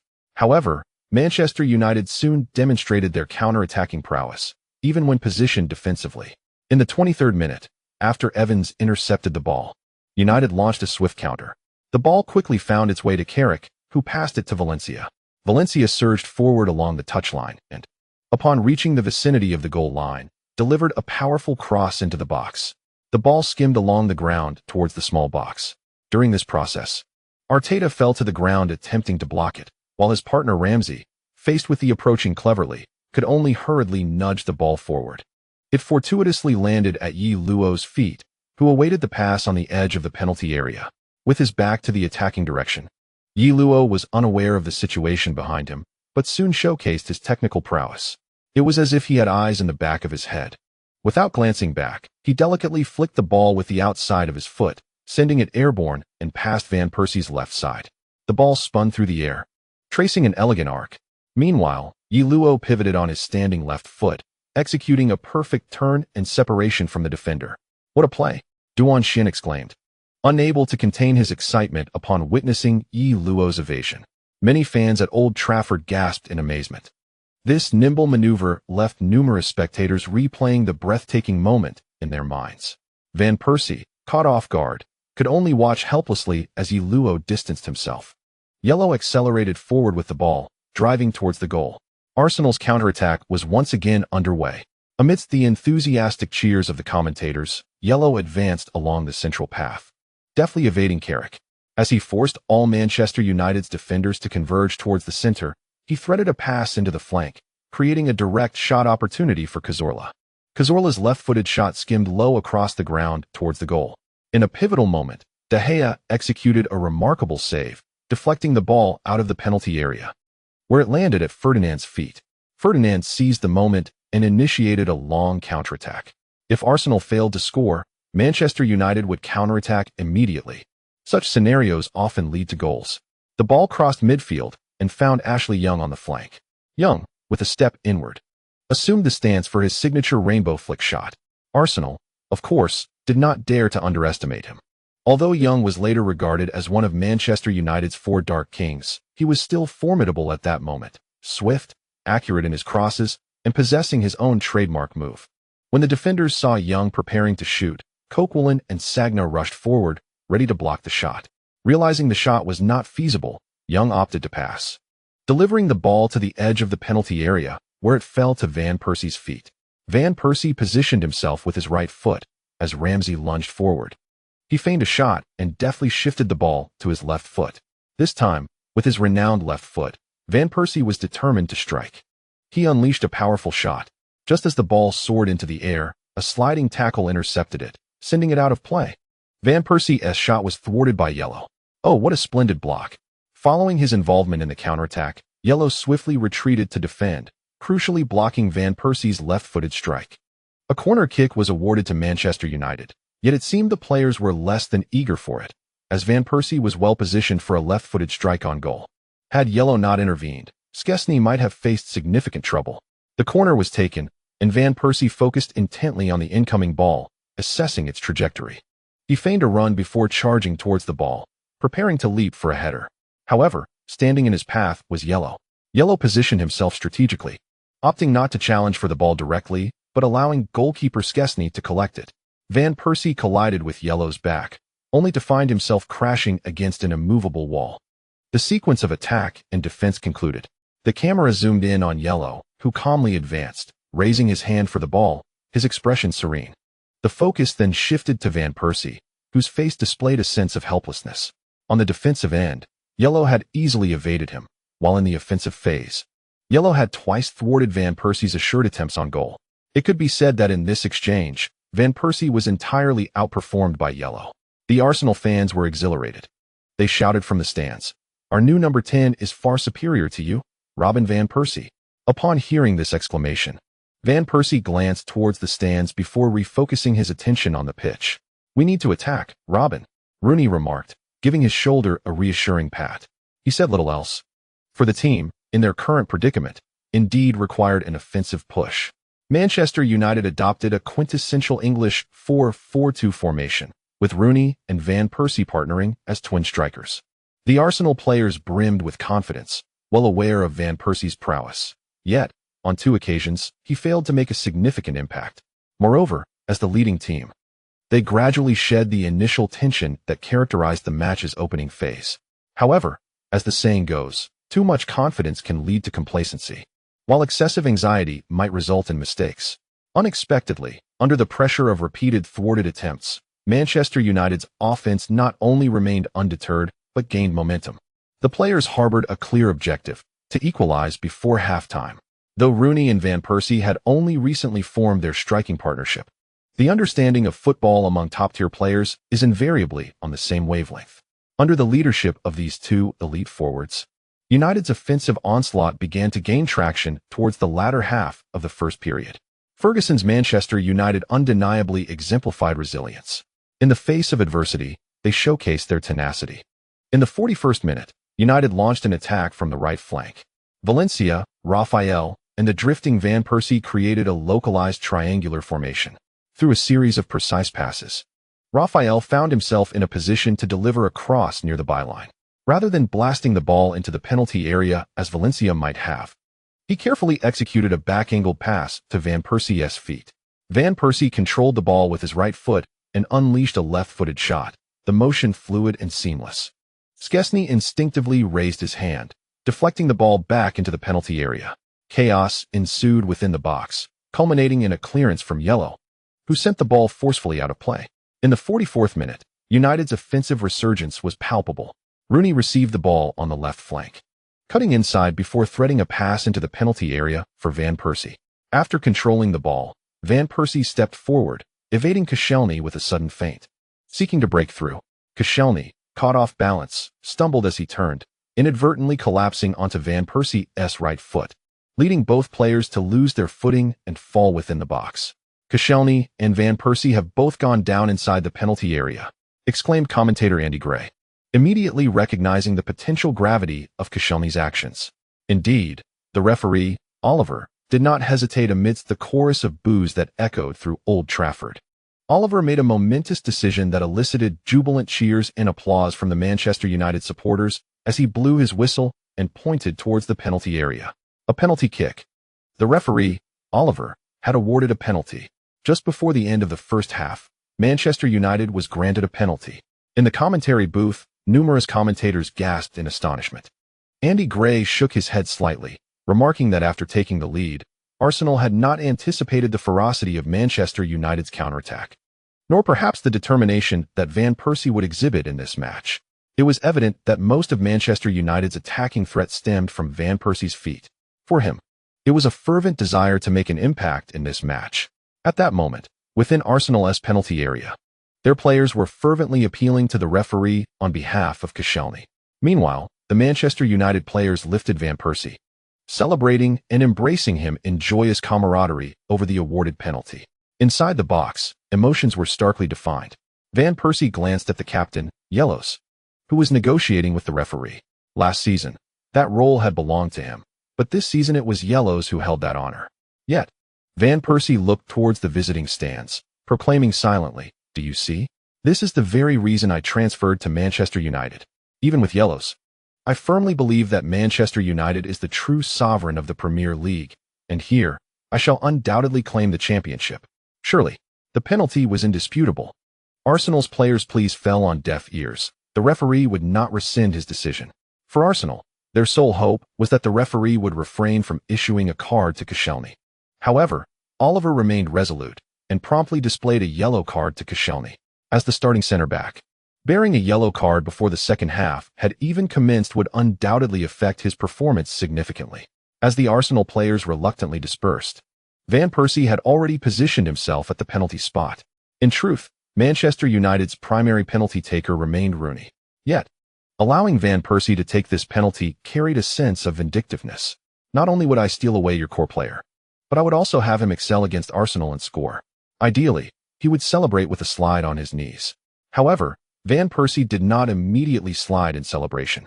He maintained a level of restraint. After effortlessly converting the penalty, he raised his arms, signaling that he would not celebrate. Nevertheless, the other Manchester United players did not share his sentiment. They were keen to preserve their image in front of the Arsenal supporters. They erupted in wild cheers, celebrating as Old Trafford erupted with fervor. The entire stadium was alive with excitement. On the sidelines, the coach, still red-faced, this time with excitement rather than anger, chewed his gum vigorously as he bounded towards the touchline in jubilation. One could only wonder about the brand of gum that allowed this old man to chew for such an extended period. Amidst the cheers, Wenger could only shake his head in resignation. He gazed at the exuberant Ferguson not far away, then turned his attention to Van Persie, who had just scored on the pitch. Had it not been for Yellow, perhaps this old fellow's scheming would have succeeded, luring Van Persie away, clinching the final Premier League title, and retiring in glory. What a shame that your plans have come to naught. Wenger felt a sense of pride within. Even though the score was equalized, he remained utterly unfazed. There was still ample time left in the match. In truth, even if Arsenal were unable to emerge unscathed from Old Trafford, Wenger would not harbor regret. For Arsenal, fortified by Yellow, had already demonstrated remarkable scoring stability. With the entire team rallying around him, having Yellow as the captain, leader, and foremost scorer, what of losing these 3 points? Ensuring scoring efficiency against mid to lower-tier teams was the key to championship victory. Moreover, during the first half of the season, Arsenal faced these formidable teams away. This implied that in the latter half of the season, they would host teams like Manchester United, Manchester City, Chelsea, and Liverpool. In the first half, Arsenal triumphed over 3 of the top 5 teams, amassing 9 points. They had already secured the top position in the mini-league among these elite teams. Losing one match was inconsequential. Wenger remained composed. Shortly after Manchester United equalized, the first half came to a close. The players from both sides exited the field, with the stars who had scored for their respective teams becoming the focal points of the television broadcast. Close-ups of the two appeared on screen. Arsenal's fans felt a mix of emotions. The former captains of Arsenal emerged as the standout players in this match. In the away team's locker room, the late goal conceded in the first half cast a pall over the atmosphere, leaving everyone hushed and morale low. Upon entering, Wenger observed the scene without chastising the players. "This is nothing. It's merely a draw, not a deficit. In the second half, we must reclaim control of the match and intensify our offensive efforts. The fullbacks should refrain from pushing too far upfield. They need to assist the center-backs in defense." The notion of ramping up the offense while instructing the fullbacks to hold back may seem contradictory, yet those in the know understood it was Wenger's subtlety. How could Arsenal bolster their offense with the fullbacks less involved in assists? Because of yellow. Meanwhile, in the home team's locker room, Ferguson was lauding his players' performances, particularly praising Van Persie. He then emphasized the need for the team to elevate their tempo in the second half, leveraging the advantages of the dual strikers and frequently delivering the ball into the opponent's penalty area. As long as Rooney and Van Persie could maintain possession within the rival's box, they could help Manchester United resolve their challenges, much like that penalty in the first half. After a 15-minute respite and adjustments, the players swiftly re-emerged onto the pitch. In the second half, Arsenal initiated the kickoff. Luo, after passing the ball back, immediately surged forward. Arteta received the ball, accurately anticipating Luo's trajectory, and executed a long pass. The football soared like a cruise missile, tracing Luo's path. And in the midst of his run, the ball soared over Luo's head. Many Arsenal fans sighed in disappointment, believing the pass had gone over. Arteta's long ball was remarkably precise. What a pity. Duan Xian shared in the regret, but in the next instant, he was taken aback, exclaiming, "Luo? What incredible speed!" In the midst of Duan Xian's astonishment, Luo suddenly accelerated. No one expected that he could pick up speed in such a scenario, not even the retreating Raphael. As he saw the ball pass over Luo's head, nearing the sideline, he relaxed and slowed down. He soon found himself dumbfounded by Luo's breathtaking display of speed. With a swift extension of his leg, Luo retrieved the ball. Such velocity, such rapid movement. In these circumstances, he managed to almost glue the ball to the top of his foot, placing it back on the grass. Ferguson, witnessing this scene, stared in disbelief, seemingly recalling a certain ball control technique.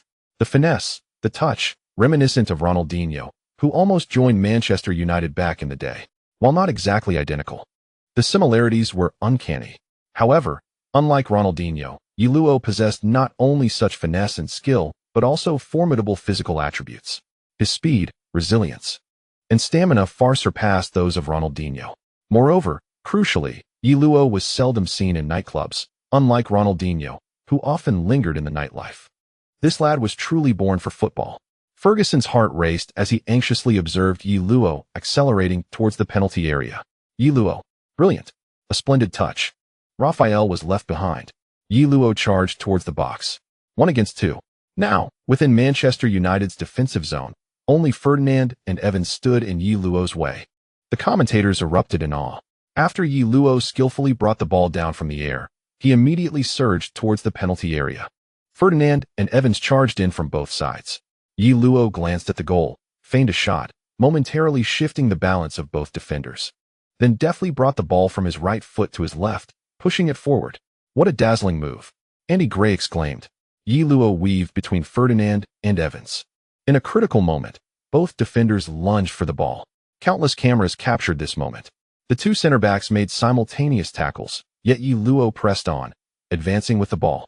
Ferdinand and Evans failed to make solid contact with Luo's foot, but their studs grazed the outer side of his foot. In such high-speed motion, even the slightest obstruction could disrupt one's balance. Moreover, the scuffing of the studs was inconsequential. Yet, as Luo charged past the blockade set by Ferdinand and Evans, he too stumbled precariously. Luo, he has done it. Duan Xian's voice was nearly strained. All the fans of the Dragon Nation in front of their televisions clenched their fists, mirroring the fervor of Arsenal supporters in the stands and across various locales. Everyone leaned forward, eagerly anticipating the unfolding drama on the pitch. Stumbling and off balance, Luo struggled to steady himself while simultaneously surveying the goal. De Gea, witnessing Luo's state, released a sigh of relief, preparing to launch himself forward to intercept the rolling ball. In that moment of precariousness, Luo suddenly thrust his right foot forward. Just before hitting the ground, he nudged the ball towards the goal. Amidst the gasps of the fans at Old Trafford, the ball slipped through De Gea's legs and rolled into the net. In the media area, many turned their gaze to the large screen as the second half commenced. Only 9 seconds had elapsed. Chapter 29. Ferguson's deep resentment. Luo. Goal! Andy Gray exclaimed, sending a jolt of excitement through almost every viewer at home. Everyone watched in awe as Luo burst through the combined efforts of Ferdinand and Evans, staggering just as he was about to lose his balance, managing to poke the ball into the goal. Even more crucially, this goal was scored just 9 seconds into the second half, marking Arsenal's first offensive move after the break. The atmosphere at Old Trafford, which had been lively, fell into an eerie silence. The second half had barely begun. Many fans were still settling into their seats, while others were slowly making their way to their spots in the stands. Although Arsenal was attacking, the early moments of the half had not fully engaged the fans. With only a smattering of boos echoing, the stadium buzzed like a bustling marketplace. Yet, when the ball found the back of the net, the noise abruptly ceased. Ferguson, who had only just settled into his seat, sprang up as if stung. His eyes widened in disbelief, reflecting a mix of incredulity and fury. Just moments into the second half, conceding a goal rendered all his halftime adjustments futile. Manchester United was now trailing at home. The choices available to them were dwindling, and it was evident that this goal could thrust Manchester United into a precarious situation. How unfortunate it was for them to concede just 9 seconds into the second half. A testament to Luo's incisive breakthrough. Neither Ferdinand nor Evans could contain him, and before losing his balance, Luo executed a deft poke shot. With the score now 1-2, Arsenal had taken the lead on their second occasion. Could Manchester United level the score once more? The camera first replayed Luo's goal before focusing on Ferguson, who wore a grim expression, chewing incessantly on his gum. Ferguson and his team now find themselves in a dire predicament, conceding a goal right at the onset of the second half. The 15 minutes of adjustments made during halftime have all evaporated, and they now trail Arsenal on their home turf. Not far from Ferguson, Wenger and his assistants embrace in jubilation, celebrating Yellow's goal, while the stands of Old Trafford resonate with the cheers of Arsenal fans. The Manchester United supporters are engulfed in silence, staring blankly at Yellow, who revels in his moment of celebration on the pitch. This match evokes memories of another game that left a lasting impression on them, when Real Madrid graced Old Trafford for a Champions League clash. A pinnacle showdown between the Galacticos and the Red Devils. The Brazilian, known as Ronaldo, completely captivated the Manchester United fans, who rose to applaud him after he completed a hat trick. However, that was because Ronaldo was a player for Real Madrid, a team with no competitive rivalry against Manchester United in La Liga. Now, though, Yellow is an Arsenal player, and the Manchester United supporters are certainly unwilling to cheer for a rival-less player, especially after the tumultuous events leading up to this match. Yet, with Yellow scoring twice, they realize the exceptional form he is in. As a superstar who led a smaller team like Malaga to Champions League glory last season, they understand the consequences of his current form and the immense pressure it places on Manchester United. To defeat the rampant Yellow seems an insurmountable challenge. Contemplating this, many Manchester United fans fell into silence, losing even the desire to jeer at Yellow. Van Persie stands in the center circle, helplessly watching his former teammates celebrate the goal. His emotions a tumultuous mix. A fleeting thought crosses his mind. If he hadn't left Arsenal, perhaps he could have partnered with Yellow in attack. But he quickly shakes his head, dismissing such absurd notions. He is now a Manchester United player, and there is no turning back. He joined Manchester United with the intent to win titles. If Arsenal were to clinch the league title after his departure while he remains empty-handed, he would be ridiculed for eternity. Clenching his fists, Van Persie resolves he cannot accept such a fate. He is determined to score in the upcoming matches and equalize the score. Meanwhile, in the press box, Yellow's goal is also receiving accolades. Scoring just 9 seconds into the second half, Ferguson must be facing a significant headache. The United players likely did not anticipate such a blow upon returning from the dressing room. Yellow's speed is truly remarkable. His decisive breakthrough past Ferdinand and Evans with a spectacular challenge is sure to become a classic moment. Speed, skill, physique, and shooting technique. He may well be the player in history to perfectly blend these attributes. Commentators and analysts across the globe have lauded Yi Luo's performance. Duan Xian has also been singing his praises. No one has accused them of being overly sentimental. In light of Yi Luo's remarkable display, any accolades he receives are thoroughly justified. His performances in these two matches have not only secured 3 points for Arsenal, but have also dealt a significant blow to two of his formidable competitors. Fans from Long Nation are elated, save for the Manchester United supporters who are caught in a quandary. Typically, they rejoice at Yi Luo's brilliance, yet in this match, the better he performs, the more perilous the situation becomes for their favored team. While Arsenal's players celebrate fervently, those from Manchester United are shrouded in frustration. The concession of a goal has severely impacted their morale. The timing and manner of the goal have left the United players grappling with acceptance. They question themselves, can we truly prevent this individual from scoring? If we push forward to attack, will the space left behind not be exploited by him? In this atmosphere of self-doubt, Manchester United's morale wanes, and the visible disappointment etched on the players' faces causes Ferguson on the sidelines to furrow his brow. Is it already time for substitutions, merely at the onset of the second half? Ferguson hesitates, uncertain. As the match resumes, the state of both teams becomes evident.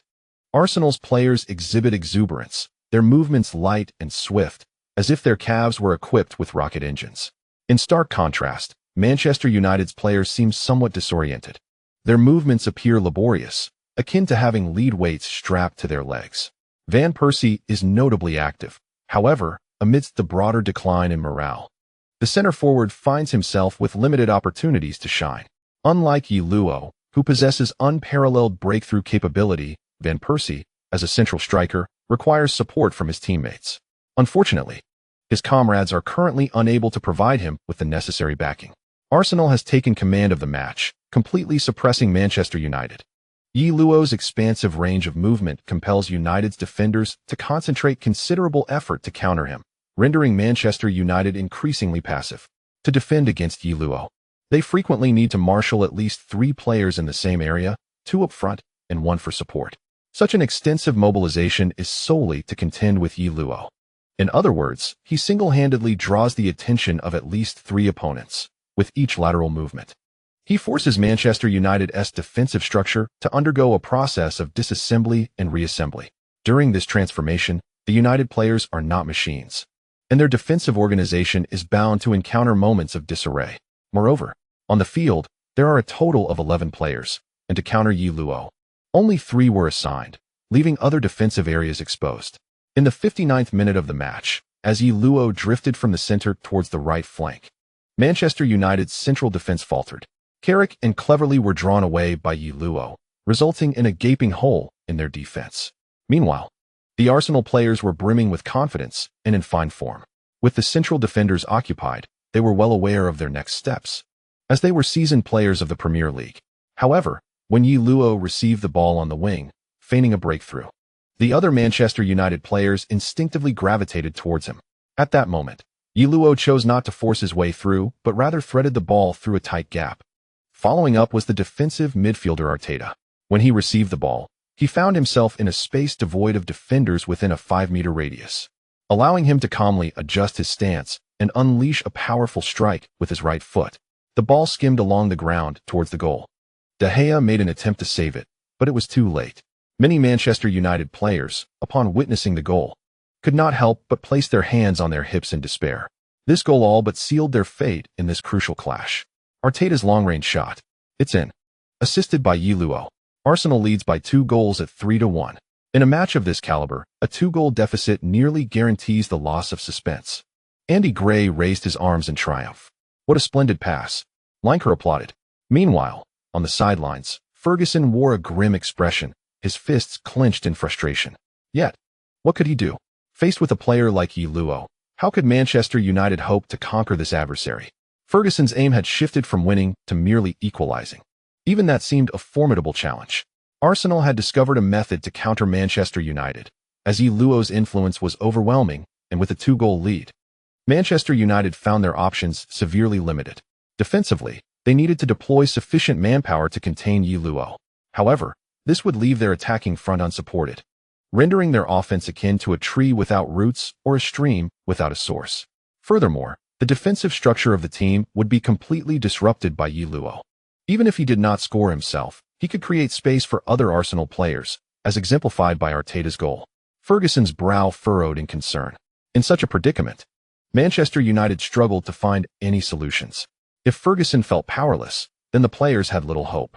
In their frustration and helplessness, their attempts at retaliation morphed from a technical response into a furious outpouring of aggression, reminiscent of a wounded beast. The atmosphere on the field grew increasingly charged. Manchester United players frequently committed reckless fouls, prompting the referee's whistle to sound repeatedly, leading to frequent interruptions in the match. The Arsenal players were naturally inclined to embrace this rhythm of the game, as they were the ones in the lead. Any interruption only served to squander Manchester United's time.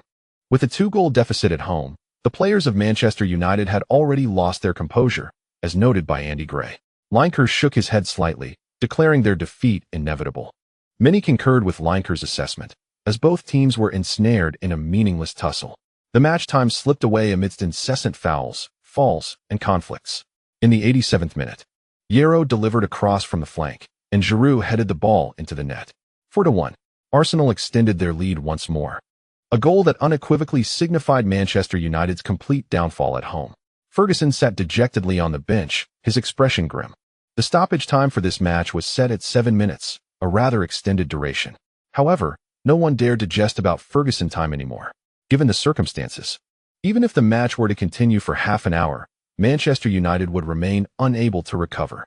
In truth, the referee did not even add the full 7 minutes. In the 96th minute, referee Oliver blew the final whistle, having observed that neither side was truly engaged in the game during stoppage time. Each player resembled a frenzied beast.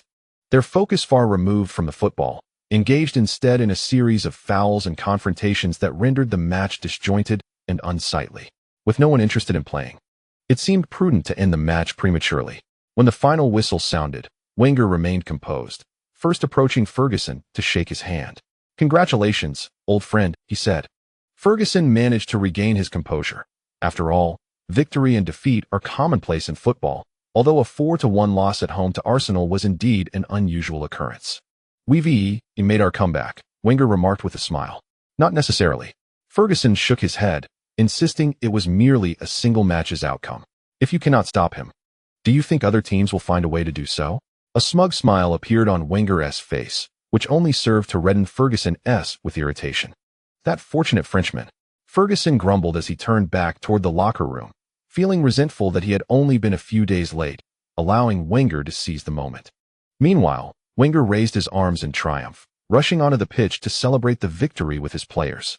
Chapter 30. Securing first place in the group. In the aftermath of this match, it became the focal point of the Premier League round, with all media outlets concentrating their coverage on this encounter. Every detail of the match was dissected by the press. Yero's flawless performance, marked by 2 goals and 2 assists, naturally became the centerpiece of discussion. Having scored 5 goals across 2 consecutive matches against Chelsea and Manchester United, such a display could hardly be overstated.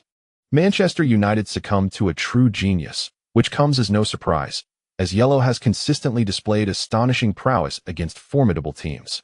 After 13 rounds of the league, Arsenal has secured 11 victories, amassing 34 points and standing at the pinnacle of the table, while Manchester City trails closely with 31 points. Following their defeat, Manchester United, alongside Chelsea, sits at 30 points, trailing Arsenal by 4 points. The landscape of the Premier League title race has become increasingly clear, with 4 teams vying for the championship. Arsenal, after facing Chelsea, Manchester City, and Manchester United, has established a significant lead over these rivals, confirming their status as the foremost contenders for the title this season. The English media has now crowned Arsenal as the favorites for the Premier League championship. Not only in England, but media across Europe is also taking note of this match. In Spain, the focus is on Yellow's extraordinary form. Last night, in the 13th round of the English Premier League, Arsenal triumphed over Manchester United with a resounding 4-1 victory, increasing their lead over the second-place team to 3 points. Yellow's phenomenal performance continues to dominate the pitch. In Spain, he is the ruler of the field, and in England, he commands the same authority. Should Arsenal ultimately claim the title this season, it would hardly be astonishing, as their chances of winning the Premier League seem significantly higher than that of Malaga securing the La Liga title. For Europe's elite clubs, the competitiveness of Yellow-led Arsenal in the Champions League is of paramount concern. The vivid memory of Yellow guiding Malaga to Champions League glory last season is still fresh. Historically, Arsenal has not been particularly competitive in the Champions League, having reached the final only once without claiming victory. However, now they possess Yellow, with him at the helm. Who would dare to question their competitiveness? European media outlets are now contemplating whether Yellow can lead Arsenal to a historic Champions League title. Can he defend the Champions League crown? Such inquiries were previously unassociated with Arsenal, but similar discussions have now emerged across Spain, Italy, Germany, France, and even England. This is the influence Yellow has brought to Arsenal: unmatched attention and media exposure. Can Arsenal seize the Champions League title? From public discourse, it appears that this season, Arsenal, if not the frontrunner, is at least among the top contenders for the Champions League crown. The odds from bookmakers reflect this sentiment, with Bayern Munich currently favored, followed by Barcelona and Real Madrid, the three giants of Europe occupying the top spots. This is entirely reasonable, with Chelsea and Manchester United tied for 4th place. Next up is Arsenal. At the beginning of the season, Arsenal's odds of winning the championship were even ranked behind AC Milan, Inter Milan, Juventus, and even Manchester City. However, this heightened exposure and popularity have instilled a sense of apprehension among their opponents in the Champions League. Following their 13th round match against Manchester United, Arsenal hosted the 5th round of the Champions League group stage, facing the French team Montpellier. As a formidable team in Ligue 1, Montpellier possesses a degree of competitiveness even when playing away against Arsenal. Yet, when the formation they deployed at the Emirates Stadium was revealed, spectators were momentarily taken aback. Montpellier had clearly adopted a defensive strategy, a 5-4-1 formation. The camera quickly focused on Montpellier's head coach, René Girard, who remained composed on the sidelines. For Girard, the intention behind this defensive setup was straightforward: to secure points, specifically, to earn some from Arsenal. While 3 points might be overly ambitious, a draw was still within reach. Having played 4 matches in the group stage, Arsenal currently sits at the top with 10 points. Schalke 04 follows in 2nd place with 7 points, while Montpellier, thanks to 2 victories against the weakest team in the group, Olympiacos, has accumulated 6 points, trailing Schalke 04 by just 1. However, Girard could not realistically expect Olympiacos to defeat Schalke at their home ground. Thus, if Montpellier were to lose this match, their chances of progressing would likely diminish, as a defeat coupled with a Schalke victory would create a 4-point gap, rendering the final match meaningless for Montpellier. Therefore, Montpellier had an urgent need to secure points. To advance, they needed to earn at least 1 point from Arsenal, thereby qualifying to fight desperately against Schalke 04 in their final match at home. This would provide them with an opportunity to advance to the Champions League round of 16 as the second team in their group, contingent on their head-to-head record or goal difference. Securing at least 1 point was the unwavering aspiration of Montpellier. To achieve this, they could not afford to be overconfident. They could not rely on a free-flowing attacking game against Arsenal at the Emirates. Thus, adopting a defensive posture became Montpellier's sole option. As Montpellier fortified their defense at the Emirates, their opponents in the Champions League displayed a newfound respect for Arsenal's capabilities. Such a scenario was rare in the past, as Arsenal's dominance had not been particularly formidable, and teams like Montpellier from Ligue 1 would not have held Arsenal in high regard. Commentator Andy Gray astutely noted this. He was correct. It signified that Arsenal's prowess had been acknowledged, prompting even a strong Ligue 1 team like Montpellier to adopt a defensive stance against them. Gary Lineker echoed this sentiment. From a perspective distinct from that of Montpellier's head coach, the analysis ultimately converges on one undeniable truth: Arsenal's prowess far surpasses that of Montpellier. To my surprise, the opposing team exhibited such decisiveness. I had anticipated a more contemplative approach, remarked assistant coach Blake, his brow furrowing slightly. Breaking through a fortified defense is a formidable challenge for any team, and Montpellier is by no means a weak side. Although Ligue 1 clubs may not boast the same renown as their Premier League counterparts, their their capabilities do not fall drastically short of those of certain English teams. In fact, the unfamiliarity of the matchup could, at times, lead to unexpected pitfalls.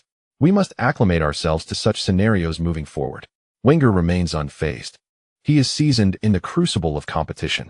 Currently, Arsenal finds itself under scrutiny and discussion, a testament to the team's recognized strength. In this context, encountering such trials in specific matches is entirely normal. The team must increasingly contemplate strategies to dismantle defensive fortifications. From the very outset of the match, the fans at the Emirates Stadium sang joyfully, filled with exuberance. The pressure to advance from the group stage is minimal. Barring any catastrophic back-to-back defeats, qualification appears secure. In fact, securing just 3 points in the final 2 rounds likely ensures a top finish in the group. The UEFA Champions League prioritizes goal difference in the event of tied points, and presently, Arsenal enjoys a 5-goal advantage over Schalke 04, rendering their goal difference relatively safe. Achieving 4 points would solidify their position at the top of the group. As such, a draw in this match is acceptable for Arsenal, given that their final opponent is the weakest team in the group, Olympiacos. A draw here, followed by a victory over Olympiacos, would guarantee progression as group leaders. Hence, Arsenal supporters are devoid of any significant pressure. In fact, they take pride in witnessing their opponents adopt a defensive posture. Arsenal has now garnered the treatment befitting a formidable team. We are indeed invincible. The players exude a calm confidence, bolstered by the presence of yellow on the pitch. With dependable teammates surrounding them, they can play with greater assurance. When uncertain about ball handling, they need only to observe yellow's positioning. Under yellow's guidance, Arsenal's attacking front flows smoothly and demonstrates remarkable patience.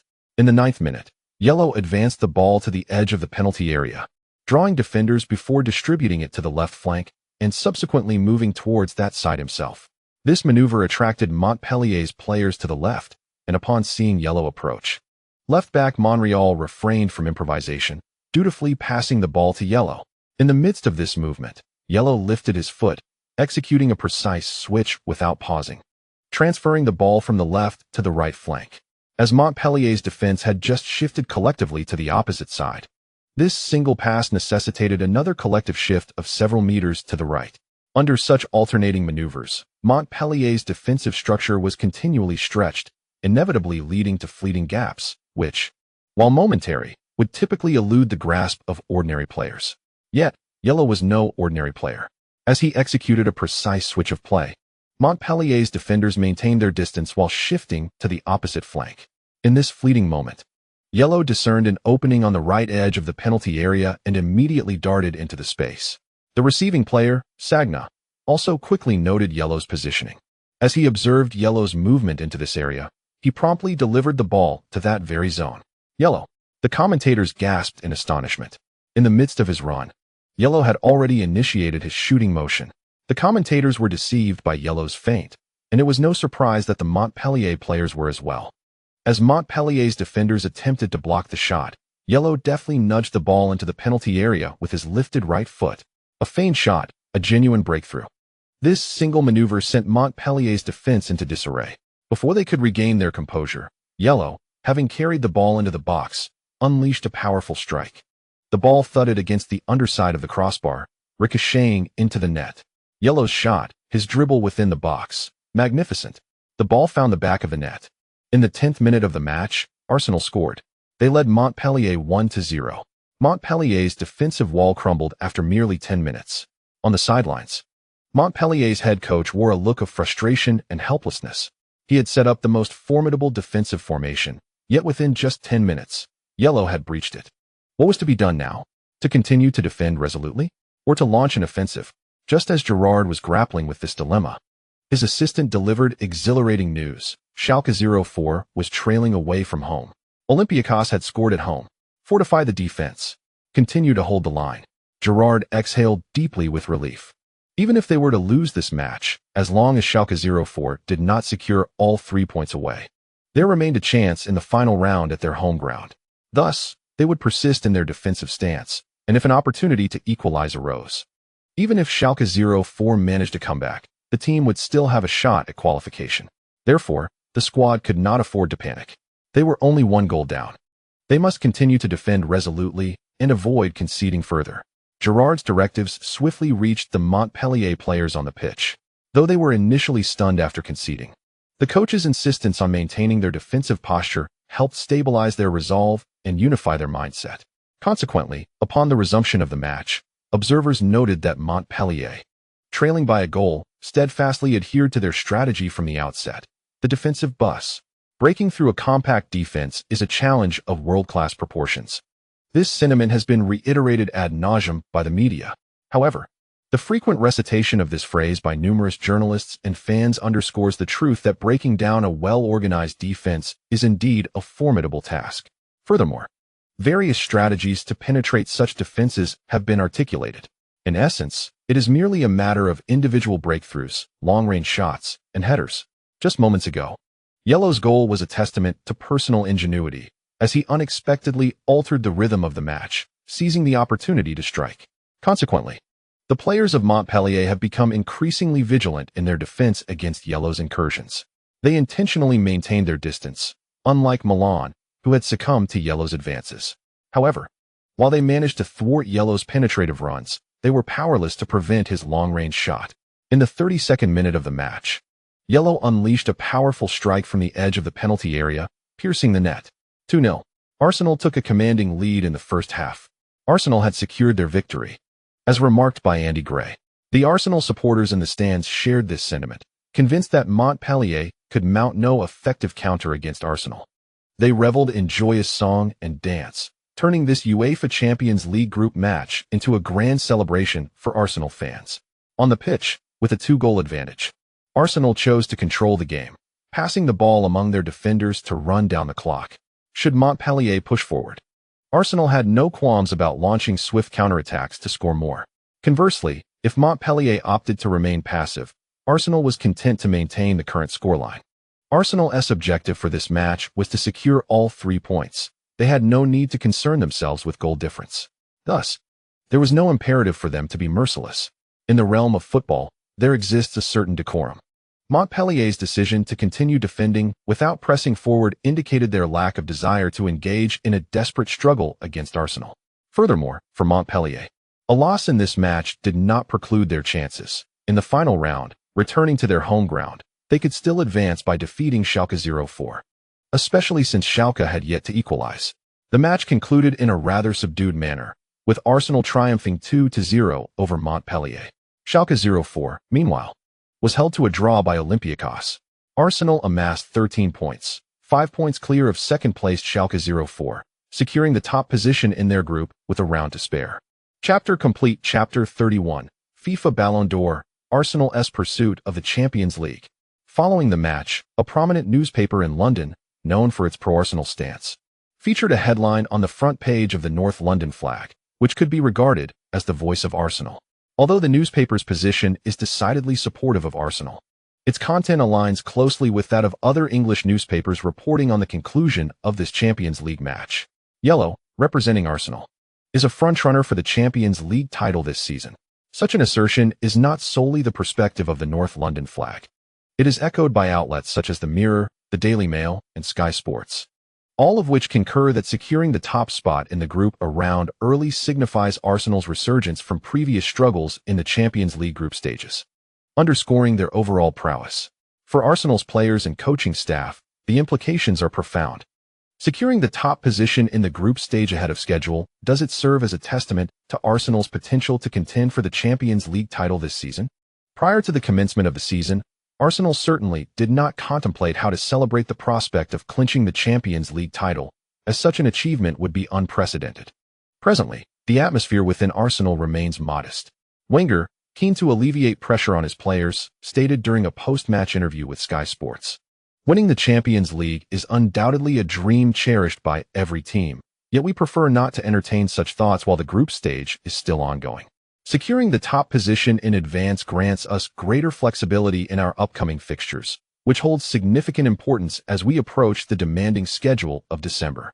Indeed, for Arsenal, the ability to secure the top spot before the grueling fixtures begin allows key players to evade the weariness of constant travel. In the final group match, they can field a reserve squad for the away game in Greece, a considerable distance from England. Following their commanding 2-0 victory over Montpellier at home, Arsenal's next challenge awaits just 3 days later as they face Aston Villa away. Once a formidable force in English football prior to the Premier League era, Aston Villa was an undeniable power during the early stages of league development over a century ago, having once dominated the English football scene. Aston Villa has claimed the English top-flight league title 7 times. However, aside from their championship in the 1980-81 season, the other 6 titles were secured long before 1909, with 5 of them achieved in the late 19th century during the Guangxu era of the Qing dynasty. However, as the 20th century unfolded, Aston Villa's prominence gradually waned, leading to a period of decline. Yet, in the 1980s, the club briefly reached its zenith, famously representing England in the European Cup final during the 1981-82 season, where they triumphed over the formidable Bayern Munich, thus preserving the trophy in England and upholding the honor of English teams that dominated the European Cup from 1977 to 1982. Aston Villa became the 4th English team to secure the Champions League title, following Manchester United, Liverpool, and Nottingham Forest. Since the inception of the Premier League, their performances have been rather unremarkable, yet they have maintained a steady mid-table presence, ensuring that few teams dare to underestimate them while hosting matches at Villa Park. In this encounter, Arsenal faced a tenacious challenge from Aston Villa, with the match intensifying amidst the fervent support of the home fans. Arteta was forced to leave the pitch due to injury during the first half, prompting a swift substitution with Oxlade-Chamberlain stepping in to replace him. In the final moments of the first half, Aston Villa's midfield maestro, Agbonlahor, unleashed a stunning long-range strike that pierced Arsenal's net. As the first half concluded, the home team, Aston Villa, held a slender lead of 1-0. Upon entering the second half, Aston Villa adopted a defensive posture, opting for a counter-attacking strategy. However, they ultimately succumbed to Arsenal's relentless resurgence. Yellow, with a powerful header inside the box, breached the goal defended by Brad, guiding Arsenal back onto the path of victory. In the 78th minute, Yellow, after executing a series of dazzling dribbles down the flank, delivered a pristine assist to the advancing Chamberlain. The opportunity was perfectly laid out. All Chamberlain needed to do was gently lift his foot to send the ball into the unguarded net. The score now stood at 2-1, with Arsenal completing their comeback. Following this match, the Premier League transitioned fully into its December fixtures. Arsenal's initial encounters in December were against Fulham at home on December 2nd and away to Swansea on December 7th. They managed 1 victory and 1 draw in these matches, with Swansea equalizing in Wales, resulting in a final score of 2-2. This outcome somewhat diminished Arsenal's stature as favourites for the title. Subsequently, on December 10th, in the final round of the Champions League group stage, a completely reserve squad composed of youth and reserve players faced Olympiacos away, suffering a 2-1 defeat. This marked Arsenal's first loss in the Champions League this season. Nonetheless, the fans' attention was not fixated on this setback, but rather on the Ballon d'Or.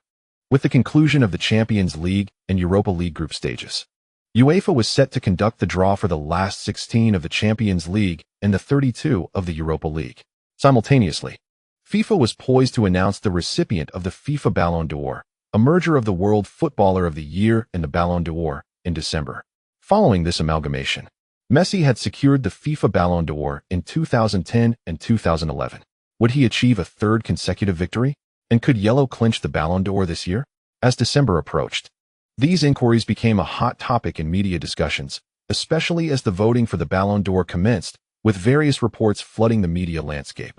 The media in the Dragon country was undeniably elated. Historically, the Ballon d'Or had little connection to their football scene, merely a spectator event.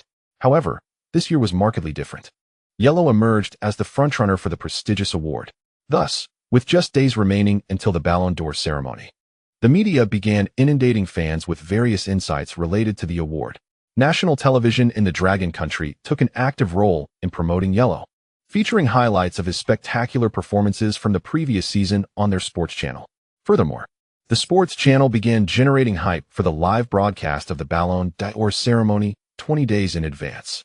It is evident that excitement was building.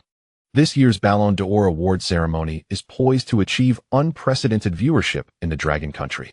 The fervent hype generated by domestic media is largely a self-indulgent affair, as it does not significantly influence the outcome of the FIFA Ballon d'Or selection process.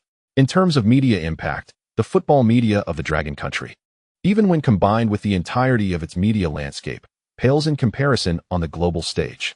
As a wise elder once remarked, the majority of media workers within the propaganda department are often mere vessels of empty rhetoric. What recourse is there? Presently, students and even professors of journalism and communication in the country are hardly expected to conduct effective promotional work.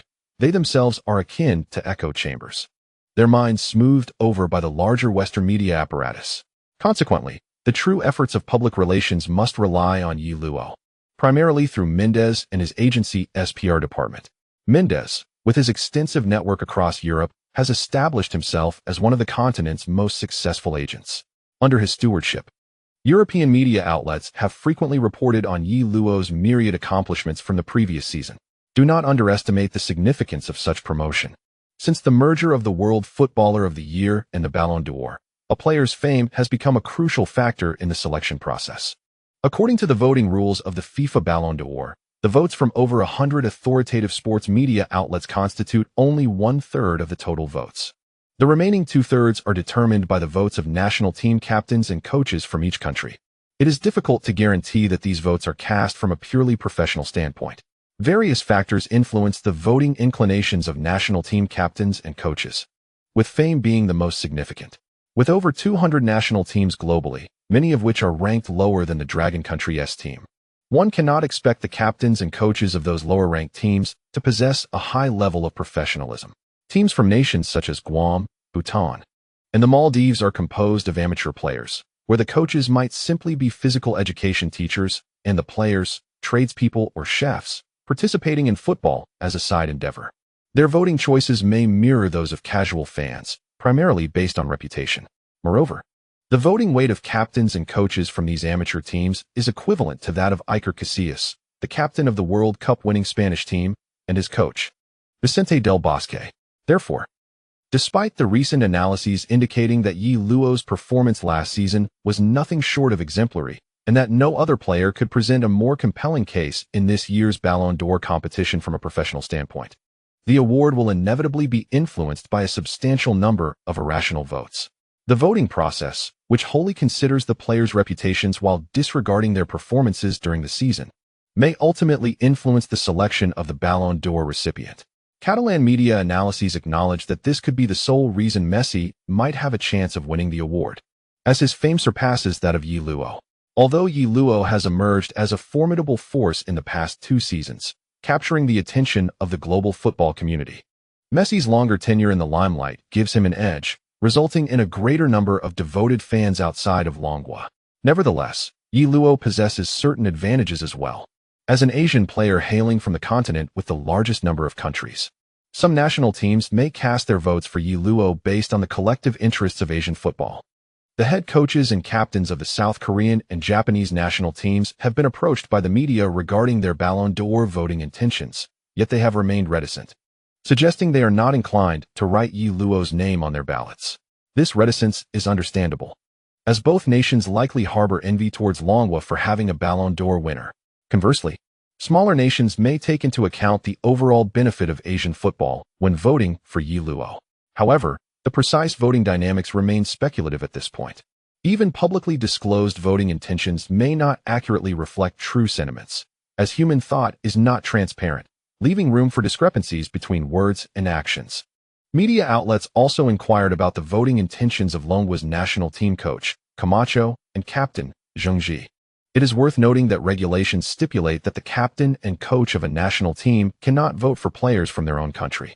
When faced with the camera, Camacho expressed his hope for Yi Luo to win the Ballon d'Or, yet clarified that he lacked the authority to vote for him, subsequently ranking Cristiano Ronaldo, Andres Iniesta, and Frank Ribery in his voting order. This sequence is widely interpreted as a gesture of goodwill towards Yi Luo, particularly since Messi is the only player likely to pose a threat to Yi Luo's chances this year.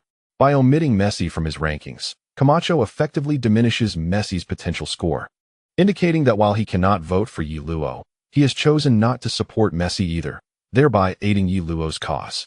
Captain Zheng Ji also publicly revealed his voting intentions, which closely mirrored those of the coach, albeit placing Ribery at the forefront. Ribery, Ronaldo, Iniesta. Both the coach and captain have, in succession, extended goodwill towards Yi Luo through the media, igniting considerable excitement among Longwa's press.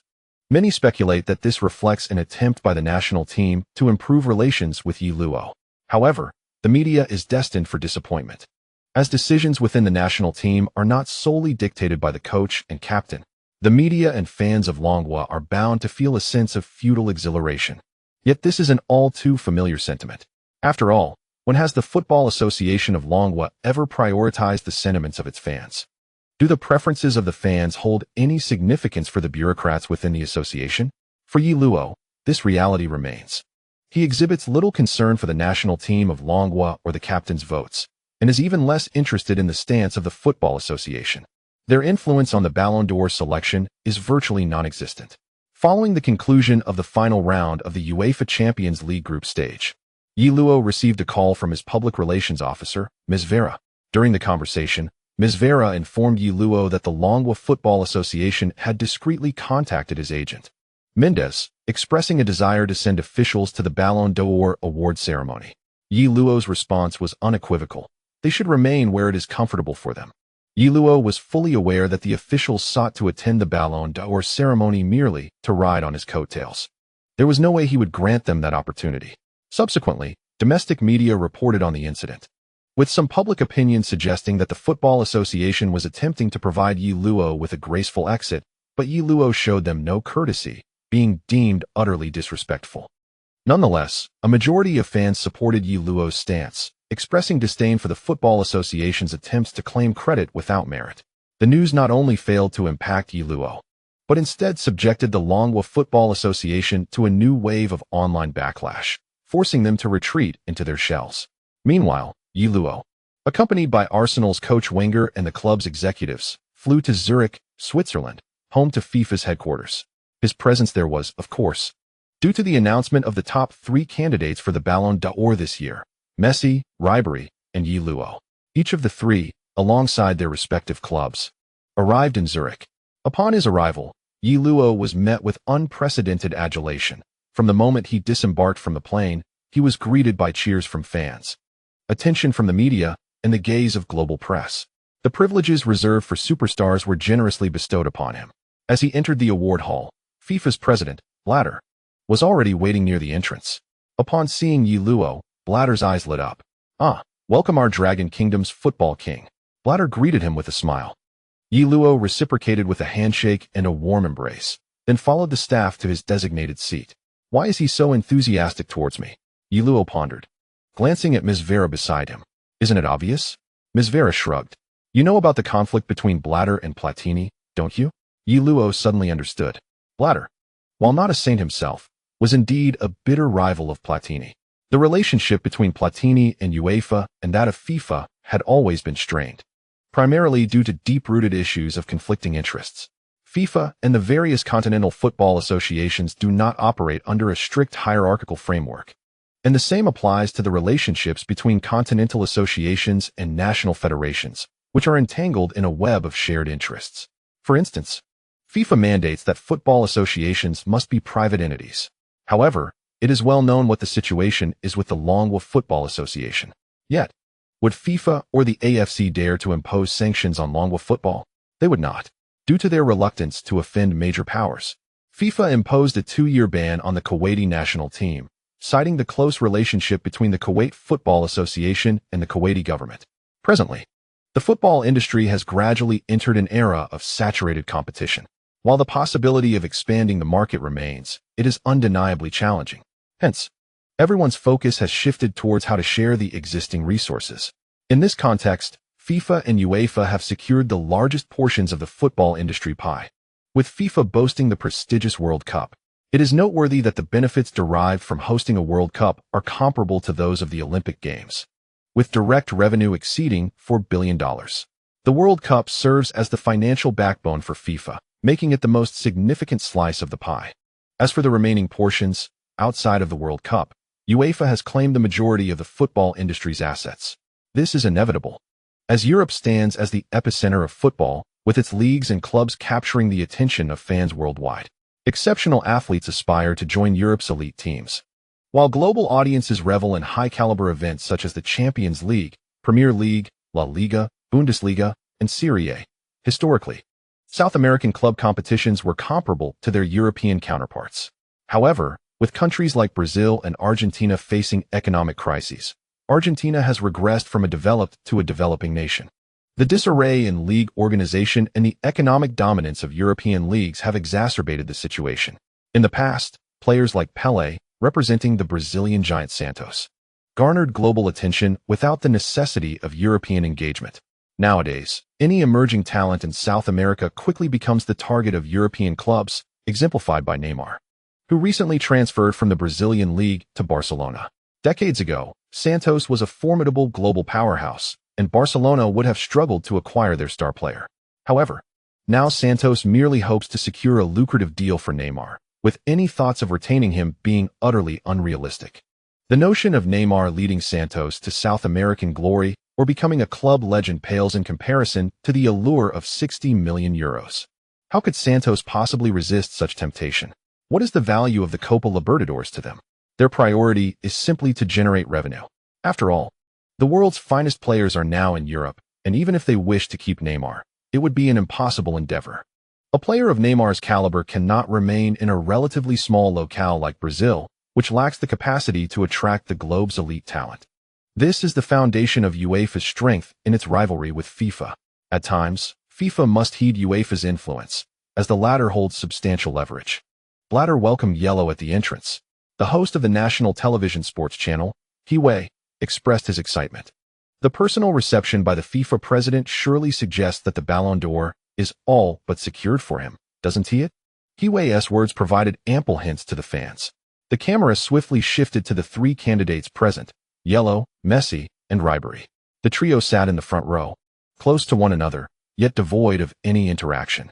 After all, aside from their competitive encounters on the pitch, they had little familiarity in their personal lives. The camera rotated among the three players, each wearing a smile. In truth, everyone was aware that the likelihood of an unexpected outcome in the selection was minimal. Thus, there was no reason for undue concern. Soon, the awarding ceremony commenced. Following the conclusion of various other awards, it was finally time for the main event. As the female host on stage announced, next is the presentation of the FIFA Ballon d'Or. Everyone instinctively straightened in their seats, and those in the back turned their gaze toward the stage. Blatter himself came to announce the results, holding the outcomes determined by the voting statistics. A faint smile gracing his face, he approached the podium, where the coveted golden ball had already been placed. Blatter glanced at the trophy before addressing the audience. Before formally announcing the results, he felt compelled to share some words. To be the one to reveal this result is, frankly, a torment for me, as it signifies that while one outstanding player receives the Ballon d'Or, the other two must face the disappointment of exclusion. Why can't there be three trophies? This cold joke elicited a scattered chuckle from the audience, but it fell flat. Yellow privately scoffed at the attempt. Noticing the lackluster response to his humor, Blatter decided to forego further banter and stated directly, the winner of the 2012 FIFA Ballon d'Or is, drumroll. His pause, perfectly timed with the accompanying music, indeed created a moment of palpable suspense. This tactic is frequently employed in award ceremonies, even by lesser awards like the 100 Flowers and Golden Rooster, and despite its overuse, it remains effective. As anticipated, the audience displayed expressions of eager anticipation, their eyes wide and ears perked, fostering a tense atmosphere in the award hall. Viewers at home, many of whom were watching the live broadcast, clenched their fists in anticipation of Blatter's announcement. Some impatient fans even found themselves cursing Blatter's female relatives in their minds. Amidst the collective anticipation, the television screen displayed close-ups of the three candidates, Yellow beaming with a smile, Ribery grinning widely, and Messi nervously rubbing his hands. Blatter did not keep the audience waiting for long. He cleared his throat and proclaimed, "It is Yellow." End of chapter 32. He is a ray of light. It is Yellow. Yellow was awarded the FIFA Ballon d'Or in 2012. He has etched his name in history, crafting a personal legacy. A legacy for the Dragon Kingdom's football, an emblem of Asian football, and indeed, a milestone in the annals of global football. He is the first player in history outside of Europe and South America to receive the prestigious Ballon d'Or. The poet Hiway commenced with a grand series of parallel statements. My commentary manifests in two distinct styles. I could hardly believe that my first encounter with snake meat occurred under such circumstances. However, it was truly delectable, an experience I shall not forget throughout my lifetime. Amidst a chorus of insults, two meddlesome cultivators soared into the air, intent on thwarting Zhang Yi. Yes, the younger generation comprehends, yet finds themselves at a loss for words. Yi Qingqing nodded, displaying no trace of trepidation despite the Sixth Holy Lord's overt murderous intent. After being struck by Li Tian, Pang Leshan not only refrained from displaying any displeasure, but instead scratched his head and chuckled foolishly. Your Majesty, urgent news. The northern city gate has been breached. Soon after, General Jia stumbled in, breathless. Before his words could fully escape his lips, the figure of Meng Huizhi vanished, followed by the remaining three, who also disappeared within this space, restoring tranquility and chaos to the world once more. After Zhou Yang exchanged 4 divine crystals, he understood from the computer screen in the main cabin that he was nearing the fortress of the barbarian Count, Vini. My Lord Zhou Yang, since I have managed to bring the Orc clan to this underground city, you can rest assured 100-fold. Is there anything you wish to convey? Speak, and let us know how we may assist. Mo Hander transmitted. According to the divisions of each hall, Bai Mingyi of the Bai Jiao clan and He Juran of the Red Crown Crane clan should have returned to the Jinpeng Hall. Yet their reluctance to part from Niu Dali led them to volunteer as deputy hall masters in the Divine Strength Hall. Now, with Niu Dali, Niu Xiong, and Niu Ben forming a new trio of barbarians, how could they not feel despondent? Prince Qing, a name suddenly flashed in his mind. That fellow was of royal lineage. It would not be wise to push him too hard, and it was likely that Lu Zhao possessed the account books in his chamber. It would be prudent to investigate further. The Leixian Hall was indeed vast, suspended in the void, soaring hundreds of thousands of meters high. Li Qingfeng flew for quite a while before reaching the clouds. The silver-haired youth cast a cold glance at Li Qingfeng, as if he had marked his prey, and then transformed into a flash of white light, vanishing from sight. However, at this juncture, Pan Jiahao found himself in a predicament, having boarded Lu Jing's ship of treachery. There was no turning back. Otherwise, with Lu Jing's ruthless nature, he would not easily let him off the hook. No worries, no one will trouble you any longer. I have matters to attend to, so I must take my leave. Li Qingfeng waved his hand and turned to depart, for he still needed to go to the market to buy groceries, as Lin Shui and others awaited him at the villa. Reinfield furrowed his brow slightly, retrieving a communication crystal, upon which he found a brief message. At that moment, Dugu Aoshua suddenly felt as though he had been plucked from a greenhouse, exposed to the chilling air like a bare child. Suddenly, Qin Fan unleashed a fierce roar, rushing to the front of the motorcycle, halting abruptly, and pressing his palm against the vehicle's head. Upon returning to Xinhu Farm, Liang Fei entrusted all negotiations with old Hita Wang Laoqi, assuring that he would continuously inject funds as needed.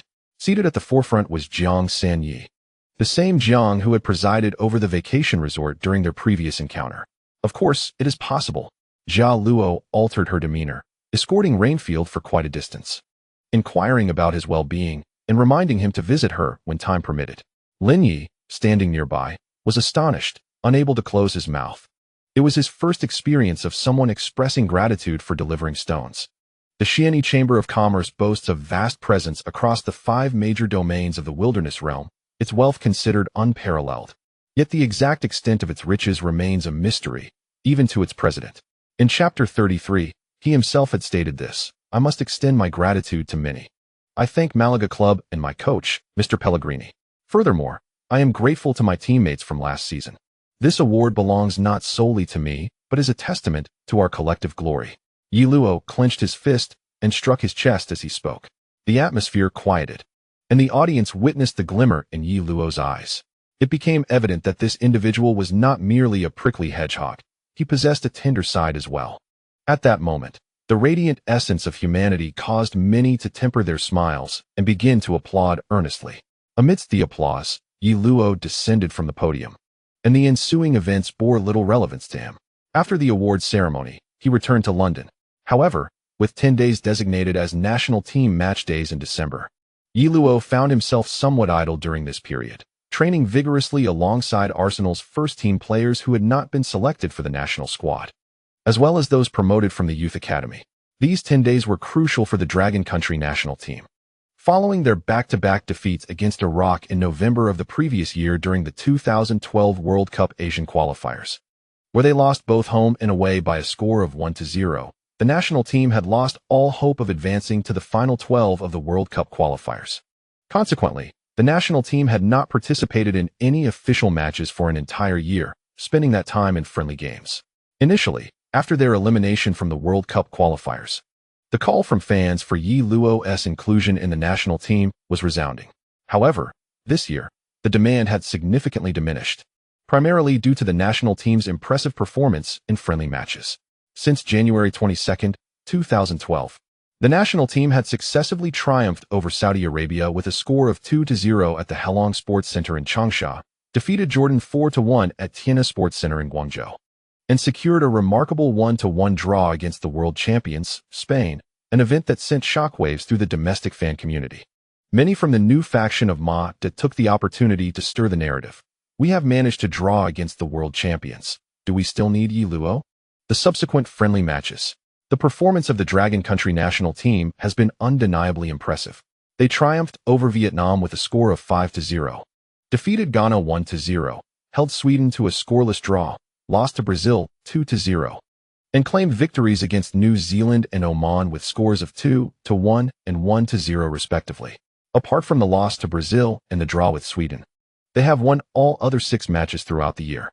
In total, the Dragon Country national team played 9 matches, losing just 1 and drawing 2. While these may be merely warm-up matches, the results speak for themselves, leaving fans with little to desire. Consequently, calls for Yi Luo's inclusion in the national team have diminished significantly. There are even some analysts who, in a rather serious tone, speculate whether Yi Luo's entry would disrupt the current harmonious atmosphere of the team, such as the reality of football in Dragon Country. This issue extends beyond the national team. The professional league, youth training system, football popularity, fan culture, and football media are all, in various aspects, systematically lagging behind. The shortcomings of the Football Association are even more pronounced. In such an environment, the notion of cultivating successful football appears almost fanciful. Thus, it is not surprising that even the Spanish national team has expressed envy. Bosque has stated that if Yi Luo were to choose to represent Spain, they would build a team around him as their core for the next decade. Yet, there are still Dragon Country fans deliberating whether the inclusion of a player of Yi Luo's caliber in the national team would disrupt the internal dynamics. Amidst such optimism, the Dragon Country national team is set to face 2 Asian qualifiers after a year, finally stepping away from friendly matches to engage in genuine competition. Considering the opponents are not particularly formidable, on December 12th, they will face Singapore away, and on December 17th, they will return home to Guangzhou to confront Uzbekistan. There seems to be a favorable outlook.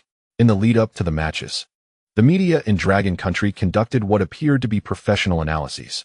The first opponent, Singapore, while a decent team in Southeast Asia, shares a common disadvantage in height, much like other teams in the region. Although the Dragon Country national team may not excel in technical skills, they possess a physical advantage over Southeast Asian rivals, traditionally relying on aerial prowess. Given Singapore's evident weaknesses, even in an away match, victory should not pose a significant challenge. The second opponent, Uzbekistan, presents a different scenario.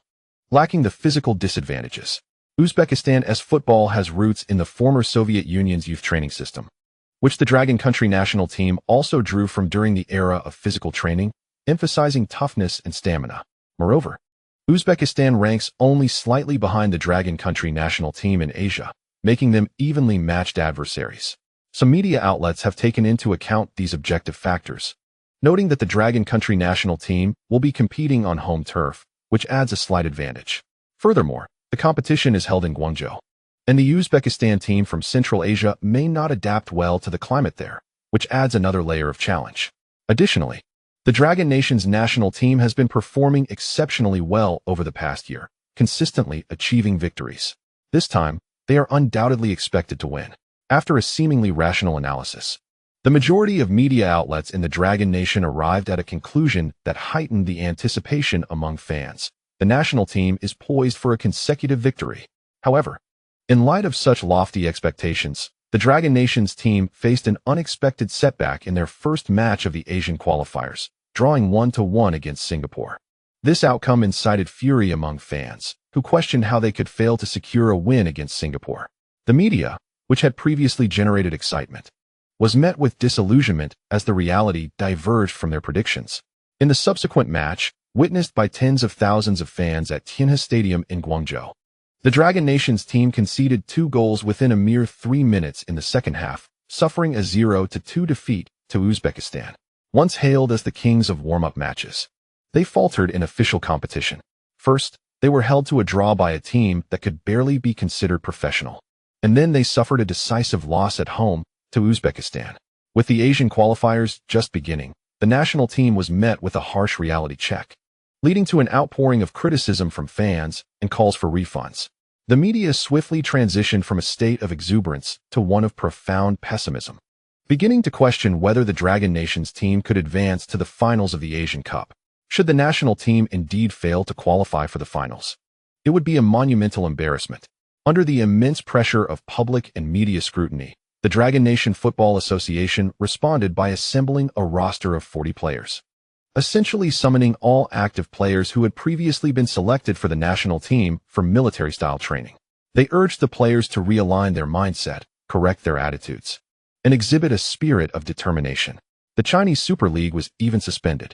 It is needless to say that the Football Association's amateurish handling of the situation was laid bare, as the decision to gather national players for training following their loss, resulting in the suspension of the professional league, was nothing short of absurd. Some media outlets sought comments from Yi Luo, who, despite his general disinterest in the national team, found himself repeatedly questioned by reporters. Each time he encountered them at the training ground, they would inevitably inquire about the national team's situation. Regarding the topic of military training for the players, Yi Luo scoffed, stating that suspending the professional league to send players for military training was a decision that could not be described as anything less than ludicrous. His blunt remarks elicited wry smiles from several reporters. If his comments were to be relayed back home, it would likely spark a significant uproar. This is because many journalists and fans domestically subscribe to the belief that military training instills a fighting spirit in players, thereby leading to victories in matches. Much like the enduring discussions within domestic football circles regarding topics such as the death penalty for underperforming World Cup players or the proposition of the women's team superseding the men's team in competition. These issues persistently arise and are indicative of the overall decline in the standard of football in the Dragon Nation. It is foreseeable that Yi Luo's remarks will undoubtedly attract criticism from some detractors, as the social media football elites are likely to react. However, Yi Luo remains unfazed, as his focus now lies beyond domestic matters and is firmly set on the English Premier League. Following the conclusion of a 10-day international break, the Premier League enters a grueling schedule known as the Christmas fixture list, often referred to as the Christmas gauntlet. While players in other leagues, such as the Bundesliga, are fortunate enough to enjoy a month-long winter respite, and those in La Liga benefit from a 10-day break, the English Premier League players must toil through this period without any pause.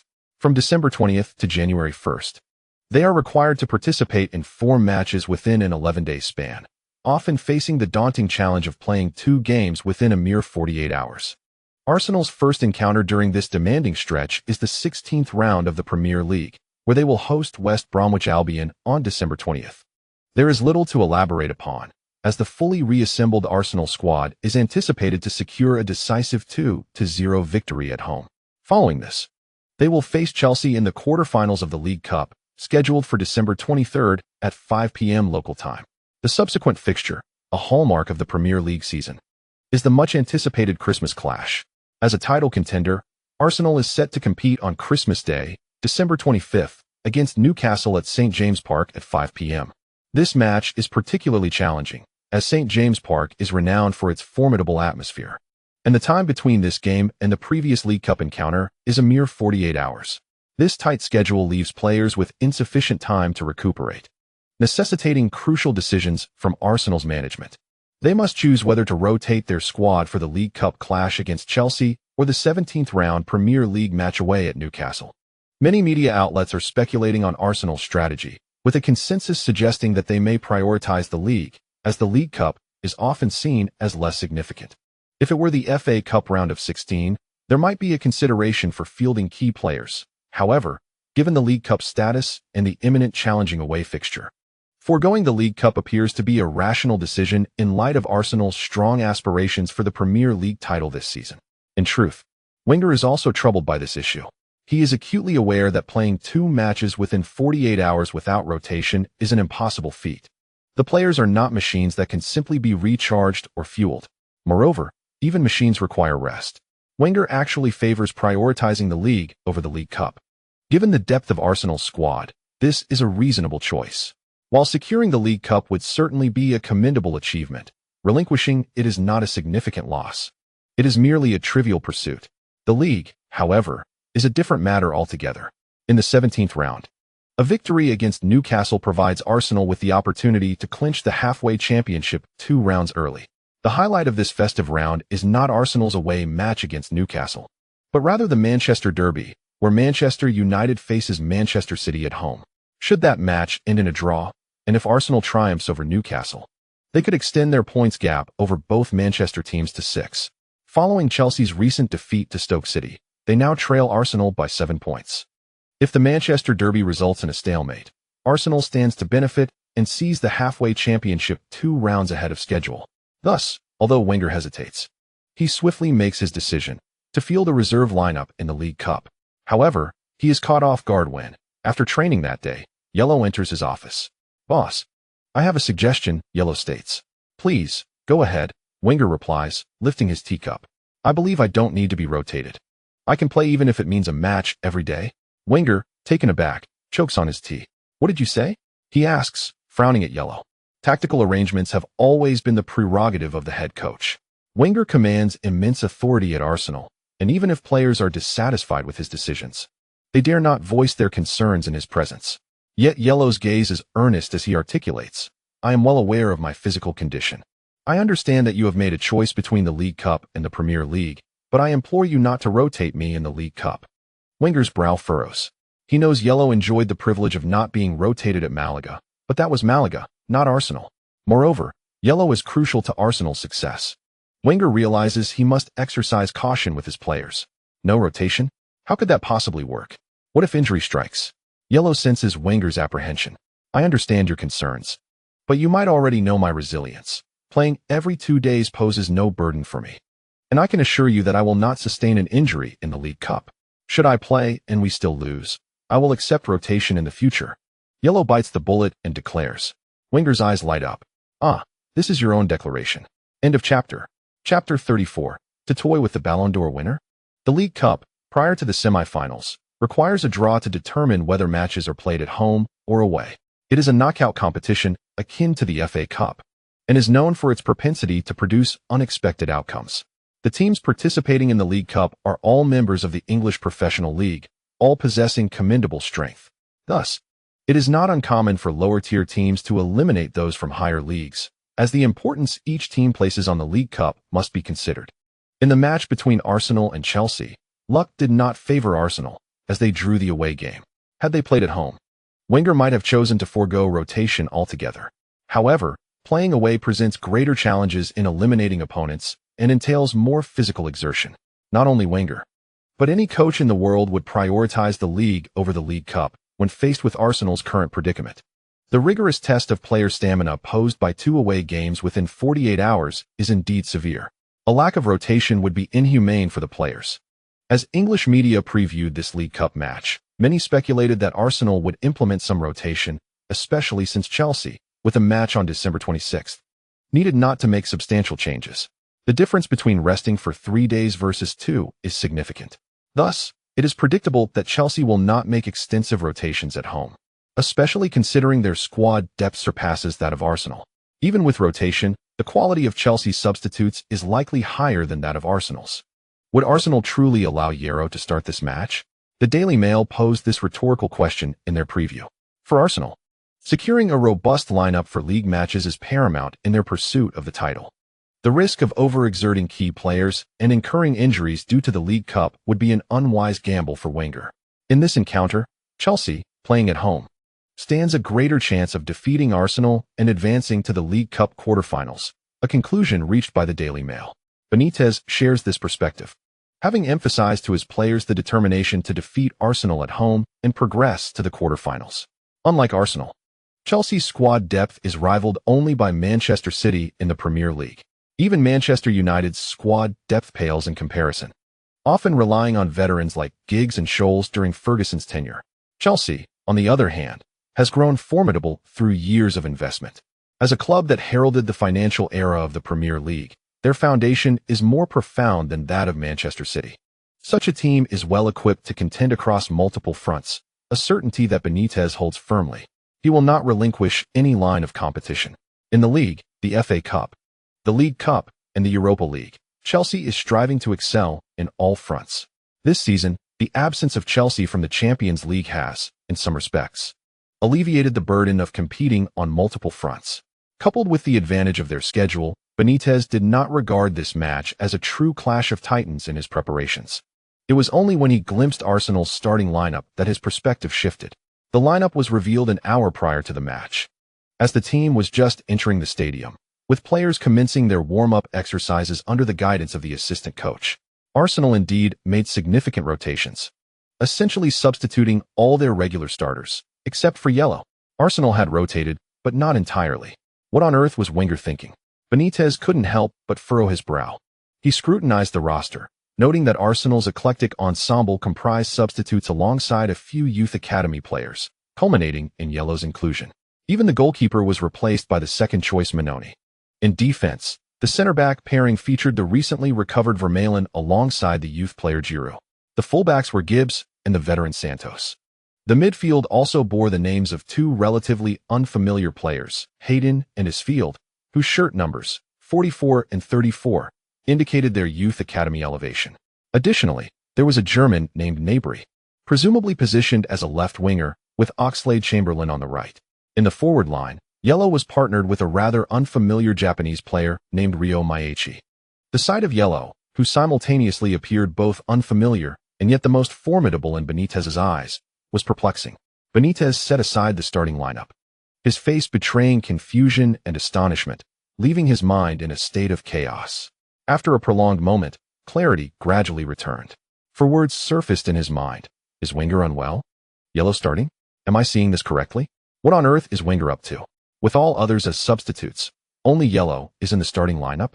Among the starting selections, 5 players were promoted from the youth academy. Vermaelen, freshly returned from injury, is thrust into the starting role for this match. Is his form assured? In this lineup, Yellow appears to be the sole regular starter.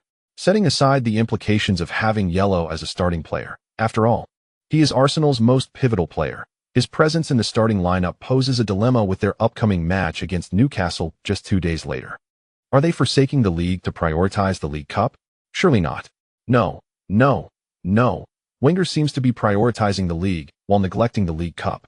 Yet, why is Yellow starting? How should I know?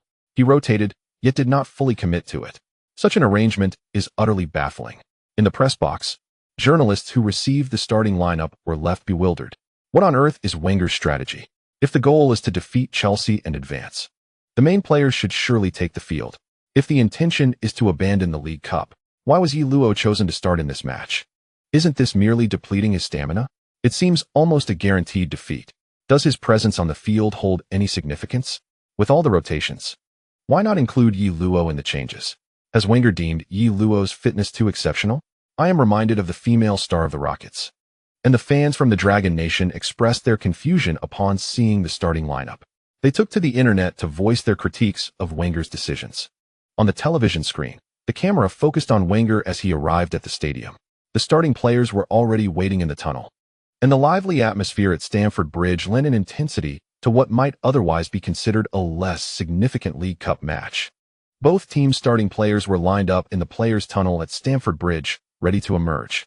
Wenger made his way to his seat and settled down. The camera still trained on him. Arsene Wenger, the manager of Arsenal, had arranged a rather surprising lineup, rotating all the key players except for Luo. Did he truly believe that Luo, supported by this substitute and youth player ensemble, could triumph over Chelsea at Stamford Bridge? In the commentary booth, Andy Gray from Sky Sports turned to his partner, Lineker, with a tone of great perplexity. Lineker shook his head slightly and said, honestly, I have no idea what Wenger is thinking, but when I saw Luo's name on the starting list, an absurd thought flashed through my mind. Perhaps Arsenal could actually win. Lineker had become a fan of Luo, though not to the point of being an obsessive admirer. Thus, when he made this comment, he seemed to find it quite ludicrous, bursting into laughter as if merely indulging in a jest. However, Andy Gray remarked, "The capabilities of the newly crowned Ballon d'Or winner should not be underestimated by Chelsea's defense. It is a pity this isn't at the Emirates, for otherwise, Luo could showcase his trophy before the match." Lineker laughed, diverting the conversation. He acknowledged Luo's prowess, but did not believe it to be sufficient to such an extent. With such a significant rotation, the strength of Arsenal's starting lineup was evidently far inferior. If they were to replace Luo with another forward, this lineup would struggle even to secure a place in the Premier League. It is foreseeable that during this match, Luo would have limited opportunities to possess the ball. As the home team, Chelsea would not grant Arsenal many chances. As anticipated by all, Arsenal, fielding such a lineup, had no expectation of surpassing the home team Chelsea in terms of possession. From the very beginning of the match, they opted for a more defensive strategy. Miyoshi Ryo is essentially a Japanese international, having spent last season on loan at West Bromwich Albion. This season, he has returned to Arsenal but has not been granted many opportunities, rarely even making the matchday squad. Therefore, he awaits the opening of the winter transfer window, preparing to seek another loan. In such a match, as a forward, Ryo Miyachi certainly lacks the qualifications to receive any tactical resources. His sole task upon entering the field is to engage in tireless running, aiding the midfield in defensive duties. Arsenal essentially adopts a 4-5-1 formation, with Yellow positioned at the forefront. From the very outset of the match, Chelsea firmly seized control of possession, dictating the tempo of the game. At this juncture, Arsenal retreated entirely, leaving only Yellow to dart about in the attacking third. However, once back on the pitch, Yellow began to feel the influence of his experiences as a libero, reminiscent of Franz Beckenbauer. The latter is often referred to as the number 10 of the defense. On the field, Beckenbauer exuded vitality, possessing exceptional awareness, adept dribbling skills, expansive vision, and precise long passing, with his long-range shots being particularly renowned. In terms of tactical frameworks, while Dutchman Johan Cruyff relied on an all-encompassing attacking and defending philosophy, Beckenbauer's libero system was predicated entirely on extraordinary individual technical ability and physical prowess. Although Yellow plays a different position, one in front and the other behind, the essence of game experience transcends positional distinctions. At least now, Yellow could distinctly perceive the passing choices and habits of the defenders before him, as well as anticipate their methods of ball control, resulting in a notable enhancement in his performance. The central defensive duo of Terry and David Luiz spread apart, exchanging passes. Upon receiving the ball, Yellow began to assess Luiz's passing options as he made his forward run. Terry drifted towards the flanks, and while passing to him seemed the safest option. The Brazilian sometimes exhibited recklessness, opting for riskier passes. Thus, there was a significant possibility he would directly seek out the advancing midfielder, Ramirez. Yellow's mind was already racing. This contemplation rendered his overall judgment of the match clearer, allowing him to approach the game from a calmer perspective, determining his positioning and the direction of his runs. Such intricacies are profound. Perhaps this is what is referred to as game experience? Indeed, Luiz executed a feint to pass to Terry. Then with a deft push of his right foot, sent the ball to Ramirez. The trio of Ramirez, Terry, and Luiz formed a triangle, effectively encircling Yellow. The other Arsenal players remained withdrawn, their task solely focused on defense. Surprisingly, Arsenal's fundamental tactic in this match was to maintain a deep defensive positioning, with no pressing from the front, as it was simply unattainable. As for Yellow, his actions were entirely contingent upon his assessment of the game's dynamics, and he was also responsible for capitalizing on any counterattack opportunities to secure a goal. Noticing that the other Arsenal players had not advanced, Terry exchanged knowing glances with his teammates. This was an opportunity to toy with the Ballon d'Or winner, one that could not be missed.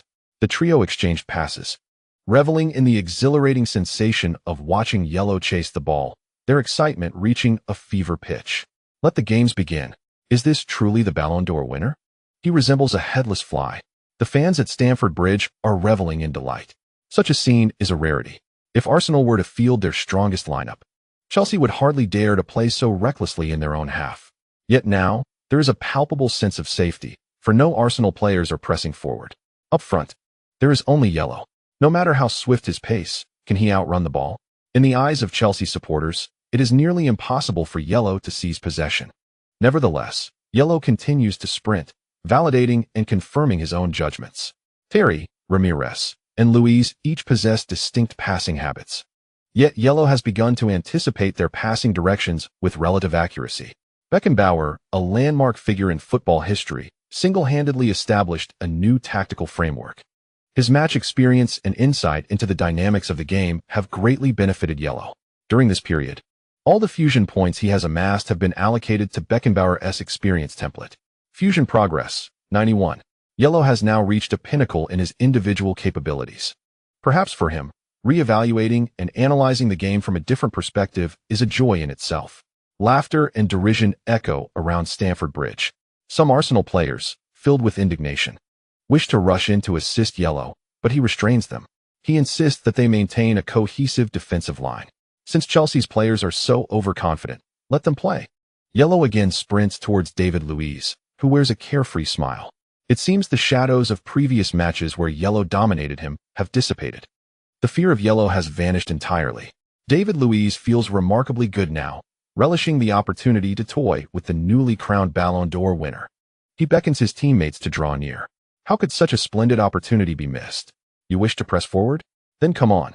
Let us see how you fare on your own. In David Luiz's view, even if yellow exhausts himself, it is inconceivable that he could snatch the ball from several defenders. Since yellow is eager to challenge, why not let him? Wearing him out will render him unfit for the upcoming match in 2 days, a significant advantage for Chelsea, who are also vying for the championship. How could one person possibly seize the ball from Chelsea's robust defense? Yellow's expression is resolute. He appears to be engaged in a seemingly futile endeavor, yet he has gradually discerned the opponent's passing tendencies. They are indeed overconfident. This presents an opportunity. He is fully aware of the challenges in securing victory at this stadium with a squad comprising substitutes and youth players. Therefore, if he can exploit their mindset to score a goal, demoralize them, and establish an advantage, why not seize the chance? This is also part of the competitive experience. Never miss any opportunity that could lead to a goal. Oh, there it is. The Ballon d'Or winner. The pass has been made. Hurry, Chase. Chase. Ha. The Chelsea fans in the stands at Stamford Bridge erupted in laughter. Journalists in the press box were equally bewildered. What on earth is Yi Luo doing? What advantage does this serve him? Isn't he merely exhausting himself for no reason? Many reporters shook their heads. Wenger furrowed his brow, suddenly regretting his decision to wager with Yi Luo. Although Yi Luo is the captain of the team and appears mature, he is, after all, just a 19-year-old young man, still filled with youthful fervor. Has he perhaps gone too far with this provocation? Wenger stood at the sidelines, worry etched on his face, while Yi Luo continued to pursue the ball, chasing the glimmer of hope for a goal. The same words can evoke different feelings when spoken by different people. Commentator Duan Xin certainly could not say that Yi Luo was being led around like a dog. Instead, he had to take an unusual approach. From an obscure youth to the Ballon d'Or winner, everyone claims he possesses a football talent that transcends time. But can mere talent alone account for his current achievements? Throughout football history, countless stories of squandered potential exist. Not every gifted young player can ultimately realize their talent. Look at Yi Luo. 10 days ago, he lifted the Ballon d'Or, and just 10 days later, he is still tirelessly running on the pitch, pursuing even the faintest glimmer of hope. He never gives up. Yi Luo's pressing is vigorous, but I believe it holds little significance, as the other Arsenal players have not kept up. Perhaps he should conserve his energy, remarked Andy Gray of Sky Sports with a calm tone. But in the next moment, he suddenly halted, eyes wide, incredulously gazing at the pitch. Yi Luo successfully intercepted. Terry was equally pleased. Last season, Chelsea was eliminated by Yi Luo's Malaga, a memory that still lingers in his mind. For Chelsea, without a Champions League title, they will always be branded as nouveau riche, never truly a football powerhouse. Even with several Premier League titles to their name, they remain viewed in this light.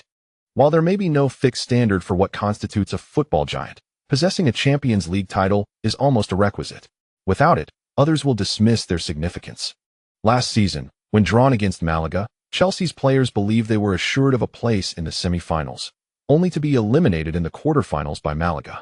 This season, Yi Luo joined Arsenal and led them to a resounding victory over Chelsea in the 12th round of the league.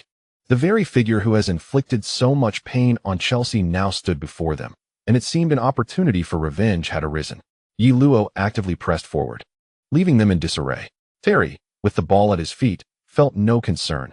In fact, he was waiting for Yi Luo to approach, to let him glimpse a flicker of hope before shattering it. Although it remains uncertain whether this will undermine Yi Luo's confidence, Terry is indifferent to such concerns. At the very least, this brings him immense satisfaction.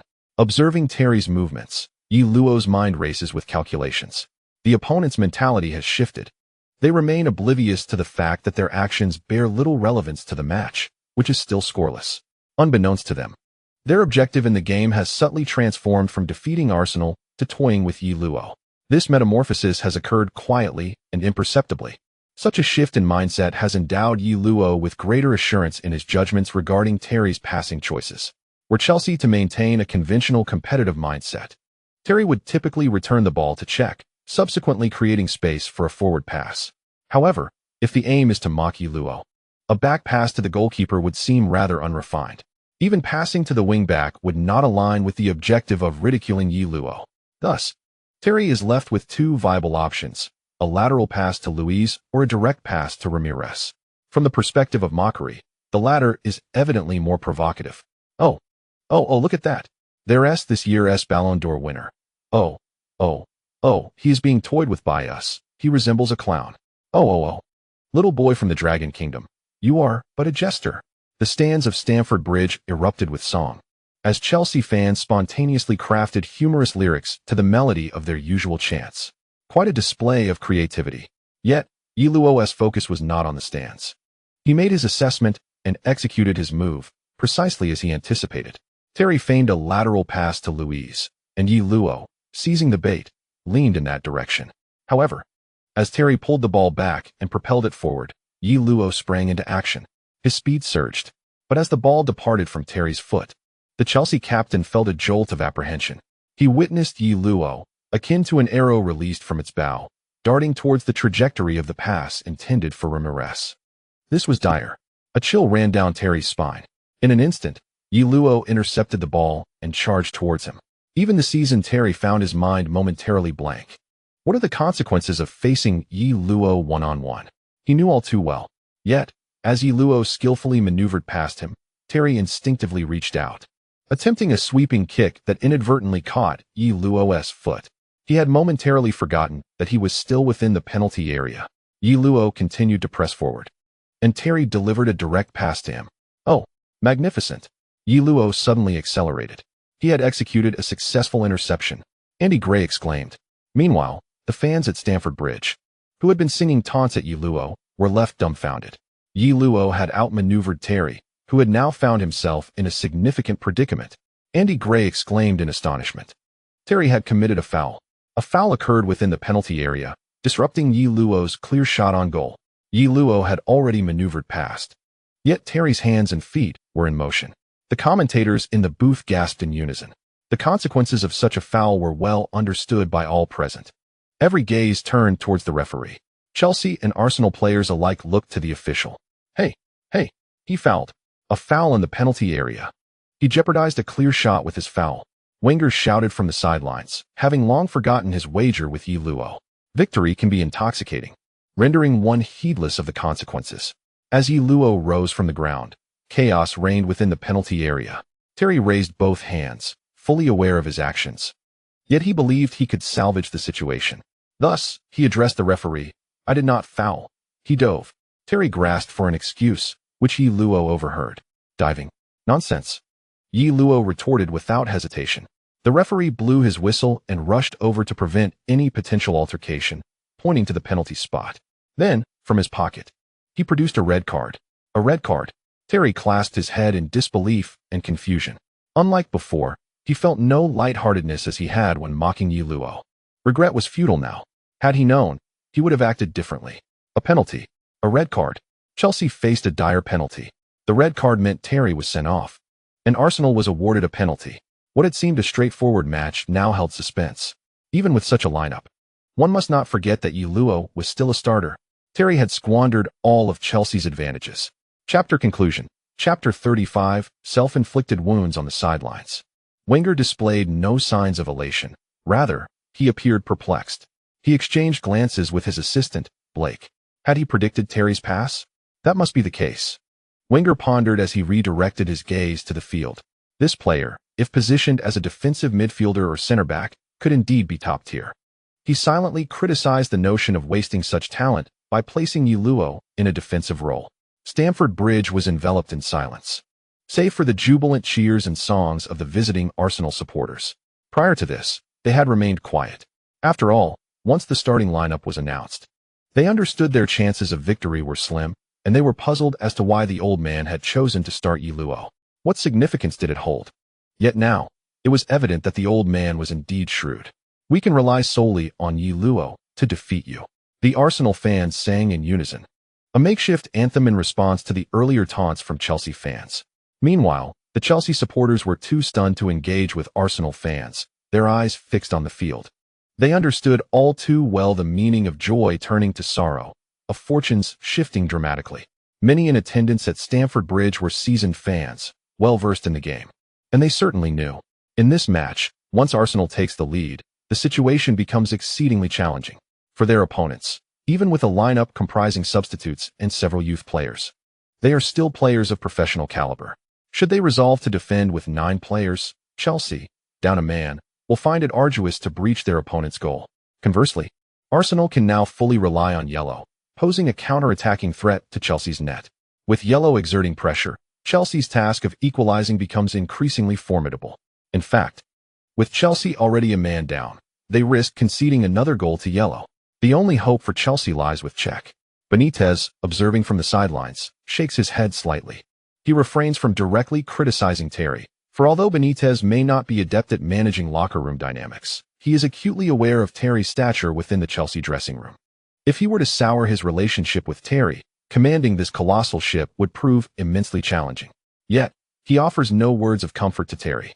Even as the latter walks past him toward the players' tunnel, Benitez remains indifferent, choosing to express his dissatisfaction in this manner. A match that initially promised absolute dominance has been squandered due to a red card and a penalty, with Chelsea now reduced to 10 men. Particularly in the crucial center-back position, Benitez is compelled to waste a substitution, replacing a forward with a defender. At this moment, substitute defender Gary Cahill is warming up. However, all eyes are now fixed on the penalty area. Yellow has rightfully claimed his position as Arsenal's primary penalty taker. While many criticize penalties for being too easily converted, the act of standing at the penalty spot signifies the trust bestowed upon one by the team.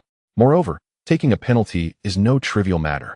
It is a contest of wits between the forward and the goalkeeper. Yellow stands in the box with the ball, his demeanor relaxed. He has not practiced penalty kicks extensively. It is merely a battle of psychological prowess against the goalkeeper. Yet, Yellow's approach to penalties does not involve mind games. He aims for the theoretical dead angle. Boldness accompanies skill. Thus, Cech and the other Chelsea players attempt to disrupt Yellow's composure as he prepares to take the penalty, but such efforts are ultimately futile. Once the referee has expelled all players from the box except for Cech and Yellow, Yellow places the ball on the penalty spot and begins to retreat. Preparing for his run-up, Yellow is set to take the penalty. With all eyes upon him, the referee blows the whistle, the sharp sound causing everyone to hold their breath in anticipation. Cech, alert and focused, subtly shifts his body, striving to conceal his intended diving direction from his opponent. Given the short distance from the penalty spot to the goal, it is generally improbable for goalkeepers to react after the ball has been struck. By then, it is too late. Therefore, nearly all goalkeepers will mentally commit to a direction before the opponent's run-up, launching themselves as the ball is struck. It is a gamble.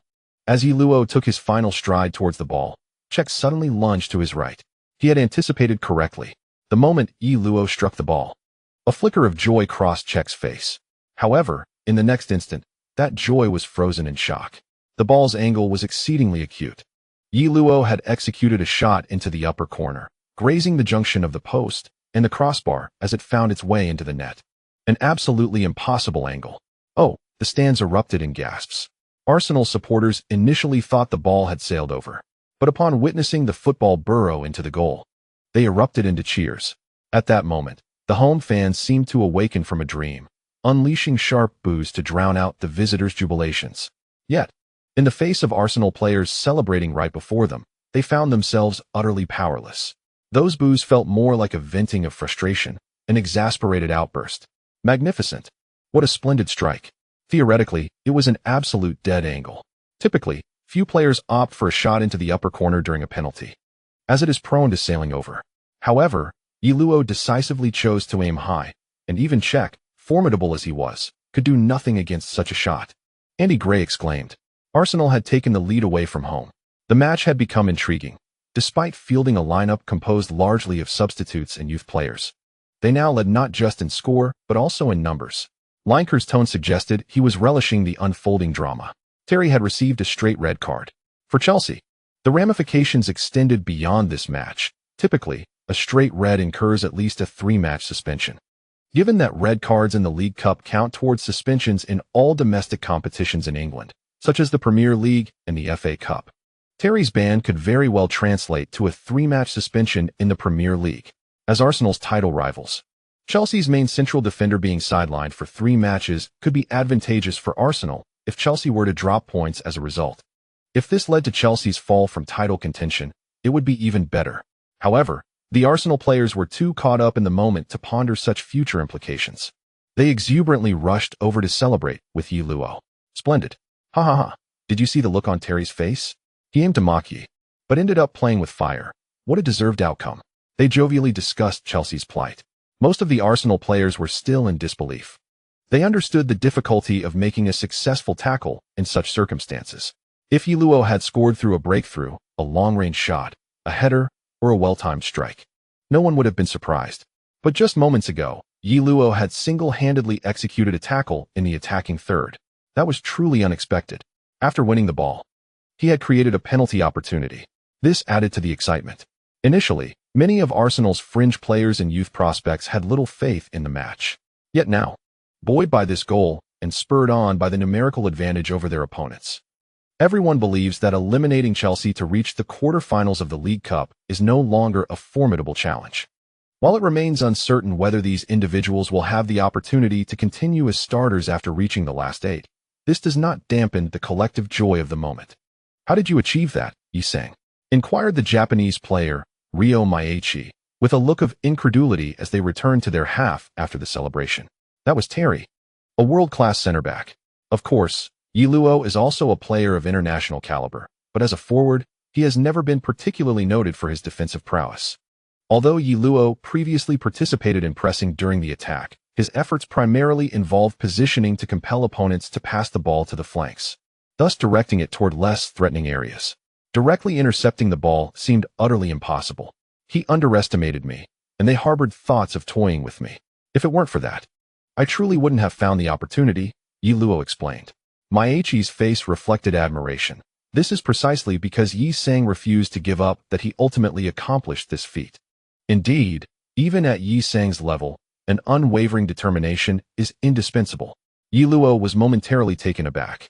This little notebook, he thought, speaks so eloquently, starkly contrasting with the remarks found in the amateur clips I used to watch.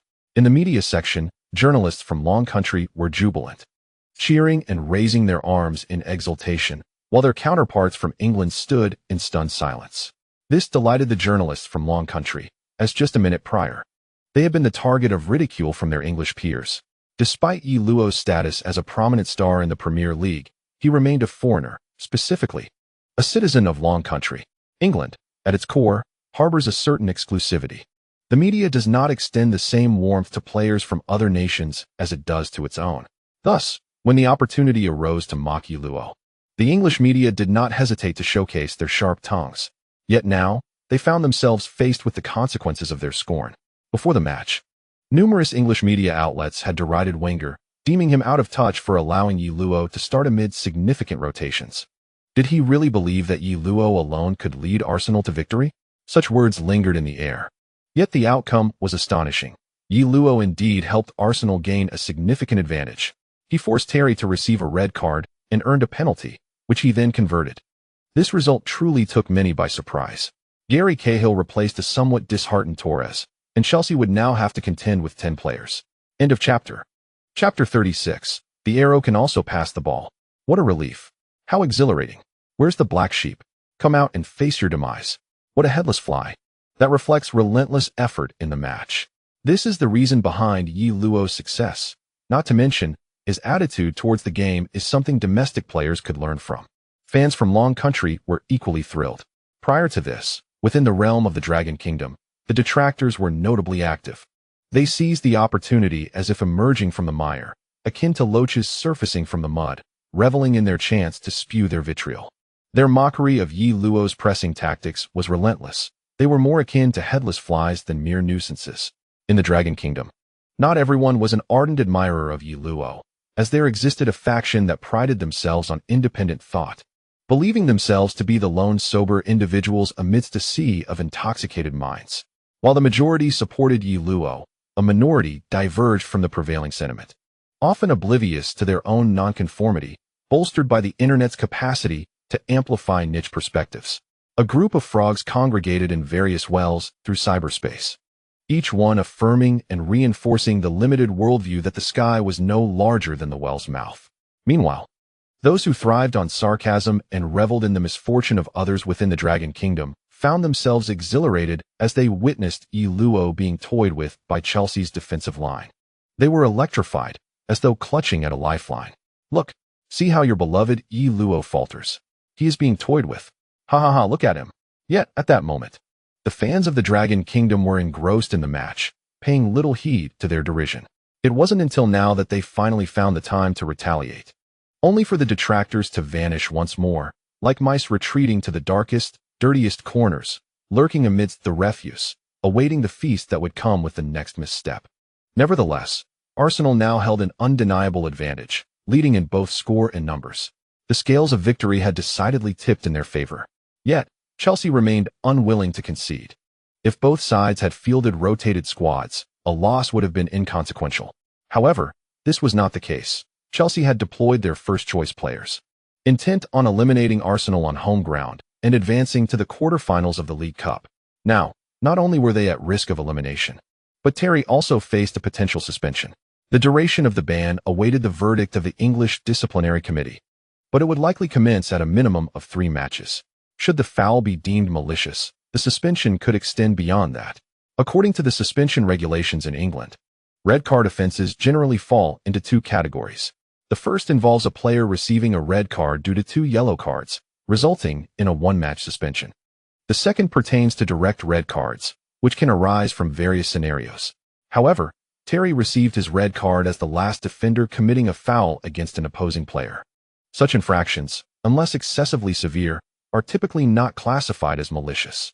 Thus, it is probable that his suspension will be limited to 3 matches. Chelsea, having suffered significant losses, faced a dire predicament. If Terry were to be suspended and the League Cup lost, it would indeed be a case of incurring losses on multiple fronts. As the match progressed, the players of Chelsea became acutely aware that failing to eliminate Arsenal from the League Cup would result in considerable repercussions for them. Thus, they were resolute in their determination to vanquish their adversaries. Despite being 1 player down, Chelsea's lineup consisted entirely of first-team players, while their opponents fielded substitutes and youth team players. This disparity afforded Chelsea the confidence to press forward offensively. Moreover, playing on home turf and benefiting from the passive buff of the iron-blooded Blues further emboldened their attacking prowess, making their vibrant offensive display quite unsurprising. On the contrary, Arsenal did not overestimate their advantage gained from having an extra player. They adhered to their pre-match strategy, opting to consolidate their defense and launch counterattacks. Chelsea, with 1 less player, found themselves in a position where their offensive efforts bore little fruit. This was largely due to their apprehension regarding the threat posed by Yellow in the backfield, prompting midfielders Ramirez and Mikel to diligently monitor him. Relying solely on their frontline players, with perhaps the occasional assistance from the 2 fullbacks, penetrating Arsenal's well-organized defensive formation, comprising 10 players, seemed a daunting task, one that would require an extraordinary stroke of luck to accomplish. Despite Arsenal's significant rotation, their substitutes were still of Premier League caliber, and the youth players promoted from their academy possessed the requisite skills to compete at this level. While they might lack experience, their current role focused on defending was relatively straightforward, thereby lowering the demands on their in-game experience. The quality of Arsenal's youth players was commendable. In addition to those nurtured from within, they had also acquired several promising talents. Wenger's preference for developing these half-finished players may have stemmed from past successes, such as with Fabregas. Take, for instance, Rio Maiachi, who, despite being loaned out previously and returning this year without securing a starting position or even a primary substitute role, is nonetheless a Japanese international with fundamental technical abilities. Now, with a collection of players possessing solid foundational skills, Arsenal's players, fueled by newfound confidence, adopted a defensive stance. Chelsea found it increasingly difficult to score, not only due to their numerical disadvantage but also because, even with a full squad, breaching Arsenal's defense would have proven challenging. Conversely, Arsenal's counterattacks were consistently potent. The presence of yellow up front was formidable. The effectiveness of a spear lies in its sharpness, and at this moment, no player in the world could rival yellow's incisive counterattacks. Thus, in the 28th minute of the match, Arsenal orchestrated their second threatening offensive move. Following a successful interception in their own half, Vermaelen launched a long pass aimed at yellow. In the attacking phase, yellow stood as a beacon, guiding Arsenal's counterattacks with unwavering clarity amidst the tumult of the game. Yi Luo skillfully subdued David Luiz behind him, bringing the ball to a halt at his feet. In that instant, several Chelsea players surged forward, eager to seize the ball from him. To the Chelsea players, Yi Luo represented the greatest threat. Upon gaining possession, he resembled a colossal magnet, drawing the surrounding Chelsea players toward him.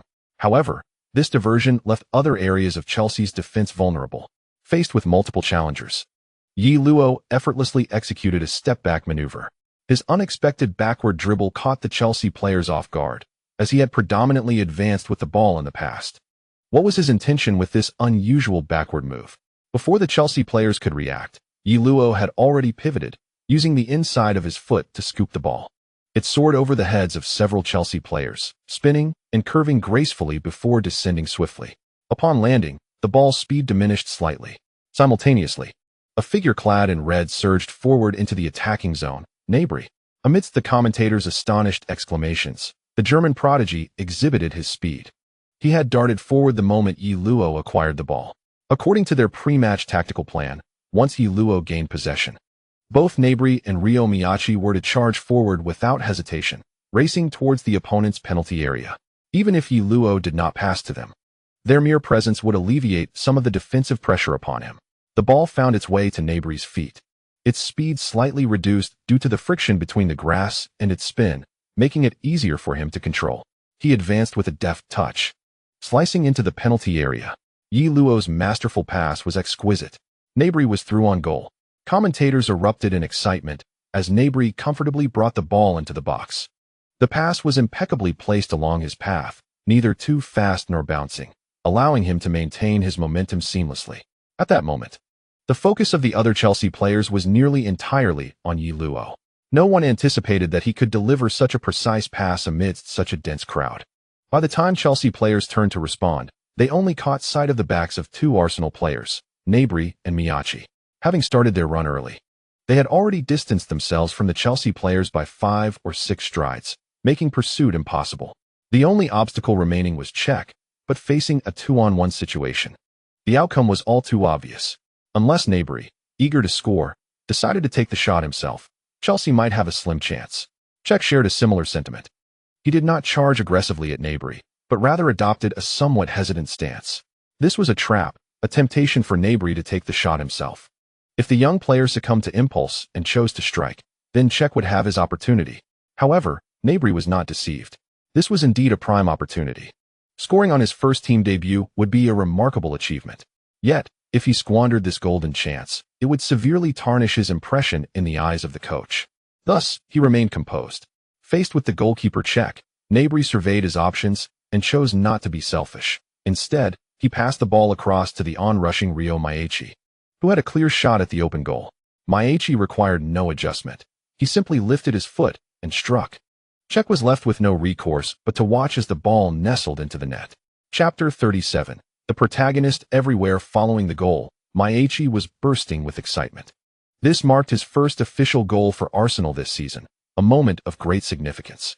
Although the assist came from Gnabry, Maiachi was well aware of who deserved the most credit for the goal. Not only him, but the other Arsenal players also recognized that the lion's share of the credit belonged to Suwa. The Arsenal players embraced passionately. Simultaneously, Wenger had completely forgotten about his wager with Yellow. Yellow's performance in this match had thoroughly impressed Wenger. He saw Yellow's capabilities had grown even more formidable than before. He even began to reconsider whether he had underestimated Yellow. The player was far more powerful than he had imagined, in every conceivable aspect. For instance, this goal exemplified it clearly. If the opponents had many players, Yellow would distribute the ball effectively. And if there were fewer defenders, then it was straightforward. He would simply dribble through. This was Yellow's greatest intimidation factor, as long as he was on the pitch. He posed a perpetual threat to the opponent's goal. No team dared to overlook him, for the consequences of such negligence had already become glaringly apparent. However, even if one prioritized him, deploying substantial defensive resources to contain him would prove futile. Yellow had now reached a level where his individual prowess could establish a formidable system capable of competing for any championship. Wenger even contemplated doffing his hat in respect to Yellow. He understood that Yellow's physical recovery was exceptional, to the point of astonishing the medical experts at Arsenal. Thus, not rotating Yellow seemed technically devoid of risk. Previously, Wenger's decision to rotate Yellow stemmed more from a coach's caution. However, at this moment, Wenger had to concede that Yellow had triumphed. In this match, Chelsea was unlikely to stage a comeback. Meanwhile, on the other side, Benitez's expression was as dark as the bottom of a pot. The match proved to be a significant loss for Chelsea. Had they foreseen such an outcome, it would have been prudent to field a reserve team instead. Now, the primary players have engaged in a match devoid of meaning, and for Benitez, the prospect of a turnaround seems bleak. Although he once orchestrated a miraculous comeback with Liverpool in Istanbul, overcoming a 3-goal deficit in the second half, he is acutely aware that the current Chelsea squad lacks the conditions necessary to create such miracles. Their opponents are as steadfast as ever, firmly positioned for a defensive counterattack. Moreover, Benitez's gaze is fixed on Arsenal's number 10, seemingly striving to unveil the true essence of this player beneath his human facade. Regrettably, Benitez is no X-ray machine. He perceives nothing and can only lament internally, questioning whether such a player could possibly be of this earth. He is often criticized for his shortcomings in managing locker room dynamics. Yet his ability to coach top-tier teams stems from his profound obsession with football tactics. However, at this juncture, Benitez finds himself dismissing tactics entirely. The emergence of such a player is akin to a dimensional reduction of any football strategy. No tactic seems capable of containing him. Perhaps the only thing that could impede him is the arrival of another player of equal caliber, be it a defender with comparable individual prowess or a forward with similar offensive capabilities. It appears that everyone is merely competing based on the performances of superstars, leaving tactics in the dust. Benitez's despair deepens as Arsenal, now comfortably ahead by 2 goals, sits back and consolidates their defense. Meanwhile, Chelsea finds themselves in a precarious position, hesitant to push forward with their attack, while reluctant to fortify their defense. Thus, the first half concludes with a score of 0-2. As players retreat to the locker rooms and fans seize the opportunity for a brief respite, the passageways of the stands teem with supporters, many of whom are eager to address their hunger and thirst after a lengthy 45 minutes. During the halftime intermission, various football analysts take the opportunity to dissect the first half, with particular focus on the performance of Yellow. Undoubtedly, he is the centerpiece of the opening period. Especially notable is his remarkable interception, which is being replayed incessantly by television networks across the globe, analyzed frame by frame from every conceivable angle. Observers can clearly see Terry feigning a pass to Luiz, seemingly deceiving Yellow, who appears to take a step towards Luiz. However, at the very moment Terry shifts the ball to his left foot, preparing for a direct pass, Yellow has already adjusted his center of gravity, having initiated his movement before Terry even made the pass. It is evident that Yellow's previous movements and pressing were not without purpose. He was familiarizing himself with the passing habits of Chelsea's defenders. Terry's direct pass fell well within Yellow's anticipation. After a feint from Terry, Yellow cleverly capitalized on the situation. His explosive power and acceleration were critical factors in executing this successful interception. The transition from static to dynamic movement could only be described as lightning fast. In terms of acceleration, Yellow might very well be ranked among the elite in history.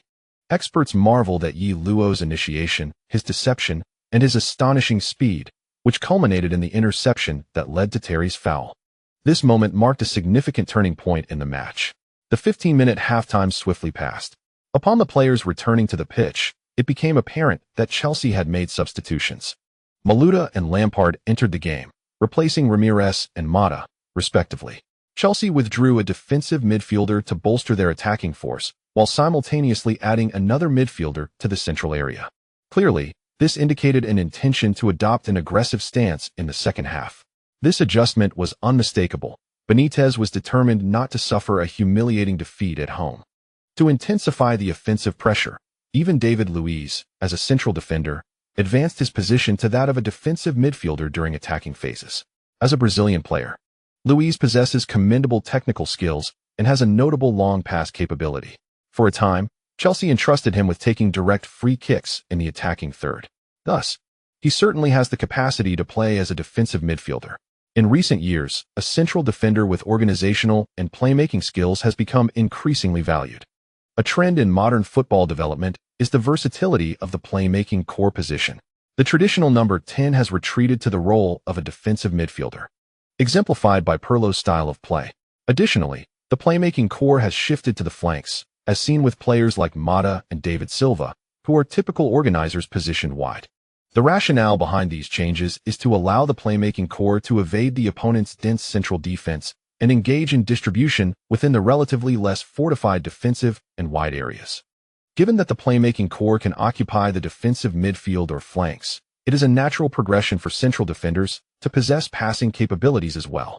In the context of modern football, a central defender who merely focuses on defending and intercepting, as was customary in the past, is no longer suited to the demands of the contemporary game. This evolution has even extended beyond central defenders. Now, goalkeepers are also expected to exhibit ball-playing abilities. For instance, Bayern's goalkeeper Neuer embodies the modern archetype, frequently appearing outside the penalty area and participating in the team's build-up play. Had such a goalkeeper existed a decade ago, coaches would likely have deemed him too reckless and lacking in composure. Yet today, the expectation for goalkeepers to possess distribution skills reflects a broader trend of development in the sport. The evolution of football tactics in the 21st century has been remarkably swift. A particular tactic may only enjoy popularity for a maximum of 15 years before it is thoroughly analyzed and understood. There exists no singular strategy capable of conquering all. Should a head coach fail to adapt to the changing times, progress, and explore new tactics, they will swiftly find themselves obsolete. Football tactics thrive amidst the clash of suppression and counter-suppression, rapidly iterating, developing, and evolving. Styles such as the muscular midfield, possession-based play, and the aggressive forward press have emerged. In this increasingly globalized and commercialized world of football, no tactic that leads the tide of the era remains shrouded in secrecy, under the scrutiny of countless coaches and experts. With everyone examining through a magnifying glass, no tactic can remain fresh for long. Many players who once thrived under previous styles will inevitably be cast aside, regardless of their talent, if they fail to adapt to the times. Juan Roman Riquelme was undoubtedly exceptional, yet he found himself left behind by the evolution of the game. Similarly, a player like David Luiz, with his erratic defensive style, would not have caught Chelsea's eye in the past. However, his ability to deliver long passes allowed him to form a somewhat complementary central defensive partnership with John Terry, securing his place as a starter at Chelsea. Despite Luiz's impulsiveness, Terry's steadiness often compensated for his exuberance. Currently, however, Luiz lacks the safety net of Terry. In the 63rd minute of the match, after receiving the ball in midfield, Luiz opted to carry it forward, intending to advance closer to Arsenal's goal before making a pass.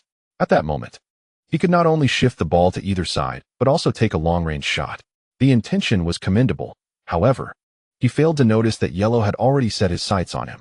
Just as Luiz lifted his gaze forward, he heard Frank Lampard's alarmed shout, "Be careful." Instinctively, he turned his head, only to see Yellow charging at him. Before Luiz could react, Yellow swiftly dispossessed him of the ball. David Luiz was stripped of possession by Yellow. Successful interception. Arsenal's counterattack ensued. This marked Yellow's second successful steal from Chelsea's central defender during the match. Amidst the shouts of the commentators and the astonishment of the spectators, Yellow surged forward, racing towards Chelsea's goal. Unlike the previous occasion with Terry, at least Luiz had Gary Cahill covering his back this time. "Damn it!" Benitez exclaimed, utterly shocked. Meanwhile, Wenger's eyes widened in surprise. When did he acquire such interception prowess? Black responded with a bewildered expression, indicating he had no idea. Wenger could finally comprehend the sentiment Pellegrini once felt when Yellow occasionally displayed jaw-dropping abilities. Compared to those earlier days, the current Yellow has indeed tempered his approach amidst the sharp boos from the crowd. Yellow surged towards Chelsea's goal with the ball at his feet. Gary Cahill, who had been retreating, soon found himself unable to maintain his composure. He dared not backpedal into the penalty area. Thus, he braced himself and confronted Yellow. Lowering his center of gravity, Cahill fixed his gaze on Yellow's feet as the latter, while dribbling at high speed, lifted his right foot in a feint to flick the ball. Although Cahill suspected it might be a mere ruse, he instinctively reacted. His body leaned to the right, and at that very moment, Yellow's right foot deftly glided over the ball before executing a backheel flick. The commentators gasped in astonishment. In a state of swift motion, that backheel maneuver left Gary Cahill completely bamboozled. The crescendo of boos from Stamford Bridge reached its zenith. Amidst this cacophony, Petr Cech steeled himself to advance. Frankly, Cech had few opportunities to showcase his skills during this match, yet each time he appeared on screen, it was almost always in moments that plunged Chelsea fans into despair. As Cech charged forward, Yellow effortlessly carried the ball ahead. He could have easily deceived Cech with a feint, but he deemed it unnecessary. If Cech were to dive, it was highly likely he would collide with Yellow's feet, potentially leading to another penalty. With Terry already sent off, if Cech were to receive a red card as well, Chelsea would find themselves without two key players for at least 3 matches. This could result in significant points lost in the subsequent league fixtures. Thus, Chelsea might even plummet from the title race to merely contending for a top 4 finish. Sacrificing 2 key players for a League Cup match would be a considerable victory. However, Cech remained composed, recognizing that if he were to bring Yellow down, it would not only fail to influence the outcome of the match, but could also jeopardize the team's future games.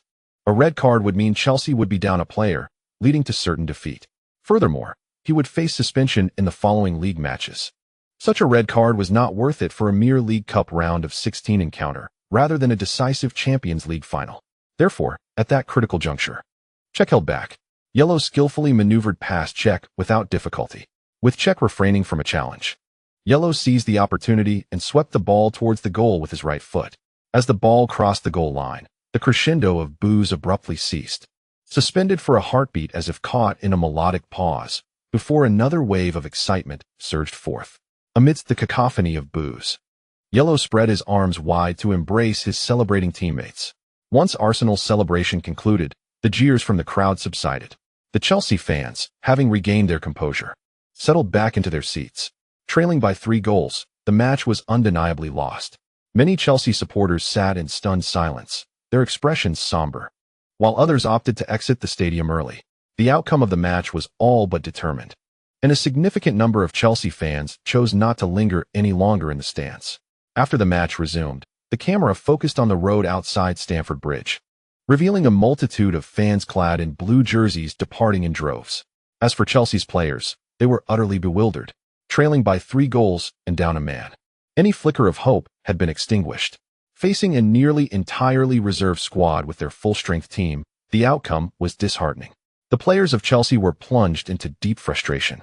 Under the weight of such emotions, their actions became increasingly reckless in the latter stages of the match, seemingly intent on channeling their discontent into reckless fouls. Frequent interruptions marred the game, leading to repeated clashes between both sides, which left Wenger on the sidelines visibly anxious. Finally, in the 78th minute, witnessing Yellow being upended by Mikel and the subsequent eruption of conflict between players, Wenger could no longer contain himself. He opted to make a substitution, bringing on Podolski for Yellow. Though Yellow felt a lingering reluctance, he refrained from openly resisting Wenger's decision. Otherwise, the following day's headlines would surely stray from the match itself. Donning the captain's armband on Vermaelen's arm, Yellow jogged to the sidelines, embraced Podolski, and swiftly completed the substitution. At this point in the match, the outcome was already a foregone conclusion, eliminating any need for delay. Wenger hurried to give Yellow a high five, explaining his rationale for the change. "I fear they might injure you," Wenger stated. "I understand, boss," Yellow nodded in response. A gesture of camaraderie was displayed on Arsenal's side, but on Chelsea's end, Benitez was vocally urging his players to calm down, though it proved ineffective. As Yellow approached the substitutes bench, The camera followed closely. After exchanging high-fives with his teammates, he accepted a dry towel from the club's staff. He intended to wipe the sweat from his brow before donning his coat. After all, the temperature in England was quite low. If he failed to keep warm, he risked catching a cold. It is a misconception that footballers possess greater resistance to colds than ordinary individuals. The common cold is fundamentally a battle between the immune system and pathogens, and sometimes a stronger immune response might ironically lead to increased susceptibility. Moreover, England is not particularly comfortable. Its latitude is comparable to that of northeast China, with prolonged cold spells and a brief summer. Additionally, being an island adjacent to the Atlantic Ocean, it is subjected to moist winds that bring abundant humidity, resulting in a perennial damp chill. The climate is far from that of southern Europe, particularly Spain. During holidays, it is rare to hear of Premier League players choosing to vacation in England. Remaining there is hardly a form of relaxation, but rather a trial to endure. The sunlight on the beaches of the northern Mediterranean is not particularly radiant, and the allure of beautiful women from Italy and Spain pales in comparison to that of the charming ladies from England. At this moment, Yi Luo felt a hint of chill. He donned his coat and took a seat on the bench, observing the match unfold. By this point in the game, there was little left to discuss. After Yi Luo's substitution, the Chelsea players' spirits had completely dissipated, rendering the match rather dull. Consequently, the television cameras frequently shifted focus away from the game. They captured the sparse Chelsea fans trickling out of the stands, the contrasting expressions of both head coaches, and the reactions of the players on the benches. Among those frequently featured on camera was undoubtedly Yi Luo. He exhibited no particularly remarkable behavior, merely engaging in a low conversation with Schürrle, who, like him, was wrapped in a coat, yet seemed unlikely to join the match. He then exchanged words with the coaches who approached him. The team doctor also inquired if Yi Luo was experiencing any unusual conditions. The frequent focus on Yi Luo prompted Duan Xian to comment. Yi Luo has been substituted, yet he appears to remain the focal point. It seems that the audience is less concerned about the unfolding situation on the field and more intrigued by Yi Luo's every move on the bench. However, it is indeed a rare sight to see him sitting there. As time passed, neither side managed to create significant scoring opportunities. Chelsea attempted to mount a final offensive in hopes of salvaging some pride with a goal, but their previous focus on fouls hindered their efforts, especially with one player down. In contrast, Arsenal fully adopted a defensive strategy after Yi Luo's departure, leading to a scarcity of thrilling moments. The conclusion of the match was so uneventful it almost lulled one to sleep. As the 3 minutes of stoppage time elapsed, the referee blew the final whistle. The match had concluded. Arsenal unexpectedly triumphed over Chelsea away from home, eliminating their opponents and advancing to the quarterfinals of the League Cup. Yi Luo once again proved to be a pivotal figure for Arsenal. He first intercepted Terry, forcing a foul that resulted in a red card, then successfully converted a penalty, and finally orchestrated Arsenal's second goal. His third goal was achieved through a solo effort following an interception of David Luiz. The two interceptions from Yi Luo were truly astonishing. Prior to this, many believed Chelsea would secure victory, and even if Yi Luo had started, he would struggle to receive support from his teammates. Yet, he unexpectedly showcased his interception prowess. No support from teammates? I shall intercept on my own. In the immediate aftermath of the match, the camera focused on Yi Luo on the bench. He rose to celebrate the victory with his teammates, exchanging high fives. As he descended from the bench, the match staff reminded him to attend the post-match interview, undoubtedly due to his distinction as the player of the match. With a successful steal, Yi Luo aided his team in establishing a decisive advantage. A reporter inquired whether he had anticipated Terry's passing direction. Yi Luo glanced at the journalist, shrugged, and replied, "I was fortunate. I correctly predicted his passing trajectory. Perhaps they underestimated me." At this point, Yi Luo couldn't help but chuckle. It was truly delightful to think that his opponents dared to underestimate him. He even looked forward to facing challengers who would continue to make such miscalculations. The English reporters felt somewhat awkward upon hearing Yi Luo's laughter. Many of them had previously mocked him, yet none could have anticipated such a glaring blunder from Terry. Indeed, the consensus among the English journalists was that it was a fundamental error on Terry's part, and Yi Luo had merely benefited from good fortune. Arsenal has advanced to the quarterfinals of the League Cup with a reserve squad. What are your objectives moving forward? Another journalist asked. For me, regardless of the competition, the goal is always to strive for the championship, Yi Luo stated. indifferent to Wenger's perspective. As long as he was on the pitch, his aim was to win. He had never played with the intention of losing. We were defeated by Yi Luo. Benitez shook his head repeatedly in front of the cameras. The outcome of this match was an aberration. Terry's red card was the turning point. Had that not occurred, we would not have lost. He acknowledged Yi Luo's formidable individual skills, asserting that defending against him was a daunting task, especially when they were down a player. This defeat was merely an accident. Yes, just an accident. We remain one of the strongest teams in the Premier League. Being eliminated from the League Cup signifies little. Our focus will always be on the league. Following the loss, Benitez busied himself with damage control. However, it was evident to all that his decision to field a full-strength squad at home was aimed at securing victory. Now that they had lost, he had to mitigate the impact of this defeat on the team, striving to minimize its repercussions. Yes, I was prepared for a loss in this match, Wenger candidly admitted during his interview with reporters. However, this does not imply that we are conceding defeat. The reality is that we possess a robust reserve squad, and the young players performed admirably. They will have opportunities in upcoming matches. Wenger had already begun contemplating the prospect of utilizing young players in the League Cup, believing that with Yi Luo leading, the results would at least be respectable. Such matches held significant developmental value for the youth, so why not embrace it? As for starting Yi Luo, Wenger expressed confidence in his fitness, stating, "We believe there are no concerns regarding his stamina. He is in excellent condition, and we have not perceived any decline in his physical capabilities. Therefore, as long as Yi Luo is able to play, we will arrange for him to start." Could he admit to having miscalculated? Certainly not. Thus, he could only articulate it this way. We are delighted to have won this match and to have advanced to the quarterfinals of the League Cup. There are still 3 matches to play in the tournament, and I firmly believe we possess the capability to progress further, especially since Arsenal has not secured a championship in quite some time. The media has been fervently discussing this match, with the spotlight on Yellow. Terry's red card was indisputable, yet it was Yellow's demonstrated ability to intercept, or, rather, his anticipation of Chelsea's defenders' passes that captivated the media, skills he had not previously showcased. The question remains whether his interceptions of Terry and Luiz were merely fortunate occurrences or indicative of genuine talent. No one can definitively ascertain. Do you consider it luck? Alan Pardew, the manager of Newcastle, is also analyzing this match.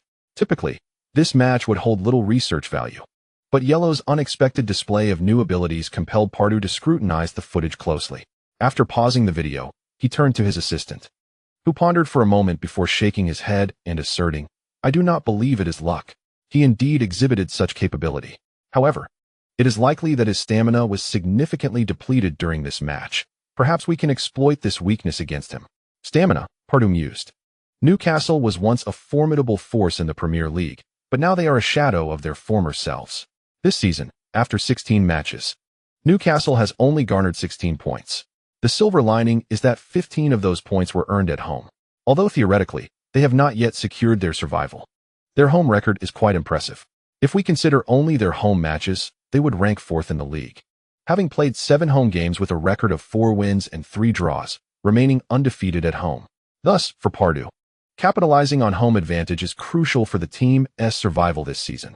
Even when facing Arsenal, who are in exceptional form this season, he dares to extract points at St. James Park. End of chapter. Chapter 38. Counterproductive. Pardew is confident in Newcastle's ability to earn points at home. Furthermore, with Yellow starting in the League Cup and another match occurring just 48 hours later, he does not believe Yellow's stamina will remain unaffected. Naturally, as he prepares for this match, Pardew still regards Yellow as the primary threat, devising numerous defensive strategies specifically aimed at him. Although they are playing at home, Pardew does not foolishly consider engaging Arsenal in an open attacking contest. Since their promotion to the Premier League in the 2010 to 2011 season, Newcastle has struggled to maintain their status. Yet Pardew, with his extensive connections in England, is regarded as a survival specialist. Football transcends mere gameplay. It encapsulates the complexities of human relationships, of which Pardew is well aware. Moreover, Alan Pardew is acutely aware that Newcastle ultimately remains a team primarily focused on survival. Thus, solidifying their defense is paramount. Even if they cannot secure 3 points, obtaining a single point would still be commendable. To achieve this, adopting a humble demeanor is essential. At the pre-match press conference, Pardew maintained a notably modest stance. Our objective is to concede as few goals as possible at home. We recognize the difficulty in preventing Yarrow from scoring. Yet we are determined to make the attempt. A point? Indeed, I believe that if we can secure a point against Arsenal, it would be quite an achievement. Pardew's demeanor before the media was exceedingly humble, almost timid, much to the delight of the North London press. The North London flag praised Arsenal's current intimidating presence, noting that opponents have not regarded them as a top-tier Premier League team for quite some time. While he remained understated before the media, Pardew was anything but modest in front of his players. "I am merely deceiving our opponents," Pardew remarked to his players, asserting that if Arsenal's stars approach St. James Park with a relaxed mentality aimed at effortlessly claiming 3 points, I wouldn't mind surprising them. Pardew's words elicited smiles from the Newcastle players present. The global media largely perceives Arsenal's victory in this match as a foregone conclusion. However, Pardew now conveys to them that our pre-match humility and feigned timidity are mere tactics to mislead our adversaries. This revelation instills a peculiar sense of exhilaration among the Newcastle players. "Danny, do you understand your task?" "Absolutely, boss." The right back, Danny Simpson, beamed with a wide grin amidst his previously stern expression. December 25th, the Premier League Christmas clash. While most neutral fans were primarily engrossed in the Manchester Derby, for the supporters of Arsenal, Newcastle, and many from the Dragon Country, the encounter between Arsenal and Newcastle held greater significance. The Newcastle fans, evidently disinterested in the Manchester Derby, were prepared to assert their dominance as Arsenal's bus approached the stadium. "Die Arsenal! Hey, Dragon Country lad, have you seen my banana? Come lick it." On either side of the road, Newcastle fans glared fiercely at the Arsenal players on the bus, hurling various profanities at their rivals. This was their way of welcoming Arsenal. Given that this match pertained to the title of half-season champions, local media in Newcastle incited fans to greet Arsenal in true Newcastle United fashion. Want to trample over Newcastle to claim the half-season championship? No chance. In any case, Arsenal entered the stadium amidst a barrage of middle fingers and insults. St. James Park was, of course, filled to capacity. As the Arsenal players emerged for warm-ups, they were met with a resounding reception from the Newcastle fans, hissing, jeering, and gestures of disdain. Before the match commenced, St. James Park was enveloped in a fervent atmosphere that caught the attention of their adversaries. It is no wonder that Newcastle United, having barely survived relegation in the Premier League for 2 consecutive seasons, could achieve such commendable results on their home turf. This stadium is indeed not a place that Arsenal can easily conquer. Upon returning to the dressing room after warm-ups, Wenger merely emphasized the need for caution against counterattacks, urging his team to swiftly adapt and secure an early goal. The tactical undertone of this match was glaringly evident, even at home. Newcastle was unlikely to adopt an aggressive offensive stance, as they would certainly prioritize defense and counterattacks. For Arsenal, the primary concern lay in deciphering the opponent's defensive strategies and swiftly dismantling their defensive framework. Securing the first goal would undoubtedly undermine Newcastle's defensive resolve. The Arsenal players exuded confidence. Caution was warranted. Simpson's tackle on Yellow was alarmingly perilous. He completely missed the ball. This was a foul directed towards the ankle. Just a minute into the match, Newcastle's right back Danny Simpson made a statement against Yellow.